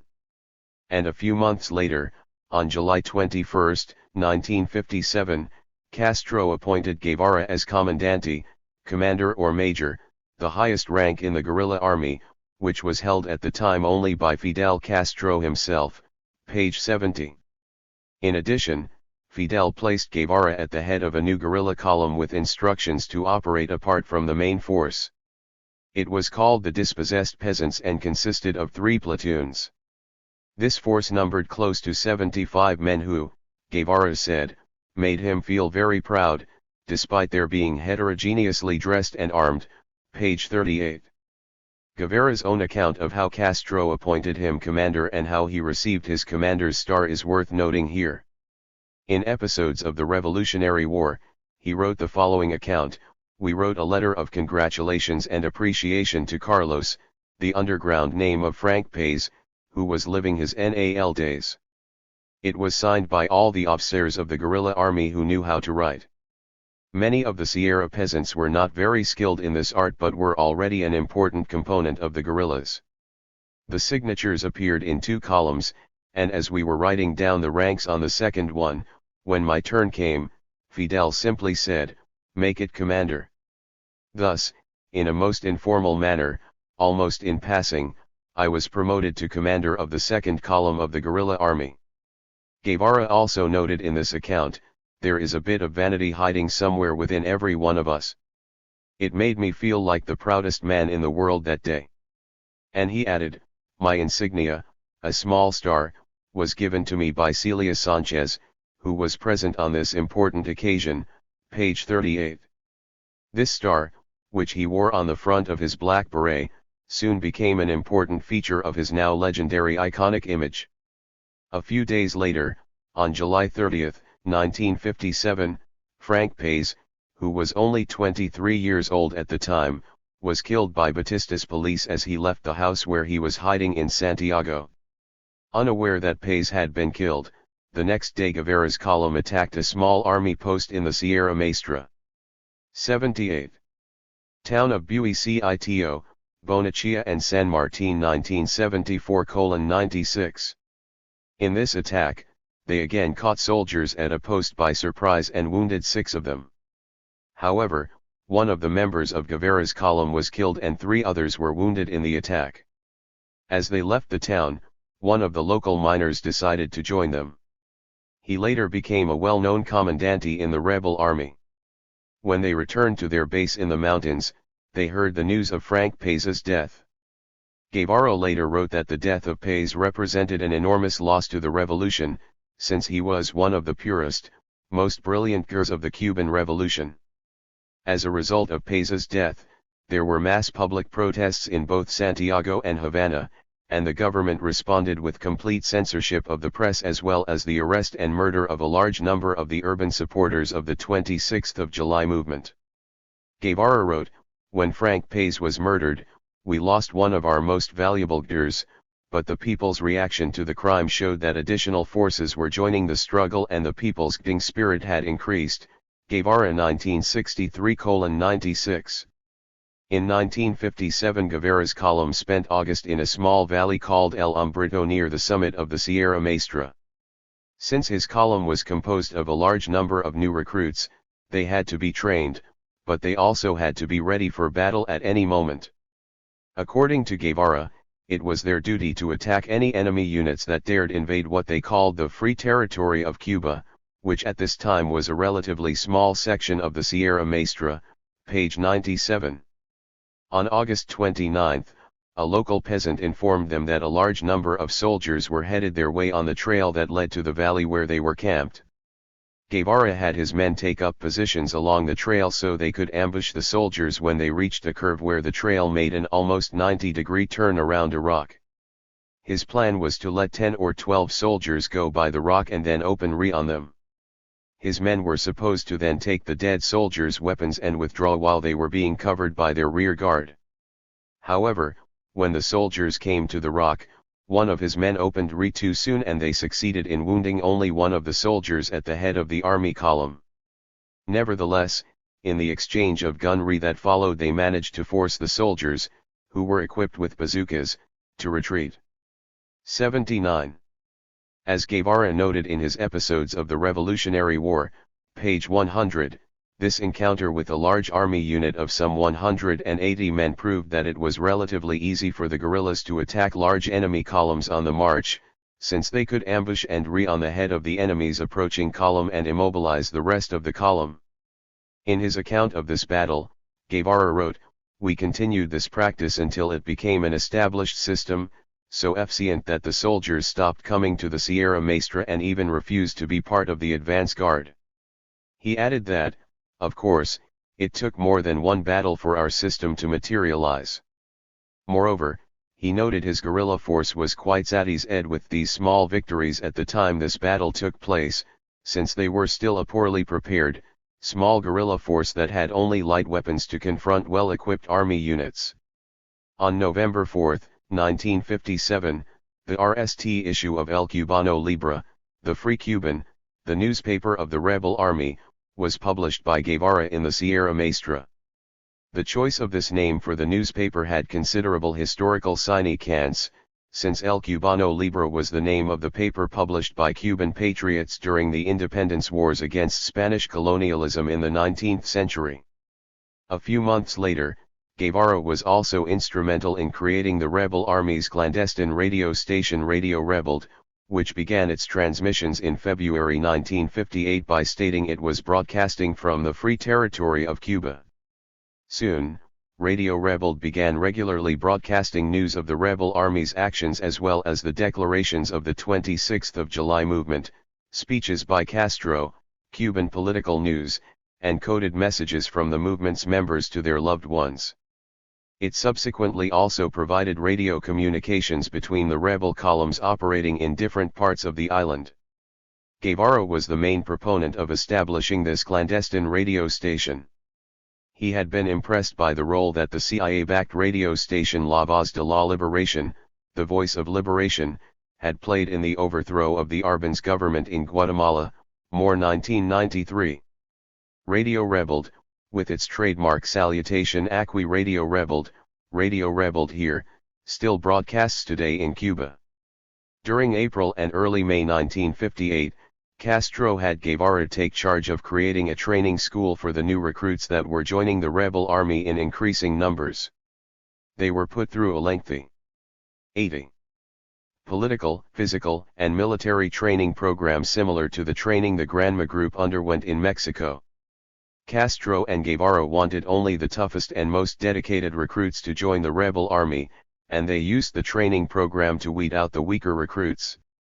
Castro also gave Guevara the responsibility for defending the western sector of the territory held by the rebel army against the full-scale offensive launched against it by the Batista government's armed forces at the end of May 1958.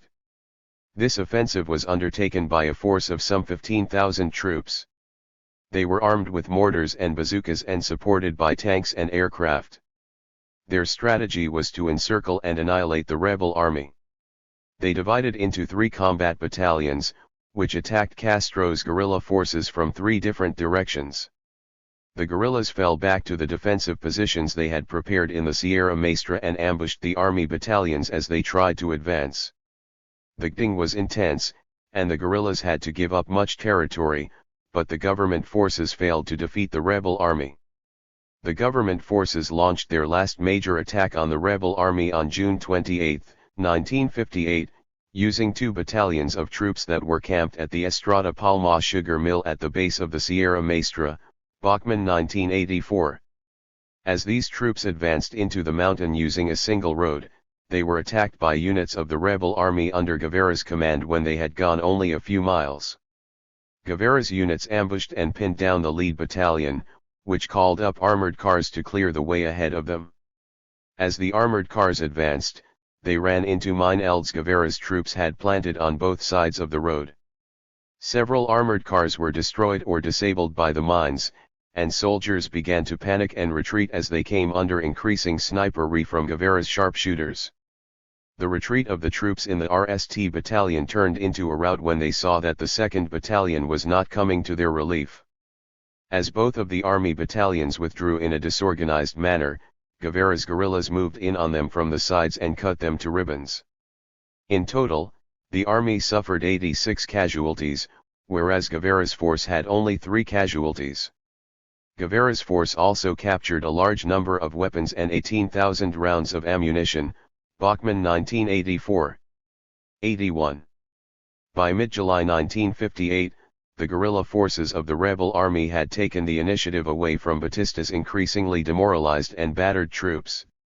In fact, during the RST 11 days of combat in July, the guerrillas captured over 200 of Batista's soldiers, who were no match for the guerrilla leaders of the rebel army in the rugged terrain of the Sierra Maestra.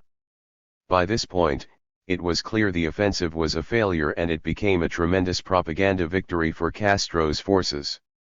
Over 1,000 of the government's soldiers were killed, wounded, or taken prisoner. The rebel army turned over approximately 450 prisoners to the Red Cross. As Guevara later wrote, Batista's army came out of that last offensive in the Sierra Maestra with its spine broken, Deutschmann 51. The Battle of Las Mercedes at the end of July and the beginning of August 1958 was the last sine-qua battle of the Batista government's summer 1958 offensive against the rebel army, Bachmann 1984. This battle started out as a trap designed to lure the columns under Castro's command into a place where they could be surrounded and destroyed by a much larger force. As the battle began, the Cuban army general in charge of the offensive called on special reinforcements that he had stationed nearby to move into the area and trap Castro's guerrilla columns, Bachmann 1984. The reinforcements, a force of some 1,500 troops, started heading toward the area where Castro's columns were engaged in Las Mercedes with other units under the general's command. Castro realized his forces were in a precarious position, and he called on Guevara's column to come to their aid. Guevara had the ability to see in his mind's eye the whole battle held in any given encounter. He quickly girt out the army's plan and saw that Castro's columns could be saved from disaster only if the army reinforcements heading toward the area were prevented from reaching the scene. As a result, Guevara ordered his men to ambush these troops and keep them from reaching the scene of the battle. His men succeeded in blocking the advance of the army reinforcements. They incurred serious casualties on the advancing troops and took about 50 prisoners. This action allowed Castro's columns to slip out of the trap set for them by the army. Years later, Major Larry Bachman of the U.S. Marine Corps Command and Staff College analyzed Guevara's tactics during this battle, and he concluded they were brilliant. Bachman 1984. The action taken by 82. Guevara's column kept the Las Mercedes battle from resulting in Castro's death or capture by the government's forces. Having turned Batista's offensive into a guerrilla victory and a major propaganda success, the rebel army was able to attract widespread political support. On July 20, the leaders of the Cuban political parties opposing the Batista regime, both moderates and conservatives, signed a declaration in Caracas, called the Caracas Pact, in which they threw their support behind the 26th of July movement and the rebel army. Now the rebel army went on the offensive with the strategy of carrying out a three-pronged attack on Santiago de Cuba in the east, the cities in Las Villas province in the center of the country, and the province of Pinar del Rio at the western end of the island. The key to the success of this strategy was the campaign to divide the country in two by taking control of Las Villas province. In August 1958, Castro gave Guevara instructions to lead two columns down from the Sierra Maestra to the plains of Camagüey and then march toward Las Villas, where they would cut the country in half and block the movement of troops from Havana to the eastern half of the island. Guevara took the lead of one of the two columns and Camilo Cienfuegos headed the other. They took separate routes through Camagüey province toward Las Villas.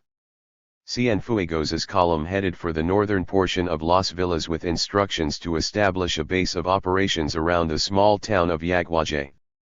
From there, his column was to head toward Pinar del Rio at the western end of the island.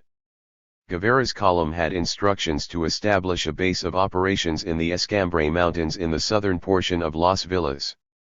The mission of his column was to convince the various small guerrilla groups operating there to join forces with his column and tie down the government troops in the central portion of the island so they could not reinforce the army units that were being attacked by the rebel armies on two fronts, led by Fidel and Raúl Castro, in Orient province. Guevara and his men made the march from the Sierra Maestra in Orient province on foot and on horses over difficult terrain, crossing wooded rivers and streams caused by a hurricane at the beginning of September. He described this march as follows: days of tiring marches through desolate expanses where there was only water and mud.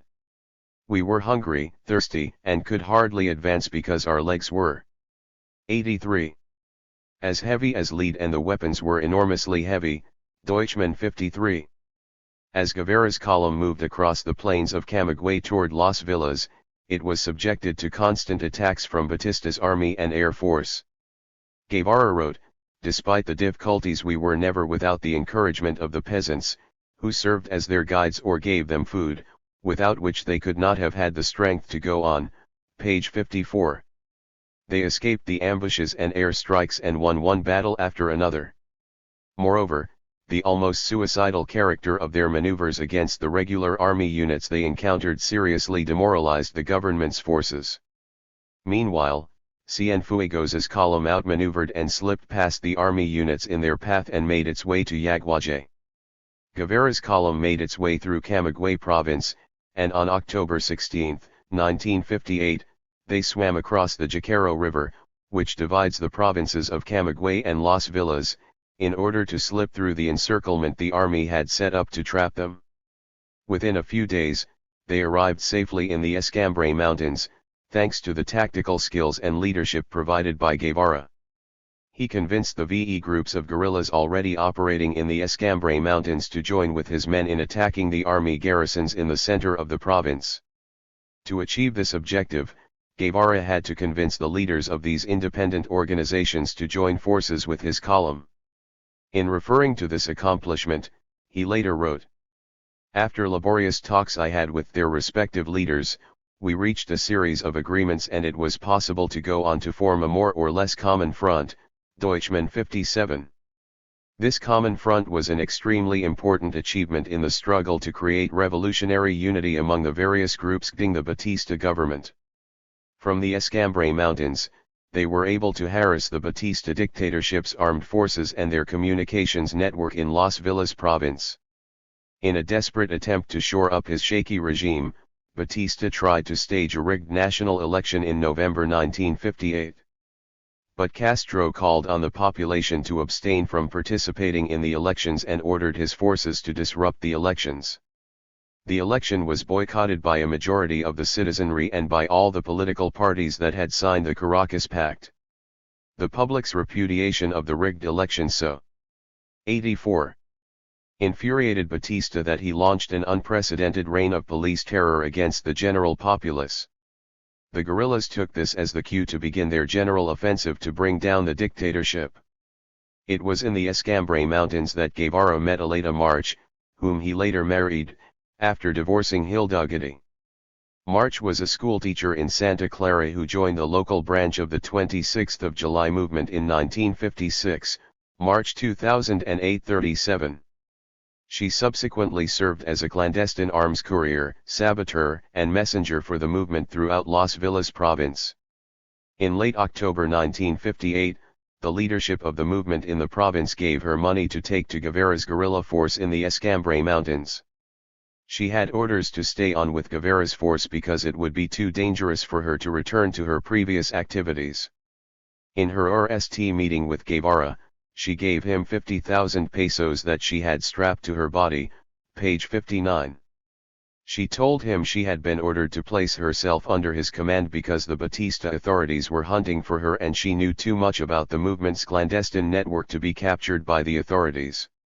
At RST, Guevara refused to grant her request to join his column as a combatant and suggested she stay at the column's base camp as a nurse. She argued that she had spent the last 2 years working clandestinely for the movement and that this experience gave her the right to be a guerrilla leader and not a nurse, pages 60 to 61.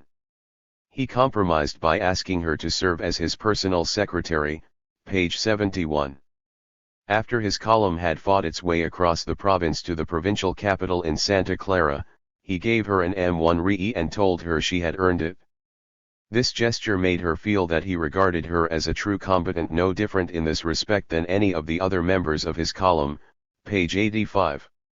During November and December 1958, Guevara's column and Cienfuegos's column, aided by their allies from the Escambray Mountains, carried out a series of lightning attacks that captured most of the towns, closed the highways, and blocked the railroad lines throughout Las Villas province.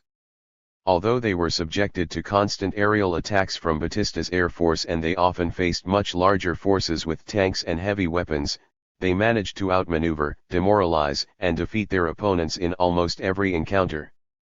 As a result of their successful campaign to rapidly seize most of the towns and strategic points in the 85 province, they ended up in control of over 3,000 square miles of territory in a period of a few weeks, and they prevented the government from sending troops to Orient province except by air and sea. They followed a strategy of launching surprise attacks on the garrisons of the army and rural guard units in the towns and smaller cities of the province. They would surround barracks or forts and then force them to surrender after cutting off their supplies and threatening to set Ritu, or in some cases actually setting Ritu, the buildings government forces occupied.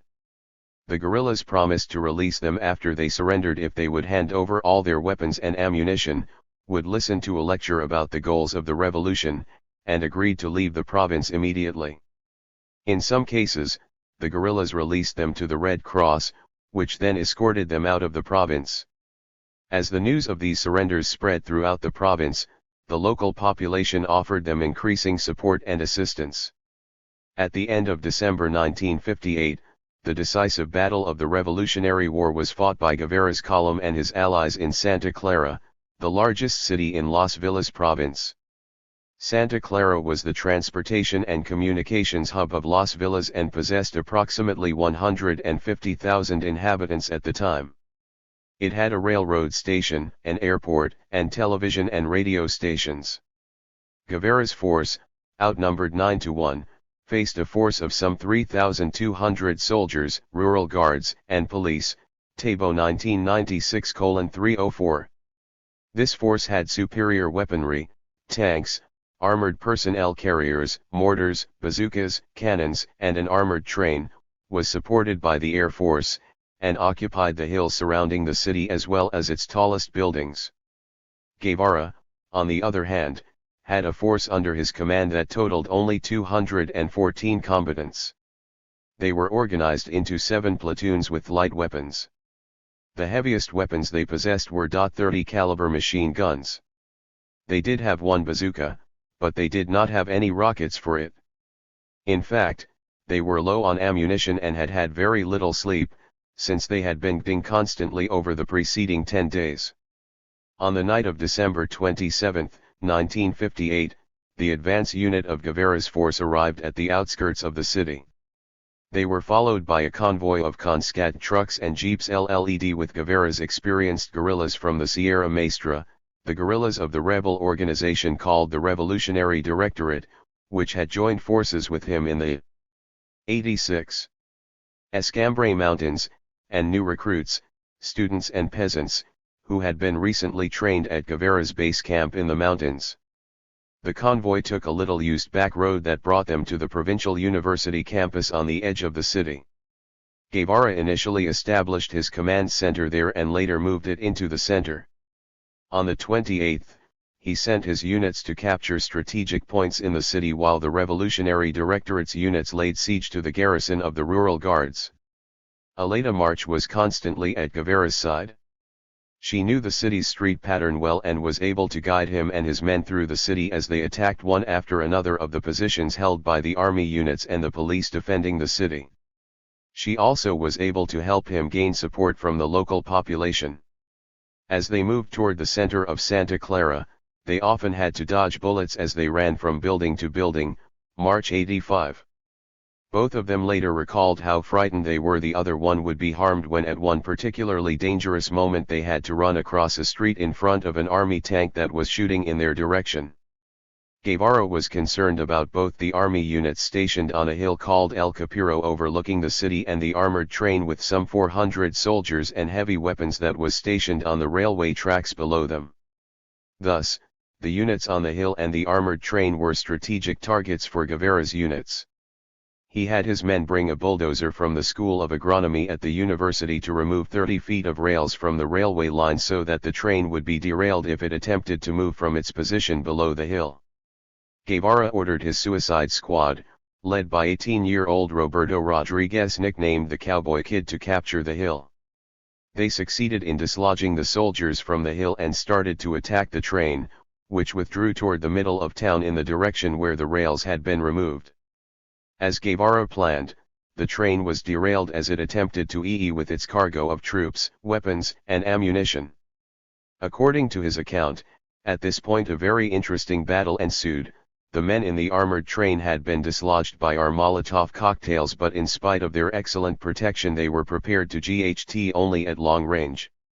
Harassed by our men who from nearby train carriages and other close-range positions were hurling butt. 87.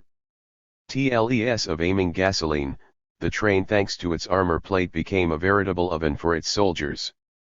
After several hours, the entire crew surrendered, with their 22 armored cars, their anti-aircraft guns, their DCA machine guns, and their fabulous quantities of ammunition. Fabulous, that is, to us, Guevara 1968:252. Actually, Guevara's account is too modest, since it was he who personally negotiated the surrender of the soldiers on the train by meeting unarmed with their commander and assuring them he would allow them to return to Havana escorted by the Red Cross after they laid down their arms. Tabo 244. As word went through the city of the surrender of the troops on the train, the citizenry began barricading the streets with cars and buses in order to obstruct the movement of the army's tanks and armored cars. Batista ordered the Air Force to bomb and strafe the city, which it did repeatedly. But even though many buildings were reduced to rubble and the civilian population was terrorized by the Air Force's indiscriminate bombing and strategy of the city, the situation could not be reversed. After the troops on the train surrendered, the large number of police and 4 army tanks that were defending the main police station were persuaded to surrender by one of Guevara's officers. In the ding leading up to the surrender of the police station, the cowboy kid was killed. The Rural Guards garrison capitulated to the Revolutionary Directorates with the aid of some of Guevara's units, which used some of the heavy weapons confiscated from the armored train, and then, according to Guevara, the prison, the courthouse, and the provincial government headquarters fell to us, as well as the Grand Hotel where the besieged men continued their retreat from the 10th or almost until the cessation of hostilities. Page 253. By New Year's Day 1959, Guevara's forces had gained control of the city except for some 1,000 soldiers inside the Leoncio Vidal Army garrison, the largest military installation in central Cuba. Guevara had been concerned they might attempt to mount a counterattack on his forces, and he had directed most of his units to concentrate on the garrison and begin to assault it. However, as the news of the surrenders in Santa Clara reached Havana, the dictator Batista and his immediate family fled the country. Informed of this, the commander of the garrison contacted Guevara about negotiating an in-the-night truce. After consulting with Castro, Guevara met with the commander of the garrison and told him the 88. Following, it's either unconditional surrender or but real and with no quarter. The city is already in our hands. At 12:30 p.m. I will give the order to resume the attack using all our forces. We will take the barracks at all costs. You will be responsible for the bloodshed. Tabo 253. The commander went back to talk to his officers, but the soldiers were already deserting their positions and fraternizing with Guevara's men. They began to throw their weapons down and walk unarmed over to the rebel lines. The battle for Santa Clara was over. Guevara's troops allowed the surrendered soldiers to leave Santa Clara unarmed and return to Havana via the port city of Cabarín. Over radio rebelled, Castro demanded the surrender of the besieged garrison in Santiago, and he ordered Guevara and Cienfuegos to march their columns immediately to Havana. He gave Guevara orders to take over La Cabana fortress, which dominates the entrance to Havana and its harbor, and he gave Cienfuegos orders to occupy the Camp Columbia barracks, which was the most important garrison of Batista's army. On January 2, 1959, they left in a convoy of trucks and jeeps for Havana. On the way to Havana, Guevara made his RST declaration of love for Aleta when the convoy stopped for gas and they found themselves alone for a moment. He told her that he realized he was in love with her in Santa Clara when they had to cross the street almost directly in front of the tank that was ring in their direction. He told her he couldn't bear the thought of something happening to her. March 2008:85. In the early morning hours of January 3, 1959, Guevara and Cienfuegos arrived with their columns in Havana. According to Aleta's account of their arrival at the imposing La Cabana fortress overlooking the city, in such a fortress it was strange to observe how the mass of soldiers subordinated themselves to the rebel command without any kind of opposition. This fact revealed a great deal about the moral breakdown of the dictatorship, but above all else about the trust and respect for the new rebel army, which had the unconditional support of the people, page 95. Meanwhile, Castro marched with his troops to Santiago de Cuba to capture the Moncada, the fortress where he had made an abortive attempt 6 years earlier to bring down the Batista regime. On January 5, Latin American countries recognized Castro's provisional government. Great Britain and a number of other nations soon followed. On 89 January 7, the United States recognized the new government, and recalled Ambassador Earl Smith, who was unanimously condemned by Cuban public opinion for having supported Batista. On January 8, Castro's column arrived in Havana, where Guevara and Cienfuegos awaited him. As Fidel triumphantly rode into the city, his brother Raúl was at his right and Guevara was at his left. In less than 3 years, the young Argentine had risen from the obscure existence of a roving young adventurer to become one of the most popular and important leaders in the Cuban Revolution. 3 years earlier he had only begun to think seriously about his political convictions and commitments, but now, at the age of 31, he found himself an accomplished military commander and one of the 3 most powerful leaders in the new government of Cuba. While historical circumstances, destiny, or fate, call it what you will, must be given some of the credit for Guevara's meteoric rise to fame and power, the importance of the man's personality must not be underrated. By the time he arrived in Havana, Che seems to have acquired all the characteristics of a true revolutionary and charismatic leader. He demonstrated an amazing capacity for personal sacrifice, and he never compromised his ideals. From the time he became a guerrilla, he appears to have lived according to the motto todo o nada, all or nothing. In fact, he was so demanding of himself that he did not permit himself a single indulgence. This, of course, made it possible for him to demand a great deal from those around him. Che had that quality of personal magnetism that attracts and inspires the loyalty and devotion of others. In the Sierra Maestra, his bravery, boldness, and determination invoked the enthusiasm of his comrades, and it soon became clear to Castro that Guevara was a natural leader. Once having elevated him to a position of leadership, Castro found that Che was an extremely capable and resourceful military commander. He gave him increasingly greater responsibilities, and in the end entrusted him with the most important and crucial campaign of the Revolutionary War. Castro had complete confidence in Guevara, since he knew that he had no personal political ambitions. He recognized that as an Argentine, Guevara felt it was not his place to question the basic political objectives. 90. Chosen by his Cuban comrades. Castro knew that he could count on Guevara's loyalty and unquestioning devotion to the goals of the revolutionary movement.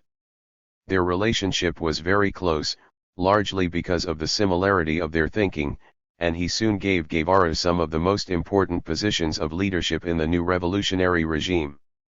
Chapter 5. Che's role in Cuba's revolutionary government.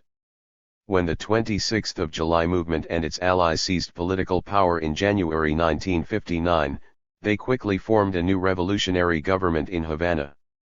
It was led by a coalition of the top leaders of the revolutionary insurrection, Fidel Castro, as well as prominent political figures who had opposed the Batista dictatorship but had not taken part in the revolutionary armed struggle that overthrew it. This new coalition government suffered a series of strains and internal conflicts almost immediately. Within a short time, Fidel Castro, other key revolutionary leaders, and the more militant supporters of the 26th of July movement gained control over both the new government and the post-insurrectionary political situation in the country. The fortress of La Cabana, which overlooks Old Havana and was occupied under the command of, soon became one of the bastions of the new revolutionary regime, and El Che almost overnight became one of the regime's most capable and charismatic leaders. He immediately transformed the La Cabana fortress into a large training school for the men under his command, and he established a series of small factories in the huge fortress like those he had created in the Sierra Maestra, March 2008:99. 92. He told Aleda and his closest companions that although the insurrectionary war against the Batista dictatorship had ended, the real revolution had just begun, along with a new life for everyone involved. He said their task was to re-establish order out of chaos and organize themselves to accomplish this task. He began to dictate notes to Aleda about the tasks of the rebel army as the vanguard of the revolution, and she assumed the duties of his personal secretary. Che and the revolutionary tribunals. During January 1959, the rebel army organized a series of revolutionary tribunals in La Habana that were held to publicly prosecute and punish the torturers, thugs, and murderers of the Batista dictatorship. A commission headed by a captain of the rebel army who had been a lawyer took responsibility for investigating and prosecuting government officials, members of the armed forces, and police accused by the public of the worst crimes and abuses under the Batista dictatorship. Although Guevara, as the garrison commander of La Habana, received some of the appeals and interviewed some of the family members who pleaded for clemency in the case of some of the prisoners, he did not participate in any of the trials or the executions. March 101. Nevertheless, the U.S. government and news media, and later the Cuban exile community in Miami, many of whom were sympathizers or former oficials of the Batista dictatorship, accused Guevara of being in charge of the trials and executions since many of them took place in La Habana, Table 344. As time went by, the leaders of the Cuban exile community in Miami conducted a slanderous campaign to smear the popular image of Che by calling him the Butcher of La Habana. In response to the U.S. campaign against the revolutionary tribunals, Fidel Castro launched a media counterattack on January 21, 1959, in which he compared the revolutionary tribunals with the famous Nuremberg trials held by the U.S. military at the end of World War II in Germany to punish top Nazi leaders and oficials for the war crimes and crimes against humanity they had committed in Europe. Castro said the nature of the crimes committed by members of the Batista army and police was no different than that of those committed by the Nazis during their reign of terror in Europe, and thus the revolutionary tribunals in 93.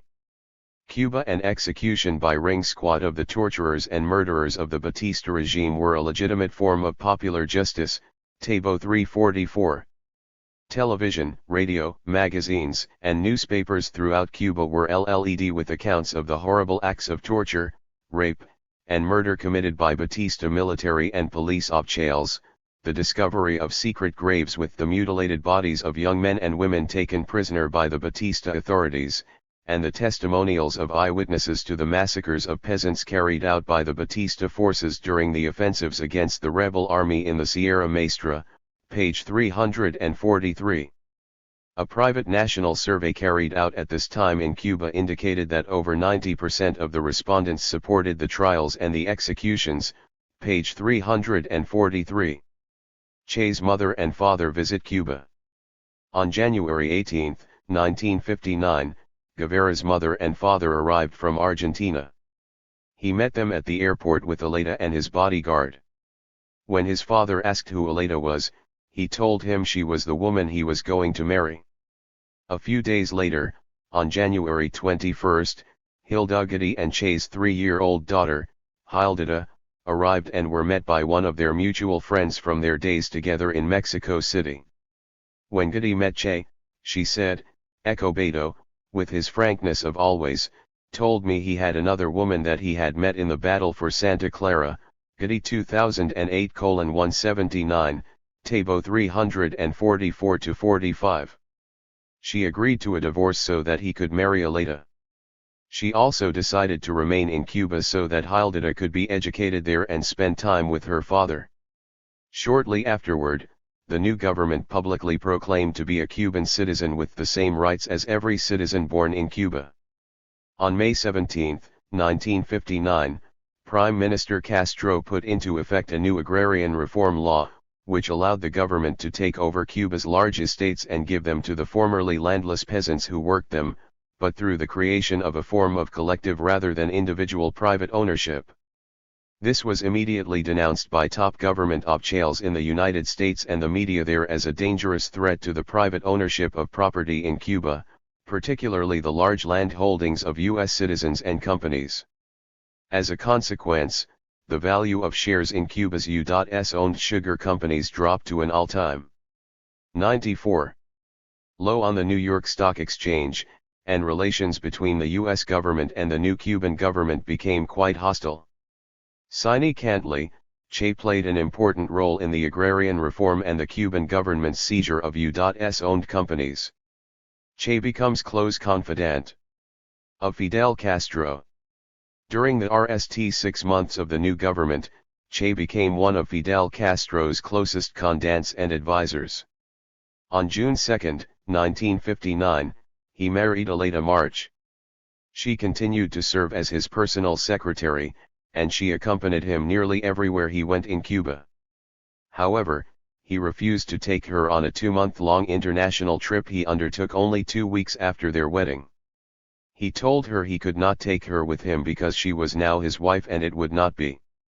Major Escobedo Che Guevara, age 34, and his bride Aleta stand before the wedding cake following their marriage at a civil ceremony at La Cabana Military Fortress, March 23, 1959. At the extreme left is Major Raúl Castro, Commander-in-Chief of the Armed Forces and brother of Prime Minister Fidel Castro.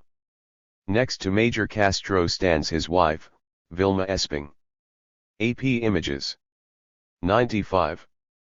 Fair to the others accompanying him on the trip who were not able to bring their partners with them. On June 12, 1959, Guevara left Cuba for the first time since his arrival 3 years earlier on the Granma.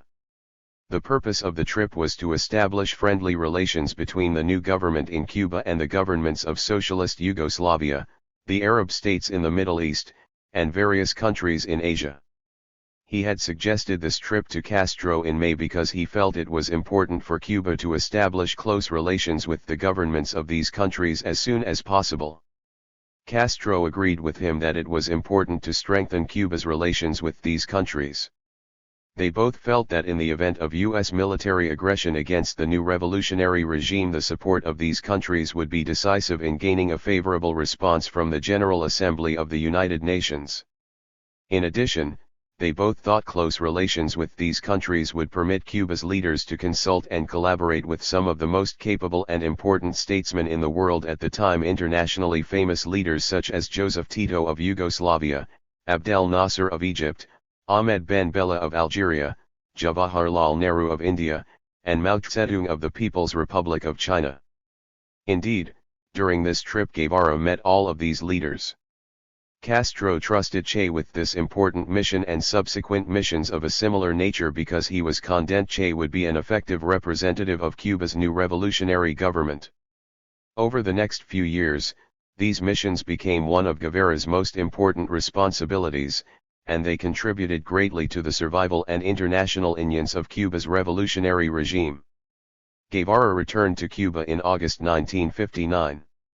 Shortly after his return, Castro presided over a meeting of the new National Institute of Agrarian Reform, its acronym in Spanish was INRA, and announced that he was appointing Guevara as head of the Department of Industrialization in that organization.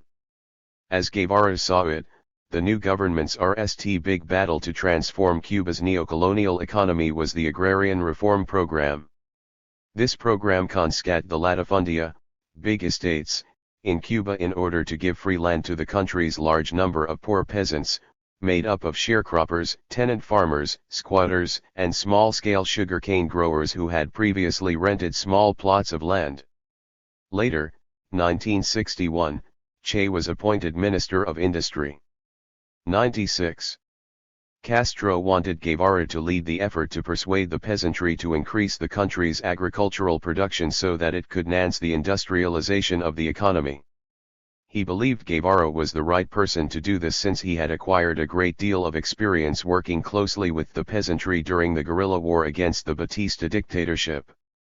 Moreover, he had been responsible for the small industries established in the Sierra Maestra by the rebel army that produced soap, boots, landmines, and other basic items needed by its members.